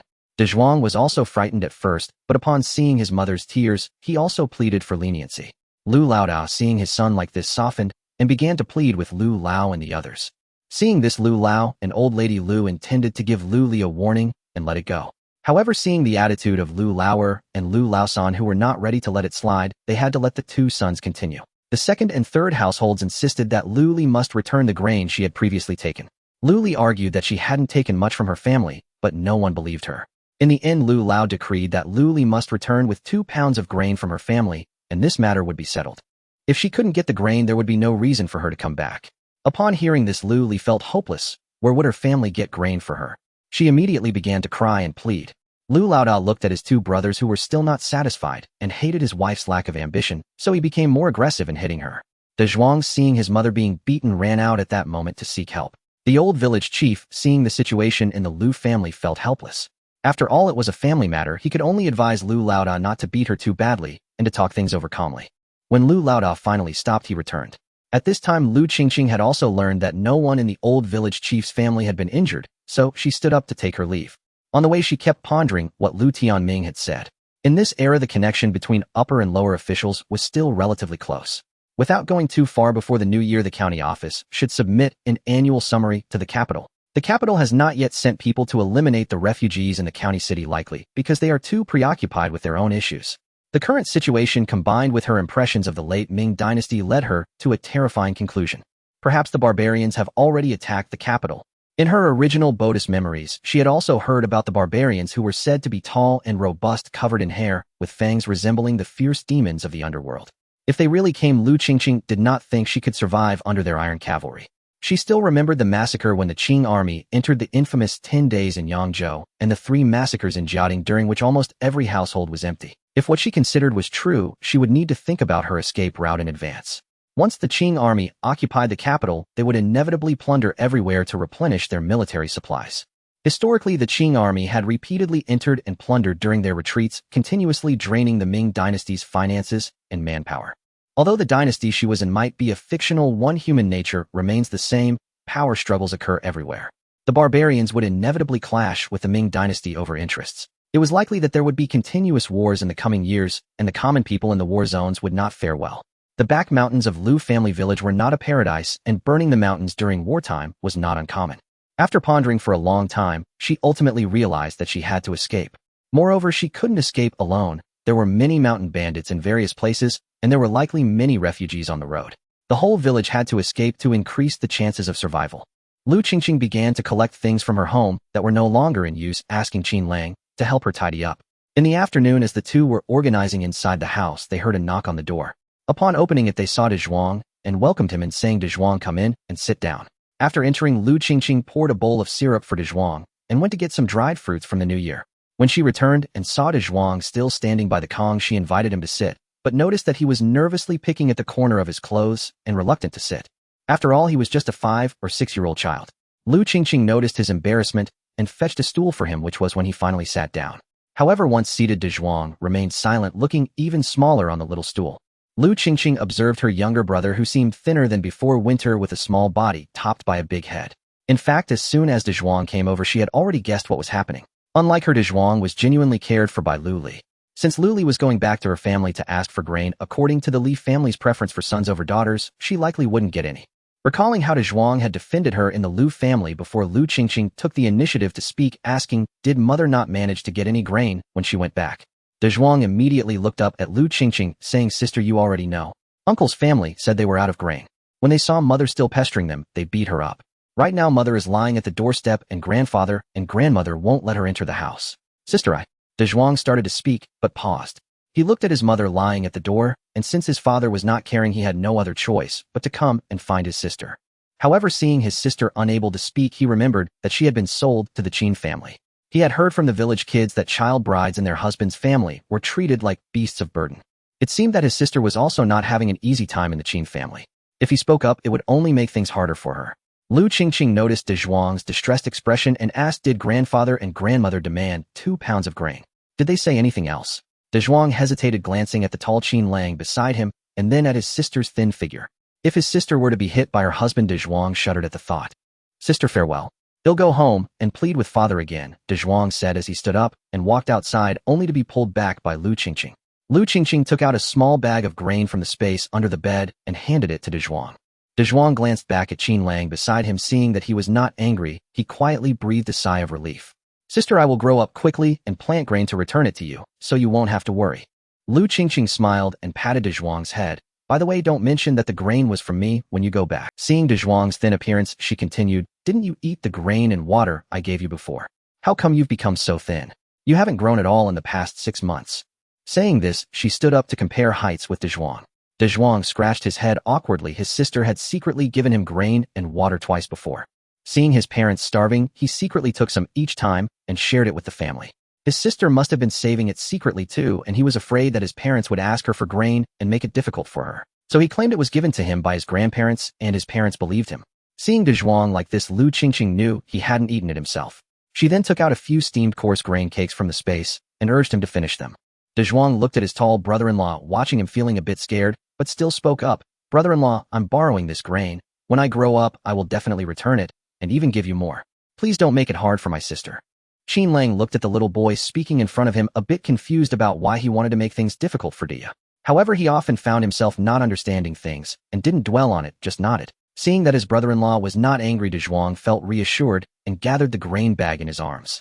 He couldn't let it spill. A grain was too precious now. As soon as De Zhuang reached the door of his house, he pulled his mother aside and handed her the bag of grain. Upon seeing the grain bag, Lu Li quickly opened it to check. It was coarse grain weighing a little over 2 pounds. Starving as she was, she instinctively grabbed a handful to stuff into her mouth, but De Zhuang stopped her. Mother, this grain is meant to be given to grandfather and grandmother. If it's less, you won't be able to go home.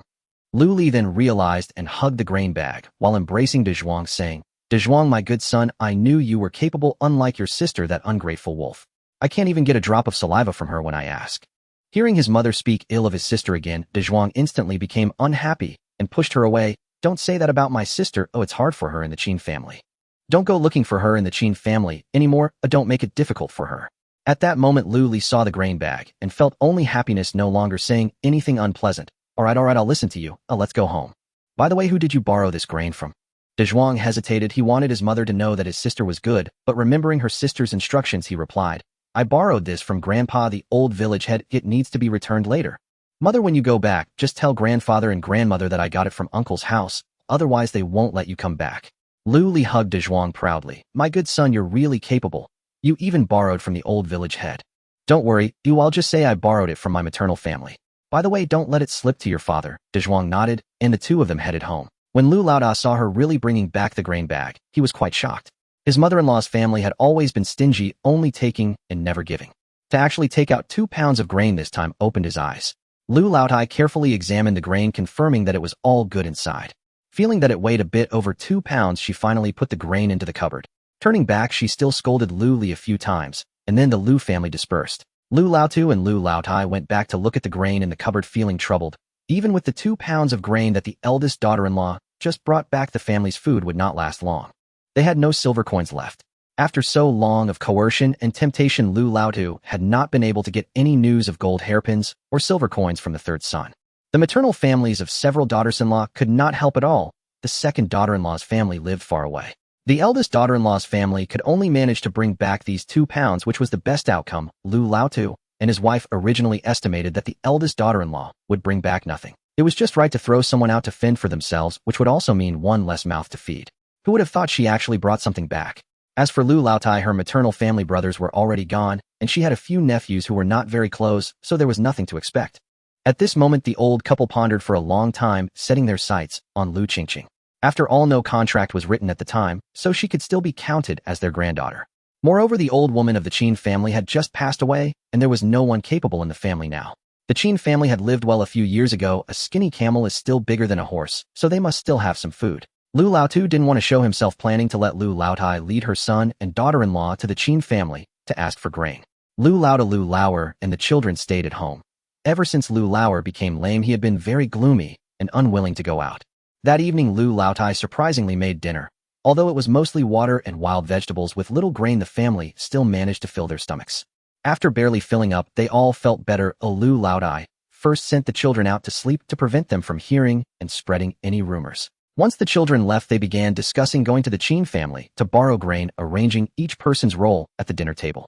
Once there, Lu Li and Lu Ershun would be responsible for crying and complaining, mainly saying that their family had run out of food, then watching Dia's reaction.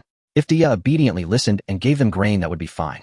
If Dia dared to resist, Lu Laoda and Lu Laosan would restrain Qin Lang, while Lu Li and Lu Ershun would hold Dia down. They had also heard about Lu Xingxuan and Wang's raid on the Qin family, thinking that the village head and Juzi were probably formidable. With only 2 half-grown children at home, they had so many people, if it didn't work, they would resort to force. Recalling Dia's timid nature from before, Lu Laodai figured she wouldn't dare to resist so many elders. With just a half-grown fool left along with her 2 sons, and so many people, it should be fine. As long as they could bring the grain back to their home. The Qin family lived on the back mountain, and there were not many people living around. It was late at night, and no one from the village would go to the back mountain. Lu Laodai felt she had arranged everything perfectly, confidently waved her hand, and the group set off. When Lu Laotai and her group arrived at the Qin family's door, they found the tightly closed gate, and after several pushes it wouldn't budge. The lights in the house were still on, indicating someone was home.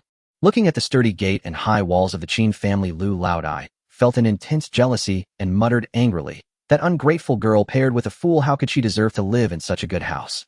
It should be given up for the elders to live in. Bah, this door is really sturdy. Oh, what kind of treasure could they have inside?" After cursing a few times and feeling a bit relieved, she lifted her chin to signal Lu Li to step forward and knock on the door. Lu Lisher saw her mother-in-law's actions and hurriedly stepped forward, vigorously knocking on the big door, calling out loudly, "Daughter, I am your mother. I have come with your grandmother to see you. Quickly open the door."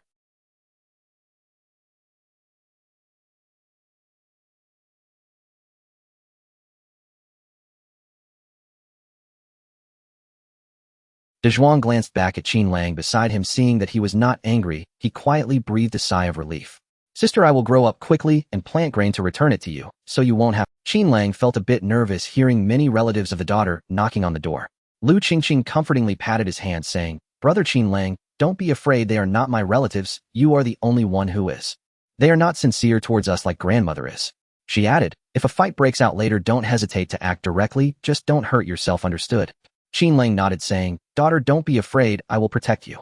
Lu Qingqing held Qinglang's hand, determined that she could not let the Lu family bully them. Lu Qingqing thought for a moment, then went to the cellar, took out the key, and unlocked the big lock, revealing it filled to the brim with grain. Previously, Wang Daijia and Lu Xingxuan had come over and discovered this cellar entrance. However, since the key was in Lu Qingqing's hands, they had smashed at the lock for a long time without success, which saved the grain in the cellar from disaster. Lu Qingqing left only a bag of coarse grain in the cellar, putting the rest into her space. After locking the door again, she stored all the tidy-looking items from the house into her space. After checking thoroughly and confirming there was nothing valuable left, she leisurely prepared to go out. Listening to the increasingly urgent knocking and the somewhat frantic shouts outside, Lu Qingqing sneered. Good people are easily bullied. This time, she must subdue them at once. Otherwise, if they kept pestering her for food and money, life would truly become unbearable. At this moment, matters of filial duty and the opinions of the villagers no longer mattered in the face of survival. Outside the door, Lu Laotai had grown impatient, waiting, seeing her eldest daughter-in-law calling several times without any response from inside. Remembering that her eldest son seemed to have a good relationship with the daughter, Lu Laotai urged Lu Laoda to call at the door again. She thought that as long as they could open the door, all the grain from the Qin family would belong to the Lu family. With this in mind, Lu Laotai managed to hold back from scolding, fearing that the daughter would be frightened and not dare to open the door. Lu Laoda had just been calling at the door when the big door suddenly opened, and he thought the daughter had opened it because of him. He turned his head proudly to look at his mother, implying that it was because of him. Lu Qingqing opened the door holding an oil lamp and saw the large group of people from the Lu family ignoring Lu Laoda and directly asking, "What urgent matter do you have that requires you to pound on my door so insistently at night?" As she spoke, she leaned closer to the door, carefully examining it with the oil lamp, pointing to a scratch on the door and saying, "Oh dear, you've used so much force that you've damaged the door. Look at this gap. The door will no longer be whole after this." This door was specifically made by a master craftsman from the county for Grandpa Qin, costing over 10 taels of silver. "You've damaged this part. Considering our relationship, I won't ask for too much. Just give me 2 taels of silver." Lu Laotai was infuriated by Lu Qingqing's words, saying, "Is this door made of gold? Just a little scratch, and you want 2 taels of silver? Don't even think about it." She realized that it wasn't them who broke the door, so why should they pay?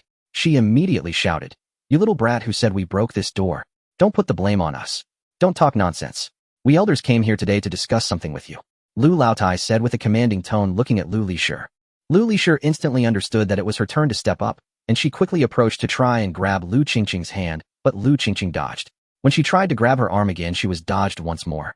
Feeling somewhat embarrassed standing in front of Lu Qingqing, she cleared her throat and cried out, "Daughter, our family has run out of food. Your father and I haven't eaten for 2 days. When Lu Lisher said this, she tried to raise her eyes to see Lu Qingqing's reaction, but unexpectedly locked eyes with her, feeling embarrassed, and quickly lowered her gaze again to continue her act. "Your father and I are hungry, and your little brother, he is so small, hasn't eaten and hasn't gone to the toilet for 5 days. Not hearing a response, she looked up and saw Lu Qingqing staring at her, as if watching a play, instantly feeling that she was being mocked. At this moment, she forgot Lu Laotai's arrangements and raised her hand to hit Lu Qingqing. In her anger, she exerted too much force, and when Lu Qingqing dodged, she didn't react in time and fell to the ground. Lu Qingqing watched her fall and almost laughed out loud. Isn't this just a case of trying to hit someone and ending up suffering? She had dodged her twice already. How could she not learn her lesson? Who can she blame? Oh dear, mother didn't come to my house to calm me, did she? I didn't even touch your clothes and you fell. This is too fake, isn't it? Aunt Luaire, hearing this, was holding back laughter to the point of trembling. Originally, she was somewhat worried that the daughter would suffer losses, thinking of ways to help her without being obvious. Now, seeing the sister-in-law constantly being at a disadvantage, she felt somewhat relieved. Lu Lisher, holding her aching arm, was about to get up when she heard Lu Qingqing's words and was so furious that she almost fell back down. Lu Laotai looked at her useless daughter-in-law and then at Lu Qingqing, who was wearing a false smile thinking that it was unlikely to get any food out of this in a nice manner today. With this in mind, she stepped forward a few paces and spoke in a commanding tone. The Lu family is now out of food, and we came here to borrow a few bags of grain to eat. The best is white rice, if not coarse grain, is also acceptable. Lu Qingqing was amused by Lu Laotai's shameless words, saying, "Oh, grandmother, you really have a big appetite. How many families in the entire Lu family village can afford white rice? Even the coarse grain that each family can eat isn't much. To be honest with you, our family is out of grain too. I was planning to borrow some from you, but who knew you would act faster?" Lu Laotai stared at Lu Qingqing, who was acting so casually, pointing at her for a long time, without saying anything, then suddenly fell to the ground, clutching her chest and gasping for air. Today she had come to ask her for grain, but instead she wanted to borrow grain from her. What a daydream. Lu Laodao saw his mother's fingers trembling with anger and unable to even speak, and immediately scolded Lu Qingqing with a stern face. "Daughter, how can you speak to your elders like this? Don't you understand filial piety? Quickly apologize to your grandmother." Lu Qingqing looked at him and thought that this old Lu family was truly full of oddities with thick skin. "Father, did I say something wrong?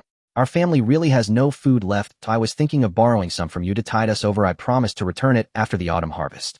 Lu Qingqing looked at Lu Laodao with an innocent expression, as if she truly didn't know what she had done wrong. Elder Lu was momentarily taken aback by these words. Indeed, there seemed to be nothing wrong with what the girl had just said. However, he quickly realized that they had come for food, so it was imperative to find something to falter on. "Your grandmother told you you should listen. If you keep talking back, your grandmother will surely be angered. All right, stop talking. If your grandmother gets angry, she needs to eat some provisions, so hurry and fetch some food to cook." Elder Lu was still pretending to be weak and feeble, ready to collapse to the ground. Lu Qingqing was infuriated by the shameless behavior of the Lu family. Each of them had their own unique way of being shameless. She stopped pretending. The fake smile on her face vanished, and with a tone of sarcasm, she said, "My family has no food left either. Since grandmother is hungry, she might as well go home and lie down. At this point, there's no shortage of water. Quenching your thirst with some water isn't difficult. If you're too lazy to drink, just open your mouth and drink some northwestern wind. Qinglang, please close the door and show them out." Qinglang had been waiting nearby for Lu Qingqing's command. Upon hearing the order, he immediately began to chase people away, pushing several individuals in the courtyard out. Elder Lu became anxious immediately, no longer pretending to be weak, and quickly got up from the ground to hold onto the door of the firewood room. "I won't leave. If you don't give us food today, none of us will leave." Luli was listening to this and began to act shamelessly, sitting down on the ground. Seeing them like this, Lu Ershang felt disdain. The Lu family was indeed a group of rascals bullying a little girl. Lu Laosan with keen eyes noticed that the door was unlocked. Taking advantage of the moment when Qinglang and Lu Qingqing were focused on others, he swiftly dashed into the house. Inside the house, the food and valuable bedding had all been collected by Lu Qingqing, yet the remaining items still made Lu Laosan envious. By the light of the oil lamp, he quickly glanced around the house, spotting a brand new large iron pot on the stove. And the cupboard, which was made by a carpenter, was too neat. There were so many new bowls and chopsticks inside. Glancing in, he saw some leftover dishes. Lu Laosan, noticing a piece of fatty meat among the leftovers, couldn't resist and grabbed it to stuff it into his mouth. Seeing more grease in the leftover dishes, he directly picked up the bowl and began to shovel the food into his mouth. Lu Qingqing was currently confronting Elder Lu. Upon hearing the door being pushed open, she turned around and discovered Lu Laosan had rushed into the house. Going into the house was fine, or it was the perfect opportunity to close the door and deal with him. Lu Qingqing instructed Qinglang to follow, watching as the Lu family all rushed inside. She went to close the front door and locked it securely from the inside. Just as she reached the door, she saw Lu Ershang waiting at the entrance, whispering a reminder. "Before the old woman arrives, I arranged for your father and Laosan to hold Qinglang, while I and your mother will restrain you. They are likely to act soon. I'm afraid you'll suffer losses, so I secretly had De Zhuang go to fetch the village head before coming here. Just hold on a bit longer, it will be fine once the village head arrives." Lu Qingqing understood that Lu Ershang had good intentions and smiled gratefully at her. "Thank you, second aunt." Having said that, she quickly entered the house and immediately saw Lu Laosan shoveling food into his mouth with his hands, leaving grease stains all over his clothes. This sight disgusted Lu Qingqing to no end. She silently decided that they would never use this bowl again and would keep it in storage to feed the chickens in the future. The other members of the Lu family were also wandering around the house, eagerly admiring the items inside. Touching this, looking at that, it seemed as if these things already belonged to them. Lu Li's gaze fell upon the cloth spread on the Kong, and with her dirty hands, she reached out to touch it. Smack! With a crisp sound, the room fell silent. Lu Li clutched her swollen hand, gasping in pain. Lu Qingqing quietly clenched her fist in her haste. She had used too much strength just now, and now her palm was burning with pain. However, she couldn't show any weakness in front of the Lu family. With a cold face, she glared at the group. What's this? Do you intend to rob me? This is the Qin family, not your Lu family. At this moment, Lu Li also reacted, realizing she had been hit by that wretched girl. I'm your mother. How? While Lu Li shouted, she moved forward to grab Lu Qingqing. The two were too close, and Lu Qingqing was caught off guard with her clothes being grasped. Lu Li had worked in the fields for so many years, so she had some strength.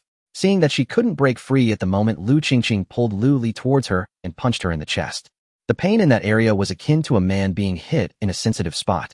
Lu Li immediately bent down in pain, and Lu Qingqing took the opportunity to hit her several more times in the areas that couldn't be seen. Seeing that Lu Li was unable to stand up straight, Lu Qingqing took the chance to push her onto the Kong. Lu Qingqing was positioned more inside where the light was not very good, so Elder Lu and the others couldn't clearly see what was happening inside. At this point, seeing Lu Li leaning against the Kong, they thought Lu Qingqing had given in. Elder Lu said with a hint of tease, "After all, you are a child raised by our Lu family. Your parents and grandparents are almost starving. We don't need much, just give us 3 to 5 bags of grain to hold us over for a while." At this moment, Elder Lu also realized what was happening. He glanced around and saw that the Qin family indeed had money and plenty of good things. He had noticed when Lao San was eating earlier, there was even meat. Thinking about the broken cabinet used in their own home and the bitter wild vegetable soup, he chimed in. "Yesterday your father used to care for you a lot. Do you remember? Since you're living well, now help your maternal family out." He then leaned in closer to Lu Qingqing, whispering, "Just give your father a bit more, don't let your grandmother see. Oh, it hurts so much. You, the head of the family, quickly help me beat her to death." Lu Li finally caught her breath, realizing that this wretched girl was too ruthless. Elder Lu finally reacted to what was happening and was about to step forward to intervene when Qin Lang hurried over to him. The two sides were completely at odds. Lu Laosan came in picking his teeth. "Mother, big brother, this girl is very hard-hearted. If you don't give out the food, let's just fight." Saying this, he lunged at Qin Lang. Elder Lu, seeing this, also followed Elder Lu's earlier orders and rushed at Qin Lang. At this moment, Lu Li also charged at Lu Qingqing, filled with hatred. While doing so, Lu Li yelled for Lu Erzhang and Elder Lu to come help. At this time, Lu Erzhang grabbed Elder Lu's arm and shouted, "Mother, don't rush in, look how fiercely Diyo is fighting. If you get hurt, it won't be good." Elder Lu thought about it and pushed Lu Erzhang, urging her to go help. From the moment Lu Erzhang intervened, she pretended to be unable to fight back and then started to pull the attack away. Taking the opportunity, she twisted Lu Li several times. Lu Li had been bullied by Lu Li before.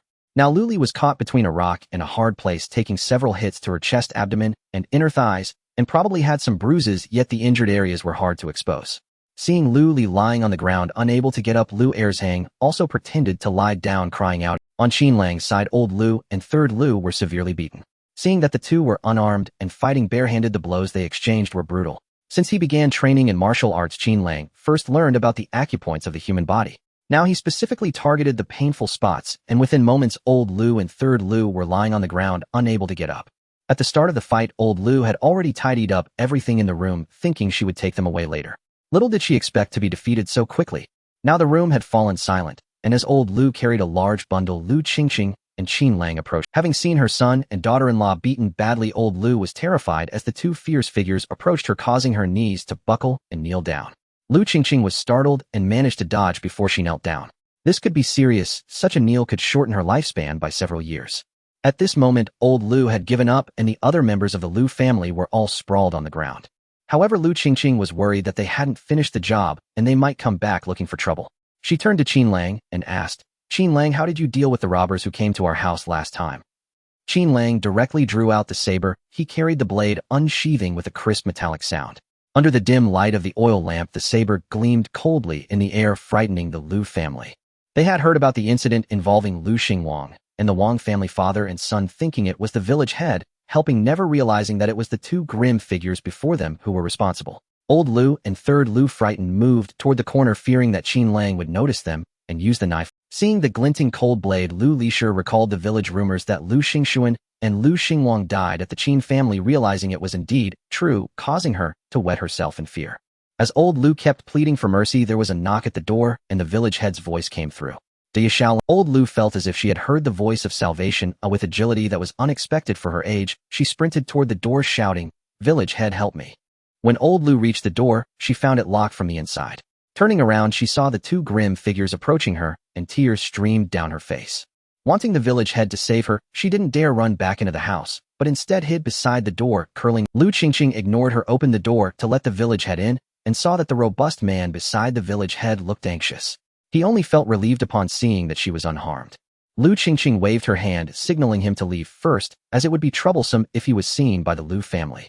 As the village head entered, old Lu rushed forward and tightly grabbed his sleeve, not noticing the robust man had already moved far away. As the village head walked in, he asked Lu Qingqing, "Do you know what happened?" Lu Qingqing smiled and replied, "Actually, it's nothing.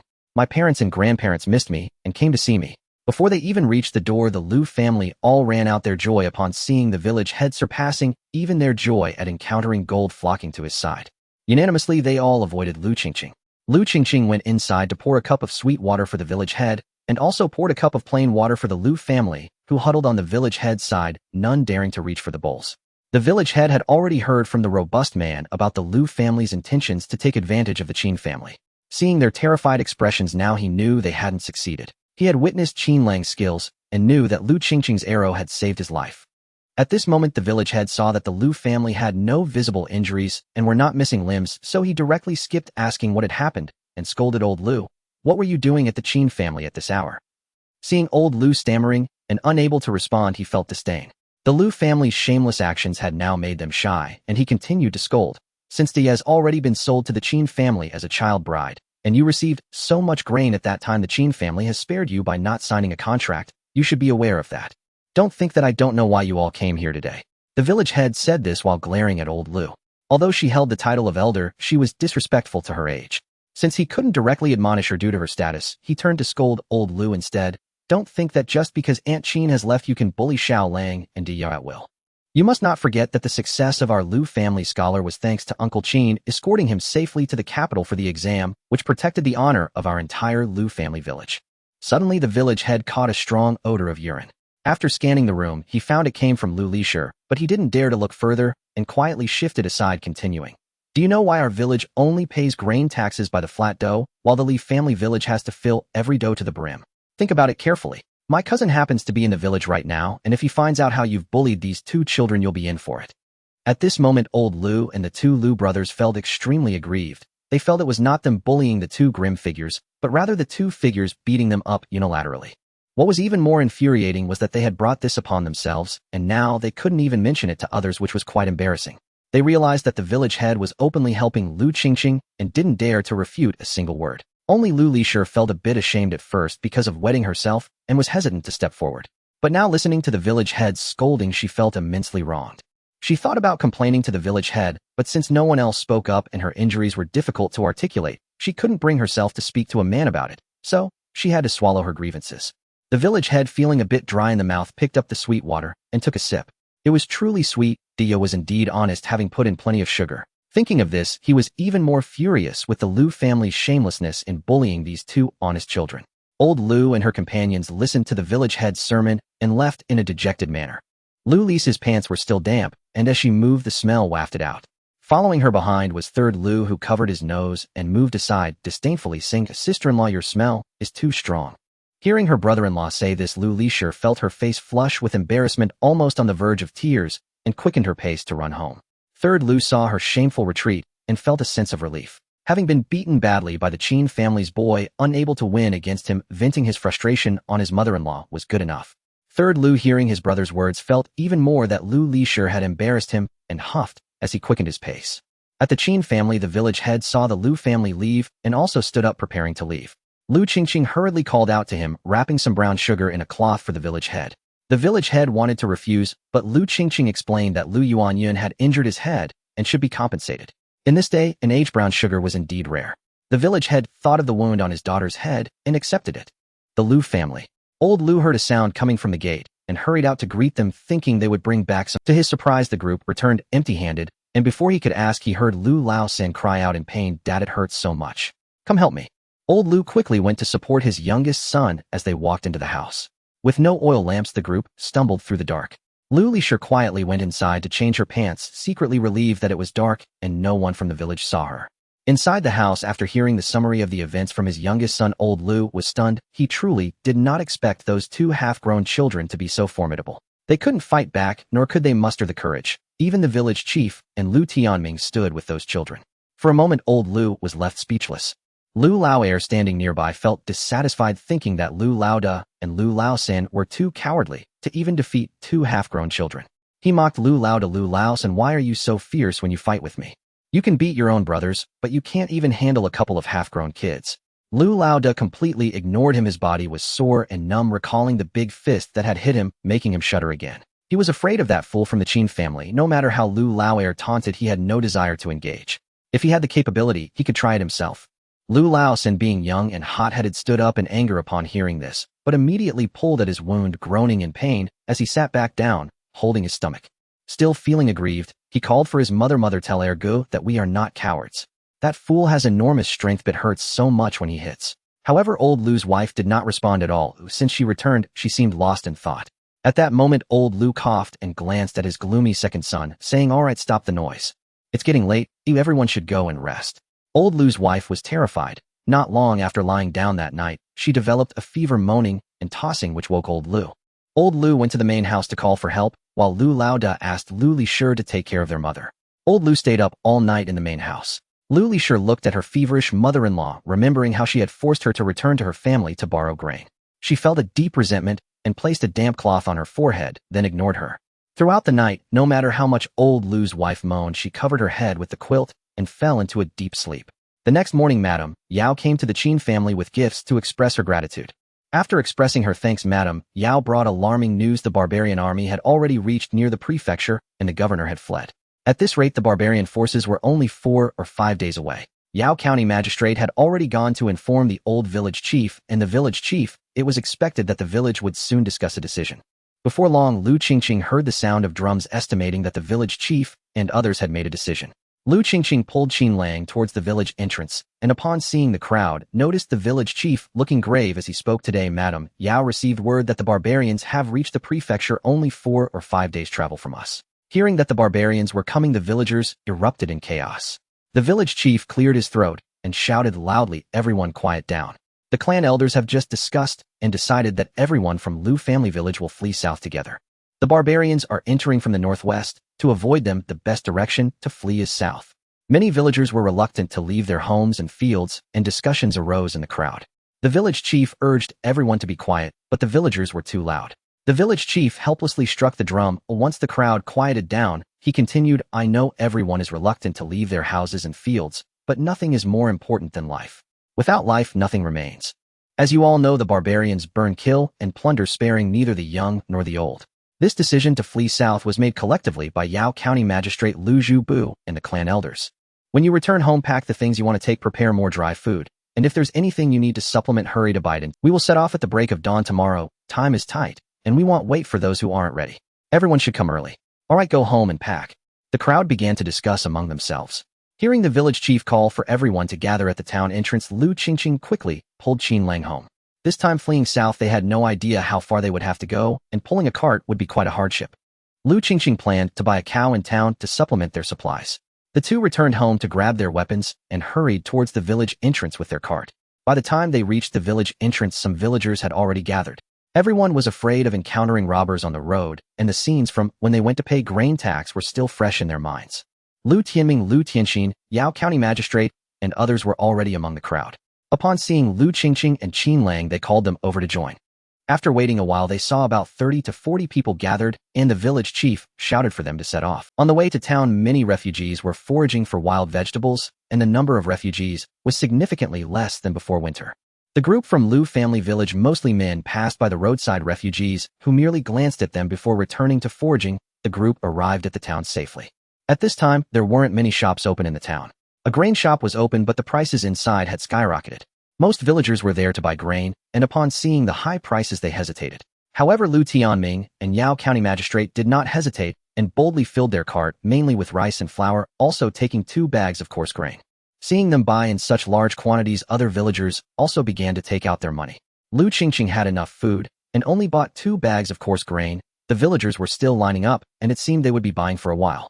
Seeing that there were still some shops open in town, which seemed relatively peaceful, Lu Qingqing agreed with Lu Tianming to meet at the town exit at noon and headed towards the livestock market. Passing by the Yulai, and she saw the innkeeper still sitting inside, though there weren't many customers. Lu Qingqing thought for a moment and went in to greet the innkeeper. Innkeeper Li was very pleased to see her. He hadn't seen this girl since winter and thought she hadn't made it through. Upon seeing Qin Lang beside her, he thought he was her older brother and didn't ask further. Lu Qingqing noticed the innkeeper was still sitting steadily, presuming he hadn't heard the news, and directly said, "Uncle Innkeeper, we received word from our village that the barbarians have reached the prefecture and will likely arrive in our town in 3 or 4 days. It's best to prepare early here." Innkeeper Li was astonished at this news. He indeed hadn't received any word. Seeing Lu Qingqing's serious expression, he realized it was true. Seeing that Innkeeper Li didn't respond, thinking he didn't believe her, she continued, "Uncle Innkeeper, I'm not joking, this is real. Our village is here to stock up on supplies today, and we'll set off tomorrow." Innkeeper Li quickly reacted, clasping his hands, "And thanks to Lu Qingqing, girl, I believe you. Thank you for coming to tell me this news." Lu Qingqing waved her hand. She had benefited from the innkeeper's help before earning money to buy grain seeds, and now this was her way of repaying him. Upon hearing this, Lu Qingqing hurriedly explained her intentions. "I plan to buy a cow, otherwise it will be too much of a hardship to pull the cart on this road. Additionally, I want to purchase some medicine, salt, sugar, firewood, and chicken. I'm not sure if these shops are still open." Li Zhongwei listened and replied, "I still have a few chickens in my backyard, both roosters and hens. There haven't been any customers for a long time, and these chickens have been raised for many days. They are still laying eggs. I'll catch some for you shortly. Moreover, the livestock market has already closed. However, I know a place that sells cows year-round. I'll take you there shortly. The blacksmith shop is still open, and the grocery store is also open, but the pharmacy is closed. However, I know where the old doctor lives." As Li Zhongwei spoke, he closed the front door and went to the backyard to catch 4 hens and 2 roosters, binding their wings and placing them in a bag on Lu Qingqing's cart. Lu Qingqing wanted to pay him, but Li Zhongwei absolutely refused, so she had to give up.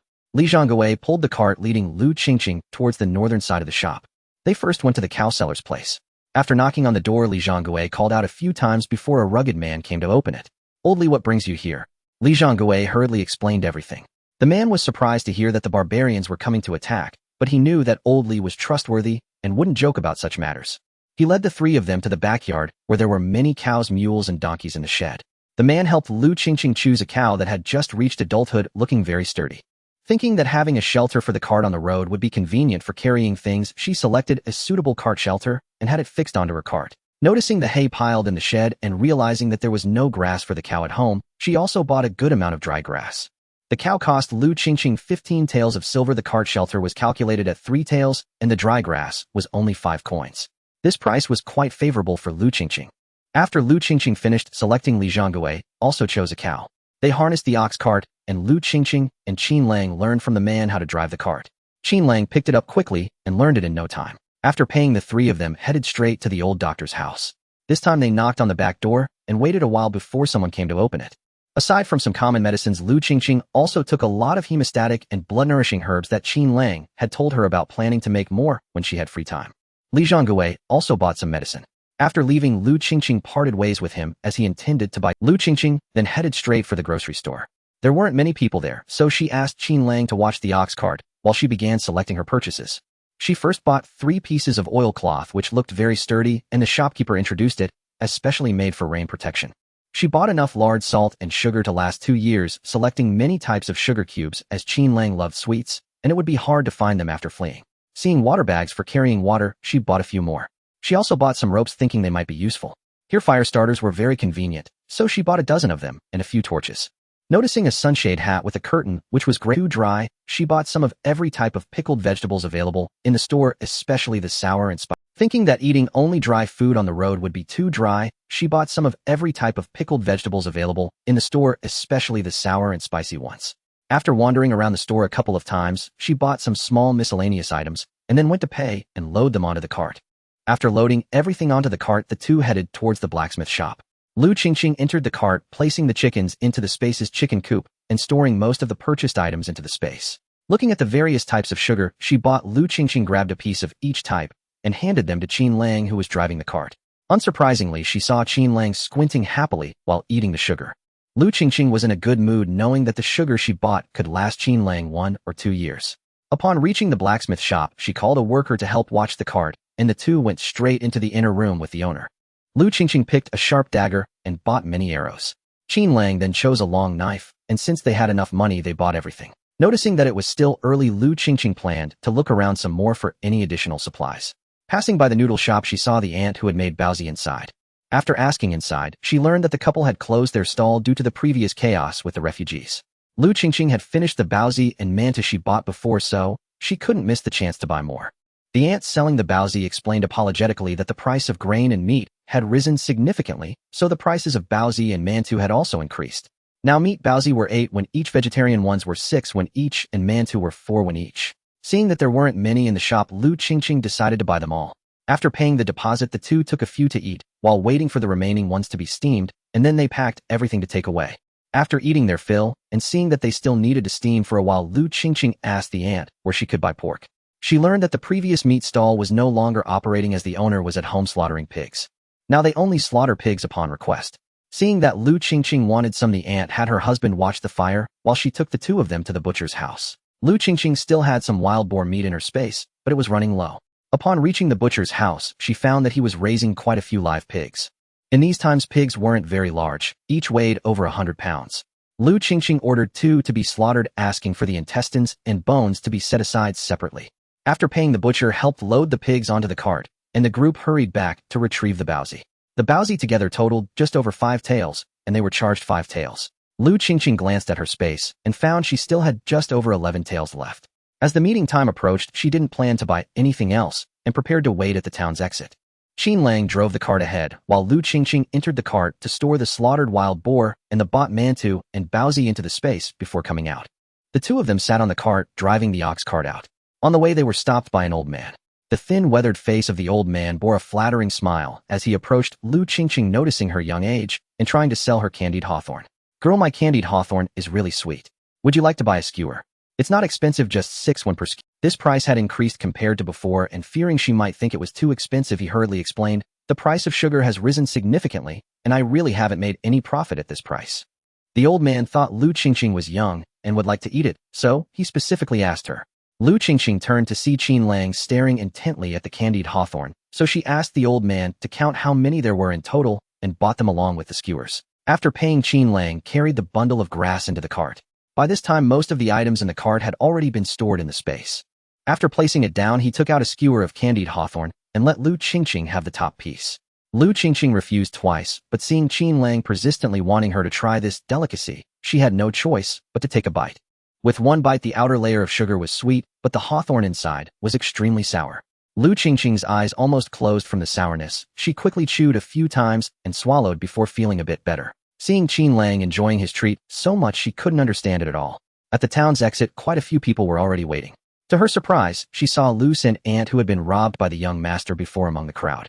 Lu San Aunt was standing next to the Lu family brothers and old Lu with a considerable amount of grain loaded onto their cart. At that moment, many villagers were pointing at Lu San Aunt and them. In the crowd, Zuzi's wife spotted them and quickly beckoned them over. Qinglang parked the ox cart beside Zuzi and his wife, only to see her staring in shock at the cart, moving around it and inspecting it from all angles. With a sound of amazement, she exclaimed while touching the cart's canopy, then stood up and said to Lu Qingqing with an envious tone, "Big girl, is this the ox cart you bought?" The ox looked robust, and the canopy was well made. It even seemed to have a waterproof oilcloth on top. Zhuzi and several villagers also gathered around the ox cart to take a look, and it was no wonder they were astonished. In all these years in the village, only the old village head had an ox, yet he was reluctant to harness it to a cart. The village head and another family with a mule were considered quite impressive. In these times, common folks barely scraped together any money from farming. When old man Lu saw Qinglang driving the ox cart over, he couldn't believe it was theirs. You should know that old man Lu's dream for many years was to buy an ox like his cousin and then stroll around the village with it, basking in the admiration of the villagers. And now it was actually the girl he had previously looked down upon who had bought an ox cart. Old man Lu felt a mix of bitterness and discomfort in his heart, but after his entire family had tried and failed to get anything from these two, he didn't dare to entertain any thoughts of snatching it away. Seeing the villagers gathering around Lu Qingqing to talk, old man Lu simply turned his head away and no longer. Seeing that the villagers were all gathered, Lu Qingqing replied, "Aren't we fleeing from the disaster? My brother Qinglang and I lacked the strength, so we spent all the money we had to buy this ox, at least to keep up with the villagers on the way and not fall behind." The onlookers felt that this made sense. Most families hardly had any silver, and a cart would cost about 10 to 20 taels, draining their savings. Lu Qingqing knew that buying an ox cart was a bit conspicuous, but with the impending disaster, she couldn't care about that much. The escape route was uncertain, and mules and donkeys lacked the strength and endurance of oxen. They couldn't possibly pull a cart themselves halfway if the livestock couldn't move anymore. After watching for a while, the villagers dispersed. After all, they were about to flee, and the unknown fear loomed over everyone's hearts. Once the crowd dispersed, Lu Qingqing started chatting with Zuzi's wife beside her. "Sister-in-law, why didn't we see you when we set off this morning? Oh, your group left early, and we gathered a group afterward before setting off. As Zuzi's wife said this, she gestured for Lu Qingqing to look towards Aunt Lu, Sin speaking with excitement. Did you see your Aunt San? We were waiting at the village entrance this morning, and saw her coming back to the village alone. Her outfit looked rather... At this moment, a few nearby aunts overheard the topic and gathered around. One aunt who usually liked to gossip chimed in, wasn't she taken away by that young master from town before? I wonder why she was able to return, and do you think the Lu family would still want her? Another aunt spoke disdainfully. Oh, that's simple, as she must have come back with money. Look at how she's dressed. Tisk, she must have become a concubine for a wealthy master. Just look at how she sways her waist, so showy. Old third Lu must have become a cuckold. He must be holding his nose and enduring it for the money. Otherwise, how could old man Lu afford so much grain? Didn't he sell his granddaughter out of poverty before? At this point, the aunt seemed to realize it was inappropriate to say this in front of the person being discussed, and coughed twice to cover up her embarrassment.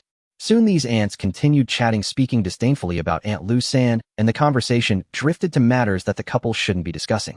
Lu Qingqing felt a bit embarrassed and directly switched to another topic with Zuzi's wife.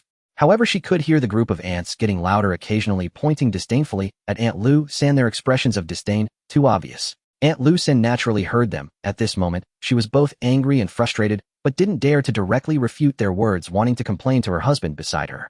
But she saw her husband, old third Lu, with his head down and a grim expression, and suddenly, she didn't dare. Old third Lu was feeling quite miserable. When Lin Yang was taken away, he hoped every day for her return, wishing their family could go back to the way things were. But now that Lin Yang was back, aside from the initial joy of seeing her, everything afterward felt awkward. The comments and pointed fingers from the villagers made it hard for him to lift his head. Old third Lu looked at Lin Yang, who was still so delicate and beautiful beside him. She seemed even more beautiful than before, and he couldn't help but think of how she had been raised in that young master's house. His heart felt like it was being squeezed tight, filled with bitterness and jealousy. Old third Lu was caught in contradiction and turmoil. Deep down, he still loved Lin Yang, and if it weren't for the villagers pointing and whispering, he would willingly continue living with her. In the morning, Lin Yang hurriedly returned to the Lu family, seeing her two beloved children. Old third Lu was very happy to see her, and the family was immersed in the joy of reunion. At this moment, old man Lu came out of the house with a stern face and asked Lin Yang, old third's wife, why are you back? Oldest and second Lu, along with their families, surrounded to look at Lin Yang, their eyes seemingly filled with disdain. Lin Yang felt a bit embarrassed and only said, young Master Yang's family got news that the barbarians have invaded the city, so they fled to the home of their uncle, who is the governor. I took advantage of the chaos to sneak back, wanting to tell the family about this news. Upon hearing this, old man Lu's first reaction was to worry whether that young master would come looking for trouble, but he hesitated to bring it up, and his brow furrowed. At that moment, Lin Yang understood her father-in-law's concerns and explained proactively, young Master Yang was in a hurry to escape and set off this morning. I secretly hid in the water vat in the backyard, watching the carriage drive away before I ran back. In fact, young Master Yang wanted to take her along during this time. He had treated her well, but she missed her two children and was concerned about her husband and relatives, which was why she ran back. Upon hearing that she had valuables, old man Lu's attitude immediately became warm. Old third's wife, you haven't seen your two kids in a long time. Go inside and talk to them. After seeing Lin Yang go inside, old man Lu kept the oldest and the second, and after the rest went back into the house, he pulled old third Lu aside to speak. You know the situation at home. We are about to flee, and the food at home won't last for many days. Our whole family might starve on the road. Erzwang's wife has some silver. I'll persuade her to take some out to help the family through this tough time. Rest assured, once we settle down, I will definitely make it up to you. Seeing old third Lu's unwilling expression, he increased the incentive. Whatever silver you bring out now after we stabilize, I will give you an extra 20% interest. Old third Lu glanced at the oldest, and the second saw them both nodding, and then went into the house to persuade Lin Yang.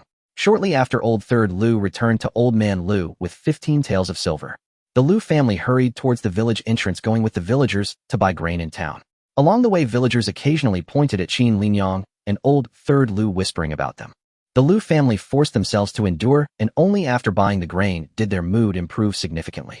However, while waiting for the cart, the villagers' voices grew louder. Soon Lu Tianming and Yao County Magistrates group returned, and the 3 horse-drawn carriages were quite impressive. Behind them, Lu Tianxin drove an ox cart, which also carried several bags of grain. The grandeur of the carriages overshadowed the earlier presence of Lu Qingqing's ox cart, causing the villagers to feel a bit intimidated by both families, and they murmured quietly among themselves. Once everyone had gathered, they began to head back. As they neared Qin family village, Lin Yang nudged Lu Laosan, who was beside her.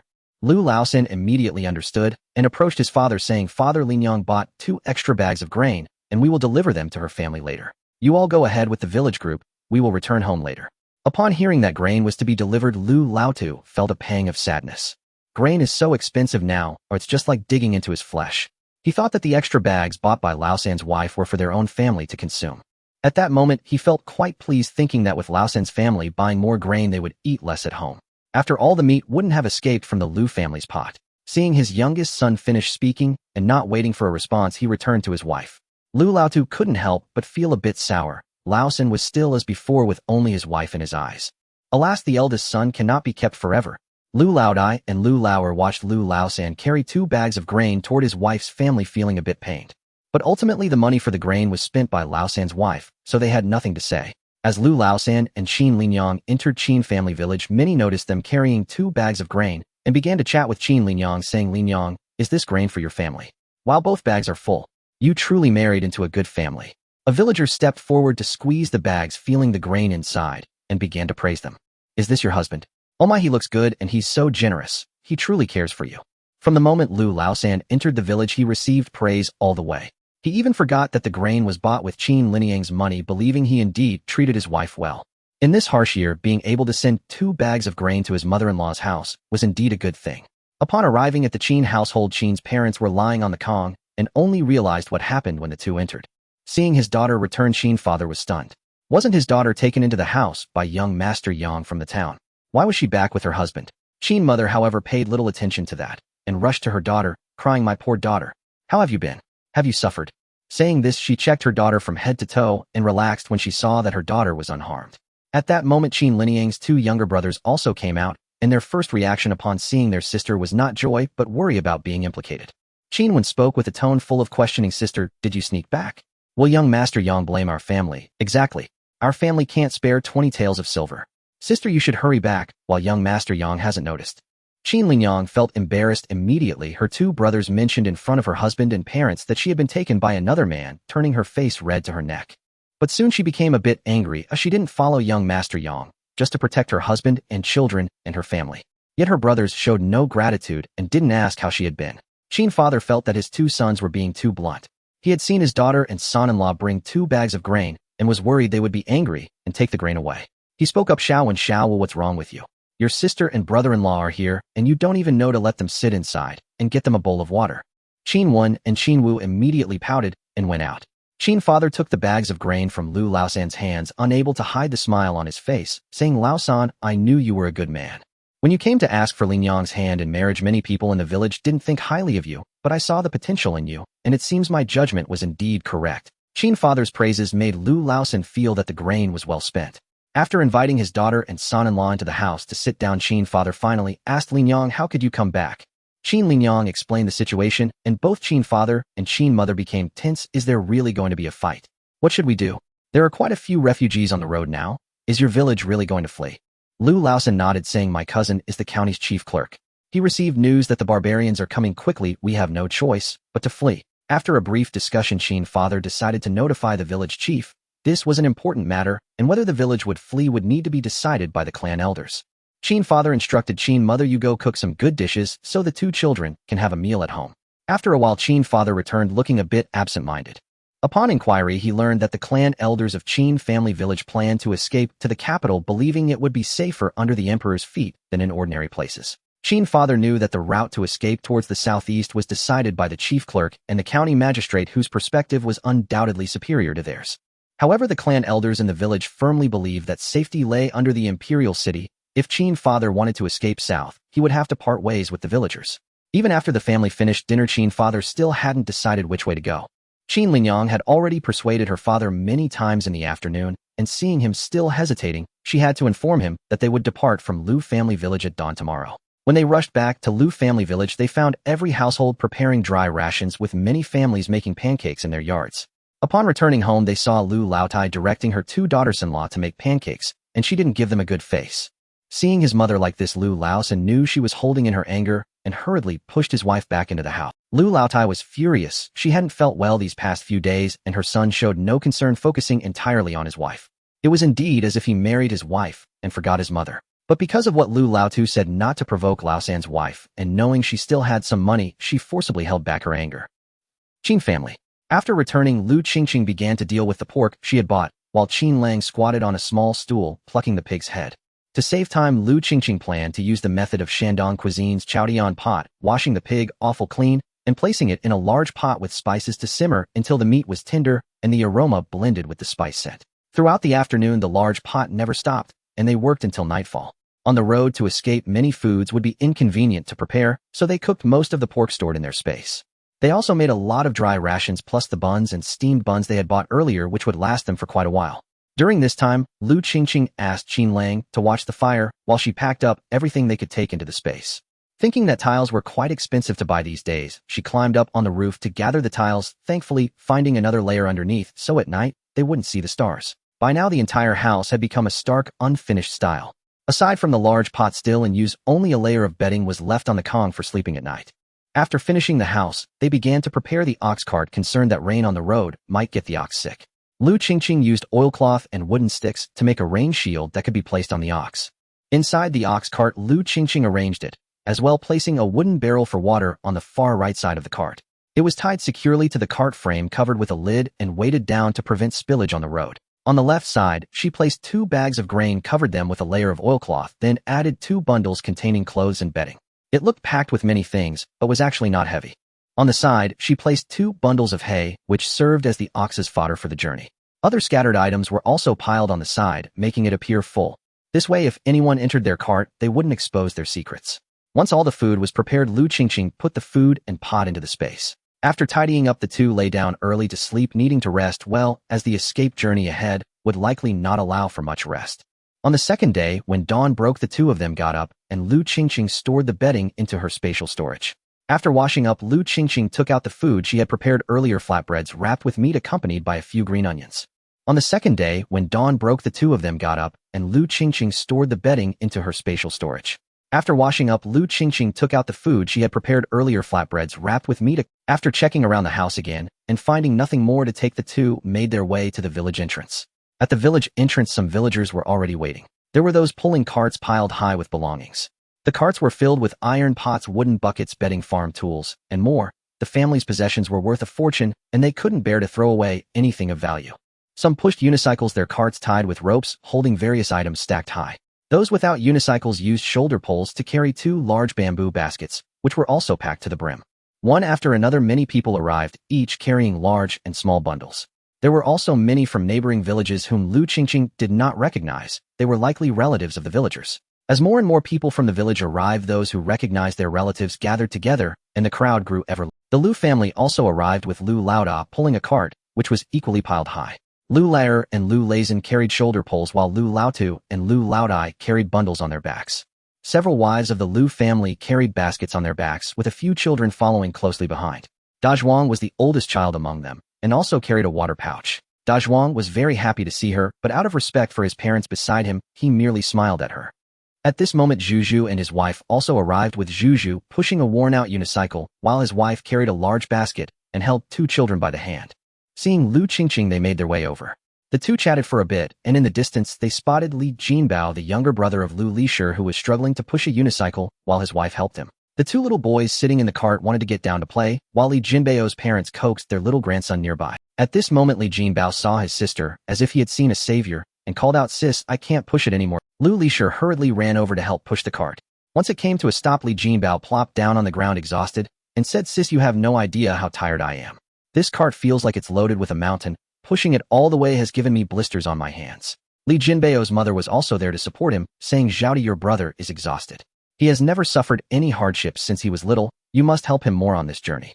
Lu Lishir looked at the blisters on her brother's hands with deep compassion and nodded in agreement with her mother's words. "Jinbao, I will help you push the cart on the road behind. Don't worry, I won't let you tire yourself out." Lu Laodu, overhearing this, frowned hard enough to crush a fly. He had heard about Jinbao being a lazy bum when he was matchmaking for Lu Laoda. At that time, he thought it wouldn't matter since the 2 families didn't live together.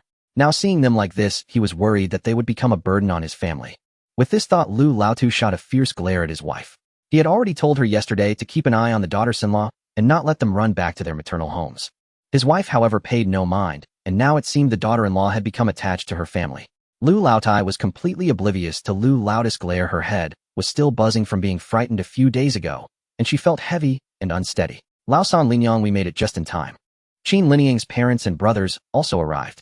Qin Wen was pushing a unicycle and Qin Fu was hastily carrying a shoulder pole.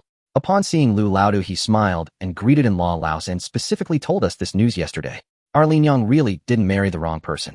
This kid Laosan is well taught by you, both filial and capable. He is a good one. Qin Fu's words raised Lu Laosan and Lu Laoda's spirits, making Lu Laodu seethe with anger as he forced a smile and greeted them before angrily sitting down next to Lu Lair. While now 2 of the 3 daughters-in-law have their maternal families here. Fortunately, Lu Lair's in-laws lived far away. Lu Laotu looked at Lu Wangshi sitting next to Lu Lair. Finding her increasingly satisfying, she was honest, capable, and not troublesome. Little did he know that the seemingly honest Lu Wangshi was thinking of how to poison them. A few days ago, when the weather warmed and wild vegetables began to sprout, Lu Wangshi took the opportunity to dig up the poisonous plants she had longed for under the guise of harvesting wild vegetables. In fact, it was just aconitum and water celery. Aconitum was hard to find with only 1 plant, yet it was highly toxic. When the weather warmed up, the whole family returned to the dining table for meals, and Lu Laodai ladled out portions from 1 pot to share with everyone. Lu Wangshi had not found the opportunity to poison them alone. Although she hated Lu Laoda, Lu Laotai, and Lu Lair, the children were innocent, especially Da Zhuang, who was both clever and understanding. Previously, the food and water that Daya had given him, he had even secretly shared with Arya. The 2 children of similar ages had always had a good relationship. Lu Wangshi could only endure, silently feeling the poison in her arms, reminding herself to be patient. One after another, Lu Tianming and Yao Xiangcheng's family also arrived. Lu Tianming parked the horse-drawn cart next to Lu Qingqing and reminded them to stay close to him after they began their escape. At this time, Li Shenkai's family also came.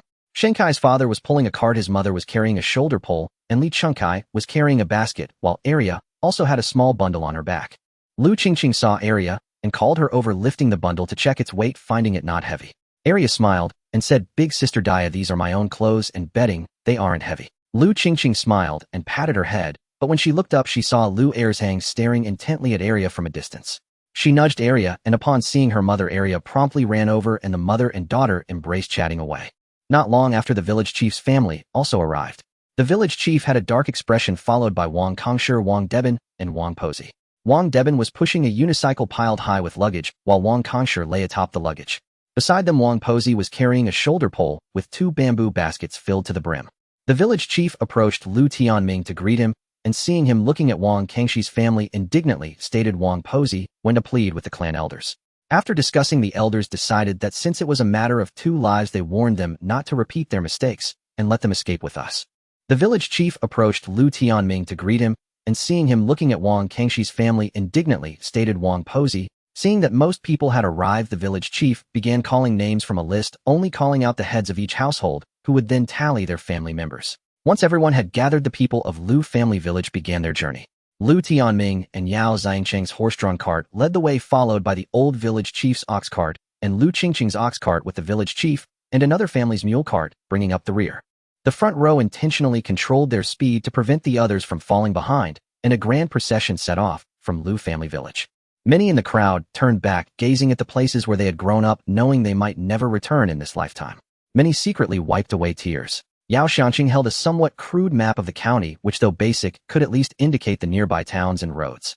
Given that the county town was still occupied by mountain bandits, their large group would undoubtedly attract attention if they passed near the county. Thus, they had discussed last night to take a side road bypassing the county town and heading south. Not long after setting off, several children began to cry and refused to move. Those with carts or unicycles placed their children on them. Families without carts could only prepare bamboo baskets, clearing space to place the children inside. At the back of the crowd, San Ye had long stopped walking and was placed on a cart. At this moment, Zhuang's feet also began to hurt, and he fussed about wanting to sit in the cart. Qin Linyang felt it was unfair for Lu Laoda to pull the cart, while De Zhuang was still walking on his own. She worried it wouldn't be good if both her children got on. However, when Zhuang began to cry, Lu Lao San, who was carrying a burden up front, felt pity. He turned around, picked up Zhuang, and placed him on the cart.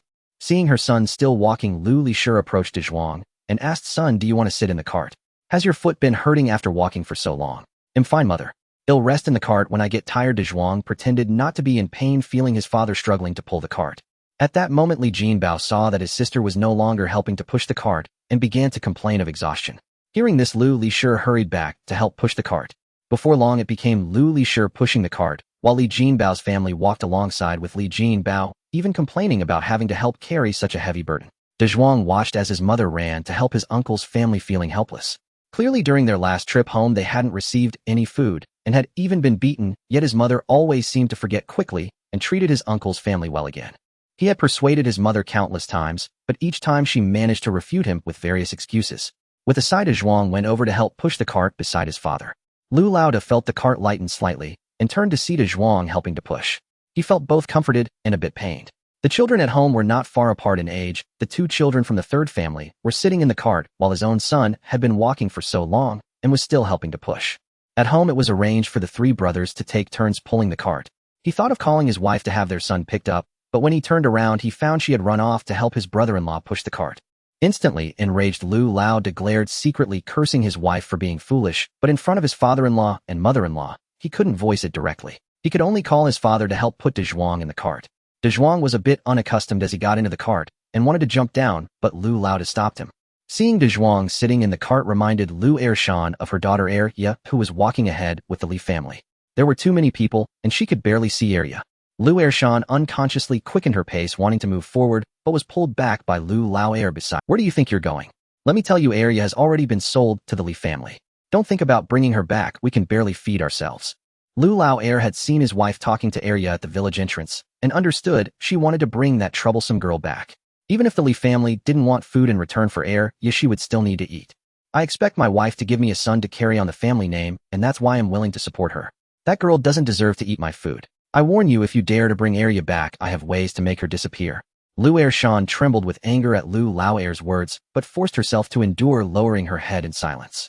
If something were to happen on the road, the Li family would definitely not protect Arya. She had to bring Arya back with her. Lu Laoer was now her biggest obstacle. Thinking of this, Lu Ershan glanced up at Lu Laoer's water pouch. The Li family Qingqing's father was pulling the cart ahead, while Li Qingqing and Qingqing walked beside the cart, and Arya was following behind all alone. Qingqing pouted, realizing she shouldn't have bought that little girl back. Even now, while fleeing from disasters, they still had to bring this little tail along and feed her. The more she thought about it, the more regretful she became, and she wanted to scold her a couple of times to vent her frustration. Just as she started, Li Qingqing quickly covered her mouth. Li Qingqing, frightened, peeked ahead, and seeing that no one from Lu Qingqing's side was watching, he breathed a sigh of relief and complained to his mother, "Mother, are you trying to get your son killed?" Li Qingqing's mother also realized that this troublesome girl couldn't be beaten or scolded. She felt even more aggrieved and wished she could throw Arya back to Lu's family. But thinking of the food they had spent, she felt distressed. Forget it, let's just leave it at this for now. On Lu's family ox cart, Qinglang was driving the cart, while Lu Qingqing, feeling stuffy in the cart shed, came out to sit on the yoke, chatting with Qinglang as they drove. Ahead, Lu Tianming was worried that the people behind were falling behind, clearly slowing down, turning back from time to time to check if everyone was keeping up. When he looked back, he found that 7 or 8 refugees had gradually caught up, lagging far behind the Lu family village's group. Lu Tianming, feeling wary, led people to drive away these refugees. As a group of men from the Lu family village approached with weapons, they saw these refugees kneeling down and crying out for mercy, saying they were all fleeing from disasters in nearby counties and meant no harm. These refugees didn't need the Lu family villagers to take care of them on the road. They only pleaded not to be driven away so they could follow behind the group and avoid being harmed by wild dogs. Lu Tianming observed the group of refugees before him, which included a couple with a 6 or 7-year-old child, while the others were all lone men. However, without exception, these people were all skin and bones, and their expressions were filled with pleading and fear.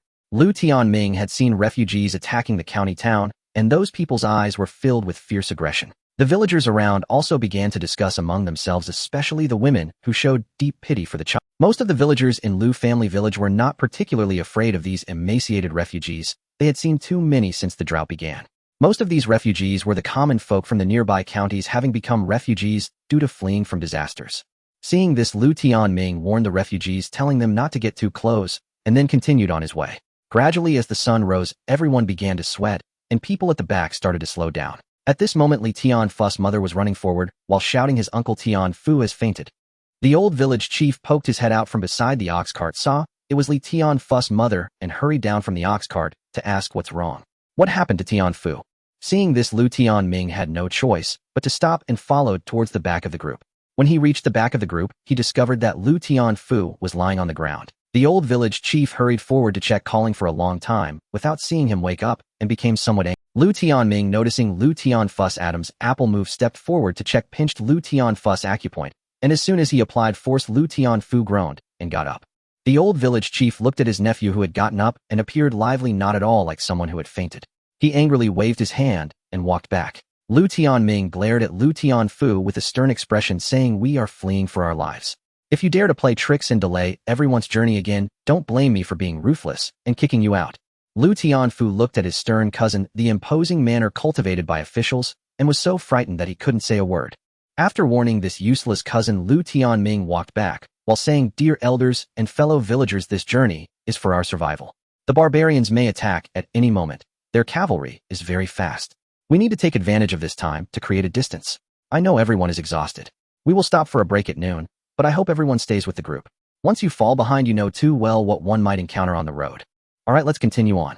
The group set off again, and those at the back began to quicken their pace, eager to move forward, fearing they would fall behind and not keep up. Li Tianfu's mother began to pull the cart, while Li Tianfu carried a backpack. The villagers beside them looked on with disdain. A strong man was not pulling the cart, but was making his old mother do it. Although the villagers looked down on him, they refrained from saying anything out of respect for the old village chief.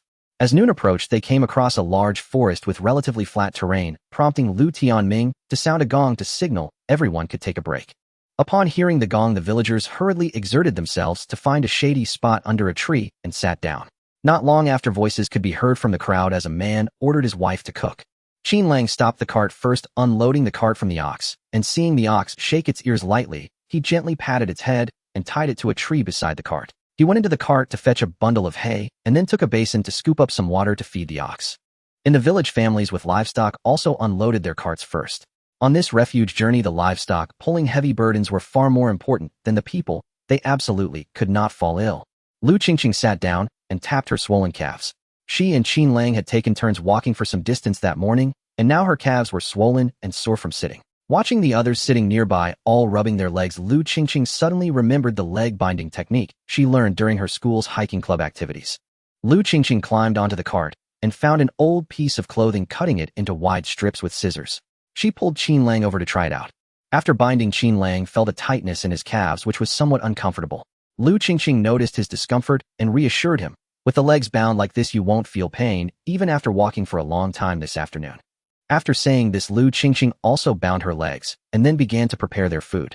Looking ahead, she saw the village elder and Yao County magistrate taking out some flour mixed with coarse grains which appeared a bit yellow. Looking back, she noticed that many families behind were only taking out pure coarse grain pancakes, eating them with water bags. Further back, several women had gone to gather wild vegetables, planning to mix a bit of grain into the wild vegetable porridge. After roughly understanding what the people around her were eating, Lu Qingqing went into the cart and took out some coarse grain pancakes. She had specially made these last night, mixing coarse grains with a bit of white flour so they wouldn't stand out too much. The coarse grain pancakes were filled with pickles, which added a bit of saltiness. Qinlang, however, was not picky and was now eating heartily. When they finished eating, Lu Qingqing saw that Lu Tianming's family ahead had also finished and was packing up, so she pulled Qinlang over. Seeing the two approach, Lu Tianming thought something might be wrong and hurriedly asked, "Xiao Lang, have you encountered any difficulties?" Lu Qingqing quickly explained, "Uncle Lu, we haven't run into any difficulties. I noticed that the villagers have been on the road for a long time and their legs are all sore and swollen, so I thought of a way to speed up our journey."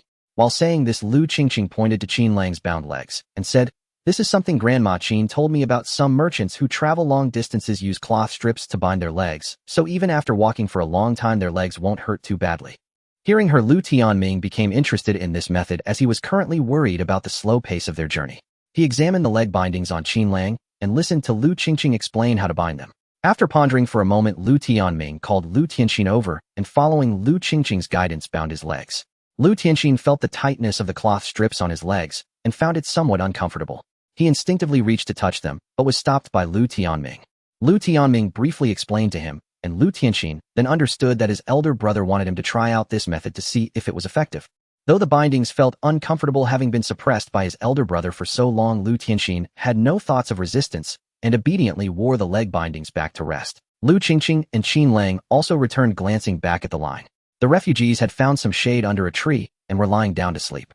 Seeing that they were in the middle of the group and it was broad daylight, Lu Qingqing laid out a blanket and the two of them laid down beside the cart for a short rest. When Lu Qingqing woke up, Qinlang was already up tidying the leftover hay for the ox. After a nap, when she got up to move around, she felt the leg bindings, which were no longer as tight and uncomfortable as at the beginning.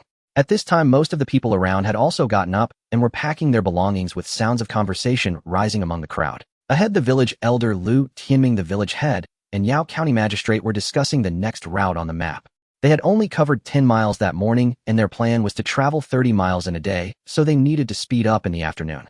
Seeing that the villagers were all packed up, Lu Tianming rang a gong to announce the departure. As they set off, the sun was shining brightly. Lu Qingqing took out a straw hat and put it on Qin Lang, then put one on herself. As they set off in the afternoon, Lu Tianming urged the horse-drawn cart to speed up, and the people pulling the cart behind were struggling to keep up. This pace was manageable without luggage, but pulling a cart was quite strenuous. However, everyone knew that there was a sword of Damocles hanging over them, and they gritted their teeth to keep up. The few families that didn't rotate suffered greatly, whether shouldering burdens or pulling carts, their hands and shoulders developing blisters. At this point, Lu Tianxin no longer felt uncomfortable with the leg bindings, but instead found walking much easier. Lu Qingqing and Qin Lang continued to take turns walking, and after binding their legs, they noticeably felt lighter on their feet. In fact, Lu Qingqing's ox cart could easily carry the two of them. They didn't have many belongings, and the heavy items were stored in their space. However, they still tried to keep pace with the group. On one hand, it made it easier for the ox, and on the other hand, it was a form of exercise. The two of them hadn't practiced martial arts in the past couple of days of fleeing. However, they still tried to keep pace with the group. On one hand, it made it easier for the ox, and on the other hand, it was a form of exercise. The two of them hadn't. Ahead, the village elder looked at the exhausted ox, feeling sorry for this old companion. He no longer rode in the cart, and instead walked ahead, leading the ox. Walking beside him were Lu Tianxin, his wife, their son Lu Shuyi, and daughter Ho Hat, while the village elder's wife was inside Lu Tianming's cart. Several times Lu Tianming wanted his parents to join him in his cart, but the village elder was reluctant to trouble his eldest son. He was still quite strong, and one cart already carried enough of his eldest son's family. At most, he could let his wife go, adding more horses would be overwhelming. At this time, Ho Hat had been walking for more than half a day, and her feet were sore from rubbing. Though her family didn't make her carry anything, she had never done much work and was exhausted from walking such a long distance. Looking toward her uncle's cart ahead, she thought about how her cousin, who was 2 years older than her, could sit in the cart, and she couldn't help but feel envy and jealousy. As she walked, she noticed Lu Qingqing sitting on the cart with Qin Lang walking beside it. Seeing Lu Qingqing looking so relaxed on the cart made her even more envious. In the past, Dia was never as good as her. Her clothes were always tattered, she was skinny and short, and was not favored by her family. But now the person sitting on the cart had grown a lot, with more flesh on her face and fairer skin. If it weren't for the fact that she was still wearing coarse cloth clothes of a peasant, she would resemble a young lady from a wealthy family. Ho Hat couldn't help but feel increasingly resentful. Clearly, she had already been sold by her family, so why was Lu Qingqing getting better and better? Ho Hat felt increasingly unwilling, and thus leaned close to Lu Tianxin, acting coyly, saying, "Dad, I can't walk anymore. My feet hurt so much that it feels like blisters are forming." Hearing this, Lu Tianxin looked down to see his daughter's pink cloth shoes covered in mud, dirty to the point where their original color was barely recognizable. Seeing his daughter frowning and crying out in pain, Lu Tianxin couldn't help but feel heartbroken. Ho Hat had never done much work since she was small, so it was normal for her to be unable to endure such a long walk this time. Lu Tianxin then approached his father to discuss, "Dad, Ho Hat's feet have blisters, and she can't walk anymore. Let her sit on the ox cart for a while." The old village chief turned around to look at Ho Hat, who was standing there, and then at the old ox panting with its tongue out. He sighed and said, Our ox is not as strong as others, but has been with us for 11 years, and pulling all this luggage is already quite a strain. Let Ho Hat endure a little longer. We don't know how long this journey will take. She needs to build up her strength in her leg." When Ho Hat heard her grandfather's words, she felt extremely wrong, tears welling up as she cried, "You are biased, favoring uncle's family. My cousin is 2 years older than me. Why does she get to ride? I've been walking for almost a day. My feet are blistered, and you still want me to keep going." Upon hearing his daughter's words, Lu Tianxin knew things were not looking good. He quickly glanced ahead to see his elder brother peeking out, feeling embarrassed, and reprimanded, "What nonsense are you saying? I'm just being too good to you, spoiling you. You even compared yourself to your cousin. Your cousin's feet are bound. How could she walk such a long way? Haven't you noticed that other girls your age are walking? They are even carrying their luggage while you haven't been asked to carry anything, yet you're making such a fuss. If you don't behave and keep up, you won't get dinner." Ho Hat had never seen her father so angry, and she was too scared. Seeing her father go ahead to talk to her uncle, she quietly started to sob. After a while, Lu Tianxin came back and lowered his voice. "Your uncle wants your cousin to get off the cart and walk. You can go on their cart. When we get there, if you act up again and embarrass yourself, just wait until I get you." Ho Hat heard this, raised her head happily to look at her father, and was overjoyed that she could indeed ride in the cart. Wiping her tears with her hand, she quickly walked towards the front cart. The atmosphere on the Lu family cart was somewhat delicate. Once Ho-Hot sat down, she curiously looked around touching this, and that occasionally letting out sounds of astonishment. Lu Taiming's wife Chui watched Ho-Hot, who was fidgeting on the opposite side, and thought that it was her noise about wanting to ride that caused her son to suffer by having to walk. A trace of disgust flickered in her eyes. At this moment, Lu Shu's wife, Xiao Chui, also elbowed Lu Yuanfang, signaling her to observe Ho-Hot. Xiao Chui had just married Lu Shuhan not long ago, and was in a close phase of their relationship. Seeing Ho-Hot make such a fuss, she also felt displeased. Seeing her get on the cart, with an innocent look, she couldn't help but show a mocking expression. Lu Yuanfang saw the obvious expression on Xiao Cui's face, and comfortingly patted her hand, signaling her to tone it down. Xiao Chui had always been friendly with Lu Yuanfang since their days in the boudoir, knowing her gentle nature. She merely pouted, and didn't say anything further. Lu Taiming's mother sighed, and pulled Ho-Hot over, telling her to be quieter.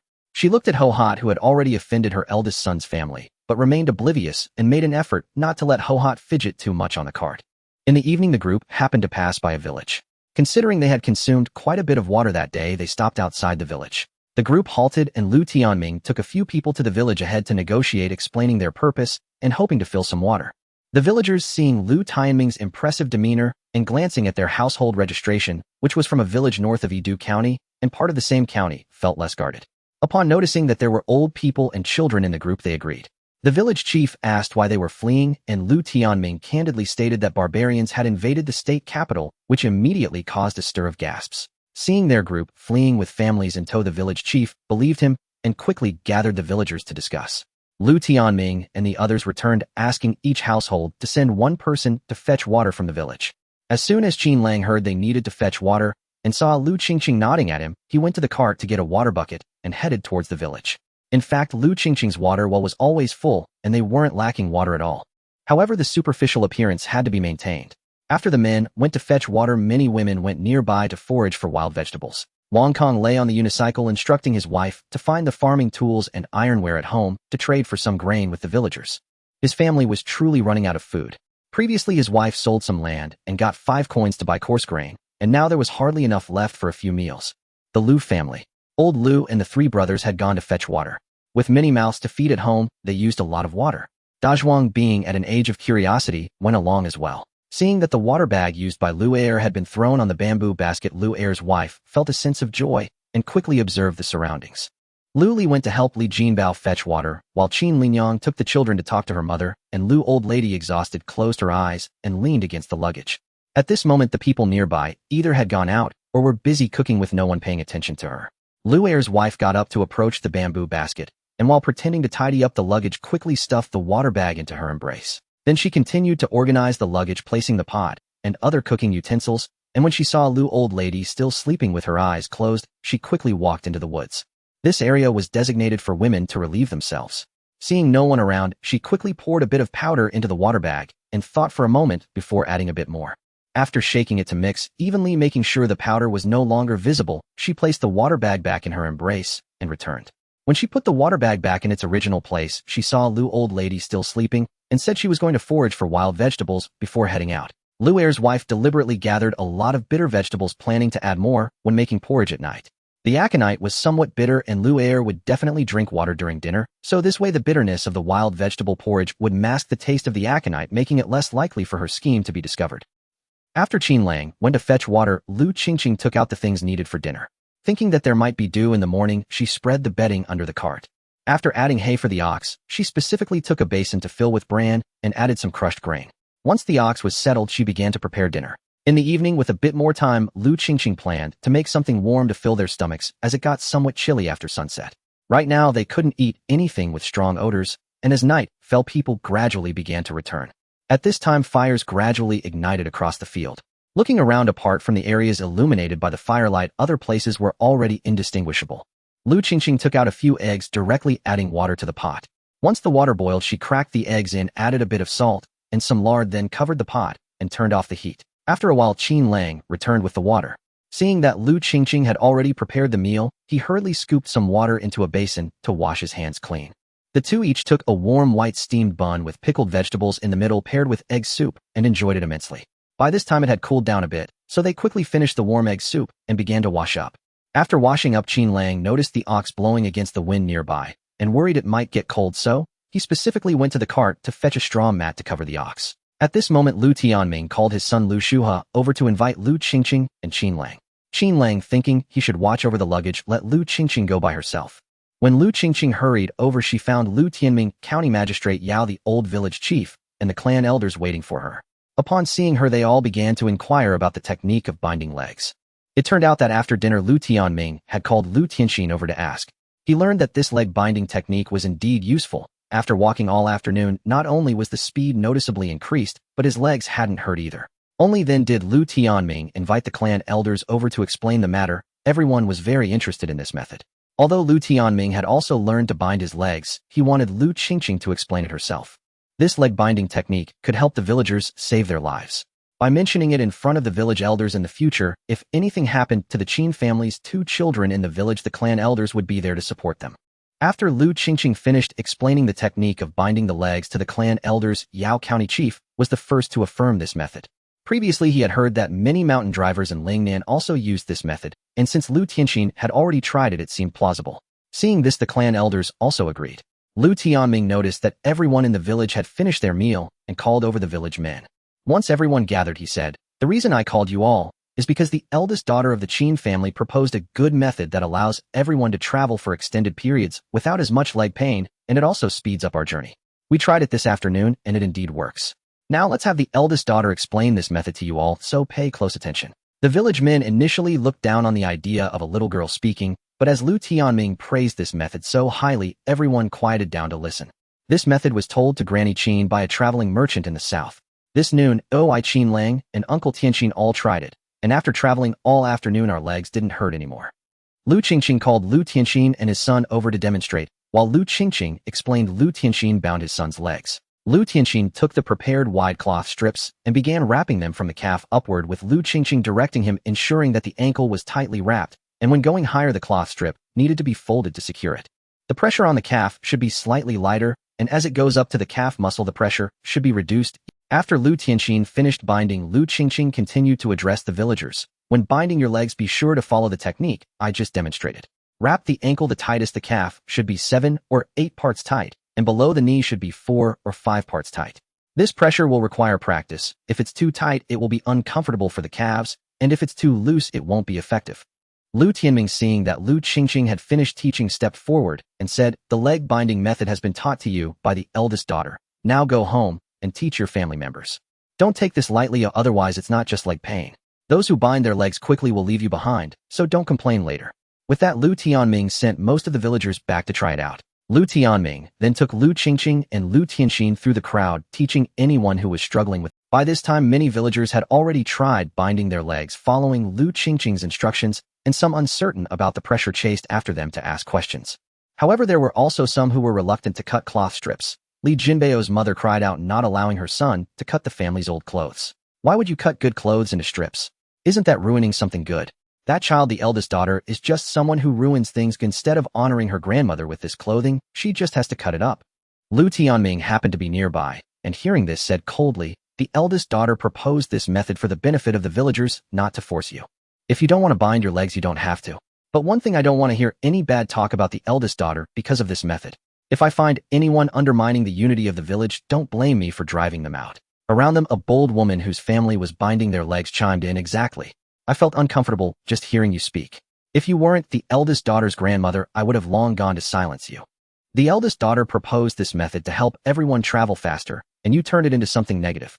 After the woman spoke, some of the women from the Lu family village joined in, and those who had previously agreed with Li Jinbeo's mother fell silent. Lu Qingqing felt warmth in her heart hearing Lu Tianming and the villagers defend her. In truth, her proposal wasn't purely selfless. The entire village was unified, and this method could indeed speed up their pace and prevent trouble from outsiders. Additionally, it could help her gain favor in front of the clan elders, allowing them to assist her in future matters. After some time, the group returned home. Lu Tianming arranged for several people to keep watch at night. They were spread out around the entire area. Lu Qingqing's ox cart was not far from Lu Tianming, and since he was on night watch, they could get some good rest. That night, there were no dreams, but at dawn the next day, a man's scream broke the silence, followed by chaos. Second, Lu Tianming arranged for several people to keep watch at night. They were spread out around his face still bore an expression of pain, his hand tightly gripping his chest, gasping for air. Old man Lu felt both heartache and regret. Last night, when he heard his second son cry out in discomfort, he was too tired to respond. He heard his second son tossing and turning on the bed, and it annoyed him to the point that he covered his head with the blanket and fell asleep. Old Lady Lu heard her husband's cries and rushed over to see her second son dead, immediately bursting into tears. Though she favored her youngest son, her second son was still someone she had raised with care. Now that he was gone, she held the corpse of Lu Er and wept, tears streaming down her face. Aunt Lu watched her deceased son's expression of pain and suddenly lowered her head, struggling to control her own emotions. After so long, she had finally succeeded. Last night, when she saw Lu Er finish drinking water, she knew it was done. At night, the men slept in one covering while she quietly listened to the noise from that side. When she heard Lu Er tossing and turning, complaining of discomfort, she knew the poison had taken effect. Listening to Lu Er turning over and over, gasping for air before settling down, she finally smiled and fell asleep. Now that the person who prevented her from reclaiming area was gone, she could finally protect her daughter. Lu Tianming and the village chief heard the commotion and came to check the situation, shocked to find Lu Er dead. After checking the situation, they found no obvious bite marks, nor did his face show signs of poisoning. His last actions seemed to indicate he couldn't breathe, leading them to conclude it was a sudden health issue. With no conditions to prepare a coffin, Old Man Lu directed his two sons to dig a pit nearby and buried Lu Er. Aunt Lu, under the guise of sorting through belongings, secretly kept the water pouch close to her. Before Lu Er's burial, Aunt Lu called Arya over to bow to him in front of many relatives from the Lu family kneeling before Old Man Lu and Old Lady Lu. She cried out, "Father, Mother, since the head of the family is gone, he only has this one bloodline. Please redeem Arya for us." As she spoke, she began bowing with Arya. The surrounding villagers began to discuss, mostly commenting on how Lu Er had only this one bloodline and had been sold, criticizing the Lu family for being heartless. The voices reached Old Man Lu's ears, turning his face red with anger, his head buzzing. Previously, he had sold his granddaughter, and although the villagers knew there hadn't been so many people saying it to his face, Old Man Lu forced himself to calm down. Now that Lu Er was gone, and he had no descendants keeping this daughter-in-law, and that money-losing girl would only lead them to eat for free. Thinking this, Old Man Lu made a decision. He stiffened his face into a semblance of a smile, gesturing for Old Man Lu to help Aunt Lu up, saying, "Aunt Er, you have married into my family for so many years. Although you haven't born heir, any heirs, you've at least been together for so long. Now that heir is gone, I know you want Arya. How about this? They'll give you food to redeem Arya back." Upon hearing this, Aunt Lu finally revealed a genuine smile, hugging Arya and smiling only to break into tears once more. But Lu Old Man continued, "However, one thing, now that heir is dead, the eldest and the third are not young anymore, and my wife and I plan to split the family." Aunt Lu understood Old Man Lu's intentions, but the division suited her just fine, so she nodded. Li Shengkai's mother was among the crowd of onlookers. Hearing Old Man Lu say he would redeem Arya, she hurriedly said, "Arya's mother, I know you want to reunite, and my family isn't unreasonable. But since Arya has eaten our family's grain for so long, you must compensate us a bit." Old Man Lu noticed the Li family asking for more grain and nudged Old Lady Lu, suggesting she negotiate. Old Lady Lu, holding back a headache, pulled Shengkai's mother aside, and they argued for quite a while before settling on the amount of grain to be returned. Only then did Old Man Lu take the grain from the cart, reluctantly handing it over. But thinking that they would soon be able to separate Lu Er's family and save on food expenses, he felt a bit better.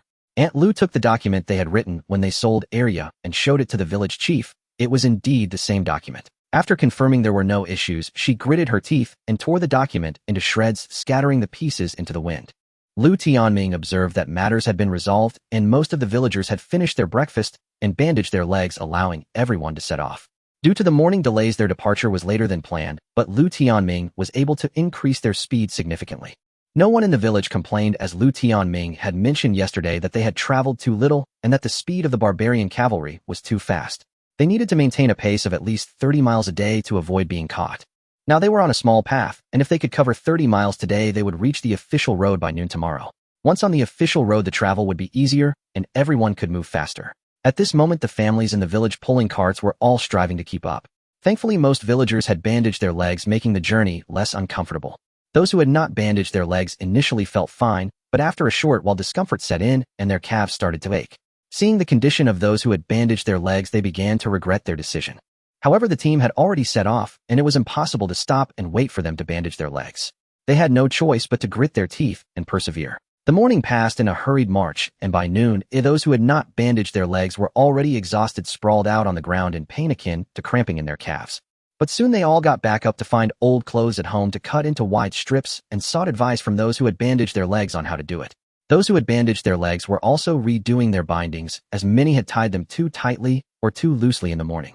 When they first set off in the morning with their legs bandaged, some villagers were not used to it and found the bindings too tight, removing them along the way.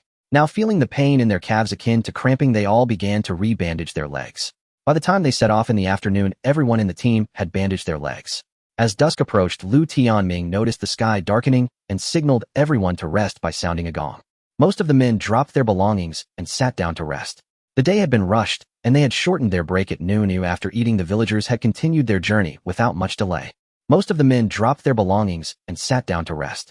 The day had been rushed, and they had shortened their break at noon. After eating, the villagers had continued their journey without much delay. They had traveled over 30 miles today and were close to the official road, estimating that they would reach it by tomorrow. They anticipated arriving in Qingqing County the day after tomorrow, where the county magistrate was a friend of Yao.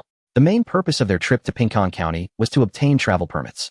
At the time, the county town had fallen and the situation was urgent. The official seals were still in the county office, and both Lu Tianming and Yao had only brought their household registrations and personal seals from home, lacking the travel permits. Everyone knew that to pass through the city later, they would need travel permits. After discussing the itinerary and who would keep watch during the night, each person returned to eat and rest. In the Lu family, while everyone was having dinner, old man Lu glanced at Arya and the second son's wife, who were holding their bowls and eating, pondering the division of the family. After dinner, the members of the Lu family gathered together. Old man Lu spoke first. Now that everyone is here, now that the second son is gone, your mother and I are both in poor health, and you are all grown up. Let's divide the family today. Lu San felt anxious as their father had previously promised him interest on the money taken for buying grain. Hearing that his father intended to divide the family, he realized he would not receive the money for nothing. Realizing this, he hurried to speak up. Old man Lu noticed his expression and understood his misunderstanding. He pressed him down and continued, although it seems we have plenty of grain now, you all know that we ran out of money during the drought. The money for buying grain was provided by San's wife. When we borrowed money from San's wife, it was agreed that we would repay not only the principal, but also 20%. As for the second son's family, you have not repaid the food you consumed before, and this morning, we even used grain to help Arya redeem herself. We will not require you to repay the previous debts, which is our kindness to you. Aunt Lu'er looked at the hypocritical old man Lu and realized he intended to force her and her daughter to leave empty-handed. However, in a time of famine without food, it would be very difficult for her and her daughter to survive on wild vegetables alone. Aunt Lu'er scanned the Lu family members, her gaze landing on Qingqing, and pleaded, sister-in-law, I am willing to pay you 3% interest. Please lend us some grain for my daughter and me. As soon as we settle down, I will find work to pay you back. Qingqing looked at Aunt Lu'er and little Er, feeling a twinge of compassion. Just as she was about to speak, she was interrupted by Lu San. Sister-in-law, there is no surplus grain in the house for you. Besides, who knows if you can repay it? Qingqing felt a bit awkward, and seeing her husband's attitude, chose not to speak further. Aunt Lu'er realized that saying more would be futile. The household registration was more important to her, so she turned to old man Lu and said, Father, since we are dividing the family, please give me the household registration for the second house. Also, the bedding from the second house was my dowry. We should also receive our share of pots, bowls, and chopsticks. Old man Lu, hearing about these trivial items, nodded, indifferently rummaged through the luggage to find the household registration and separately handed it to her. All right, go gather your things. Tonight take Arya and stay separately. Aunt Lu'er walked straight to the place where the second house kept their luggage and tidied up the belongings in the bamboo basket. Most of the luggage from the second house was already in the basket, and the Lu family did not pursue the matter any further. Just as Aunt Lu'er was about to leave, she thought for a moment and went to the place where the farming tools were stored to take a shovel and a sickle. Old Lady Lu saw this and was about to stop her, but Aunt Lu'er, holding the sickle, said, the journey is not safe. I need the sickle for protection. If you disagree, then I will stay in the Lu family. Otherwise, it's death if I leave. Old man Lu glared at Aunt Lu'er, and seeing her firm stance, he coldly called Old Lady Lu back. Watching as Aunt Lu'er shouldered the burden and left with Arya, he felt helpless. Lu Lishir, seeing that the second son's family had left, thought the next step would be to divide their family from the third son's family, and she excitedly spoke up, Father, it's time to divide my family next, right? Old man Lu had initially felt quite pleased that the household had 2 fewer mouths to feed. However, hearing the eldest son's words, his expression darkened, and he scolded Lu Lishir, manage your wife, she's a complete fool. If it weren't for your father's plans, you would have starved long ago. Now get lost. The eldest son and his wife, scolded, retreated with their heads down to their bedding. Lu Lishir, feeling discontent, had thought they might get something in return, but instead, they just expelled the second son's family. Lu Lishir lay there pondering how to get some grain, as her mother had told her several times that their family was running out of food. Aunt Lu'er had walked ahead with her bamboo basket and found a clear spot to settle down. Nearby people noticed this and realized that the Lu family had set these 2 women apart, leading to some quiet discussion. Aunt Luaire ignored the gossip, took out the bedding from the bamboo basket, lay down with Arya in her arms, and gently patted her back, while softly talking to her. Little Arya, from now on, it's just the two of us living our lives together. I have our household registration now, so you won't have to worry about being sold anymore. Little Arya nestled in her mother's embrace, feeling the warmth of her mother's breath on her head, and felt a sense of security. She softly asked, Mother, will we not live with grandfather and grandmother anymore? Aunt Luaire, hearing her daughter's question, smiled, and said, That's right, we've divided the family, and from now on there will be 2 families. Little Arya, hearing this, expressed her joy. That's great, Mother. From now on we will be together, and I will help you with the work, so you won't have to struggle so much. Aunt Luaire smiled, but was reminded of her own mother. Her maternal family lived quite far from the Lu family village, closer to the city. Since hearing about the barbarians, she had been worried about her parents, but time was too tight, and she had to protect her daughter without the chance to return and check on them. She could only keep reassuring herself in her heart that her father and 2 younger brothers who had always raised pigs had strength in their bodies and would surely be safe. Meanwhile, on the official road, the Wang family, consisting of 3 members, pulled a cart filled with grain while fleeing, with Wang Mu occasionally looking back to see if any fleeing soldiers were pursuing them. Just moments ago, a group of fleeing soldiers had attacked the resting villagers of Wang family village. The sudden assault caught them off guard, and there were not many people to resist. Most of them, upon seeing the treachery and killing, were terrified and scattered to escape. The Wang family members, who had spent years in the pig-raising business, fought back against the attackers, managing to fell a few before successfully escaping with Wang Mu. In the back, many villagers who realized they could not fight knelt and begged for mercy. Wang Dashan witnessed one of the kneeling individuals being stabbed to death. Seeing this, the Wang family ran even faster. The attacking soldiers were currently busy looting the wealth of the village with several ox carts filled with grain, and seeing that those with little left had managed to escape, no one pursued them for the moment. The Wang family continued running for over an hour before stopping. They did not dare to halt by the roadside, instead seeking the cover of a forest, venturing deep into it, before finally resting. As the dawn broke, Aunt Luaire had already woken up Arya while most villagers were still asleep. By the time the villagers arose, Aunt Luaire and Arya had already gathered a large bag of wild vegetables. Everyone hurriedly finished breakfast and continued their journey.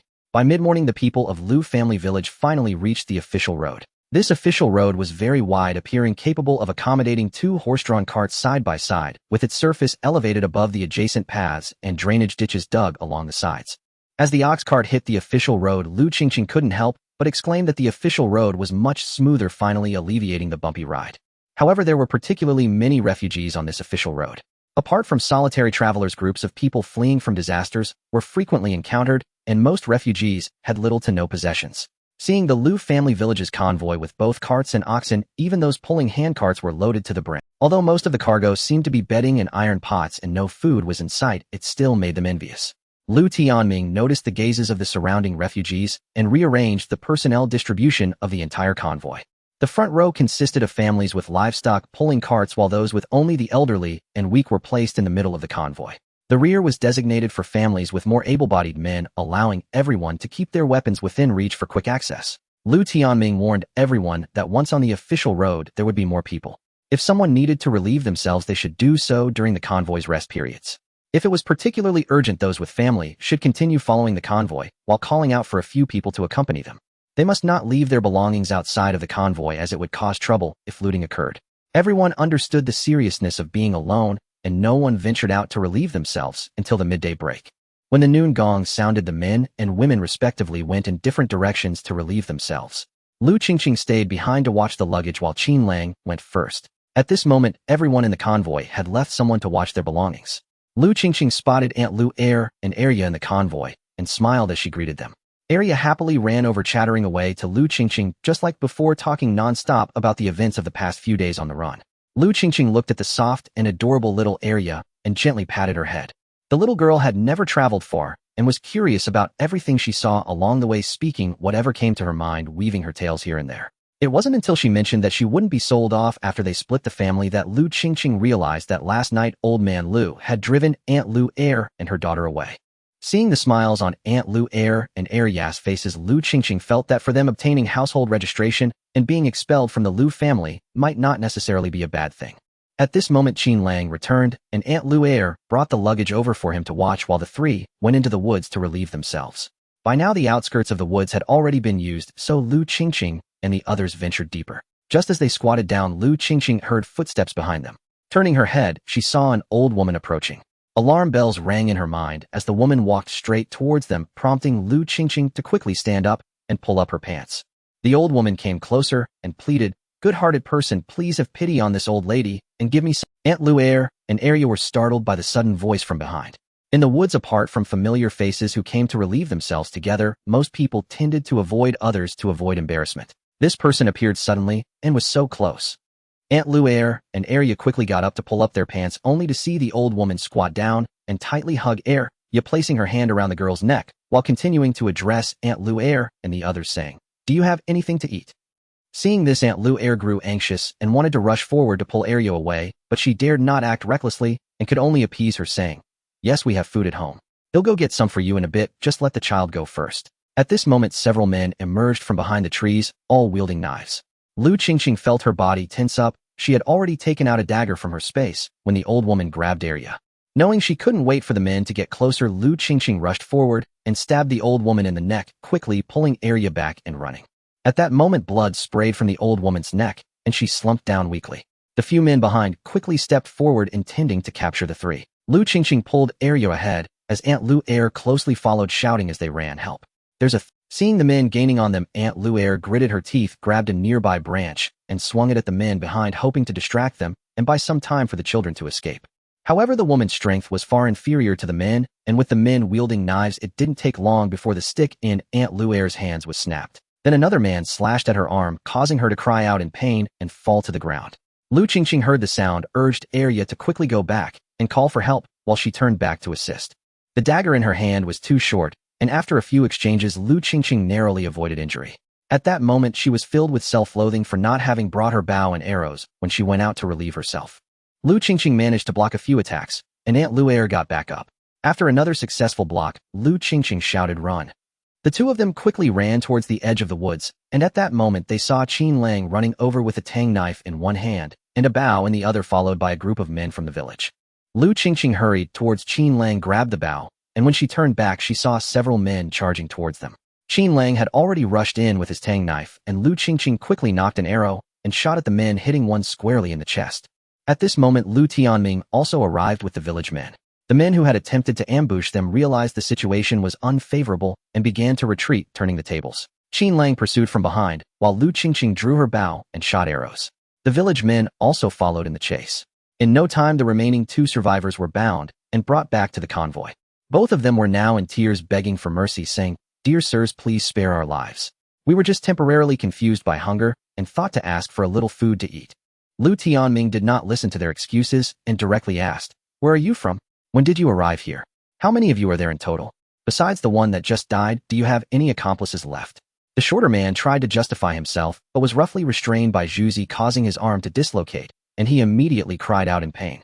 The taller man trembled in fear and honestly replied, "We are from Tajigu, near the state capital. A few days ago, the barbarians attacked the capital, and some deserters raided our village. Those of us who survived began to flee south. We just arrived here this morning. We are the only ones from our village that made it here with no one else around." Hearing this, the county magistrate nodded and said, "I received news that there have indeed been quite a number of deserters since the barbarians attacked the city, so what these two are saying could be true. We still need to hurry to Qingqing County, otherwise if we encounter any deserters, we might suffer casualties." Lu Tianming agreed and nodded, saying, "Yes, those deserters are armed, and ordinary people will hardly stand a chance against them." After finishing, Lu Tianming instructed Zhuzi to dislocate the arms of the two men to prevent them from playing tricks, planning to take them to Qingqing County to hand them over to the county office. Then he told everyone to hurry up and eat so they could set off earlier at noon. At this moment, Lu Qingqing was applying medicine to Aunt Lu's arm, which had been cut deeply. As she applied the medicine, Aunt Lu winced in pain, causing little Arya beside her to burst into tears. The little girl looked at her mother's arm and recalled how much it had hurt when she scraped her own arm previously, which was such a shallow wound. She feared her mother's injury must be far more painful. Aunt Lu looked at her daughter with amusement, using her other hand to pat her head, comforting her that it was nothing. After applying the medicine, Aunt Lu solemnly thanked Lu Qingqing, who quickly waved her hand, stating that it was she who should thank Aunt Lu for risking her life to buy time for both her and Arya during their escape. The two exchanged smiles and no longer stood on ceremony. In the afternoon, as Lu Tianming drove the horse-drawn cart forward, he noticed a number of refugees running back in the distance. His expression tightened, and he quickly ordered the team to stop, while everyone readied their weapons in a defensive stance. The refugees did not linger, bypassing their group and continuing to flee. Lu Tianming jumped off the cart and grabbed an old man, asking, "Old man, what happened ahead? Why are you all running back?" The old man, struggling to escape, finally said in a hurry, "There's fighting up ahead. A gang is robbing the wealthy lord. Let me go." Lu Tianming released his grip and the old man took off at an astonishing speed. Yao County magistrate, who was nearby, heard the old man's words, looked around, and pointed towards a grove of trees. Lu Tianming looked in the direction he pointed. The forest was dense, and their party could easily hide. Lu Tianming led the horse cart into the grove, but before they could all get inside, he saw two men running towards them, shouting for help. The two men were dressed in silk, carrying a large bundle on their backs, while over 30 refugees chased after them, with blood still dripping from their drawn swords. Lu Tianming reacted first, knowing they could not let the men get close. He directed the men of the village to block the way, signaling the two not to approach. Seeing this, the two men could only continue running down the main road. They hadn't gotten far when they were caught by those behind them and were struck down. The attackers opened the bundle, looked inside, and satisfied, hoisted it, and turned back. As they passed by the people of Lu village, they noticed such a large group that it was clearly on guard. Both sides were wary until the gang moved far away, allowing the villagers to relax. After a while, when the sounds of chaos had faded, Lu Tianming directed everyone to set off again. Upon arriving at the front, they finally understood why the fleeing refugees had all run away. On the ground lay over 40 corpses, each with multiple wounds, blood spilling out and staining a large area. The faces of these individuals displayed expressions of terror. There were severed arms, fingers, broken sword tips, and various debris scattered about, remnants of a fierce struggle. The air was thick with the pungent smell of blood, indicating the ferocity of the previous battle. Among the corpses, aside from a few young women in vivid clothing and some children, most wore uniforms, likely the guards hired by the wealthy. A few corpses were dressed in rags similar to the refugees who had chased the two men, presumably having perished. The people of Lu village gasped in shock. The women mostly covered their children's eyes, fearing the sight would frighten them into a fever. Silently, they quickened their pace, soon passing through the area, and only then did they breathe a sigh of relief. After this ordeal, without needing reminders, the villagers heightened their vigilance and unconsciously sped up. At that moment, a ragged woman with a dirty face, her features unrecognizable, lifted her head from the hillside and gazed at the convoy from Lu village ahead. The convoy was large, mostly pulling carts, and many men were present. The woman forced herself to stop, trembling. She had just witnessed a massacre where not only the wealthy were targeted, but even passing refugees were killed. She had no idea how long they would need to escape. The group of over 30 with guards and knives had been robbed. She and her child would likely find it hard to survive. She needed to find a larger group for safety. That convoy ahead was the largest she had seen during her time fleeing. With so many people, no refugee would dare to attack them. She had to find a way to get in. She glanced down at her child, whose thin frame was topped with a large head, their face pale and lacking energy due to a hint of pain flashed in the woman's eyes, as if she had made a resolution. She quickly approached the roadside, poured a bit of water from her water pouch to wash her face, clean, tidied her hair, and then hastened towards the convoy ahead. After following the group, for a while the woman fixed her target on Lu Tianfu. Although the cart was covered with bedding, a corner was exposed, revealing bags of grain inside. At this moment, Lu Tianfu's mother was pulling the cart, while Lu Tianfu followed behind with a backpack.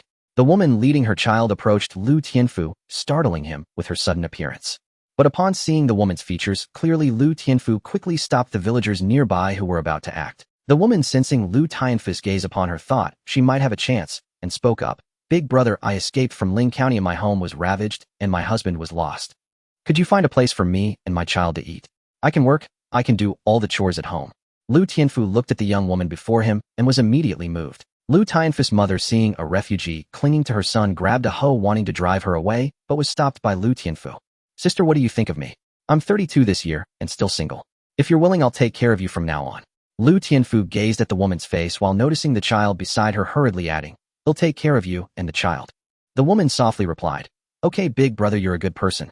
You can call me Xiaoer." Lu Tianfu beamed with joy, saying, "Ah, Xiaoer, rest assured I will treat you and the child well." Lu Tianfu's mother, furious that her son was enamored by a seductive woman, began to curse. But noticing that they had fallen behind the group, worried about danger, she hurriedly called out to her son, "All right, Tianfu, hurry and catch up with the group." Only then did Lu Tianfu come to his senses and grasp the woman's hand, rushing towards the front of the convoy. Many in the group noticed this scene and teased Lu Tianfu. "Oh, Tianfu has found himself a wife. He's now a man with a family. He better work harder." Lu Tianfu spat. "Do I need you to tell me? Of course I will take good care of the two of them." All the way, Lu Tianfu secretly glanced at the side of Xiaoer, growing fonder with each look. Before long, he noticed that Xiaoer and her child were walking unsteadily, likely due to hunger. He hurriedly rummaged through the cart and pulled out some white flour pancakes, handing them to Xiaoer and her child. Having not seen white flour for a long time, they had survived on wild vegetables recently. Upon seeing the white flour, they immediately forgot everything else and stuffed their mouths eagerly. While eating, they kept an eye on their surroundings, and only when they realized they were in the convoy did they finally relax. Xiaoer paused after a few bites, watching her son eat with gusto, wanting to save the pancake in her hand for him. Seeing this, Lu Tianfu quickly took 2 more pancakes and pressed them into her hands, insisting that she eat. Only then did Xiaoer start eating again, and after she had her fill, she looked at her son, who was contentedly rubbing his belly, feeling reassured that she hadn't made a mistake. If it meant her son could survive, she believed her deceased husband would not blame her. Xiaoer looked at Lu Tianfu beside her, determined to stay with this convoy. Thinking of this, she took the initiative to pull the cart. Lu Tianfu quickly stopped her, saying, "No need for you to do that. You should rest and regain your strength. Oh, look at how thin you are." Xiaoer, seeing Lu Tianfu's mother glaring at her, hurriedly said, "I've already eaten enough. It wouldn't be right to let your mother pull the cart. I can manage it myself." Seeing this, Lu Tianfu snatched the cart, telling his mother to rest on the side while he pulled the cart. After a while, noticing the child struggling to walk, he also lifted the child onto the cart. It was already dark. It should have been time to stop and rest, yet Lu Tianming had not called for a halt. In the evening, they had encountered a convoy of bull and mule carts that had passed them earlier, moving faster, but now they had not seen that convoy for a while. Most of the scattered disaster victims resting along the road carried little luggage. Feeling uneasy, Lu Tianming continued forward, but as darkness fell, the road ahead became increasingly unclear, and he did not dare to proceed further, finding a relatively flat spot to stop. Lu Tianming adjusted the formation of the group as soon as they stopped, positioning the households with more men closer to the edge, forming almost a circle. He then arranged for personnel to keep watch overnight, with the number of guards tonight being more than 3 times the usual scattered around the perimeter of the group. Lu Tianming still felt a bit worried and instructed the night watchmen stay alert tonight. If there are any issues, call for help immediately. He turned to the villagers and said, "Everyone be vigilant tonight. Don't take off your clothes while sleeping. Keep your weapons close at hand." The villagers, seeing Lu Tianming's anxiety, also became alert. Most families felt a bit tense, so no one went out to forage for wild vegetables today, and even when they needed to relieve themselves, they didn't wander far, often going in groups. Lu Tianfu, however, was not focused on this today. He was to marry Xiaoer, and he had asked his mother to prepare some food while he went to invite several elders from his family. Lu Tianfu invited everyone, but did not dare to approach Lu Tianming. He was quite afraid of this cousin, and having disobeyed his orders today, did not want to face him, so he asked his uncle to convey the message instead. While Lu Tianming was still worried about a potential ambush that night, he overheard his father say that his cousin was getting married tonight, which made him both angry and amused. He had repeatedly warned the villagers about possible dangers tonight, yet this cousin of his took his words lightly. Lu Tianming wanted to say more, but seeing his father's relieved expression, he understood that his cousin's prolonged single status had been a concern for his father, so he refrained from saying anything further. Under the officiation of the old village chief, Lu Tianfu and Shi Xiaoer became husband and wife after bowing 3 times. The direct lineal elders of the Lu family all came to present gifts and blessings, and the old village chief even offered a substantial gift. In the dead of night, the villagers slept soundly with the sound of snoring echoing. The night watchmen were also struggling to stay awake, and a sudden cool breeze jolted Qingqing awake, prompting him to shake his head to clear his mind. Qingqing adjusted his clothes and moved closer to the fire when suddenly he heard what seemed like a branch snapping underfoot. However, upon listening closely again, it seemed that only the snoring from the group and the wind rustling through the trees remained. Qingqing looked around at the other night watchman, who had not noticed anything unusual either. Yet he felt the sound he just heard wasn't a mere illusion. Remembering Lu Tianming's warning that any odd sounds should prompt an alert, he decided to wake everyone up. Qingqing grabbed a copper pot nearby and began to bang it loudly. The people in the group heard the noise and scrambled to their feet. In the darkness, a group of men in the woods was staring intently at the Lu family. Seeing that they had been awakened, the leader of the group glared at the subordinate who had made the noise. The subordinate recoiled, and at that moment one of the men beside him whispered, "Boss, they've woken up. Should we still proceed with the attack?" The leader frowned. Ideally, this was the best time to attack, but that fool stepping on a branch had exposed their presence. However, the brothers had already been lying in wait for half the night. If they didn't act today, this group of fat sheep would reach Qingqing County tomorrow. Thinking about the spoils they would secure, he planned to hide with his brothers in a remote mountain area. The food they seized would be enough for a long time. Without further hesitation, the leader waved his hand and growled, "Attack." A group of fleeing soldiers armed with large knives charged toward the Lu family. At that moment, Qingqing had also awakened the villagers, and the men armed with weapons encountered the rushing soldiers. Lu Qingqing had already readied her bow and arrow, the flickering firelight allowing her to see the nearby situation. As the first fleeing soldier came into view, Lu Qingqing released her arrow and with a whoosh the leading man fell. The fleeing soldiers in the front row quickly crouched down to hide their figures and shouted to the back, "There's an archer, everyone be careful." After they crouched down, Qingqing found it difficult to shoot from her position, so she climbed onto a cart to find a better vantage point. Upon hearing the commotion from the fleeing soldiers, the elderly women and children in the group hurriedly followed the previously discussed plan and scurried to the back to hide. Meanwhile, the able-bodied men in the group stood at the front with their weapons drawn.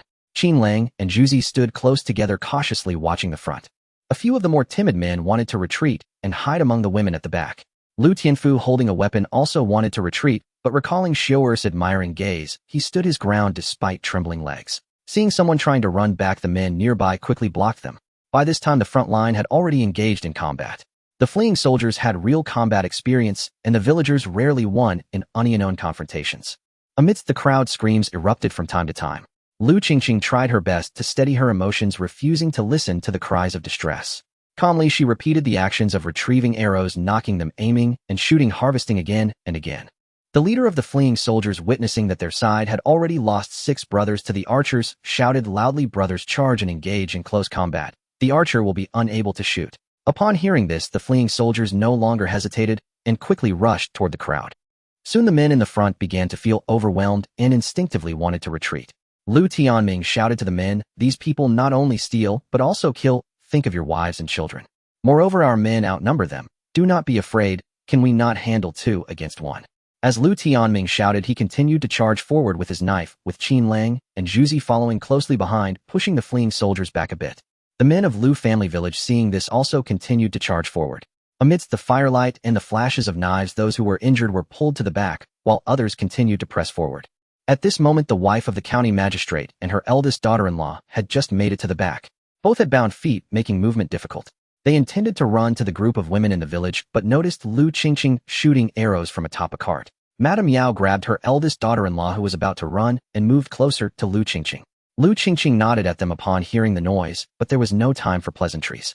The women in the village listened to the clashing of metal in front and were filled with anxiety, worrying about their men. At this moment, 2 fleeing soldiers circled around the front men and ran towards the women at the back, causing several to scream in fright and retreat. Just then a sound split the air, and 1 fleeing soldier fell directly from an arrow. The other soldier, seeing this, took cover behind an obstacle and rushed toward this direction. Lu Qingqing fired several arrows at him, but he dodged them all. Seeing him getting closer, she hurriedly grabbed a knife. The fleeing soldier, however, spotted Madame Yao and her daughter-in-law and attempted to grab them as human shields. Lu Qingqing swung her knife, and the man quickly withdrew his arm to evade.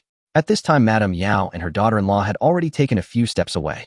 Fearing Lu Qingqing's arrows, the fleeing soldier aimed to subdue her first, and Lu Qingqing engaged in a struggle with him atop the cart. Seeing Lu Qingqing fighting the fleeing soldier alone, Madame Yao and her daughter-in-law looked for someone in the village to grab a long-handled hoe and interfered from the side. At that moment, Juzi's wife and Aunt Lu from the group of women noticed the situation and rushed in with hoes. With these few people causing disturbances nearby, Lu Qingqing quickly seized the opportunity and struck a knife to the man's neck, ending the battle. Seeing that the man was dead, Lu Qingqing picked up her bow and aimed at the fighters ahead. The women saw Lu Qingqing kill 2 fleeing soldiers and huddled beside her, as if grasping at a lifeline. However, Lu Qingqing could not pay them much attention, as she was focused on Qingqing, who was battling ahead. Qingqing was leading the charge, and Lu Qingqing was worried he might get hurt, so she kept her eyes on him. At that moment, the man fighting Qingqing retreated, and Lu Qingqing shot an arrow that struck him squarely in the forehead. Qingqing knew it was Lu Qingqing helping him, and he grinned, shaking his slightly numbed arm from the combat, then charged forward with his long knife. During the battle, Lu Qingqing seized opportunities to shoot arrows, saving many lives. It felt like a long time had passed, but in reality, it was just around 20 minutes. The people of Lu family village had gained the upper hand, and after cutting down dozens of fleeing soldiers, the remaining ones were frightened and fled. The men of Lu family village chased after them, bringing back all the fleeing soldiers. The leading 100 households were now bound and kneeling in the center alongside other captured soldiers, totaling about 20. Seeing the men approaching with bloodied knives, the fleeing soldiers immediately yielded, bowing and begging for mercy. Lu Tianming looked at the row of kneeling soldiers and asked, "Were you soldiers who fled when the barbarians attacked?" Upon seeing a group of people nodding, he continued, "Previously I heard that fleeing soldiers had pillaged villages, leaving no one alive. But what about you?" At this point, the fleeing soldiers dared not nod. A few hurried to explain, "That was not us, it must have been other fleeing soldiers. We are just common folk from nearby counties forced to fight. Please spare our lives, we never intended to kill anyone. I truly did nothing." Lu Tianming's gaze was cold as he looked at the group of fleeing soldiers. They might indeed be common folk from nearby counties, but to say they did nothing was impossible. At this moment, County Magistrate Yao also arrived with his wounds bandaged. Upon hearing their excuses, he said, "Since you claim to have done nothing wrong, then report on each other. If someone successfully exposes another who has done wrong while they themselves have not, I will let them go." When the fleeing soldiers heard there was a chance, they all began to speak up. Among their confessions were the silver and grain they had looted during this time. Lu Tianming and County Magistrate Yao listened and discovered that the one who had committed the most wrongdoings was the leading 100 households in the center. Hearing his brothers betray him, the 100 households knew he could not escape his fate today.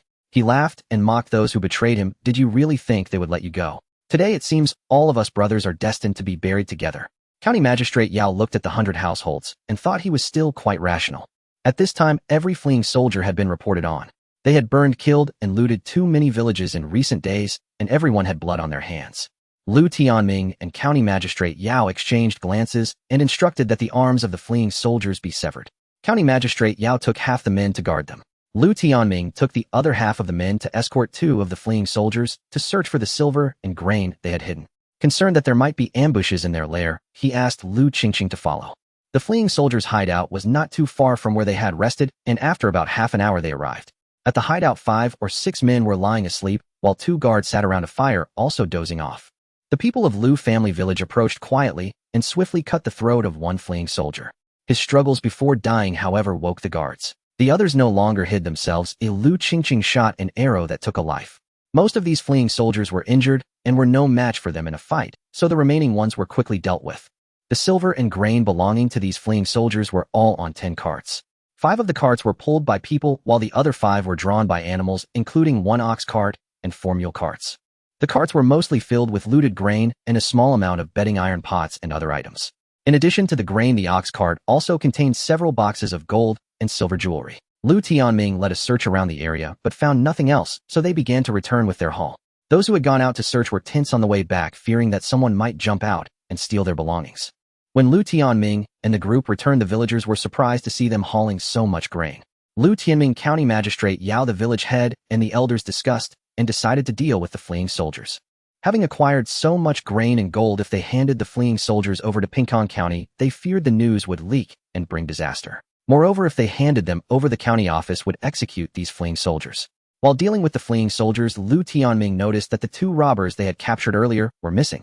The village women said that during the attack those 2 had escaped. County Magistrate Yao had previously searched the area and found nothing. The others also did not pursue it further. The current focus was on how to distribute the acquired gold and grain. After discussing with County Magistrate Yao, the village head, and the elders, Lu Tianming decided to prioritize distributing the gold and silver to those who had died in this ambush, and the rest would be evenly divided among the men who participated in the battle. As for the grain, it would be divided according to headcount, with adults receiving 1 share and children half a share. They brought out several boxes of gold and first picked out the gold ingots totaling 12. Among the remaining treasures, they selected a small number of jade bracelets and jewelry. The rest, aside from some silver ingots, consisted mostly of scattered silver coins and copper coins totaling over 980 taels. Among those who died this time, there were 9.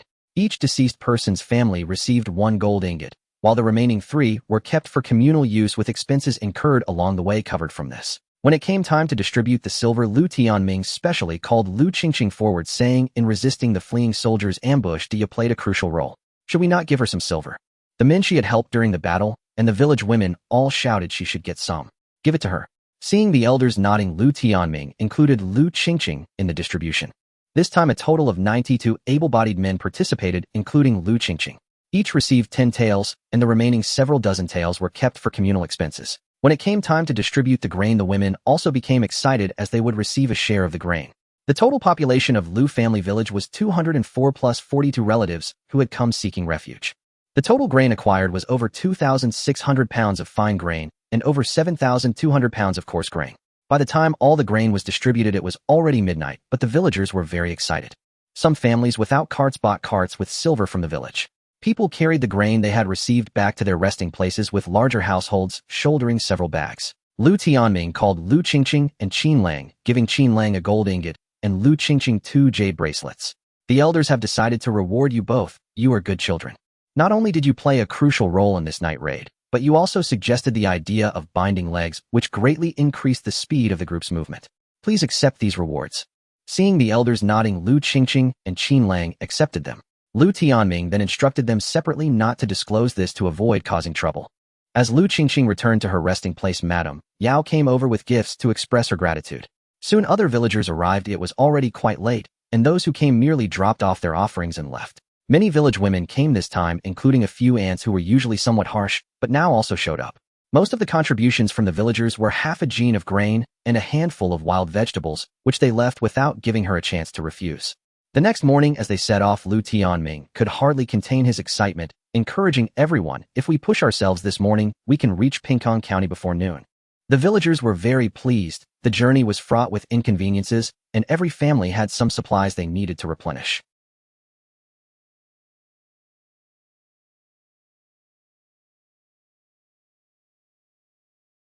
When Lu Erzhang passed by a group of refugees, she recognized several familiar figures pushing a cart. Upon seeing her mother sitting on the cart, her nose tinged with emotion, and she rushed towards her family with a choked voice. Madame Wang, seeing her suddenly appeared daughter, hugged her tightly and burst into tears. Beside them, Wang Fu looked at his daughter being embraced by his wife, noting how thin and haggard she had become with injuries on her arms. Wang Fu felt a pang in his heart, knowing his daughter had suffered greatly. After Lu Erzhang cried for a while, she remembered her other daughter was still behind and quickly wiped her tears to look back, only to find Arya happily being played with by her two uncles. Lu Erzhang looked up and saw the group had already moved quite a distance, so she hurried her parents to catch up. After joining the group, she introduced Lu Qingqing and Qin to her family.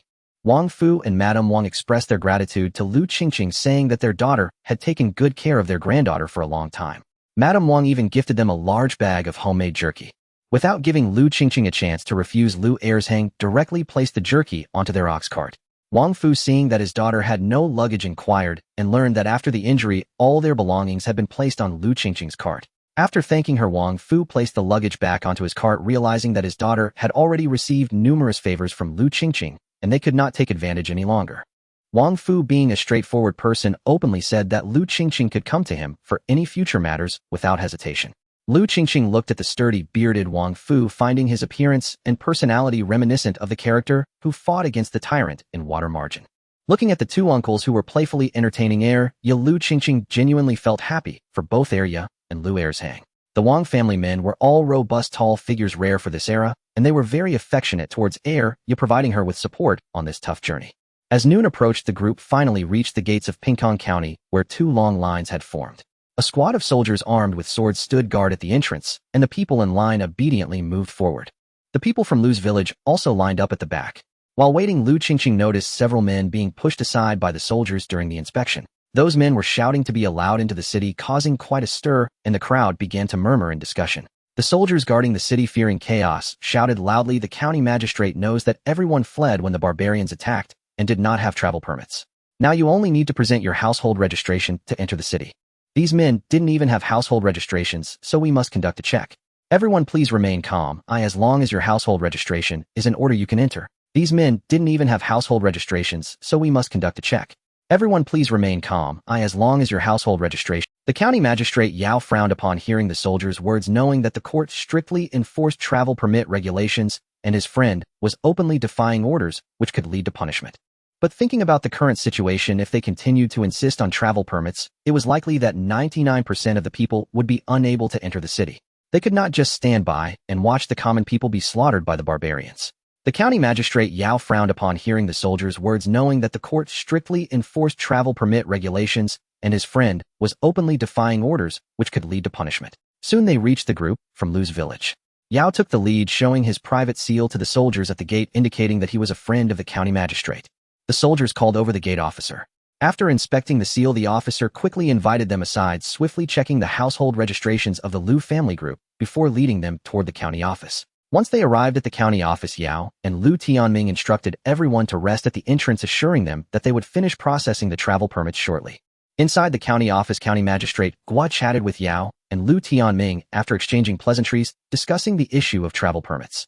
Hearing this, county magistrate Gua smiled bitterly. Wenlin, I know very well that allowing so many common people to enter the city without travel permits is a grave mistake. But to watch so many people die outside Qingqing County, I would be too afraid to close my eyes at night. The position of Qingqing County is unique. Detouring would be exceedingly difficult. I cannot block this lifeline for the common people. Yao looked at his friend who was showing signs of anguish and said Shuahai the barbarians will likely arrive in the next few days. Do you have any plans? County Magistrate Guo raised his eyes to look at Yao and said Qingqing County is the only barrier that can stop the barbarians in surrounding prefectures. If Qingqing County falls, countless common people will face slaughter. Fortunately, there is a military camp stationed in Qingqing County and the city walls are sturdy. We can hold out for a while. If the court can send reinforcements, we might still have a chance to defend it. If there are no reinforcements, then we all vow to live or die with Qingqing County. Yao and Lu Tianming looked at County Magistrate Guo in silence, then both bowed deeply to him. County Magistrate Guo smiled and said, "Don't think of me as so noble. Although I cannot leave, I have already sent my wife and children away. By the way, I am now allowing the county office to issue travel permits for the fleeing common people. I will have the clerk bring your household registrations to process the permits. Without travel permits, the surrounding counties will likely not let you through." Seeing the two men looking at him with admiration, County Magistrate Guo self-deprecatingly said, "Anyway, once the barbarians arrive, I won't survive, so I might as well do a good deed, considering it a blessing for my frail little son." Lu Qingqing waited at the entrance for a while until someone took them to process the travel permits. This time, she directly changed her name to Lu Qingqing, sharing the household registration with Qinlang. After finishing the travel permits, Lu Tianming and Yao also came to join them. The people from Lu's village initially intended to shop in Qingqing County, but found that all the shops had already closed and there were very few people on the streets. After inquiring, they learned that County Magistrate Guo had already sent away the elderly and weak. Apart from the stationed officials and soldiers in Qingqing County, there remained only a small number of volunteers who chose to stay and defend the city, as well as some elderly people who were unwilling to leave their hometown. The crowd found an ancient well in the street to replenish their water supply. As the water level in the well had significantly dropped, they took a long time to fill their buckets. Yao County Magistrate found Lu Tianming while resting. "Brother Lu, we have known each other for many years. Allow me to speak frankly. Your daughter is gentle and virtuous. I am here to inquire on behalf of my second son. Would you be willing to part with her?" Upon hearing this, Lu Tianming recalled Yao's second son Bo Wu. That boy was mature and steady. Unlike his literary brothers, he had practiced martial arts since childhood. Bo Wu was a good child, only a year older than Yuan Fang. If they truly became engaged, it would be a good thing. Lu Tianming had already accepted the idea in his heart and thought about the hardships of their current fleeing journey. He said, "Bo Wu has always been steady and down-to-earth. I quite like him. However, given that we are currently on this difficult journey, it may not be convenient." Yao County Magistrate quickly replied, "Certainly, we cannot slight Yuan Fang. I believe these two children are of age. Oh, why not let them become engaged first? Once we settle down, we can hold a wedding for them." Lu Tianming felt this was acceptable and said, "Given the hardships of this fleeing journey, let the engagement be simple, just exchanging tokens. We can hold a proper wedding once we are settled." Seeing that the matter was settled, Yao County Magistrate bid farewell to prepare for the engagement gifts. Cui Shi, seeing Yao County Magistrate walk away, approached and said, "Husband, how could the Yao family come to seek Yuan Fang's hand? Lady Yao has always looked down on us, thinking her family is of higher status. I had previously hinted at this, but it was brushed aside. Why are they willing now?" Lu Tianming glanced at his wife and replied, "Times have changed. Our group is comprised of people from Lu family village, most of whom are relatives.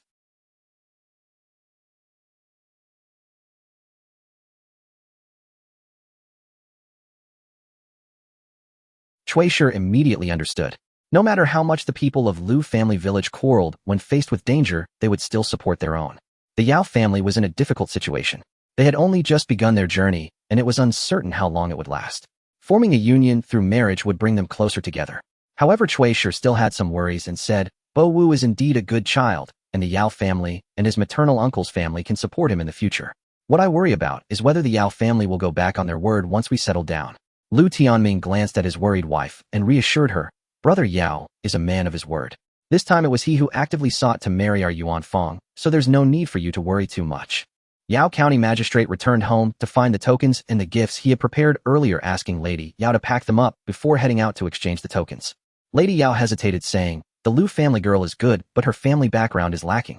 It will be hard for us to rely on her in the future. Shouldn't we reconsider?" Seeing his wife still hesitating, Yao County Magistrate comforted her. "You saw how we were attacked by fleeing soldiers before. Bo Wan and I were both injured, and we don't know how much danger lies ahead. Now Lu Tianming is commanding the group. The closer our relationship with his family, the greater our chances of survival will be."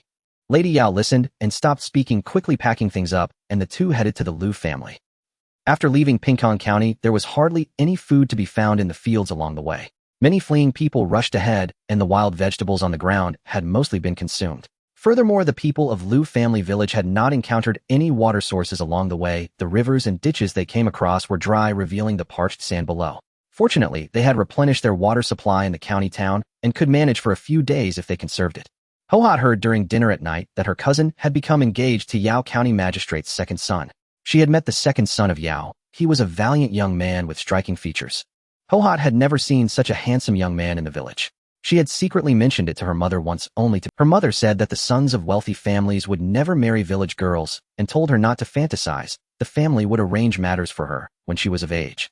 Her mother sternly warned her that no girl finds her own match. If she ruined her reputation, her life would be ruined. Yet now her cousin was engaging with the second son of Yao. Clearly they were all girls from the Lu family, and her father and uncle were brothers. Hohat felt a mix of bitterness and sorrow. After thinking for a long time, she believed she had never encountered a better man than Yao's second son. Hohat looked over at her uncle's house, staring for a moment before lowering her head. At night, while resting, the camp was surrounded by other refugees who were also resting. After the previous attack, the people of Lu family village were more vigilant. That night, apart from those on watch, some families with many members had assigned night watchmen, with each person on duty for 2 hours, which was manageable. Lu Qingqing, along with Zuzi's family and Aunt Lu's family, also took their turn to watch the night. Lu Qingqing was huddled by the fire, wrapped in a quilt, squinting as the wind blew dust toward her. Rubbing her eyes, she felt a bit more comfortable and looked around. Everything was quiet. Entering her space, Lu Qingqing inspected the potatoes and sweet potatoes she had planted earlier, which were growing vigorously. In the vegetable garden, she had only planted some tomatoes and a small bunch of greens. In the chicken coop, she hadn't collected eggs for several days, and there were now quite a few eggs piled up in the nest. Lu Qingqing used her quilt for cover to retrieve the eggs and put them into the basket designated for eggs in her space. After tidying up, she looked at the yam beans she had boiled earlier, taking one bowl out. Seeing that no one was paying attention, she sat with her back to the light, using the quilt for cover, and began to eat the yam beans. Finding it slightly bland, she took out some sugar powder to dip and eat. The sticky texture of the yam beans paired with sugar was quite delightful.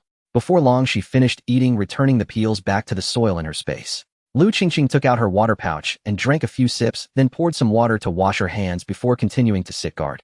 When the time came, Zuzi's wife came to take over the watch, and Lu Qingqing went back to sleep. The night passed without incident, and the next day, everyone continued to move forward.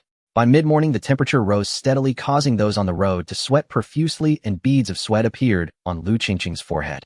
She wiped her face with a handkerchief and continued walking. At this time, the air was dry and hot, and since they had not found any water source after leaving Qingqing County, the villagers were very sparing with their water. At noon, during the rest period, Lu Qingqing, as usual, first unloaded the cart. Seeing the ox sticking its tongue out from the heat, she fetched half a basin of water from the cart's water barrel for it to drink. It seemed that the heat had made the ox thirsty. It thrust its head into the basin and drank up quickly. Other families with livestock were not so generous, only giving a small ladle of water to their animals. When they replenished their water supply in Qingqing County, many families thought they would still be able to find water along the way, so they only filled their buckets halfway. It wasn't that they didn't want to fill them up, it was just that with so much luggage on the cart, it was already heavy. Adding a full barrel of water would make it even heavier. No one expected that after leaving the city, they would not find any water sources. After consuming for a day or two, nearly a third of that half bucket of water had already been used. At this point, everyone naturally dared not waste any more.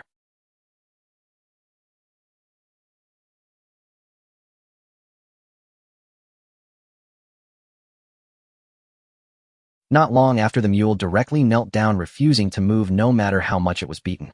The mule didn't have the strength of an ox. Since the beginning of their escape, it had been struggling to pull the family's cart, always in an overloaded state, and had not had enough to eat, becoming much thinner than before. The village chief was aware of the situation, watching as the team behind them maneuvered around and continued forward, worried that they would be left behind and robbed. He had no choice but to unload some luggage for his son to carry and dipped a ladle of water for the mule to drink. Only then did the mule rise and continue on its way. Fearing that the mule would have more problems on the road, the village chief gritted his teeth and took a handful of grain from the food bag, occasionally giving it some to eat. Another family with a mule, seeing the situation of the village chief's mule, feared that their own mule might also have problems and fed it some grain. In contrast, Lu Qingqing's ox was given hay, and she had been secretly giving it extra grain at night. It still looked relatively healthy. Ahead, Lu Tianming and the Yao family's cart were being fed special fodder without issues. The old village chief, however, was worried about his old ox, as he had been continuously unloading luggage for some time. The items on his cart were even less than what the mule from other families were pulling, yet the old ox was still tiring every day. The old village chief had saved up for a long time to buy this ox, and valued it greatly. For many farmers, saving money for a lifetime might not even be enough to buy an ox, as they considered it very important. On this escape road, the role of an ox was even more significant. The old village chief licked his dry lips, deciding to save some water at home, so he could allocate more to this old companion. Hohat tugged at the burden on her back, watching her grandfather staring at the ox again, rolling her eyes. Others could sit on their ox carts while her family's ox was like an ancestor. Her grandfather had been unloading luggage for the past few days. Lu Tianming couldn't just watch his old father carry things, so he placed most of the unloaded luggage onto the cart. Then Hohat was called down by her father to continue walking, still having to carry things. Right now she was relying on sheer willpower to hold on, and had no strength to complain. Hohat looked at the two carts from the Yao family, revealing a look of yearning. The Yao family members were all sitting in the cart regardless of whether they were women or men. Hohat thought about how her cousin would be able to continue riding the cart after marrying into that family, while she could only marry a farmer, a trace of unwillingness flashing across her face. At that moment, shouts came from the back of the team as the notorious Shrew Titan's mother was scolding Titan's wife. Titan's family was not wealthy in the village, but Titan's mother was famously fierce.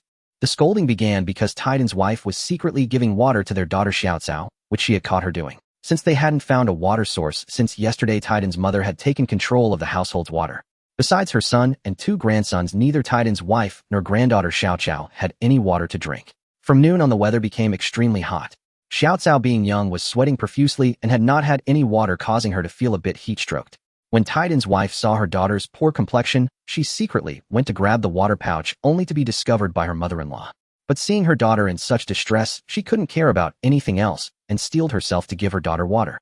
No matter how much her mother-in-law scolded, she refused to hand over the water pouch.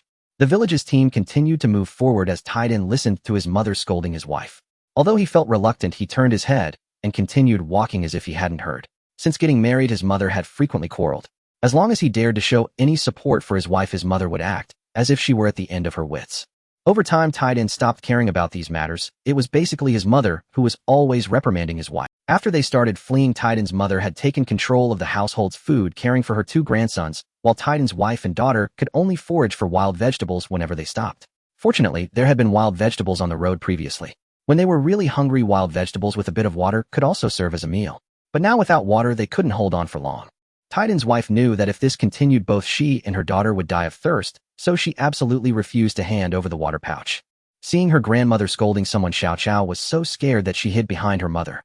Titan's wife stood tall, blocking her daughter, silently watching her mother-in-law. Seeing her daughter-in-law daring to resist, Titan's mother became furious, no longer caring about the journey, and directly lunged at Titan's wife, yelling as she did, "You unfilial thing, you dare to defy your mother-in-law.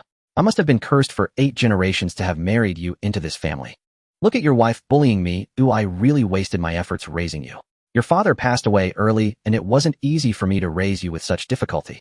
Titan felt the eyes of those around him on him, feeling embarrassed, and stopped the cart to shout at his wife, "You foolish woman, hurry up and give the water pouch to my mother. If you continue to oppose her, see if I won't beat you." When Titan was 4 or 5 years old, his father was bitten to death in the mountains, and when they found him, he was in a terrible state, eaten piece by piece. As a widow raising children, Titan's mother became increasingly fierce to avoid being bullied, yet raised Titan to be soft-hearted. Before, when Titan's mother was looking for a daughter-in-law, she specifically chose someone from a family that wasn't strong and had a soft temperament, ensuring she could control her daughter-in-law after marriage. For many years, Titan's wife had been very obedient, heavily managed by her mother-in-law, doing all the work in the but now seeing that if she continued to obey, both she and her daughter would lose their lives, Titan's wife couldn't care about anything else. Even if it was for her daughter, she had to fight back. Seeing that she wasn't listening, Titan just wanted to resolve the issue quickly, so he got off the cart to snatch the water pouch. However, he didn't notice that while they had been arguing, the team ahead had already moved a considerable distance. The surrounding refugees, seeing the high stack of luggage on their cart and vaguely spotting bags of grain underneath, were becoming restless. Among the refugees, there was a disheveled man whose hair was tangled. Ever since they had fallen behind in the team, he had been watching Titan's family's cart. Seeing that the team ahead was getting farther away, he stealthily approached Titan's family's cart. At this moment, Titan was trying to snatch the water pouch from his wife's hands. Although Titan's wife was not as strong as him, she desperately protected the water pouch, refusing to let go despite the punches landing on her head and body. At this time, seeing her daughter-in-law being hit, Titan's mother was feeling pleased, but she soon noticed that some refugees had already approached their cart, scaring her so much that she yelled and rushed towards the cart. "Kid on, someone is stealing grain. Hurry, come quickly." At this moment, the disheveled man had already reached the side of the cart. Upon hearing the commotion, he quickly yanked off the bedding on top, grabbed a bag of grain from underneath, threw it over his shoulder, and ran away. The nearby refugees rushed forward to snatch things, and Tai Dawn Mother crouched on the cart, trying to protect it with her body, but it was of little use. In a state of panic, she cried out for help. Tai Dan was also fighting against the looting refugees, but his fists were no match for their numbers, and he ended up getting hit several times. At this moment, Tai Dawn's wife was also frightened. Seeing her two sons crying at the side of the cart, she noticed a refugee charging towards the children and grabbed her daughter rushing towards her sons. At this time, the front of the line also realized that Tai Dawn's family was being robbed, and the men in the group rushed over with their weapons. The refugees caught in the act of looting saw the approaching group and fled in a hurry. The refugee who was snatching the child from Tai Dawn's wife also noticed the incoming people and immediately let go and turned to run, while Tai Dawn's wife fell to the ground holding the child. Tai Dawn's mother looked at the almost empty cart, her family's belongings scattered all over the ground. She hurried to search for their food only to find that both bags of grain had been stolen, and she immediately burst into tears. All my family's food has been taken by these heartless thieves. How am I supposed to live now? Tai Dan stared blankly at his empty cart, struggling to accept the reality. He quickly ran to the side of the cart and saw that there was still some water left in the bucket, which made him feel a bit better. Fortunately, the bucket was tied securely. Although it had been pulled and spilled a lot, there was still some water at the bottom. Suddenly, as if struck by a thought, he rummaged through the luggage and found a small half bag of fine grain at the very. This was what they had received earlier. His family had been reluctant to eat it, thinking they could exchange it for silver in the next county. Little did he expect that this was all that remained. Lu Tianming watched Tai Dawn's mother and wife with a mix of anger and disbelief. He had warned them multiple times not to fall behind on the road, even advising those in urgent need to ensure their belongings stayed with the group. This family, however, had carelessly left their food and belongings behind for a sip of water.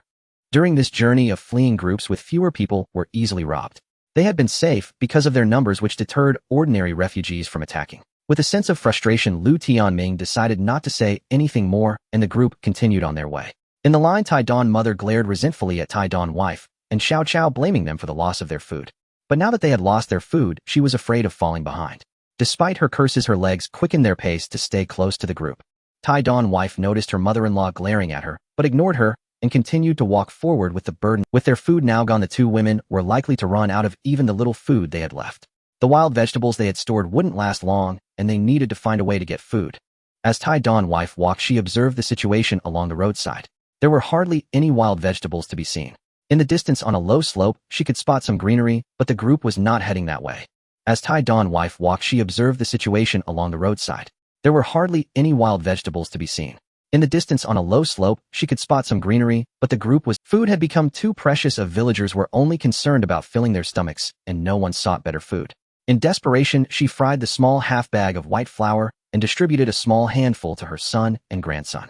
Seeing Tai Dawn's wife and Xiao Qiao approaching, she hid the grain bag in her arms and scolded, "You two bring misfortune. How dare you come here for a meal? The food at home is gone because of you. Get away from me." Tai Dawn's wife watched her husband eat the white flour, but he turned his head away from her. The two sons nearby were licking the flour, and the younger son wanted to get up upon seeing her, but was pulled back by the elder brother. Tai Dawn's wife touched her empty stomach and pulled Xiao Qiao away into the distance. Tai Dawn's mother, watching the two walk away, displayed a look of disdain, then lowered her head to check on her two grandsons. Seeing them choking, she hurriedly fed them some water. After dinner, Lu Tianming gathered the heads of the families in the group again and emphasized the importance of not falling behind during their escape. As he spoke, everyone looked at Tai Dan in the crowd. Tai Dan wished he could bury his head in the ground. Men who couldn't control their wives were often laughed at in the village. Previously, when his mother scolded his wife had softened quickly without causing a scene. This time, however, the situation escalated, leading to the loss of most of their food and belongings. Now he truly wanted to divorce his wife. The thought of how the village men would mock him made him grit his teeth in frustration. After Lu Tianming finished speaking and arranged for those on duty, he let everyone go back to rest. As soon as Tai Dan heard it was over, he hurried back, fearing that someone in the village might laugh at him. He walked ahead alone, while whispers followed from behind. In the dead of night, Tai Dawn's wife finally returned with Xiao Qiao. They had dug up some wild vegetables. Earlier, while digging, they had eaten some, and with little water left, they could only try to shake off the dirt from the wild vegetables before eating. The wild vegetables mixed with dirt were hard to eat, but the two starving couldn't afford to be picky. Under the scorching sun, Lu Qingqing stood on the ox cart looking ahead. The road was filled with scattered refugees kicking up dust, and there was no sign of a river in sight. Their group had not encountered a water source for 4 days. Even with conservation, most families were running low on water, and those with livestock were suffering even more. The lack of drinking water for the livestock, combined with the scorching heat, had significantly slowed their pace. After passing Qingqing County, the map in Yao County's hands was no longer useful, and they couldn't find a water source with the river bends they passed already dried up. While they had buckets to carry water, those refugees, without luggage, were already weak. Long periods of dehydration caused many to collapse by the roadside and never get back up. It was now common to see corpses along the road surrounded by swarms of flies. The hot weather exuded a... When Lu Qingqing first saw this, she was startled, but after seeing it almost every day during their long journey, she simply turned her head away and looked no more. Now everyone in the group had switched to wearing lighter clothing. As the temperature rose, even walking a short distance in light clothes would cause them to sweat. In the middle of the group, Lu Tianfu called for his mother to come push the cart, while watching Xiu'er, who was sweating from walking beside him. He ran over first to wipe the sweat off Xiu'er with his sleeve, then handed her the water pouch to drink. Tianfu's mother looked at her son's ungratefulness and rolled her eyes in frustration, but dared not say anything. Previously, she thought that when a new daughter-in-law came into the family, she should set some rules. Little did she know that her son saw this, and not only took the daughter-in-law away, but also scolded her. Tianfu's mother felt as though her grown son was no longer hers. Every day she watched him treat her with kindness and care, and her heart felt both sour and pained. She simply turned her head away to avoid seeing the well-behaved little Shirtu sitting quietly in the cart. Tianfu's mother had longed for a grandson for many years. Although this child was brought by Xiu'er, he had always been well-behaved and was good-looking. Even though he wasn't her biological grandson, she cherished this eldest grandson very much. Seeing that Little Stone was sitting obediently, Tianfu Nyang asked, "Little Stone, is your bottom sore from sitting? Grandma can put some cushions for you to sit here." Seeing Little Stone obediently coming over, she handed him a water pouch. "You must be thirsty, drink some water quickly." Little Stone took a small sip of water. His mother had told him before that water was scarce right now, so he needed to conserve it, and he always remembered that. Tianfu Nyang felt even more heartbroken seeing how sensible this child was, saying, "Little Stone is truly Grandma's good grandson. When we rest tonight, I will make you some baked cakes. They'll be so fragrant." At this moment, the atmosphere at old Lu's house was far from harmonious. Li Jinbeo's parents had approached Lu and Li several times, but had not received any water or food. Li Jinbao was not used to wild vegetables. Even though his wife and parents had been sustaining themselves with wild vegetables, saving the food for him, and the child, their food supply was still running low. Seeing that they couldn't get food from their daughter, Li Jinbeo's parents directly went to find old Lu. At this time, Jinbeo's father was crying to old Lu, "In-law, I don't want to be in this position, but I truly feel embarrassed to ask you for this. Our food has run out, and my little grandson hasn't had any food for 2 days. He's so hungry that he can barely walk. In-law, don't worry, as long as things settle down, we will definitely return it to you." Old Lu's face was long as he listened to this shameless in-law's lament. At that moment, he even had the heart to deal with his eldest daughter-in-law. "In-law, it's not that I don't want to lend it, it's just that our food is also running low." Upon hearing this, Jinbeo's father realized he was trying to evade responsibility and continued, "Before the disaster, didn't you buy 8 bags of grain? No matter how much you eat, there should still be plenty left, right? We won't ask for much, just 1 bag of grain will do." Old Lu's face grew even longer upon hearing this, internally cursing his eldest daughter-in-law for being a traitor, revealing their family's resources. He also secretly cursed Li Lao for being shameless, still wanting to borrow a bag when he didn't want to give away even a single grain. Old Lu truly didn't know how to respond at this point. He glanced at his wife lying on the cart and wished she could get up and stir things up, forcing him to leave. But his wife had been traumatized before the disaster and had not recovered since, and after the loss of their second son, her condition worsened, lying in a daze on the cart for days. Seeing old Lu remain silent, Jinbeo's father was not discouraged. He knew it was hard to get grain, so he continued, "In-law, my daughter Zhaodi has given you a big grandson. The Zhuang is both smart and filial. My daughter's contribution cannot be underestimated. I know you are also in a tough spot. Don't worry, when I return the grain, I will pay you an interest of 20%. I won't let you suffer any loss." Upon hearing the 20% interest, old Lu understood what was being implied and felt even angrier. But right now they were on the road and the villagers around were eavesdropping. He had always cared about his reputation. Seeing Li's old man's attitude, he feared that if he didn't lend it, this would continue to drag on. Old Lu's eyes turned and he came up with an idea. "In-law, lending you grain isn't out of the question, but there's one condition: our water supply is really low. Besides the 20% interest, you need to give us some water too. And also this grain needs to be documented with an IOU." Hearing him relent, Jinbeo's father felt overjoyed, but upon hearing he wanted water, he started to ponder. Their household's grain was low, but they had filled up more water beforehand, thinking it would be enough to cook wild vegetable porridge to fill their stomachs. Now they indeed had quite a bit of water left. In recent days, many families in the group were short on water, but if one were to say which family would be willing to exchange grain for water, there truly was none. Everyone thought they would find water soon enough. After a moment of thought, Jinbeo's father agreed. Old Lu rummaged through his grain bags, painfully scooping out about 10 jin, and then stopped. Jinbeo's father took the 10 jin of grain he received. His face twitched. He thought he would at least get half a bag, but to his surprise, he only got 10 jin, secretly cursing old Lu for being so stingy. Reluctantly, Jinbeo's father took the grain bag back, and only at night during their rest did he scoop a ladle of water for old Lu's family.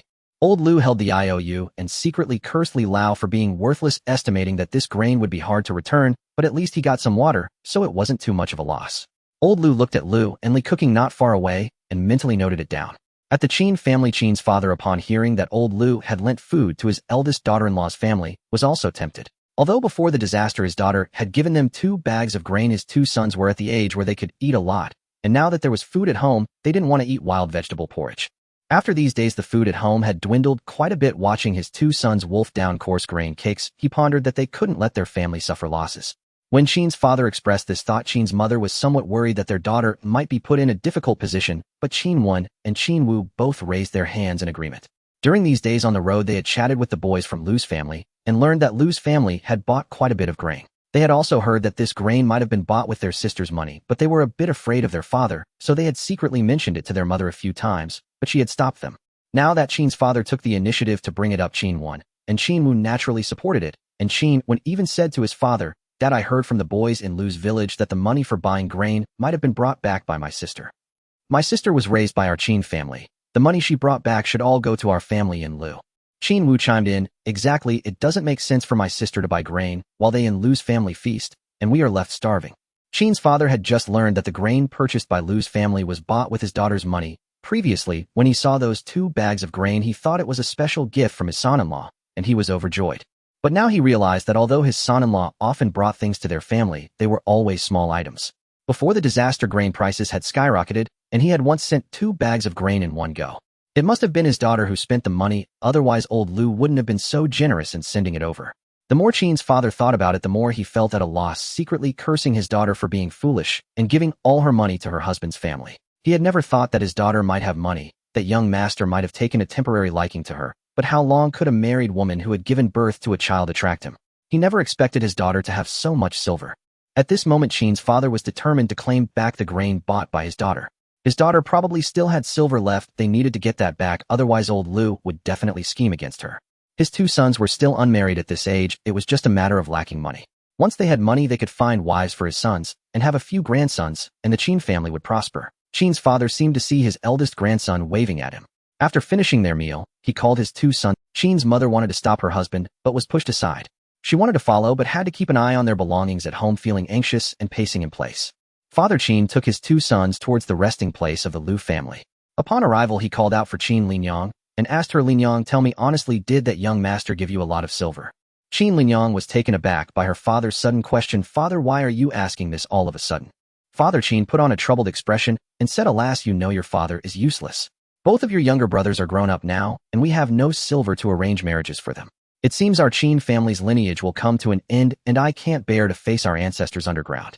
Seeing her father in such a state, Qin Linyang hurried over to support him, comforting, "Father, we must wait until we escape and settle down before we can talk about the younger brothers' marriages. At that time we can calculate how much we are short, and I will help a little." Upon hearing this, Father Qin realized that his daughter had indeed received money from the young master. He was overjoyed, saying, "Linyang, hand over the silver to me. I will keep it safe for you. The road is not safe, and you mustn't lose it again." Qin Linyang felt a bit embarrassed and replied, "Father, I don't have much silver left, and both Erzwang and Sanya are still young. There will be many places where money will be needed in the future. I've heard that children must start studying by the age of 5 or 6. Only then will they have a future. Once we settle down, I need to send Erzwang to school, which will not be cheap." Father Qin became somewhat angry, saying, "Your mother and I raised you all this time. Now that you have money, you think only of your in-laws and not of us. It's as if we raised you for nothing." Seeing her father angry, Qin Linyang quickly explained, "Father, it's not that I want help.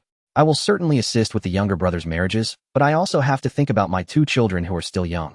Father Qin had spoken a bit loudly out of anger, and noticing the surrounding people's gazes, he quickly lowered his voice, saying, "Linyang, I don't ask for much, just give me 10 taels of silver. In the future, I will help your 2 younger brothers with their marriages." Qin Linyang was surprised at her father's request for such a large sum, saying, "Father, where would I find that much silver?" Father Qin quickly reassured her, "When you run into trouble in the future, do you think the Lu family will help you?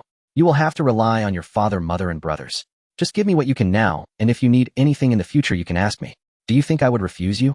After saying this, Father Qin saw Lu Laoda looking over, and whispered hurry and get it. If the people from the Lu family find out, it will be troublesome. Qin Linyang noticed Lu Laoda looking at them and worried that her father-in-law would find out that her family was asking her for money, so she quickly turned and walked towards her belongings. In no time, Qin Linyang returned holding a piece of silver, shielding herself as she handed it to her father. Father Qin took it and saw that it was a total silver nugget, and he was delighted to take it. Although he had asked for 10 taels, he had been asking for too much, trying to con his daughter. Now that he had received 2 taels, he was very happy and advised her, "You should go back now and stay with the third child, don't come out. I have something to discuss with your father-in-law." Qin Linyang was a bit puzzled but habitually obeyed her father's words and turned to go back. Only then did Father Qin lead his 2 sons aggressively towards Lu Laotu. Lu Laotu had just finished eating and was sitting on the ground picking his teeth when he saw Father Qin approaching and greeted him. "My son-in-law has arrived. Have you eaten?" Father Qin put on a pained expression and said to Lu Laotu, "Alas, what food is left at home?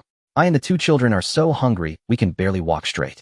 Lu Laotu's face darkened instantly upon hearing this familiar phrase. It was exactly what old Li had said earlier when he came to ask for food. Lu Laotu replied irritably, "Don't joke around, my son-in-law.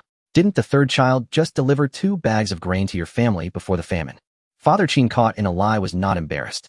"My 2 half-grown boys eat too much. My son-in-law must know this." Lu Laotu, hearing this, felt that Father Qin was mocking him for losing his second son and was no longer polite. "If you have nothing to do, just go back and rest. It's tiring enough to travel every day." Seeing that Lu Laotu wanted to drive him away, Father Qin dropped the pretense. "Before the famine, my Linyang bought a lot of grain with silver. Now my family's grain is running out, and I'm here to get a few bags." Lu Laoda had been watching this side for a while. Hearing his father shout, he called out to the third son who was accompanying his. Upon hearing this, Lu Laotu realized he knew about the third son's wife buying grain with money, but could not let them take the grain without a fight. He shouted to his 2 sons, "Eldest third, someone is trying to steal the grain. Quickly grab something." Lu Laoda had been watching this side for a while. Hearing his father shout, he called out to the third son who was accompanying his wife to come over quickly. Lu Laoda came over with a weapon and struck at the Qin family father and sons who were loading the grain.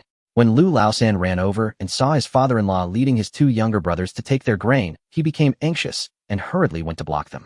At this moment, the surrounding villagers from the Lu family who were resting heard Lu Laoda shout about the grain theft and gathered to see what was happening.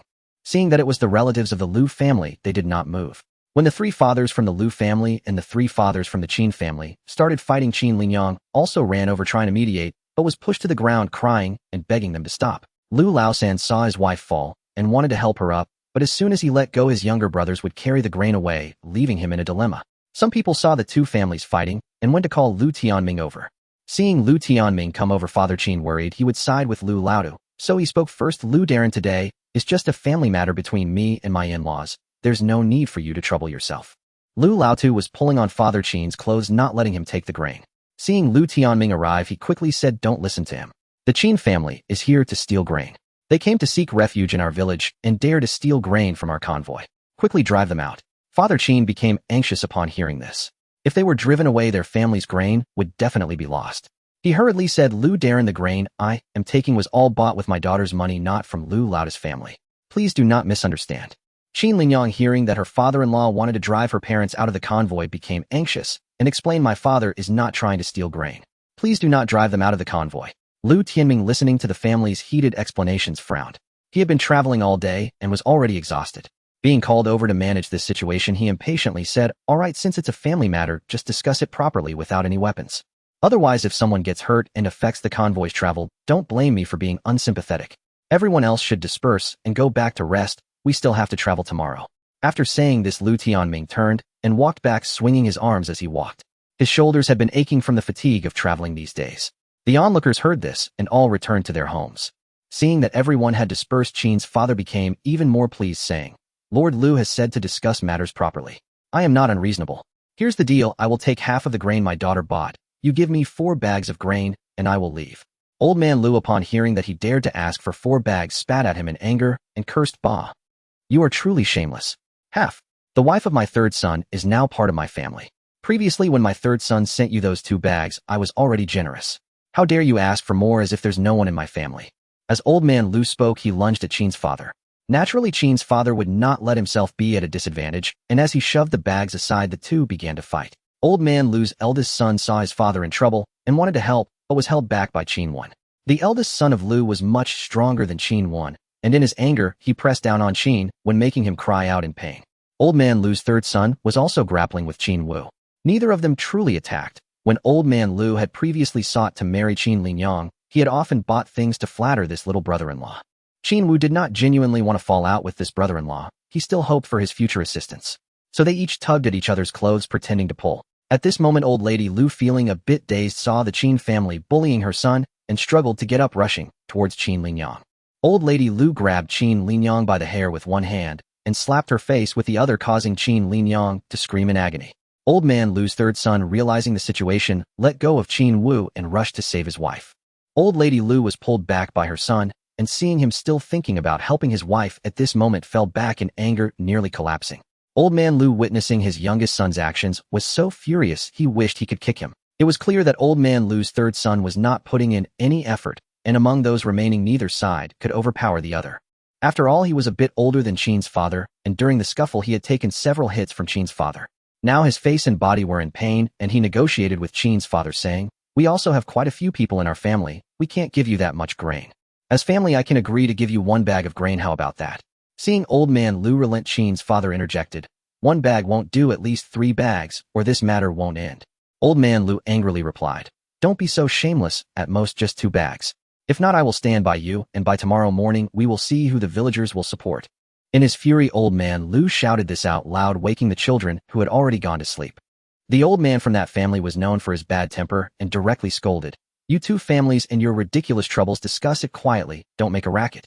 If you wake my grandson again, I'll deal with you." Old man Lu recognized that this was a family with many sons in the village, and in terms of seniority, they were older than him. He immediately quieted down and spoke to Qin's father in a lower voice. After whispering for a while, the Qin family finally left with 2 bags of grain. Old man Lu was so angry that he couldn't sleep all night, staring wide-eyed until dawn. That afternoon, Lu Qingqing followed alongside a bullock cart, pushed forward by the wind from behind, adjusting the veil on her head. To see the road clearly, the veil was lifted, but with the dust in the wind, Lu Qingqing had already grown accustomed to squinting to see the path. Her gaze fell upon the barren fields by the roadside, stretching out to reveal a vast expanse of earthy yellow. Since leaving Qingqing County, they had not found a water source for 6 days. There were no streams, and now some families in the group had started collecting urine. Listening to the sound of the wind, Lu Qingqing hurriedly lowered the veil again. Soon the wind blew in, and the sand particles wrapped in it hit her body, causing some pain. At this moment, most families in the group wore improved veils, mostly sewing a piece of cloth onto their straw hats to block the wind and sand. When the wind had just risen yesterday, everyone was unaware of its ferocity. After swallowing a mouthful of sand, they found the sensation of sand hitting their bodies quite unpleasant. Hearing the wind sound growing louder behind her, Lu Qingqing looked around and saw there were no trees to shield them, feeling a bit anxious. Ahead, Lu Tianming frowned and looked back. The sky was dim and the wind and sand were heavy, making it hard to see far. Lu Tianming called out loudly for everyone to speed up. As soon as he finished speaking, he started coughing, having swallowed a mouthful of sand while talking. The villagers also heard the sound of the wind behind them and the sand hitting them, occasionally unconsciously quickening. In the group, even the sound of conversation faded. Everyone moved forward in silence. Finally, after half an hour, they encountered a patch of woodland. They must have passed several batches of refugees ahead, as the leaves on the trees were stripped bare. Lu Tianming struck a gong to signal everyone to stop. Although it was not yet time for their usual break and the sky was still bright, no one questioned it, as the sound of the wind was making them uneasy. After stopping, everyone spontaneously moved towards the forest. Lu Qingqing and Qin Lang also pulled the bullock cart inward, originally wanting to go further, but they heard the howling wind coming from behind. With no time to look back, she quickly pulled Qin Lang towards a large tree to take cover. A strong wind swept in with sand from behind, causing Lu Qingqing to stumble, and she hurriedly clutched the large tree beside her. The bull was frightened and cried out, but Qin Lang managed to hold the reins tightly to keep it calm. At the same time, screams of surprise erupted from behind, as some were caught off guard and rolled away with the wind, while others had their belongings blown away. Lu Qingqing crouched down, burying her head deeply in her knees.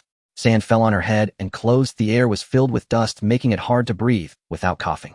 When the wind stopped, Lu Qingqing immediately tied the bullock cart's reins tightly to the tree and took out another rope to tie herself and Qin Lang to the tree, both maintaining a crouch position while holding onto the tree.